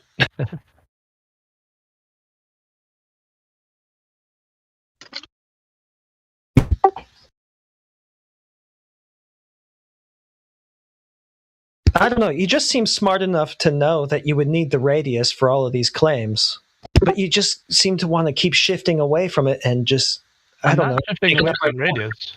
What's that? I'm not shifting away from the radius. No. So we're still getting there? Yeah. Okay. So what's the next stop then? I mean, the argument is that they need the radius to do any of this stuff. Clearly, they're doing some stuff, and they clearly have some sort of number that they can put in their absolutely required radius formula, and it's clearly working for them, right? Well, let's get specific then. They're doing some stuff. What stuff are they doing that utilizes the radius? That's what I'm trying to figure out. So you don't know what stuff they're doing that would need the radius? Yeah, because you're saying they needed to go to space. So, but I'm just like, do they need a radius to go to, 80,000 feet in the sky? No. At what point do they need to? That's what I'm trying to figure out. Well, I'm saying none. I mean, if they wanted to go 100,000 feet, now do they need to know the radius? No. How about 500,000 feet? No. 10 miles? No. So, if they don't need it at 10 miles, why do they need it to go into space? Well, what I'm saying is, why would they ever need it It's never been measured or demonstrated to exist. So why would you need to account for something that apparently, for all intents and practical purposes, isn't there? You said they needed it. Oh, well, don't they have to reach escape velocity, whatever that is? Yeah, they would in that fairy tale paradigm, where the Earth is a spinning ball in a vacuum, all that. Yeah, they would absolutely need to know the parameters of the ball that they're working with to achieve all these things. Yeah, in that situation. No, that's what I'm telling Alon. I mean, he wants to keep going higher and higher and higher and higher. Well, if you want to go to space, here's some math you got to do to get this escape velocity. It involves the R and blah blah blah. Come on, Alon, don't play dumb. What do you mean play dumb? Play dumb. Playing dumb. I don't know. Well, I'm trying to figure out at what altitude and what requirement do you need this R value? Because clearly they're doing things now. You say they don't have an R value. So I'm just trying to figure out, okay, they don't have an R value right now, with what they're doing right now, is what you're saying. Go watch the Apollo 13 movie. They claim that's historically accurate, and they did the whole. We got to get up there and this and that and around the Earth and back and forth. They have an alleged R value. They don't do things that either you or I could do, that either you or I could verify, right? They only have stories attached to the R value, nothing practical or demonstrable. Hence, this conversation has been going in circles for hours. Yeah, but if something is out of our financial wherewithal or our power or whatever wherewithal to go up in space and look out a window for ourselves, doesn't mean that it doesn't exist, though. Okay, so now we're just back in fairy tales. Yeah, if we could get some kryptonite, we could put an end to Superman. Yeah, you seem to keep wanting to put the globe in this category of things that cannot be seen or demonstrated or known to exist, that could possibly exist. Like there could be a leprechaun in my wall right now, or a fifth-dimensional self-transforming machine elf or something like that. That would be like an analogy or like a thought experiment. We're trying to deduce what it is. That's not my total stance, right? That was just that one instance, like trying to define how we come across the radius. We pretend like we don't know what the shape is in that instance. Well, flat isn't a shape. You are aware, right? Flat isn't a shape? Correct. Flat rules out some shapes, though. What does flat mean? It's a description, an aspect, if you will. Yeah. If you don't understand what he's saying, just try to draw the shape flat. Yeah, hold on a second. Are you under the impression that we're under the impression that Earth is a disk in space? I don't know what you're under the impression of, or what you... I'll tell you. We're under the impression that the entire globe model isn't possible as claimed because the surface of Earth exhibits no measurable curvature and spheres have curvature. Therefore, it can't be that, and the whole model is wasted on those grounds. Is there like a preponderance of evidence that like relies upon that claim being true? Well, I don't know if the preponderance relies on the claim being true. I think the preponderance is you go to the beach, you go anywhere, and like you've been saying all this time, not even you observe or experience this globe that you say you're on. Nobody does. So we can't measure this curvature in the way that you say, then we must disregard all sorts of star measurement, planetary measurement, looking up at the moon. What's the most fundamental requirement for a ball of a sphere? We must disregard these other things, and they're all contingent upon this thing, which is okay. Get more specific. What measurements must we disregard? What are you imagining when I say that the whole globe model falls apart? So what specific measurements to a star do you say that we need, or do you think that I'm saying we need to throw out due to the lack of Earth's curvature? Well, you're saying there's no curvature measurement, or we measure it and there is no curvature. Is that? Yeah. Okay. So that's unless you found some. That's the measurement that's in contention, right? That's what holds everything else up, right? Well, yeah. I mean, the sphere can't be a flat object, right? It's nonsensical. That makes no sense. So that singular claim now disregards all the other pieces of evidence. Okay, what pieces of evidence? You have to be specific. What's a piece of evidence? So explaining the changing of the seasons, explaining the moon, explaining asteroids, lava, gravity, air pressure. Okay, enough with the Gish Gallop. You started with seasons, though. So now you say that the weather changing throughout the year is evidence that we live on a ball? It's a preponderance of evidences. No, it's a preponderance of stories that people made up to reify the sphere that they just presupposed they were living on. There's a theory that has these things going for it, right? A number of them. No. So look, if the radius was false, seasons are a great example of this. If the radius is false and there's no globe, right, then the globe story, therefore, about what causes seasons is obviously false too. Can you repeat that, please? I didn't track. Okay, so if there's no curvature and thus no sphere, right, then the story about how the sphere causes seasons is obviously false too. So that's an example, a really good example of something that falls apart with the globe, with the lack of curvature. But that's not really saying anything. That's like saying if it's false, then it's false. No, but you've got, so the season story about how it works on the globe, that's an extension of this idea of the globe and the radius and all that, right? Yes. Right, so you've got this idea that you're on a globe, right? You imagine that, and then you imagine some sort of a way that the weather changing throughout the year is going to work while you're on that globe.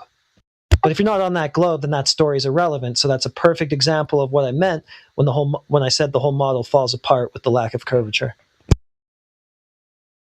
Okay, yeah. Now, is there any sort of explanation that is provided by an alternative theory? Yeah, dude. Go outside. You need to do this more often, because this is the same thing I'm going to give you about the lack of curvature. Go to the beach, go outside, observe the sun in the sky. Yeah, I know, but I want to know how that accounts for it being 22 degrees outside right now. I'll tell you this. So the globe story about seasons is that the sun's relative position to the earth changes throughout the year. Do you know what causes seasons? The tilt of the earth as it rotates the sun. No, you would need a radius for that. So they're right about one thing. The relative position of the sun to the earth changing throughout the year gives you different weather in different places throughout the year. So they just have a story about how that works on this tilting, spinning ball that they presuppose they're on. But nonetheless, the only thing that we can actually directly confirm by just looking at what the sun does is that it just moves around throughout the year, and there's your seasons. They have a story about why that would happen while being on a ball, of course, right? But that story doesn't make the ball true in and of itself. And it's irrelevant without a demonstration of the ball in the first place.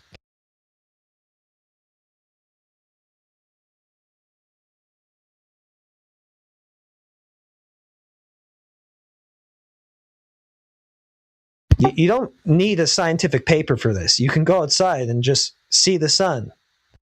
It does move around throughout the year. Its GP changes all year. People have known this, I think, for thousands of years. Okay. The tropics of Capricorn and Cancer.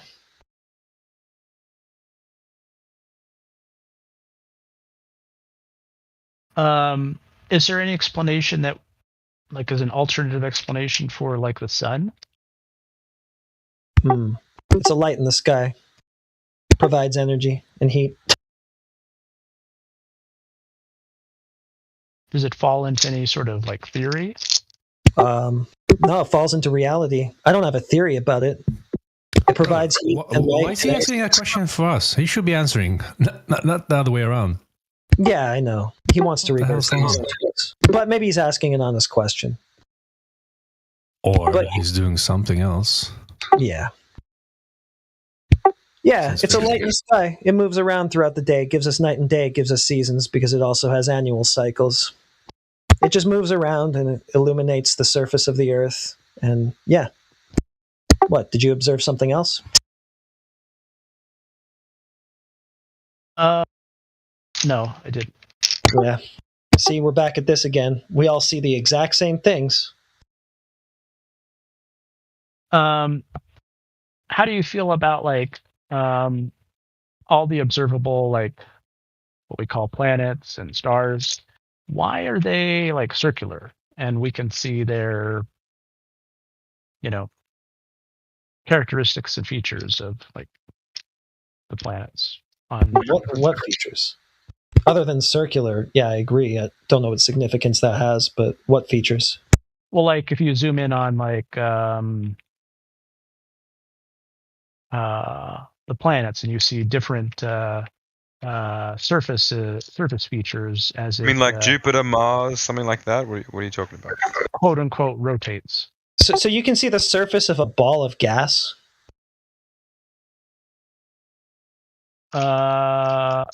I guess. Oh, yeah. Part of your Gish Gallop a minute ago was lava. AI's in the chat. He demands answers. But what about rocks? Like planet rocks that aren't gas. Okay, we'll get back to lava in just one sec. Planet rocks. I've never seen a rock in the sky. I don't know what you're talking about. Okay. Yeah. Have you? Yeah. Oh, how did you know it was a rock? Did you pick it up and throw it, or? The asteroid marks left on the side of it. How did you know they were asteroid marks? I used my deductive reasoning. Or did you just use a story somebody told you? Well, I could not have any stories and view shooting stars. And what's a shooting star? Let me ask this question. Did you ever saw a shooting star going from the horizon up? Interesting, no? From the horizon up?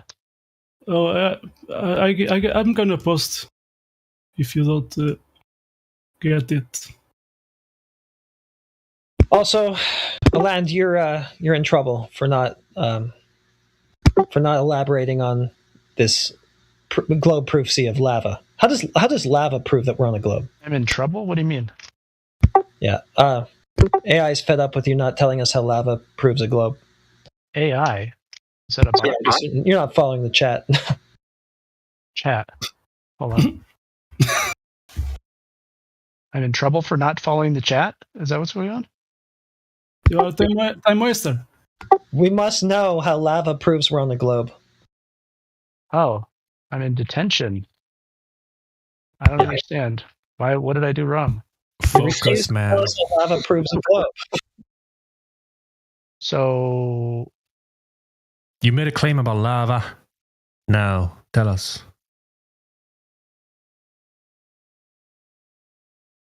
What do you want to know? You made a claim. I want to know how it proves a globe. It would be a portion of the preponderance of evidence, like a portion of the theory, right? So gravity would smush rocks together, creating a rock. Some evidence, just theory. Okay. It would just be another cool story based on your presupposition of a globe. Okay. Well, I mean, we can visit like lava flows, right, and then determine their composition, what metals and rocks. We have a geophysicist at Brazil at the top high school, and he's flat earth. And therefore, then we know that we're on a massive ball exerting a gravitational force or whatever it did to form that lava. That would be the theory. Yep. Oh, so that's just a story based on the presupposition that Earth's a globe. It would be part of a larger theory that contains other evidence to support said theory that kind of all fits together. So you just have a whole bunch of different stories based on a presupposition, and then you just call that a preponderance of evidence? What presupposition? The presupposition that Earth's a sphere.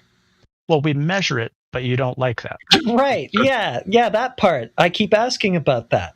Yeah, I tell you how we measure it, but you don't like it, and now you call it a presupposition. I didn't like it.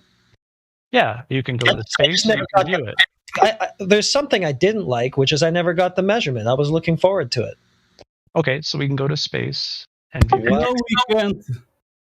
We have ex-engineers from NASA talking about flat Earth. What do you are? Prove the space. Prove your space. Can you have a gas pressure without a container? You can't prove. So shut up with your fairy tale stories. It's a gradient. Shut up with your fairy tale stories. You did it again. You went to space, right? And that's an extension of the globe fairy tale, right? That's another aspect of the globe story. So once again, you're telling a story based on a presupposition and then calling it a measurement or proof or whatever. Well, I call it proof, right? Because there's a bunch of families with like dead astronauts in them that like some died somewhere somehow. Well, people died somewhere somehow. Therefore, Earth's a sphere. Well, I mean, it's part of the proof, right? That's part of the preponderance of evidence. People dying somewhere somehow. So it seems like you can just literally take anything and turn that into a globe proof. So I got a cup of water in my hands right now. That must mean the Earth's a sphere, right? So we know that we have intercontinental ballistic missile technology. Right? Yeah, and I got a cup of water in my hand. So therefore, Earth must be a sphere, right?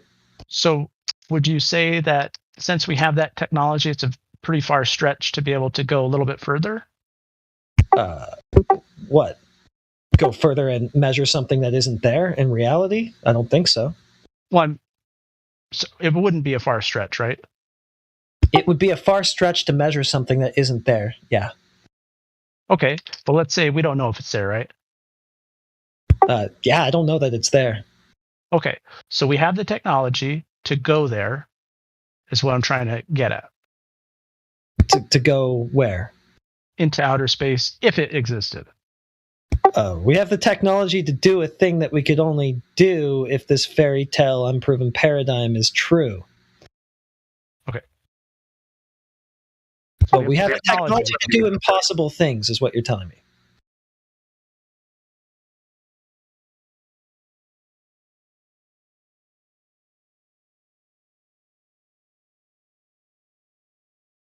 Am I still in detention, or did I... That was only a 2-minute timeout.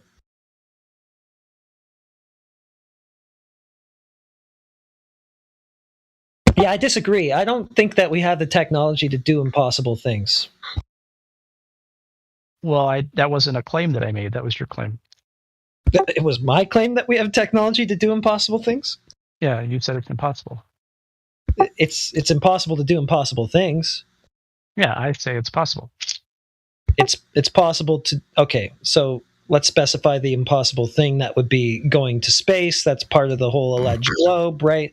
The adjacent vacuum of space, that's a medium that the globe needs to exist in. So the very first thing that we need to know if we're going to do that is that, in fact, this globe paradigm is true. We do live on a globe, and it is heliocentric, not geocentric or anything else. Those are all parameters that have to be established up front before we're going to go into this adjacent vacuum or near vacuum medium of space that we know the Earth is in, right? I don't think those are prerequisites. No. Okay.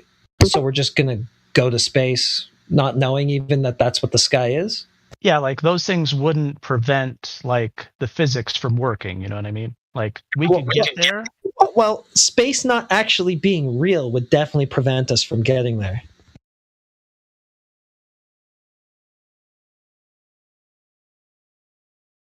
I don't know where we are now. Well, we're on Earth. Same place that everybody's always been, talking about being somewhere else that nobody's ever been.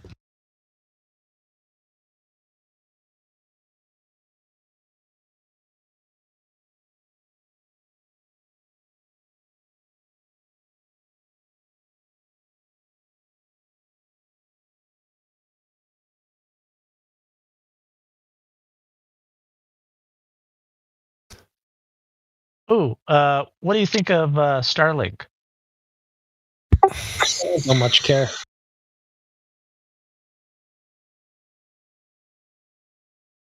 Cool stories.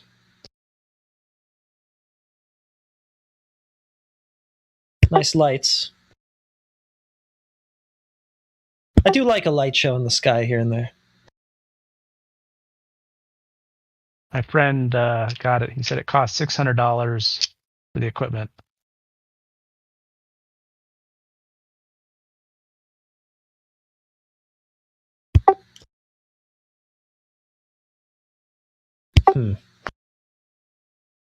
So here we go again.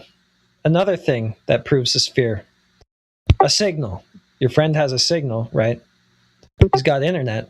Therefore, we must be on a sphere. No, I'm just curious. Different flat earthers have different views on satellites, so. Well, yeah, there's high altitude objects, and yeah, we receive. I'm receiving a signal to this computer I'm using right now. Absolutely. No argument. My only argument with the Satelloon argument is the speed at which the satellites travel is impossible if it was a Satelloon. Okay, but what's the speed? And was it calculated using the assumption of a radius? It's 4 miles a second. Okay, how do you get that? It's trackable. You can track it across the Earth. There's what's his name? Jesse Gordon, amateur ham radio operator. You can track amateur ham radio satellites as they fly across the sky. There's like websites that you can put in their coordinates and it'll tell you where to aim your ham radio to communicate with it. That's another elaborate technique to stay off of the ground and not measure any curvature. But they give you the available times of the satellite as the satellites move. So a light in the sky with a story attached. Well, these ones don't have lights, I don't think. Oh, so you can't even see it. Yeah, a lot of these are really tiny. They're like the size of like a 1 foot by 1 foot. It's geostationary, right? I don't believe. No, the ham radio satellites are not geostationary. Okay. Those ones are specifically not. Now, I don't know if they're in high or low Earth. I don't know what it would matter, because I don't know exactly where that thing in the sky I can't even see is.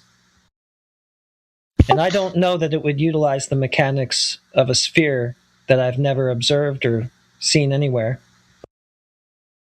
That's never been measured, as far as I can tell, because I've been asking for the measurements, well, not just for the past 3 hours, but for the past 3 years. Can I please ask a question, like I'm generally curious about? Sure. Okay, this is like sort of a little bit. It's the same, obviously, it's still flat Earth, like global topic, right? But basically, I'm curious because there is no model for flat Earth. I'm just wondering, what is the true distance from, say, Alaska to Russia? Because if I look at any world map, it says the map is round, right? So therefore, Alaska is right next to Russia. From a different orientation, is the distance super long or super short? I just don't know. I'll show you an example. A live stream chat.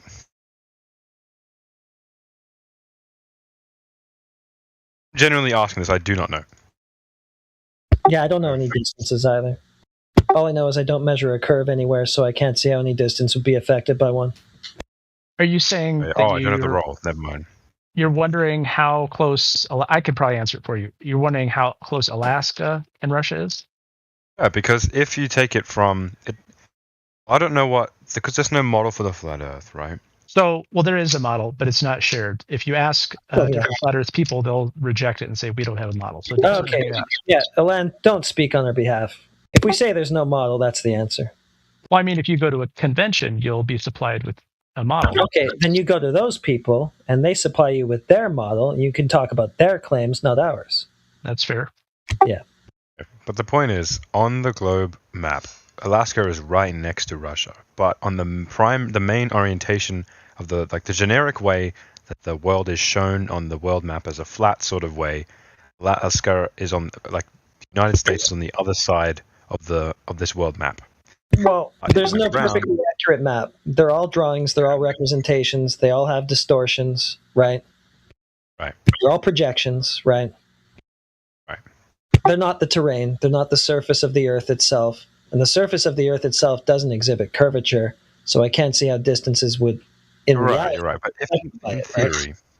Right, you're right. But in theory, if I was to get in a plane, I could actually test this, right? I could like literally fly around in a straight line and see if I end up in the same place. No. If you went in a straight line, you would never end up in the same place, and that's true on a globe too. It's just not a falsifiable thing. Never do it. On a globe, there are no straight lines. So anytime you loop around to the same place that you began, you went in a circle. Right. But from my perspective, I'd be going in this straight line, right? It's still curved, right? It's a circle. You're right. Yeah, but it's unnoticeable curvature to me, wouldn't it be?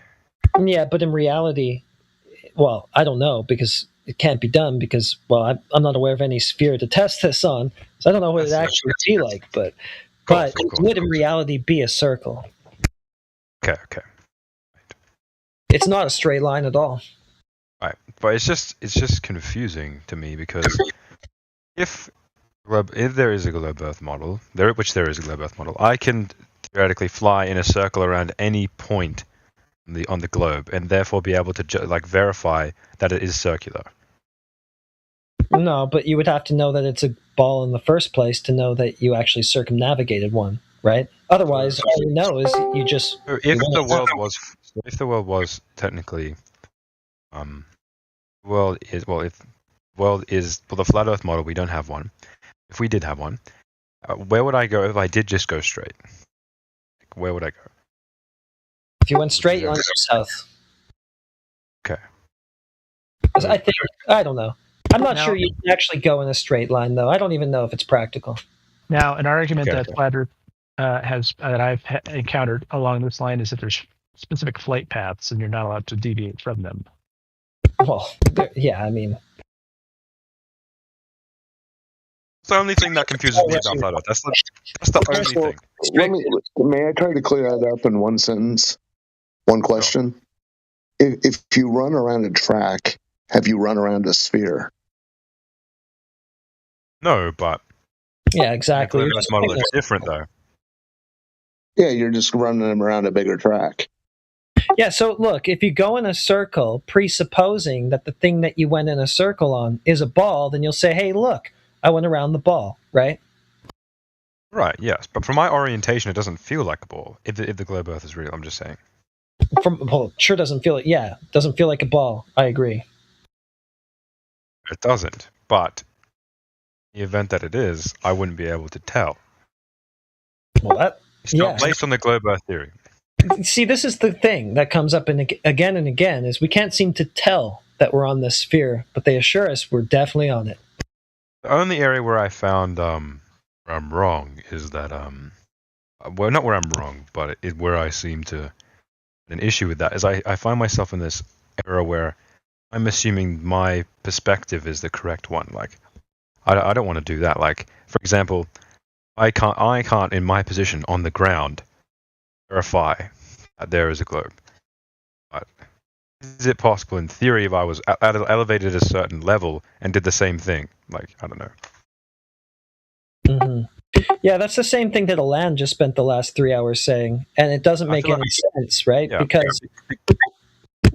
because if we're not measuring or observing or finding any curvature at all in the ground where globers claim that they found it in the first place, then why would we think that rising above the surface would allow us to see this thing that there's no indication of? Yeah. There should be an indication of it. Because if the globe is true, it should be measurable from the ground. That's how they claim that they did determine the globe, right? It's from the ground. They don't say that they went to space in the 3rd century BC. This was done from the ground, right? So now we're expecting to see something nobody's ever seen. The further we rise in altitude, I mean, maybe we'll see Santa Claus and his, 7 reindeer, whatever it is. Well, sorry if I seem a bit on the fence. It's just because when I like to make an argument about something, I like to think about all the different parameters of both sides and all that sort of thing. So I just wanted to bring it up. Like, I just wanted to see. Yeah. Yeah. Anyway, I will allow you guys to get back to your discussion. Oh no worries. So you're welcome. You're welcome here. No problem. Yeah, thank you very much for answering that. Yeah. Feel free to chime in with anything. No worries. Don't feel like you're intruding. We've been talking to Alan and going in circles for hours, so it's welcome. Wow. I mean, rude. You're welcome to chime in too, sir. I'm just saying, yeah. We're not opposed to new voices here and there. Fine, I'll stop talking. No, don't. You can keep going.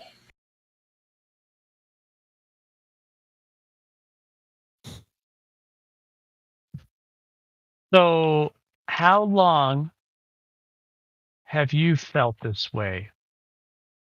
Oh my god, are you writing a book or what? It's not about No, I'm generally curious, like how. Hey, where does it say 24/7 Heretic AMA? Okay, sorry, my bad. I've asked a couple of people that question, and I get a couple different answers. So I just. Yeah, but it's funny though. Your globe model uses your imagination only. I haven't seen any evidence at all. So why do you keep asking us questions about your model and how we feel about it? That's kind of weird, you know. I mean, you think? It'd be used to Or are determine. you just writing a paper about something? I mean, The why are we differences here, between right? people. How long have you felt? Why I'm asking questions? How long have you felt that the Earth's a sphere? My whole life. Oh, so you're just born knowing that it was a sphere? Born being told it was a sphere. Oh, being told. Yep. Yeah, I thought that had something to do with it. What I do like is how he's not a toxic person, Alan. Yeah, he's not. He's pretty chill. I'll give him that.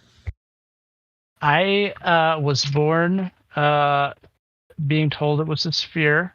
I was also born religious, and I am no longer religious.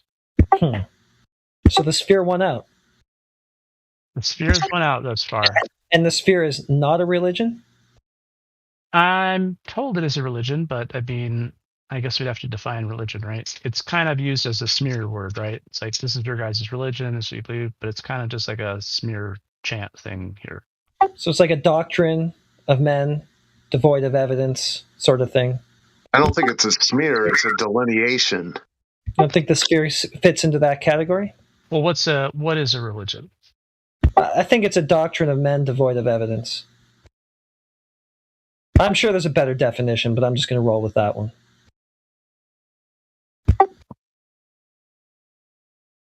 So, well, would the difference between religion and doctrine of man be that a religion requires faith in something? Yeah. I think that's, yeah. I don't know.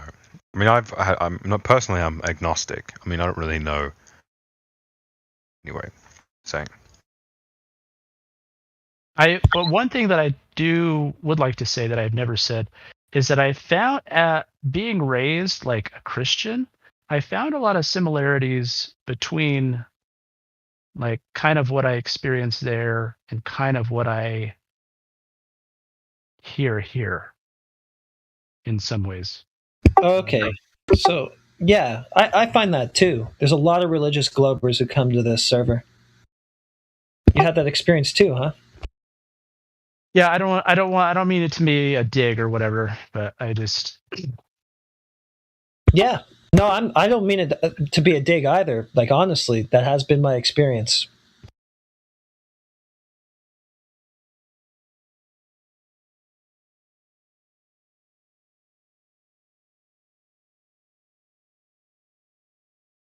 A lot of Globers come through this server who seem to have the same type of religious conviction that the religious people you grew up with had. But like, when I was raised in the church, we were told about evolution and how it was fake, and how, they just manufactured these fake like intermediary species of apes and humanoids that like they just manufacture them, they're not real. And they give you all these arguments, right? All these talking points, and you do your best to use them as a Christian, right? Whenever anyone confronts you about them, but the more you look, it's like, I don't know. The more you look, there just doesn't seem to be any globe out there. Maybe the Christians are right. Although a lot of them think it's a globe, so maybe not.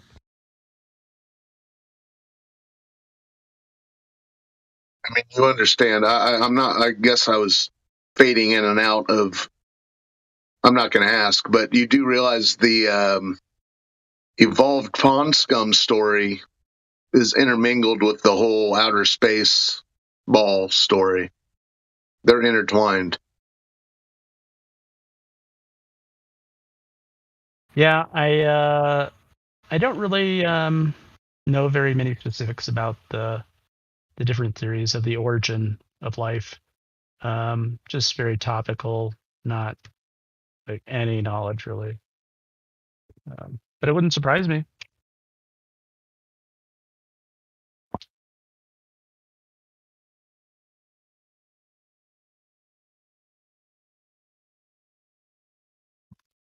You kind of seem to lack the knowledge of your own model, of your own, quote unquote religion, so to say. But nice of you asking a question. Well, I would disagree. I think he does have quite a lot of knowledge about his model. No, not at all. He's been asking us questions all this time. He hasn't presented anything. What is your argument against the fact that he is? I don't have any. Don't ask me. He Googled the radius of Earth an hour ago, live on the air. After telling us he knew it. Radius, though. After telling us he knew it 2 hours prior. Oh. He forgot it. Right, okay. I'm just saying. I mean, he seems to be knowledgeable about global Earth to me. I mean, I don't know. You guys think. Does he? We're more knowledgeable. I feel like the average glober that comes into this server, yes. Like, he's not like one of those loons in the main chat, you know what I mean? Yeah, he's not an absolute cretin. That's what I mean. I don't mean that he's like, I don't know. Definitely not a credit. Sure, he's measured, but he knows where the lines he's not supposed to go over are. So. Wait, what? Well, you know the things you're supposed to avoid talking about. It took you 2 hours to say go to space. You said go high, go really high. You didn't even want to get into the whole. I didn't avoid talking about it. I was trying to draw a conclusion. When I asked you about moon golf, you sound awfully confused. No, I said yes, I believe it. I wasn't hesitant. They played golf on the moon. No, you said some lady, pot, no, who? And I had to tell you who, and then, yeah, you weren't hesitant. Wait a second. I said I didn't understand it. I didn't know what you were talking about. You told me they played golf on the moon. I was like, okay, that sounds good. We're just talking about how well you know the narrative. I had to fill you in on one of their big stunts. But would you say I was hesitant? Yeah, you tap danced. And you made a snide remark about putt-putt. And remember I said something about a sand shot? The other guy's claiming you know it backwards and forwards. What's the I told you the name of the astronaut who played golf on the moon. What's his name? I don't know. I told you. Alan Shepard. Does that answer your question, other guy? What question? If you have a clue or not. Meant that he has a clue on the things that he proceeds to talk about. There are little hints, things here and there that not everyone's going to know, and he may use assistance from some kind of online database that's expected. For example, when people ask me about Flat Earth, I don't know everything about Flat Earth. That's why I came to the server. Well, what's there to know? Nobody knows everything about it. Pretty cut and dry. I'm just saying that this guy, he Googled. He told us, he went on and on for a couple hours telling us what we should be able to see, what we couldn't see, what's reasonable to expect to see. He didn't, and all that time, he didn't even know what the radius of Earth was. He didn't know the size of the ball that we're on, supposedly. That's all.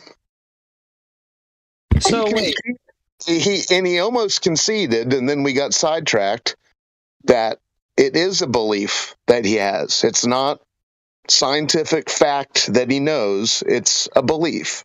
He almost conceded to that, and then we spiraled somewhere else. So is it a belief, Alond? Are you sharing your belief or trying to force your belief on us? Are we going back there again? Yeah, you didn't just answer. I think how you define belief, some things are beliefs and then some things are knowledge. So I have some beliefs as you define it. Scientific fact versus your belief. Okay. So observable reality versus your belief. This is you being hesitant. We don't even need to get to science. All we have to do is go to the beach. And that contradicts your belief. That experience of going to the beach is opposed to your belief. What does going to the beach do? Oh, I can see shorelines at 10 miles where I should have a geometric horizon at 3. That opposes your belief. Is there an error possibility in your reasoning? Nope. So it's airtight. Well, if there's an error, point it out.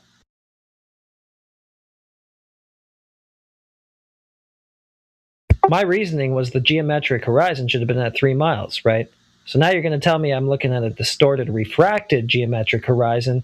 Therefore, it's not at 3 miles, or it doesn't appear at 3 miles, but it really physically, tangibly is. How would you know that?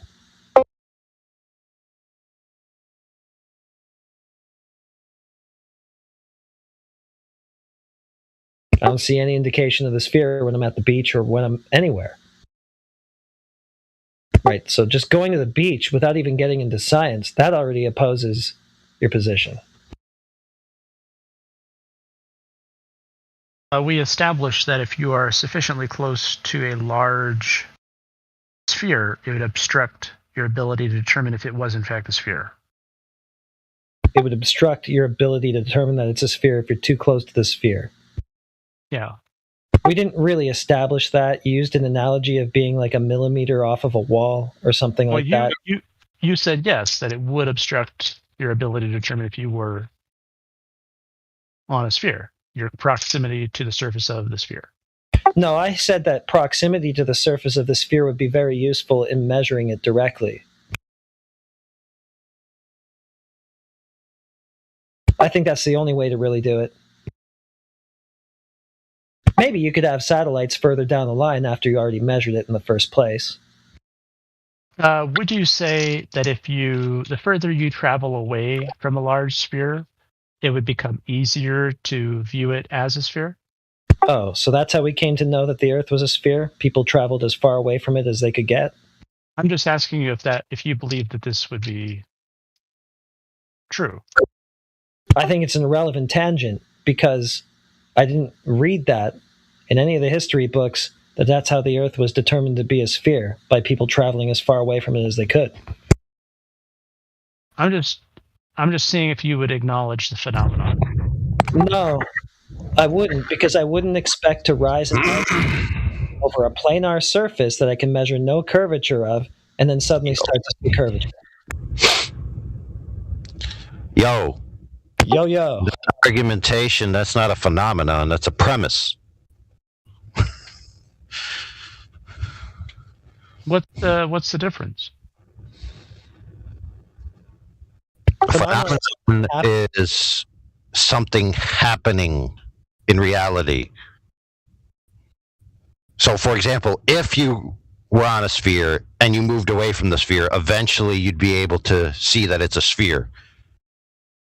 Seeing that it's a sphere in that line of reasoning is propositional. It's a premise. It's not a phenomenon. A phenomenon would be, I left a sphere and I'm watching it change before my eyes. That's a phenomena.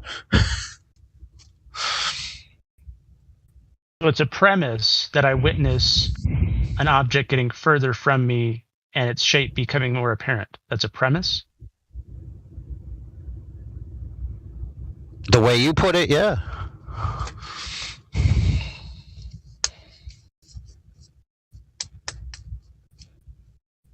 Now, show me that happening, then we'll have a phenomena.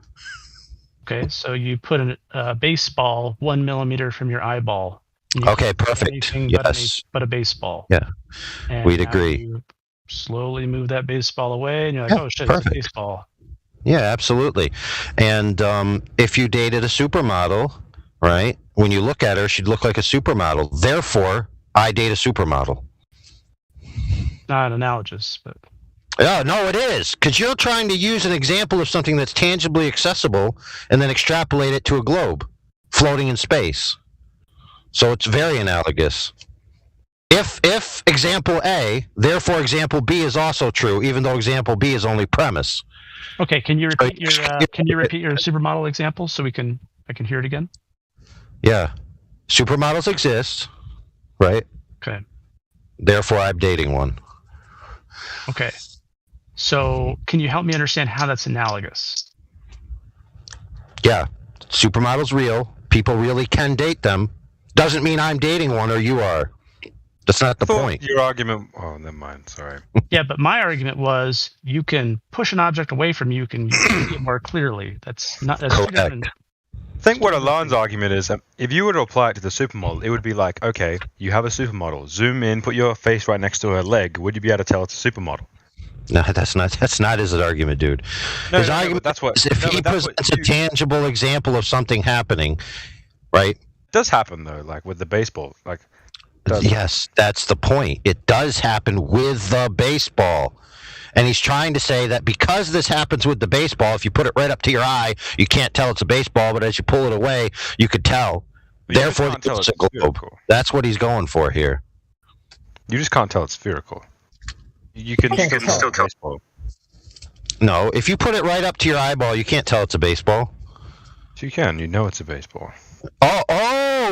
Okay, see? No, but that's different. You know that it's a baseball, just like we know this is the Earth. Different, friend. You know in the first instance from tangible accessibility of the object in totality. What Heretic said makes all sense. What Heretic says makes sense. What you're saying doesn't make any sense. You're saying that you know that it's a baseball, just like we know my God, bro. There's a difference between the nature of an object and what it actually is, right? Home, bro. For example, if you have the baseball, you know it's a baseball. The mic with you, bro. Your logic doesn't make any sense. No, it makes perfect sense. Okay? How your logic makes sense. Okay, calm down.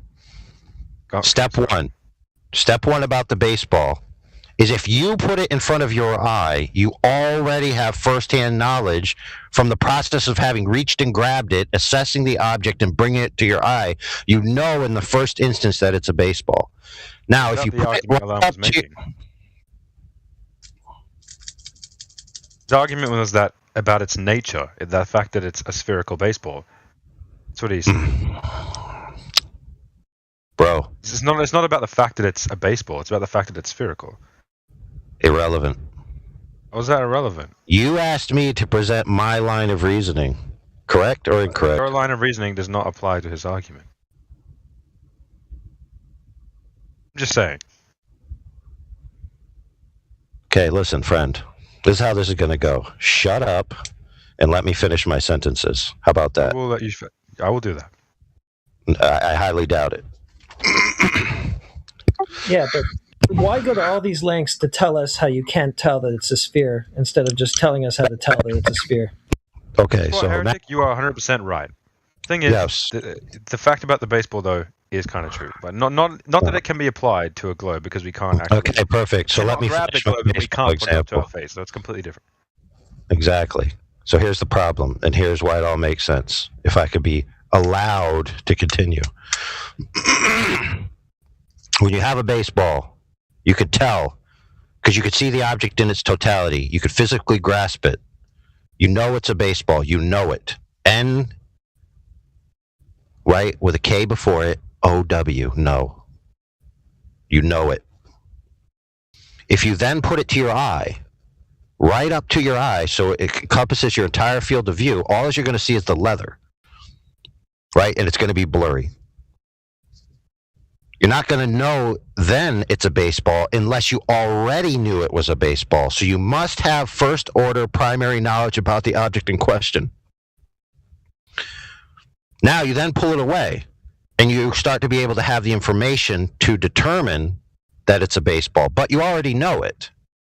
So you're not, at that point, you're not trying to decide whether it's a baseball or not. You're just trying to just determine what you can tell about it from your field of view. So you start to be able to read the print on it. You start to be able to see the curve as it gets beyond your field of view. You start to see it's outlined as a circle, etc. You can see the laces. The laces might be able to tell you some information that it's kind of curved, and you put 2 and 2 together that it's a baseball. But the problem is you already know it's a baseball.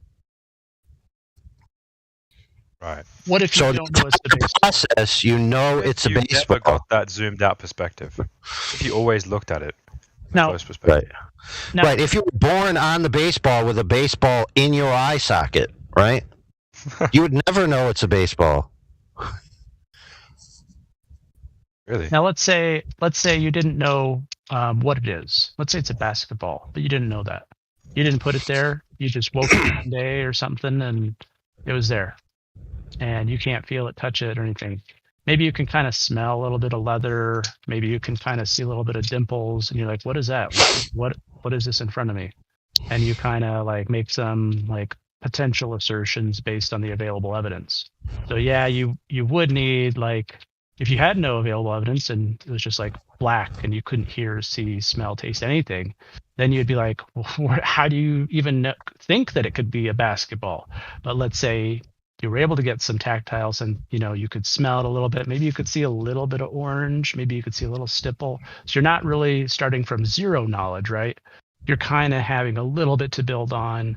You're saying, okay, well, this could be this because of this. Okay, fine. Now that we've gone through all that, when you're being asked to provide evidence, right, for something being a baseball, the correct answer isn't, well, I'm so close to this object that if I was this close, I wouldn't be able to tell that it's curving, so therefore it's a ball. Why is that even on the table? Like Mr. Heretic asked you for ground-based curvature, and you're like, well, if we were on the ground, we wouldn't be able to tell it's curved. Well, how's that an answer to the question? We said he walked outside to the beach. He's like, it doesn't appear to be a curve, therefore no curve. And I said, well, would it be difficult to appear to be a curve if you were very close to the center, to the surface of the object that is very large? All right, perfect. So what we have here is both of you agree that the Earth is demonstrably experienced as flat and stationary. Yes. On the local level, correct? Absolutely. Right. So to say otherwise is the extraordinary claim, correct? Agreed. Yeah, so where's the proof of that extraordinary claim? That's all you've been asked for this entire time. That's what I've provided. Yeah, really? What proof was that? Lava? I provide it, and then it said it's not evidence, right? So that's like the dance that we do, right? Yeah, but what did you actually provide? I don't remember hearing any salient points that carry a conclusion of a necessity that the Earth's a globe. So, like satellites, right? Irrelevant. Well, I mean, it would indicate space, right? Irrelevant. Well, I mean, it would indicate like gravity, right? Irrelevant. A object rotating, a larger object, and then we can talk about, also irrelevant. I mean, it would be totally relevant, right? Because no, all the things you just told me are perfectly capable if the Earth's flat. I'm waiting for something that's necessary where the Earth must be a globe. Okay, so if we have satellites and the Earth is flat, what's keeping the Earth flat and not imploding on itself based on gravity that's keeping satellites in orbit? I see. You don't understand how gravity works. So let me explain it to you. You just described, based on a common caricature of a flat Earth paradigm, a thin disk floating in free space where the gravitational mechanics of heliocentrism apply. That's a lot of assumptions there, bud. So let's keep going. First off, you're assuming a particular model of gravitation and applying it to a different paradigm, mixing the models. So you have a bunch of category errors. Let's let those slide for now.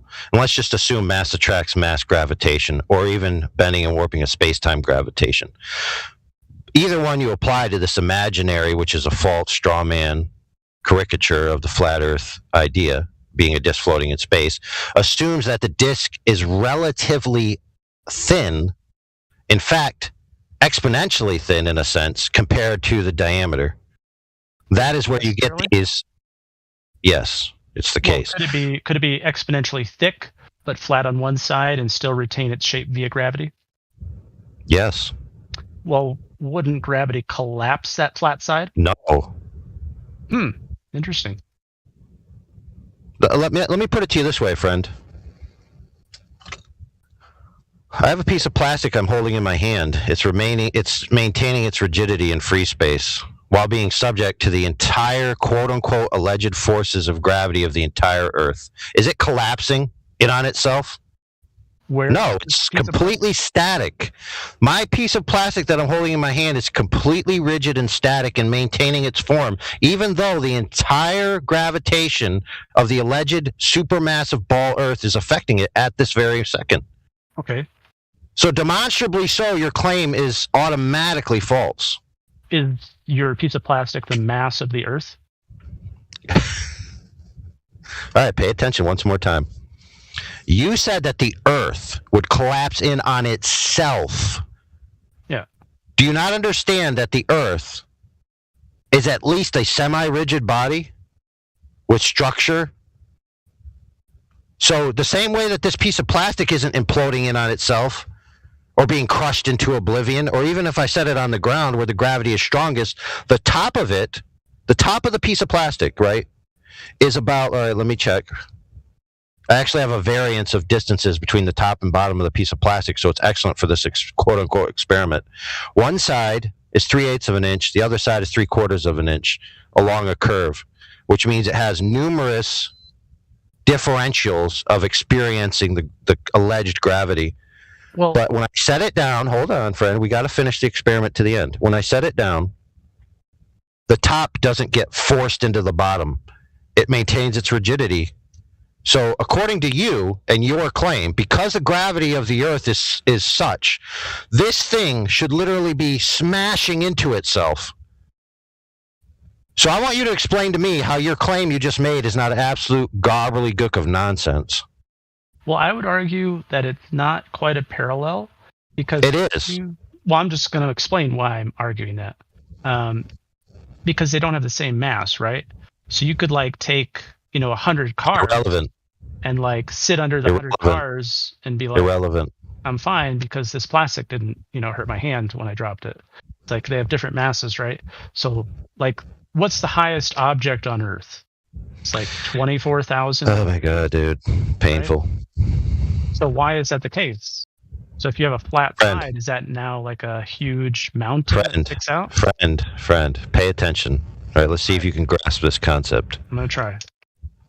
If I drop this piece of plastic from 10,000 feet, when it hits the ground, what happens to it? It hits the ground? That's all? Yeah. You think that this piece of plastic is just going to hit the ground and that's it? Nothing else is going to happen? Yeah. It's not going to shatter into a million pieces? Well, I guess I don't see the exact piece of plastic. It could be a wide range of piece of plastic. I don't really know what the plastic looks like in your hand. So, is it like a bottle cap? What is it? Yes. The point is if you drop something, right, when it's at rest, it maintains its rigidity. Correct? Obviously. Yeah. Otherwise, we would have no functional products. When it's put into motion, right, and it slams against something, that's when it destroys itself. It doesn't spontaneously destroy itself, even though it's under forces, allegedly, by the globe model being pulled into the ground. Yeah, but it depends on its mass. No, it doesn't, dude. Okay, so you drop a 10-pound lead ball on your foot and you drop a bottle cap on your foot, like, you're going to get different results. They're different masses. Irrelevant. How is it? I'm talking about an object. Listen, check this out. How big, how massive is the Empire State Building compared to this piece of plastic? Bigger. A lot bigger. Way bigger. Super Yeah, yeah. Is the Empire State Building collapsing in on itself? No. No, why not? Because it's held in place through structural supports. Oh, so you confess live on the air that the material structure of an object can prevent it from collapsing in on itself. Correct? Under certain conditions, yeah. Oh, under certain conditions. Well, I mean, so I would agree, now right? now that we've established that, and you confessed it and conceded the point, your claim that the alleged Earth would collapse in on itself because of gravity is demonstrated to be false. Okay. Now, how wide is Earth? Listen, I want to submit to you, dude. No, hold on. How wide is Earth? It's irrelevant. Is it taller than the Empire State Building? It's irrelevant. Well, it's totally relevant, even though you say no, it isn't. The premise here is that the structural integrity of an object can maintain itself even when acted upon by forces. Not to infinity, bro. Not to infinity. Like, you can't have an infinitely tall Empire State Building. You can't have an Empire State Building the size of the Earth. It will collapse. There's a limit to building sizes. That's why they can't build them any higher. What? Math. Yeah, it's like a race for billionaires to build the tallest building, but they can't. Yeah, sure. They go above a certain size. If you had a certain height of building, the underlying structure would no longer be able to support the upper structure. Correct. Why is that? Because it's heavier than the tolerance of the structure, rigidity, or tensile strength of the supporting material. I agree. Now, let's together, since I know where you're going with this, let's together beg the question, like buddies. Okay, the alleged reason for this is because of stacking weight, which of course in your model is alleged to be gravity, right? Which is fine. And then you put up the canard, if the Earth was flat, it would collapse in on itself, assuming that it's essentially a flat disk in space. Now, here's the problem. One, we already said that a substructure would prevent it from collapsing in on itself if it was strong enough to resist the forces. Okay? That's all I need. I just need that premise alone, and then I can just assume, by first order precedent, if I accept the first presupposition to be true, I can then put in any exotic material that fits the math. I can even create materials out of thin air, even though they've not been experimentally or tangibly validated, just like the globe model does for exotic media that they need for their universe. Your logical error. It's irrelevant. I can do that. Your logical error is saying that there's no logical error. I'm trying to explain it. Is that you can take this substructure that supports mass, and then you can infinitely scale it. No, I didn't say that. Sure, you said the Earth doesn't collapse because it's held up by a structure. Yeah. That's way larger than a building. Yeah. And no, I didn't even say that, and that's why you're wrong. I didn't mention the size of it. I did. So it's you that made the error. No, I'm telling you it's larger, and it doesn't apply. You can't just translate it. It doesn't have to be larger. Listen, as long as I understand the premise that material structure is needed to support the structure, and keep in mind, we're only applying this to a floating disk in space at this point, which is a canard, but I'm embellishing you. That's like saying, if I stand in front of a fire 10 feet away and I don't get burned, then I can just walk into the fire because I didn't get burned 10 feet away. No. It doesn't apply. No, that's irrelevant. What I'm telling you is that you have a presupposition about the nature of gravitational forces based on the presence of mass increasing the gravity in a certain scale, in a certain function, right? Even if I accept that, right, and I apply it to a floating space disk Earth, all as I need is an exotic material that can resist those forces, and I can just math it out and then claim it exists. All I have to do is just assume in the first instance that the floating disk in space is true, and just throw out your presuppositions about the nature of gravity. Now, let's just throw that all out since a floating space disk is retarded. All as you need, and by the way, we have a paper in here. You could search up A.C.Torte, or the Gaussian profile of a flat Earth, or the law of Gauss, whatever, in our text chat, and you'll see a paper published by a university professor demonstrating that you can get identical field lines to the alleged gravity from a substrate Earth that's cylindrical in nature with disparate matter distribution, and it doesn't even have to be that. It doesn't have to be infinitely deep. So you could have a flat Earth on the top of a cylinder with a distribution of mass in a differential formation and end up with the same exact gravity that it doesn't collapse in on itself.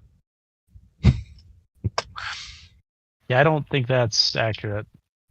Oh, you don't, do you? No. Why not?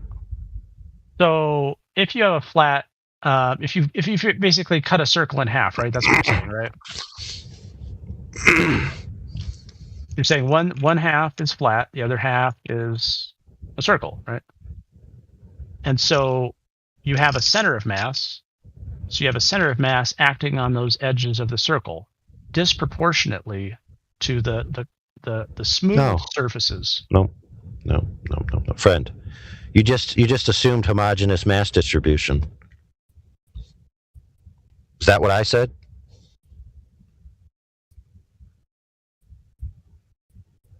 So there's different. Dude, listen, you got the globe model so far up your butt, dude, that you can't even comprehend to think differentially about gravity not being attracting to a center. Like you imagine gravity as a pinpoint in the center of an object with radials shooting out in all 360 degrees, pulling everything in this omnidirectional centroid manner. Like a center of mass? Yeah, that's what you think. And you can't avoid that from your head for even a second to think differently. Hey guys, I interrupt for a second. I would like to ask you guys, what do you guys think about the Cavendish experiment? Gay. You know what it is? Yeah, it's gay. There you go. Problem solved. Good argument. No, well, dude, it is. Think about it. The guy who came up with it was too repressed in his closet homosexuality that he had to fantasize about balls touching each other while peeking through a peephole. Okay, we got a peephole, we got balls, and we got a dude. So how do what you say is funny, but like, how do you deny the results of that experiment? Parlor trick. Experiment, dude. Cavendish experiment. Yeah, what experiment? Basically, an experiment that allows you to determine the supposed constant gravitational force. What was Cavendish's premise in his alleged experiment? I took a screenshot of I got it from a textbook. I don't know this. I can't post it anywhere. I just realized. Yeah, what was Cavendish trying to do? He was trying to determine big gravitational constant G, but I'm assuming you don't know what this. That's not the story. Can you tell me where that's mentioned in the paper? Yeah, Cavendish's paper, homeboy. No, I just found it in a textbook. That's why I'm asking questions. So I ask you guys, what do you think about it? I'm not saying, what do you think about it? Like, it proves you wrong. Cavendish was attempting to to determine the density of the Earth, which means he already assumed it was a ball. He already assumed gravity worked in a particular way before he even quote-unquote validated it through experiment, so it's circular. Right.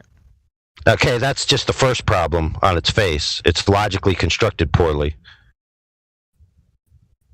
Then you can get into the particulars of the execution and whether or not you have a phenomenon, whether or not you have a causation. So there's a circular experiment? It's an experiment. Well, I don't know how to describe it. That's flawed by circular reasoning? It was a non-experiment that started by assuming the globe, like every globe proof. Yeah, for example, but does that Eratosthenes? What? Go ahead. Like, does that mean like that the results are now bad? Okay, this is what he did. He attempted to measure the force of gravity between masses in the laboratory. Like between two masses, like the force of gravity exerted on both of them together. Not to do with gravitational energy from the Earth, just between the two objects. Are you sure about that? That's what Cavendish was trying to do? That's what he was trying to do. Really? Who said that? The paper Cavendish published? That's what Cavendish said, yeah. Oh, okay, so Cavendish said that. Yeah, apparently. He said. That's what he said he was trying to do, at least. I don't know. Yeah, where does it say he was trying to do that? In every single description of the experiment.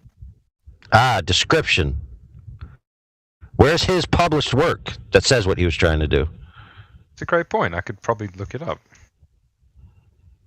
Cavendish experiment. Look this up. I don't know. But let's just go with it. Let's go with it and say that he proved attraction between objects. Okay, let's say that's true in premise. So objects attract each other. Okay, we know it's possible in principle. I mean, magnets are attracted to things. We could see it happen all the time, right? Mm-hmm. We could even go so far as to say, just throwing it out there, if masses attract each other or objects attract each other, then it is possible that the Earth attracts things to it. And then you take a magnet and you put it on your fridge and you go, that makes sense. Okay, so that's great and all. How is that necessarily contingent on the Earth being a sphere? It's not. It's a complete non sequitur. Well, yeah, it's a complete non sequitur. Period. I think. It is a non sequitur. Do you believe? Okay, what areas of physics you think are just fairy tales? You think nuclear physics is fairy tales?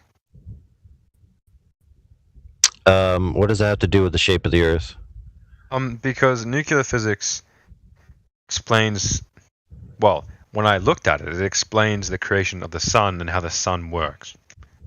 Ooh. Oh, holy shit.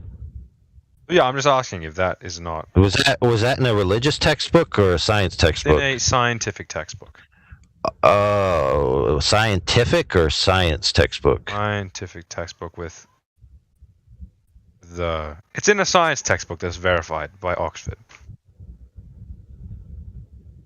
I don't know what you make of that. If you can demonstrate, right, nuclear reactions on the Earth, therefore they can tell you how the sun was created. That's the claim in the book. Well, it's a process called fusion, apparently. Okay, so let's say that's true. Let's say that the sun is caused by fusion. Due to the mass of the sun, the helium atoms fuse into hydrogen atoms fuse into helium. So on and so forth, helium, lithium. Yeah, so how did they verify that? They verify it's a cool story. Good question. How did they verify it? That. I was just telling you that that's what it entails. No, sorry. That's what the story entails. Yes. Yes, the quote unquote explanation entails.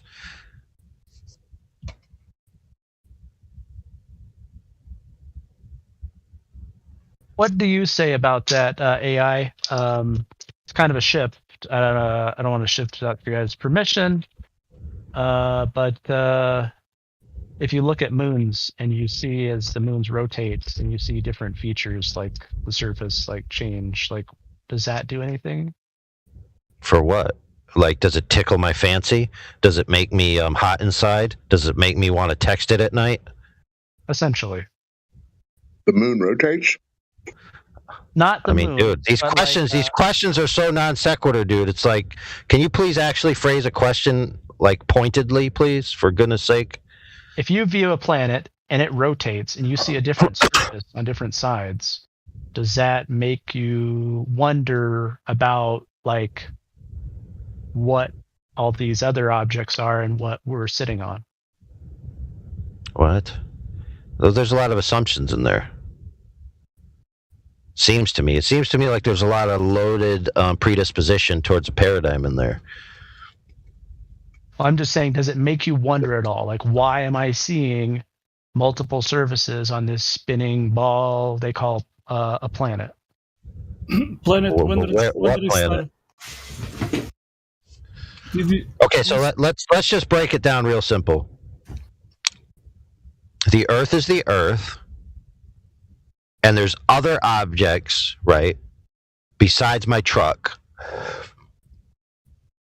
which is on the ground. There's now objects up in the sky, which is in my visual field. So I see things in that sky, which may or may not be shaped in a particular way, which may or may not be validated to be shaped in that particular way, right? Therefore, I don't jump to the wonder.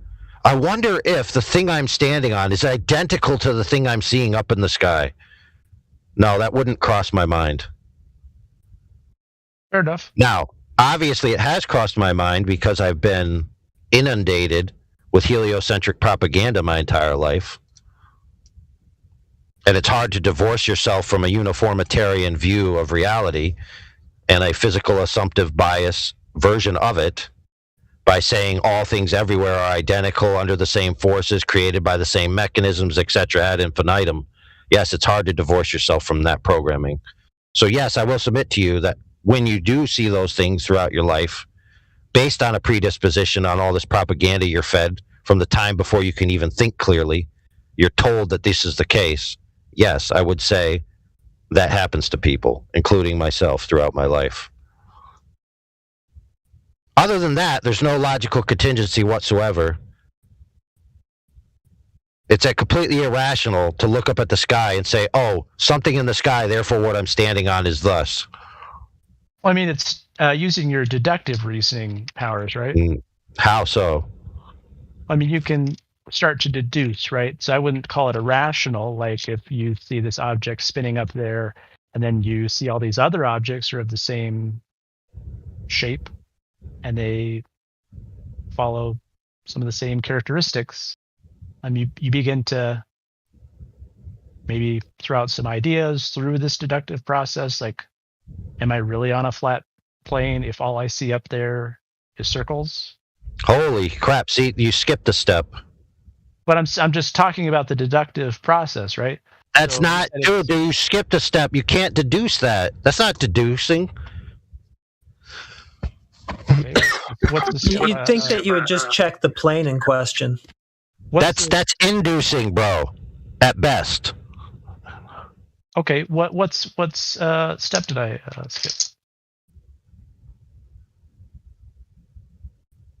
Dude, you skipped a step where there's any reason why what you're standing on is one of the things in the sky.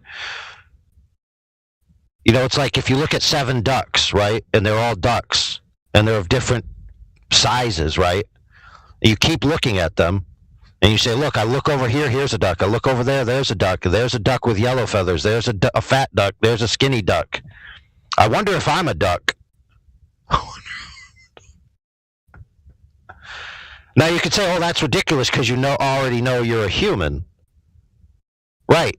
So now why would I think that the Earth is a duck?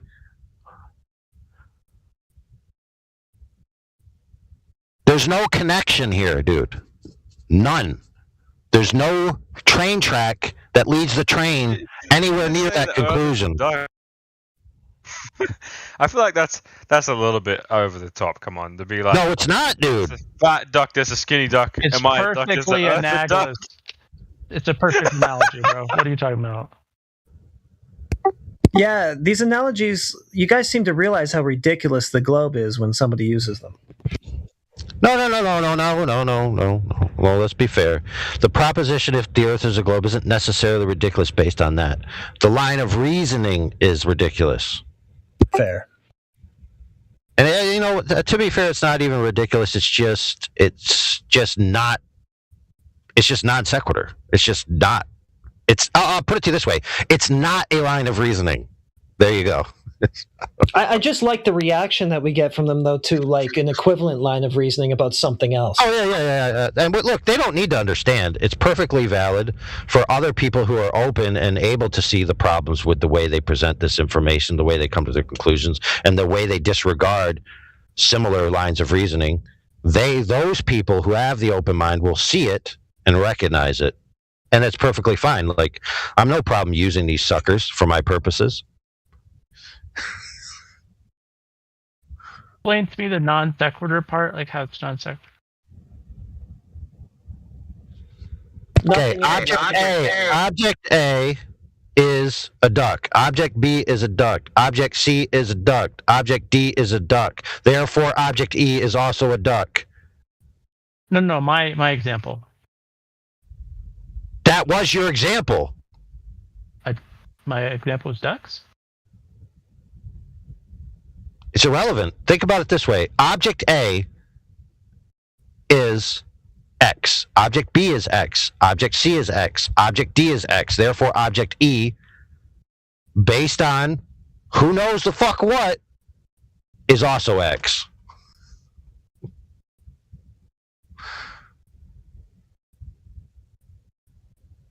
Now, you got me all thrown off. Now I'm Googling this shit. You said it's inductive.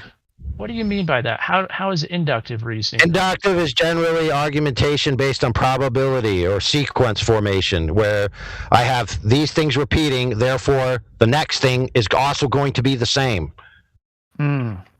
That's a probability at best. It's not necessarily true. It can't be asserted as a positive conclusion from the previous sequence or similarities, stuff like that.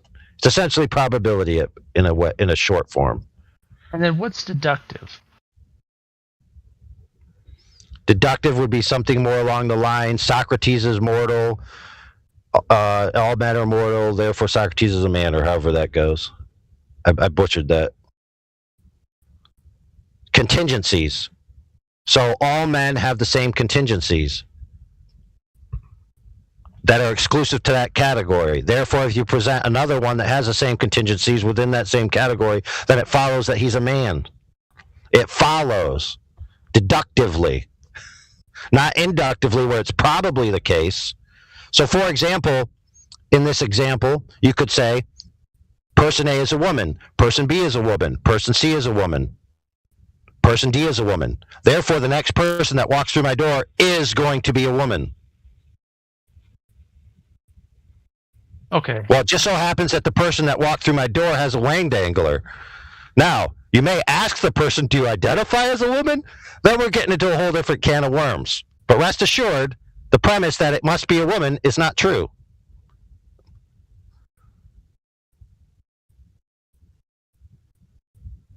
Sorry, the conclusion that it must be a woman is not true. So, in my example, you're saying it's inductive. Would you say that is like less credible? Oh yeah, it's much less credible. Okay.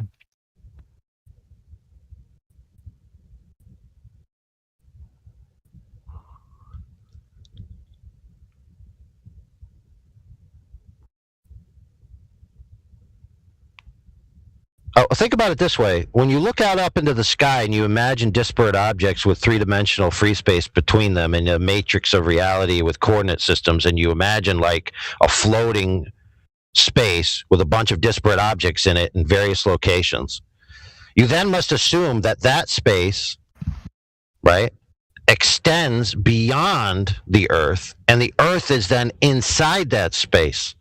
So you're creating an entire view of three-dimensional space in relationship to objects where you have no baseline to do that. Now, you could do that with all those objects you're seeing out there, but from your vantage point, you can't do that with what you're standing on.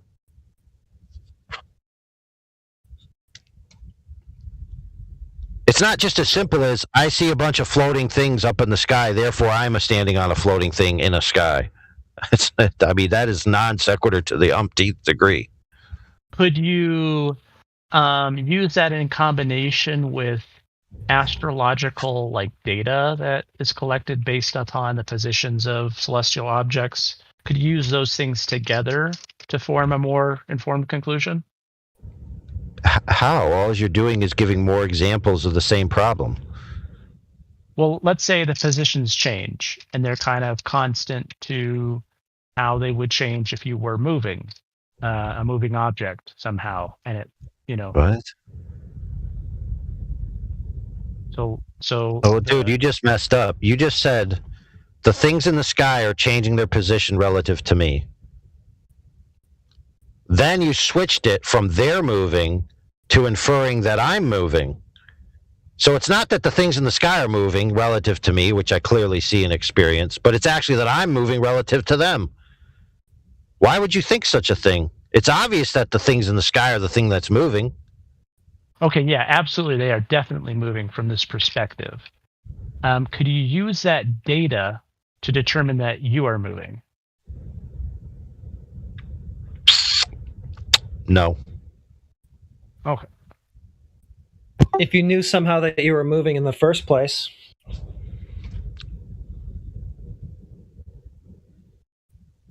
That data, when you lay it out, would be a reference set, and you'd have to pick your frame of reference in which to interpret them, and that would just be a predisposition. However, the first order of primary experience is that I'm stationary and they are moving. There's no reason for me to think otherwise. I don't disagree. What I'm saying is okay, so let's stop right there and let's agree what we all agree on so far. We all agree that the Earth is demonstrably experienced as flat and not moving. Congratulations.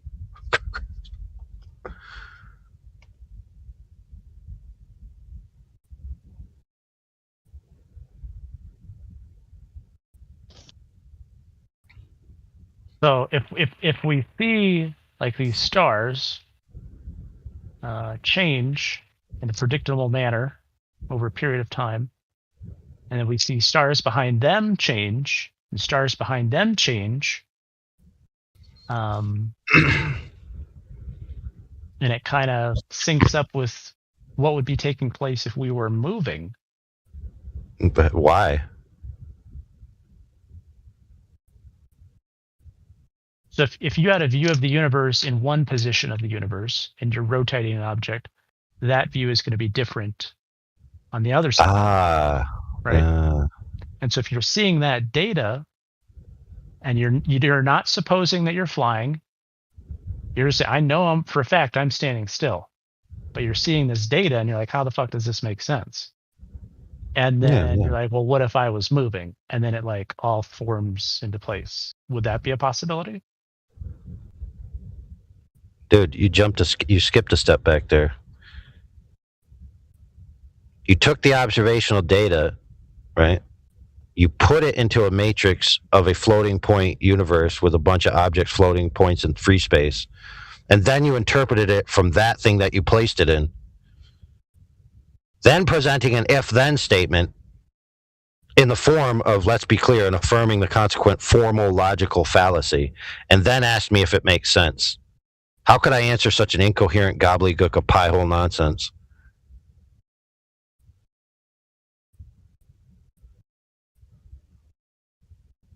Okay, let's be clear, friend. You must prove the premise in the first instance.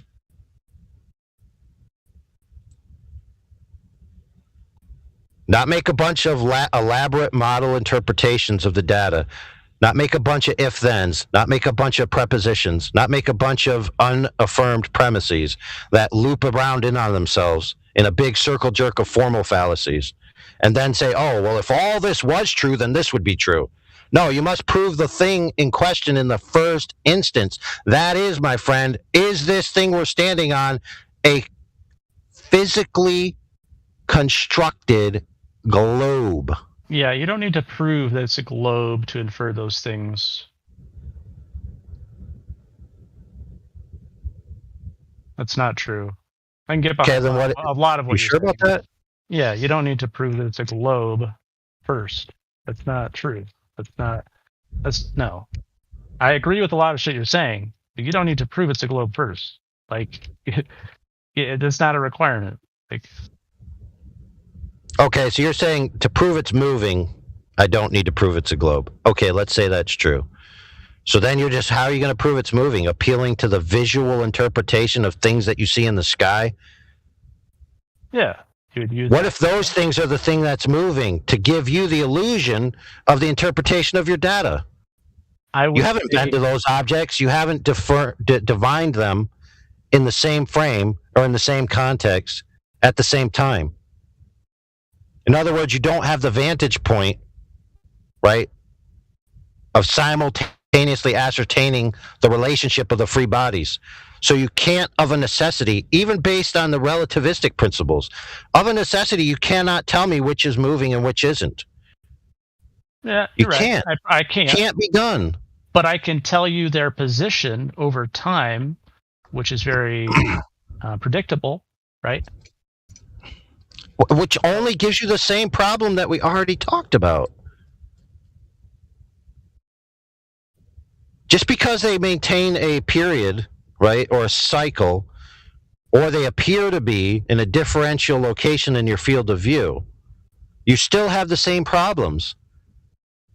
That the objects in question being the alleged Earth and the alleged thing out there in free space, you don't have the frame of reference to determine both simultaneously. So you can't tell me which is moving. You can't. You end up with the same problem. What do you mean I don't have the frame of reference?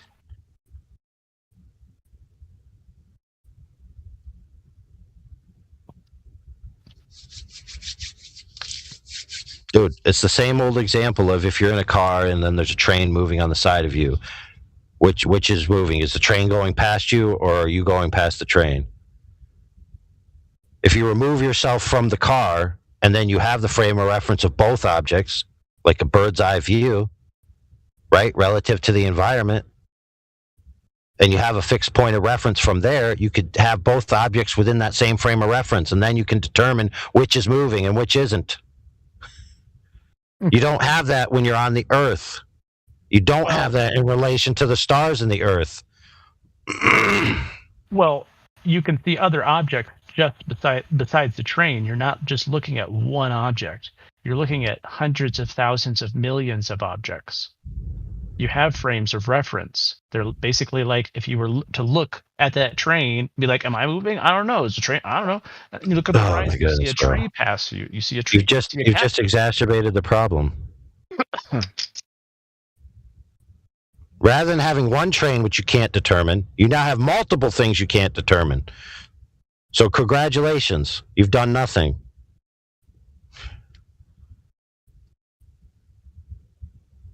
Oh, I don't track. I'm not saying you're wrong or anything. I'm just saying I just don't track. There. Well, okay, let me put it this way. Okay, physicists.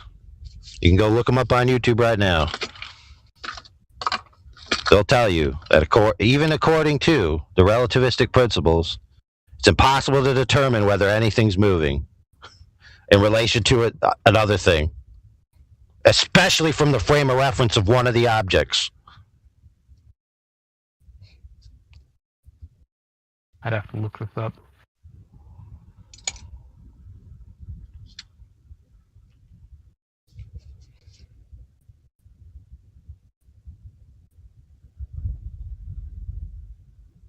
Okay, because let's be clear, there's also some assumptions based in there when you have these million floating points that you're using as references, is you're assuming that they exist in a uniformitarian manner. What do you mean by uniformitarian? Okay, so all forces are equivalent, all free space relationships, all these things are equivalent ubiquitously throughout the universe.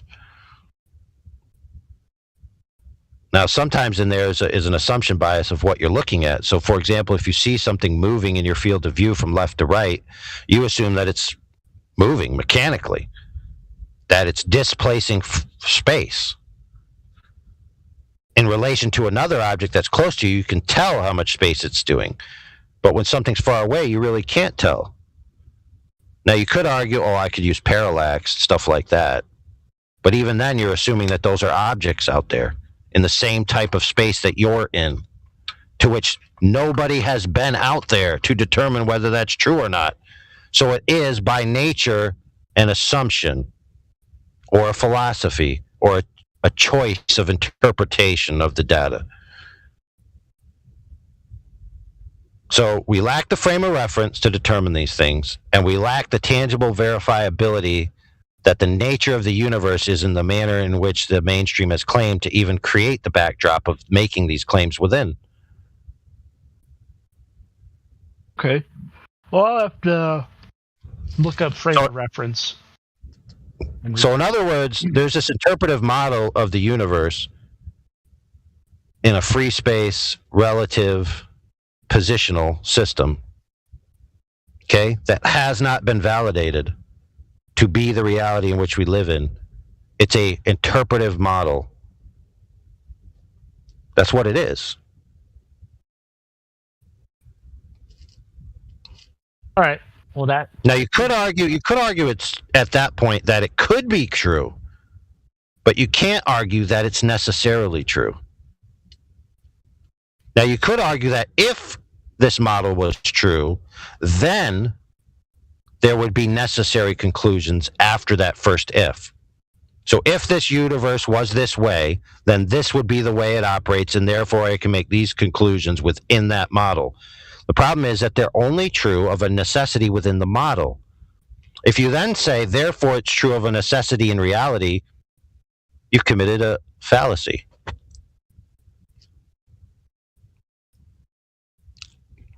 This is what we're getting at. This is why it's the if. Whenever you go down these lines of reasoning, you have to prove the if. All your other reasoning could be logically consistent. It could be mathematically validatable and coherent within the model. The problem is that you have to prove the premise of the model that it's based on in the first instance.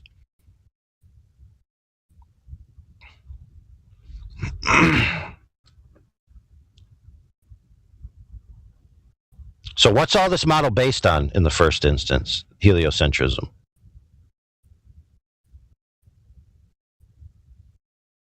I'm sorry, I missed what you said there. I was typing. You said, what is it based on? Yeah. The model, the heliocentric universe model. What's it based on? That the Earth rotates around the sun. Yes. That the Earth is a physical object in free space. The sun is a physical object in free space. And the Earth itself, in free space, is orbiting the sun. Now, nobody sees that happening. Period. Period. Full stop. How do you mean nobody see it happening? They don't. I mean, what would it look like if they did? And what it would look like is you, with your two eyes, right, looking at, from a single frame of reference, a complete sun and a complete Earth, and watching it go around the sun. I would also accept camera footage. You said nobody experiences it. Are you sure? Right? I'm pretty sure I said nobody sees it. Okay, maybe I was mistaken. Because look, friend, we already agreed that nobody experiences it because you agreed that we experience the Earth as flat and motionless. So then we don't and can't, in principle, experience it orbiting anything. Well, just because you experience it locally doesn't mean it's not doing what you experience locally. That's irrelevant. So we both agree that nobody sees this and nobody experiences it. Now, you could say it is doing something that nobody sees and nobody experiences. That's not logical. Speculation. I disagree with you. You got a lot of good points, but that was not a. No, that point was taking whatever you just said, putting it in the logical paper shredder, and making blood come out of it. All right, logical blood. Yeah, illogical blood, exactly. Nobody experiences it, we agree. Nobody sees it, we agree. Could it be happening even if nobody experiences it and nobody sees it? Yes. Any premise could be true if nobody witnesses it occur. Well, I disagree that nobody witnesses it because we did. Who witnesses it? Oh, stop right there. Who witnesses it? People that have gone to outer space.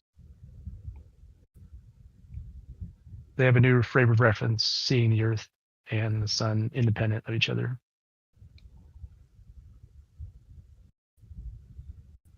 But that's you sure about that? Yeah, right? That would have to be the case in my argument, right? Yeah. So if they're between the sun and the Earth, how are they seeing an orbit? If they're between the sun and the Earth, how are they seeing an orbit? Yeah. So they could determine their position based on other celestial objects from that other frame of reference and see how the Earth adjusts to those points. Okay, so the same assumptions. Great. Well, you're off the Earth now. We've appeased your criteria of being off the Earth. Yeah, how far off the Earth? Well, the people that went to the moon, that was pretty far. I think that's 250,000 miles away. I'm guessing. Right. So from their point of view, what would they witness happening? They would witness, hypothetically, in this argument, they would witness the Earth rotating around the sun. No. From their point of view, they witness the sun entering and leaving their field of view.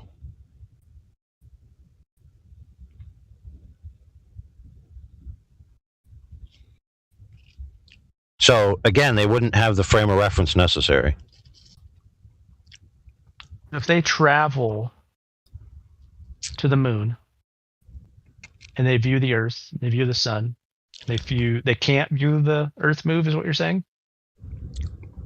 No, from their point of view, the sun would enter their field of view, the sun would leave their field of view. The sun would enter their field of view, the sun would leave their field of view. Okay. On a cycle. That's what would be happening. Would that hinder their ability to determine the location of the Earth? Compared to the sun, yeah. So they wouldn't be able to detect any changes in Earth's location because they went in and out of view of the sun. No, in theory, they would be able to determine the relative points between the moon and the Earth, but that's it. They couldn't see if the Earth had moved based on other celestial objects in the predictable patterns. Well, you still have the same problem. I disagree. They could definitely see it.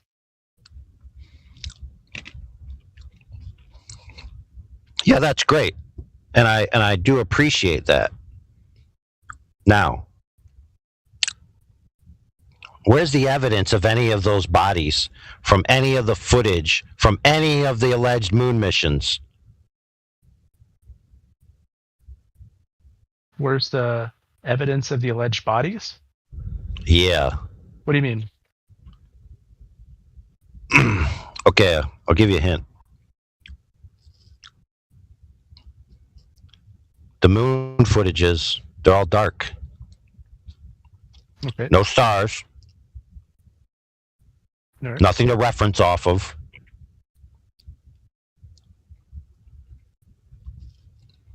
You're saying the literal moon landing, why isn't what we're the hypothetical situations that we're talking about, aren't those present in that camera footage? Yes, there's no evidence of any of these things that you're saying, even from the alleged people who've been there. I'm not claiming that it was. They even have alleged sorry, not alleged. They have direct contradictory statements of what you can and can't see. People that were on the same mission. One of them says I could see stars, the other says I couldn't see stars. Okay. But that's diverting from what we were talking about. Like, this gives us the frame of reference. Right? No, so say you. Well, you agreed that it did. Hypothetically, you said, yeah, that would. Only between the Earth and the Moon, not the Sun. So you couldn't detect sun movement if you were on the moon, or Earth movement. Yeah. Okay. You could determine the differential in a position between the Earth and the Moon and the Sun. That's it. Not between Venus. You then have to Venus. What about Venus? Here, like, could you determine the position of Venus and the Sun and the Earth on day 47 and then day 62? It'd be different. You couldn't do that. Yeah, but then you have the same problem you had before.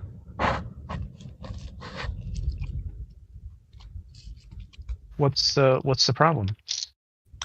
The problem is you have to interpret it. Okay. This is giving me food for thought. Thank you for the conversation. I gotta go to sleep. I can't think. Look, the best way for them to do this, bro, is just to send out a probe, right? In principle, that can get the Sun and the Earth in the same frame. Problem solved. Now, that's going to look like a bunch of garbled nonsense. That's completely unverifiable. So again, all as we have is if this were true, this thing could be true. We're back where we started. If the Earth was a globe of a massive size, we wouldn't feel it spin. We wouldn't notice it's curved. We wouldn't notice it moving through space. We don't notice it, therefore it's a globe. Hooray.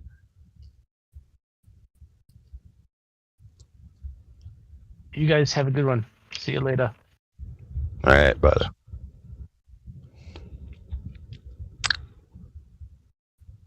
If the Earth was a globe, I could not afford a rocket to go up high enough to see if it was a globe. I'm poor, therefore Earth's a globe.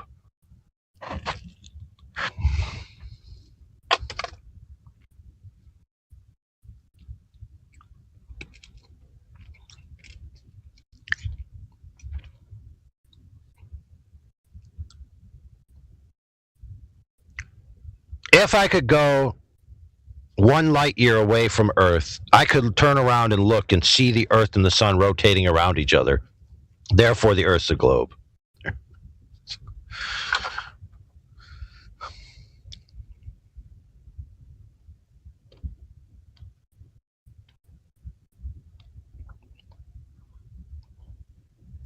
Man, this kid was so quick to critique our friend over there. You know, it's like, oh, you're doing this logical fallacy, you're doing that logical fallacy, and his whole entire worldview is built on fallacy.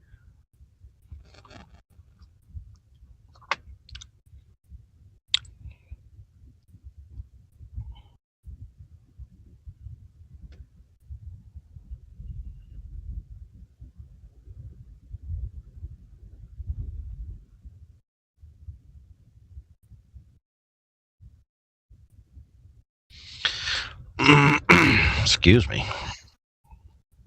Well, it was interesting to see his points, though, at least. Like, it did end up in a big circular argument, but I'm okay with that, actually, because if you take a circle, right, and then you take another circle and you add it to that circle, and then you rotate that circle by adding another circle, and you complete that circular rotation by enough circles, you get a sphere. So if you have enough circular arguments, you end up with a sphere in the end. Therefore, the Earth's a sphere. I love it. Great. And if you refer to science, which means to know, etymologically, and then the first premise of all truth, which is we already know Earth's a sphere, those two things taken together mean that the only necessary conclusion you could ever come to is the Earth is a sphere. It's unavoidable.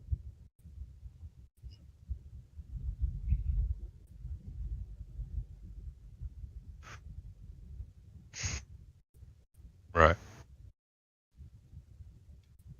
Like, dude, why do we need to even think about hypothetical frames of reference on a galactic scale to prove something that's tangibly accessible? I think it's because perspective can have bias sometimes.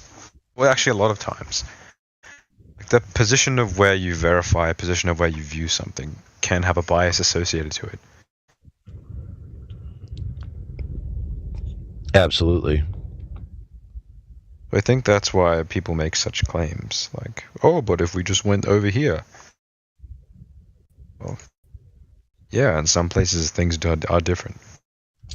Oh yeah, if you had the frame of reference for many propositions to be able to see the truth in totality in the same instance, then you'd be aware in first order knowledge of that truth, and I mean that makes sense. Why wouldn't you want that?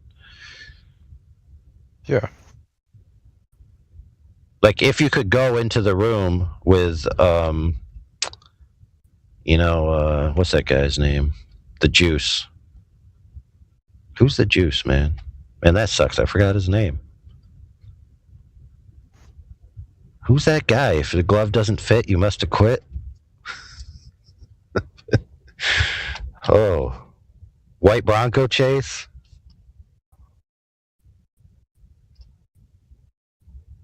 OJ.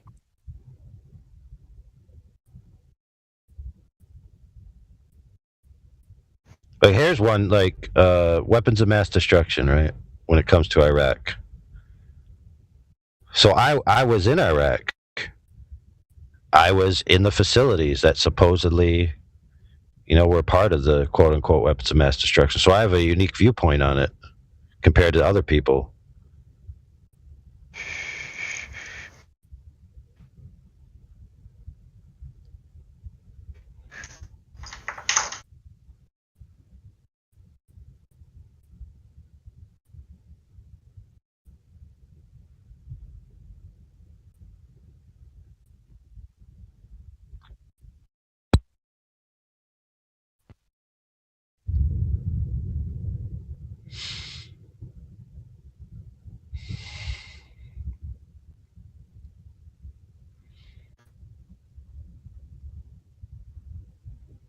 Yep.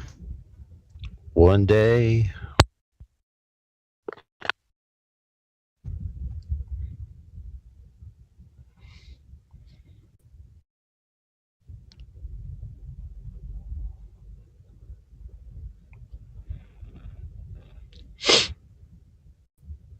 Right, so he said measurements from space earlier. So where are those measurements from space? He said that the astronauts could have had the frame of reference to make these observations. Okay, where's that evidence? Didn't I ask him for that? He said that they could do it. So I said, well, where is it? He said that they had measurements from space. He said that the astronauts that went up into space would allegedly have the ability to do it. So where is it?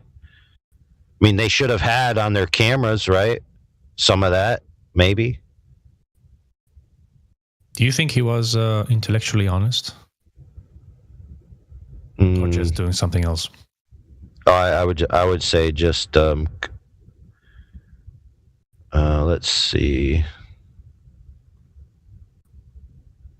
I mean, he didn't present any evidence. He just spoke of everything the Globe claims. But yeah, but look, that's the way they're presented, though. So he's just being true to form in the way the Globe model presents itself and the evidence strings that it presents. Because is not part of the main appeal of the mainstream narrative that we have astronauts that have been to space and have seen it with their own eyes? And so there's always that floating above everybody's head that there are people who have verified it. So even though we claim it's not verifiable to us, well, at least there is at least one person who verified it that can come and tell us the truth about it.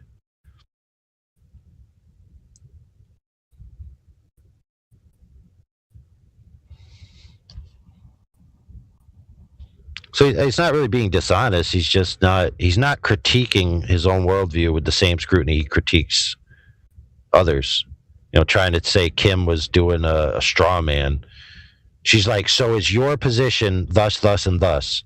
You're straw manning me. It's like asking you if your shoes are blue or not straw manning your shoes. Are your shoes blue? You're strawmanning my shoe position, bro. What if they're red? Well, how would I freaking know that unless you tell me? Now, if you say your shoes are red, right, then you're making a miscategorization of his shoes. But if you ask him, are your shoes blue, dude?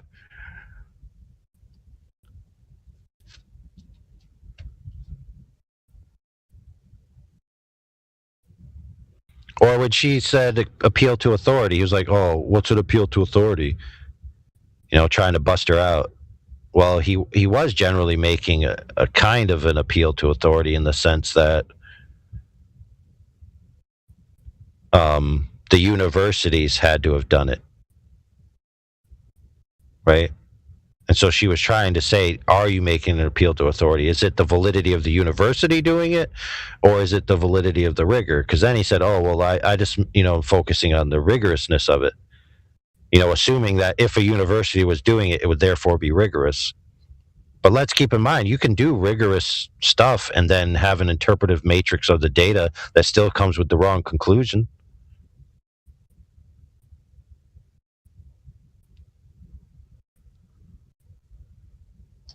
And it's not like that stuff isn't stifled, You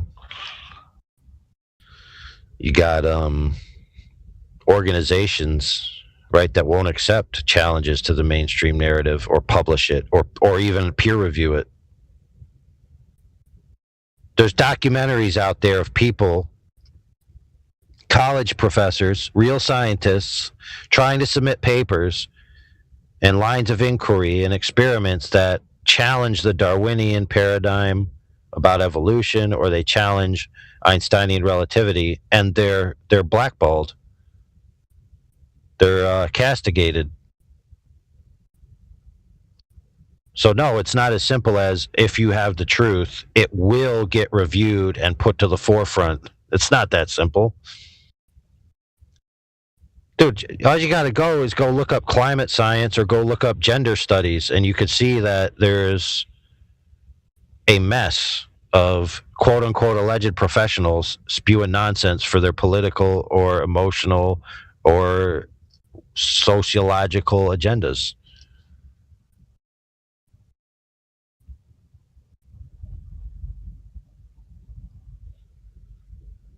Now, what really pissed me off is he said that, oh, you guys sound like Christians.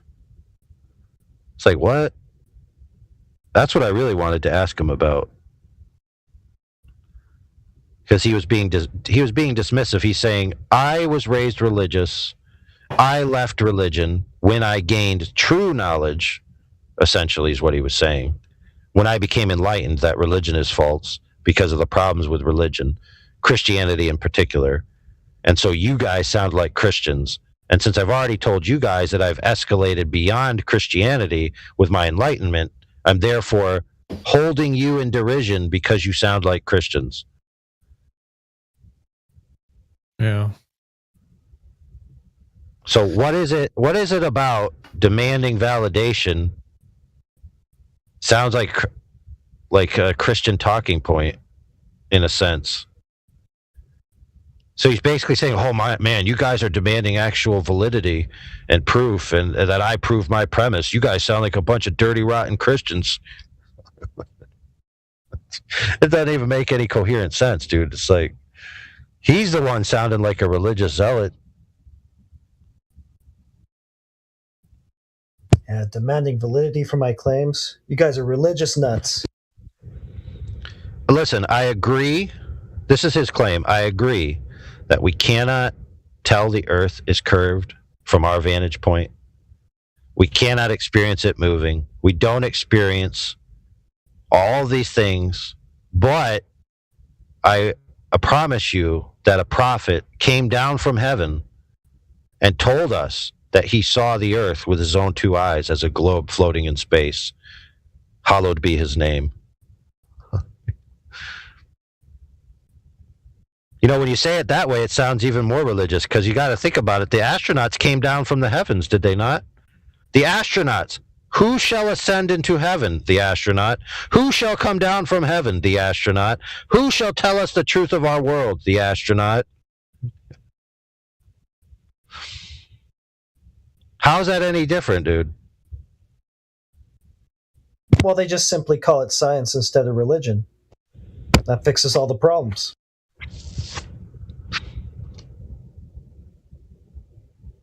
Yep. Yeah, even from the height of the ISS, you don't have a vantage point to see a significant amount of the Earth to determine the whole object. So people that go to the ISS aren't their testimony about what they saw in relation to asserting what the Earth in entirety is just a bologna sandwich.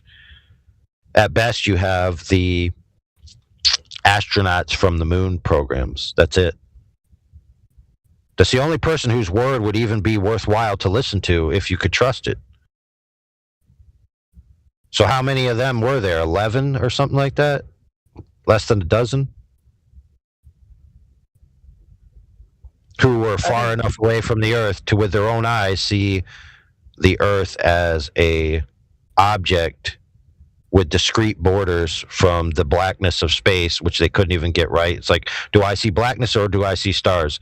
Hey, PR guy, come over here, quick, I need to see the script. Am I supposed to see blackness or stars? Come on, dude, I'm being asked a question. Fuck it, get over here. Fuck it.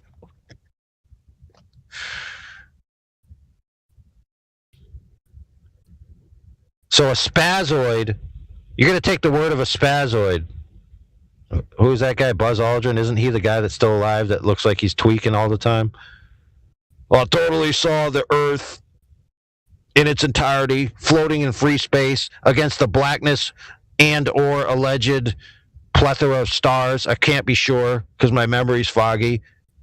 And they haven't actually told me whether I should see stars or not, so I can't really say definitively. So I'll just say maybe I did, maybe I didn't. I was drunk that day. Yeah, we're going to take those guys' word for it as gospel truth.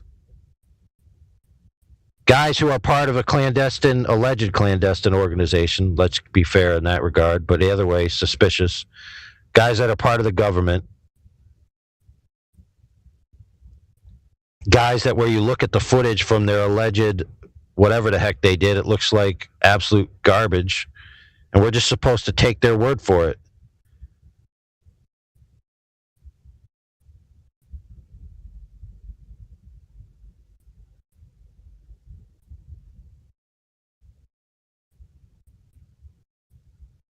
But they took a picture. I mean, they took a picture, so we could trust the picture. We don't have to take their word for it. We can just look at the picture, right? Even though from the picture, there's no way to validate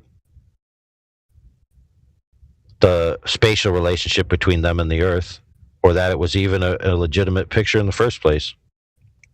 And then you have things casting shade on that because you got documentary demonstrating a bunch of side B-reel footage from all this stuff that seems to indicate that they faked that picture.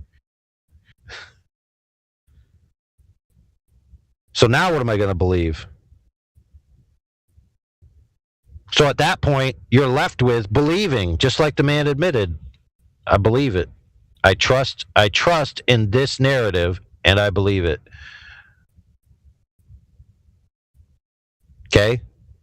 So who's talking like a quote-unquote religious person again?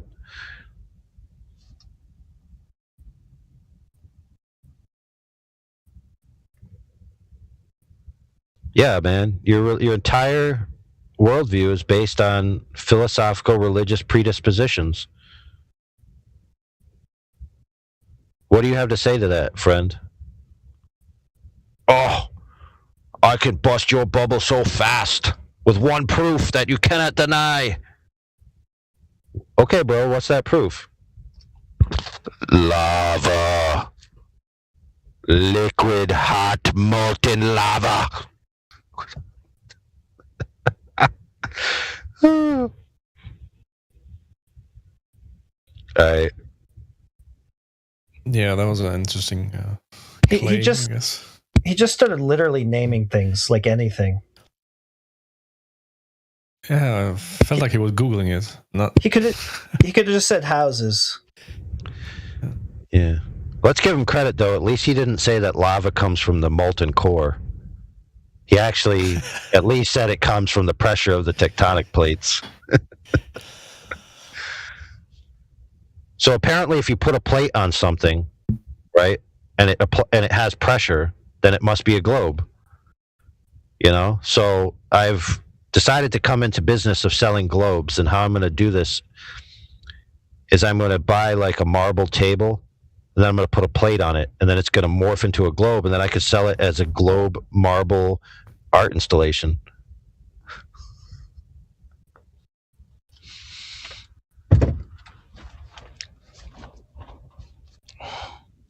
Yeah, I was quite enjoying the whole lava one. That one always gets me.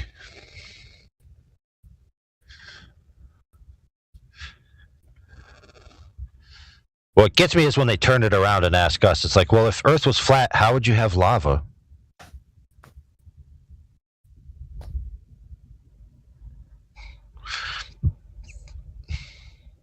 Man, caught me off guard with that one. If your chest was flat, how would you have nipples? They're not contingent upon each other.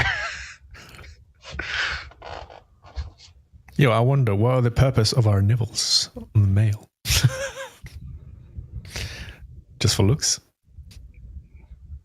Ah.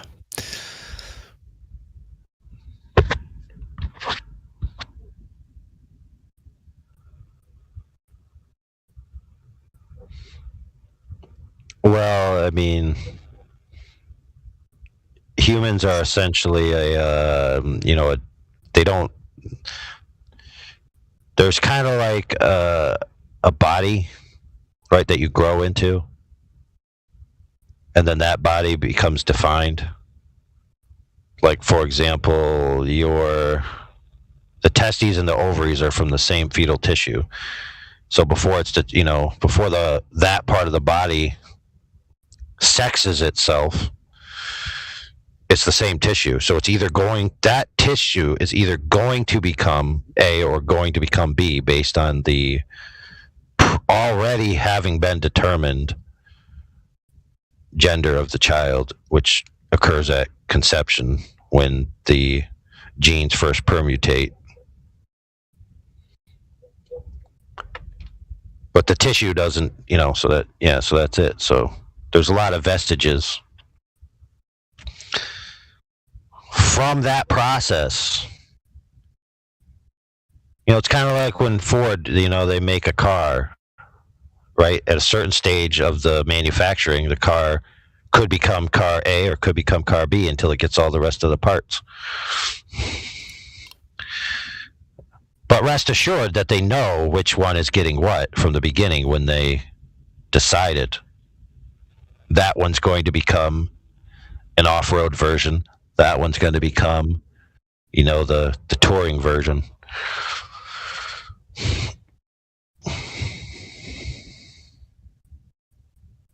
So here's a weird one that I'm not going to say I've ever tried this because I haven't opened up any bodies, but allegedly sumo wrestlers can suck their testicles up into their body through what's known as the inguinal canal, which in theory would have been the future tissue of a vagina had they actually been